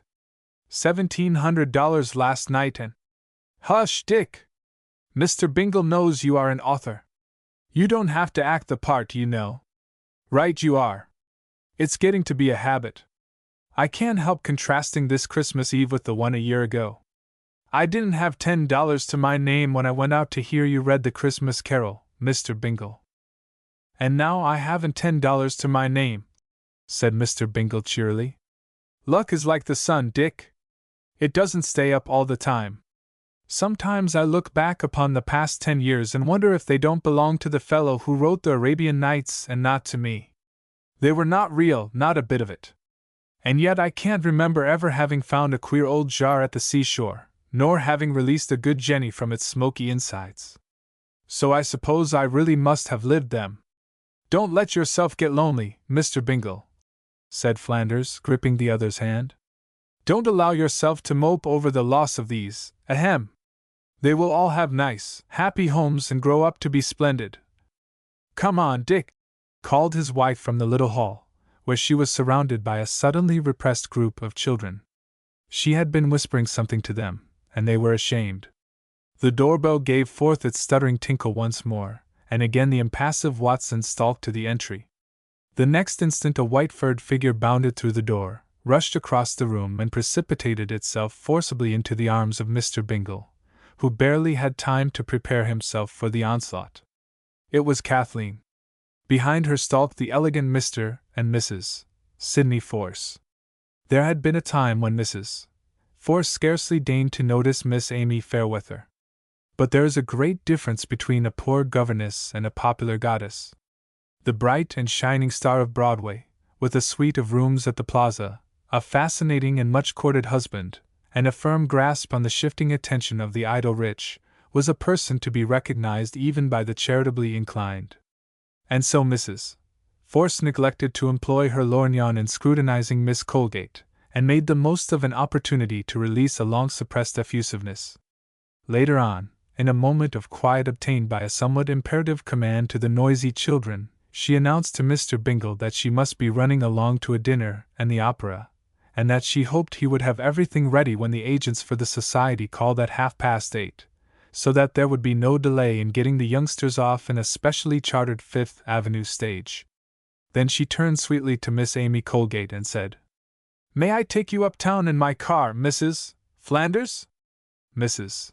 Flanders replied just as sweetly, "No, thank you, Mrs. Force. Our own limousine is waiting. We've come to hear the Christmas carol, Bingle," said Mr. Force after his wife and Mr. and Mrs. Flanders had gone. "Kathleen and I expect to come to see you on every Christmas Eve, if you'll have us. You've got us on your hands, old man, and you can't shake us off." "God bless my soul," said Mr. Bingle, visibly moved. "I remember that you did use it as an argument when you took Kathleen away from me. Still, I bear it no grudge. I love the Christmas carol, Daddy," cried Kathleen, snuggling close to him. "S.H. You must not call me Daddy now, dear." "I shall. You'll always be my Daddy. And how about—" he pointed to Mr. Force. "Oh," she said easily, "I call him Father." Then came the distribution of presents. A footman brought up numerous gifts from the rich Kathleen to her one-time foster brothers and sisters. They had nothing to give to her in return, and Mr. Bingle afterwards said that it was greatly to their credit that they were able to look at him with an accusation in their eyes, for, said he, it went to prove that they were mortified over not being in a position to observe the old rule about giving and receiving. As a matter of fact, several of them tried to transfer to Kathleen the simple, inexpensive presents he had just given to them out of his own humble pile, all of which, he argued, went far toward establishing his point, notwithstanding the fact that they manifestly despised the very things they were so ready to give away. He overheard Frederick whispering to Kathleen that he hoped he was going to a place where he could have enough money to buy her the right kind of a present for her next Christmas, and that it was rotten luck to be as poor as all this. Mr. Bingle strained his ears to catch Kathleen's reply, and it was such that his face brightened. He afterwards sidled up to her and stroked her hair with loving, gentle fingers. There was one rather large, cumbersome pasteboard box in the corner, which Diggs passed up to him the last of all. "Don't open it till tomorrow, Mr. Bingle," said Melissa in a panic, whereupon Diggs jerked it away from him with more haste than good manners. It was marked quite plainly, "To Mr. Bingle from Melissa," and bright and early the next morning it turned out to be a fur-lined overcoat. Once more Melissa was dragged into the kitchen, this time by the furtive, uneasy Mr. Force. While they were out of the room a messenger boy came to the front door with a small package for Mr. Bingle. "Ah, at last, something from Mary. I was sure she wouldn't forget me on Christmas Eve. She never has, and I'm sure. Hello! This isn't her writing. Monsieur Thomas Singleton Bingle. Now what can—" "Open it, Daddy," cried Kathleen. "Stand back. Maybe it's an infernal machine. These anarchists are blowing up all the rich men in town nowadays. This may be the end of me." Ah! He had cut the string with a carving knife and now exposed to view a box of cigars. There was a card attached. With some difficulty he made out, "From your lifelong friend, with best wishes for a Merry Christmas and a Happy New Year." It was signed by Napoleon. Mr. Force had closed the door behind him. He spoke in a hoarse whisper, after a curt nod of the head to Mrs. Watson, who was vainly trying to wash the dishes and at the same time see all that was going on in the outer room. "See here, young woman, I want you to give these 2 envelopes to Mr. Bingle when he comes in to breakfast in the morning." He produced 2 long blue envelopes and thrust them into her hand. "Not a word to him tonight, d'you hear? Put them under your pillow and sleep on 'em, with one eye open if possible." "Good gracious," she said with her broadest grin. "I shan't sleep for a week. They look terribly important." "I'll tell you what they contain," said Mr. Force, after a moment. "You ought to know what you are guarding, my girl. This one contains Kathleen's present. Do you remember that pretty little cottage and farm just above my place in the country? The cottage with the ivy and the maples and the old stone wall? Well, this is a deed to that property. It is my daughter's present to her daddy, the gentleman who made her the lady she is and who has just made a new man of Sidney Force. This? Gee! Exclaimed Melissa, pop-eyed and trembling with joy. What next? Now I've got to sleep on a house and lot, besides. She caught herself up in time. This envelope contains my present to him. It is an appointment as manager and superintendent of my estates in Westchester County and in Connecticut, for life, Melissa. You won't fail to give them to him for breakfast, will you? God bless my soul! Gasped Melissa, unconsciously falling into a lifelong habit of the man who loved everybody.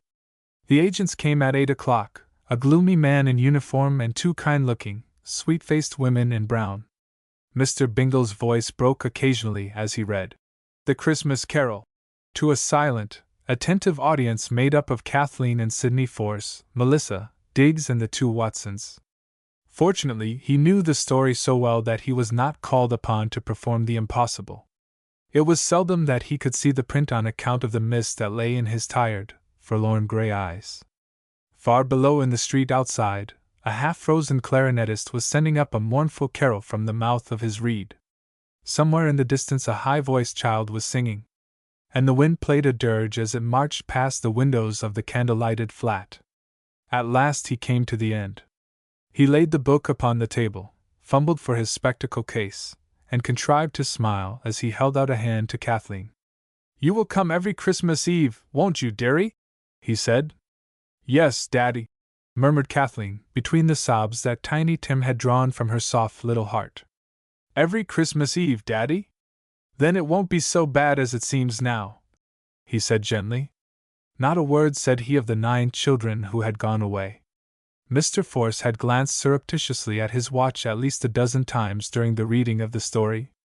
An anxious frown settled on his brow, and an observer might have remarked the strange, listening attitude that he affected at times, such as the alert cocking of his head and an intense squinting of the eyes. "Now, if my dear Mary could only pop in on us and—" But Mr. Bingle choked up suddenly and turned his attention to the stirring of the coals in the stove. The doorbell pealed again, this time with surprising authority and decision. Mr. Bingle started as if shot. As he faced the little hall, his eyes were wide with an incredulous stare of wonder. "Good God in heaven!" he murmured. "Can it be possible that— But no! It cannot be Mary. That would be too wonderful. Watson, Melissa, will you please see who's there?" As rigid as a post he stood over the stove, holding the poker in his hand, his eyes fastened upon the door as Watson sprang to open it. The cheerful voice of old Dr. Fiddler, the great Dr. Fiddler, came roaring into the room ahead of its owner.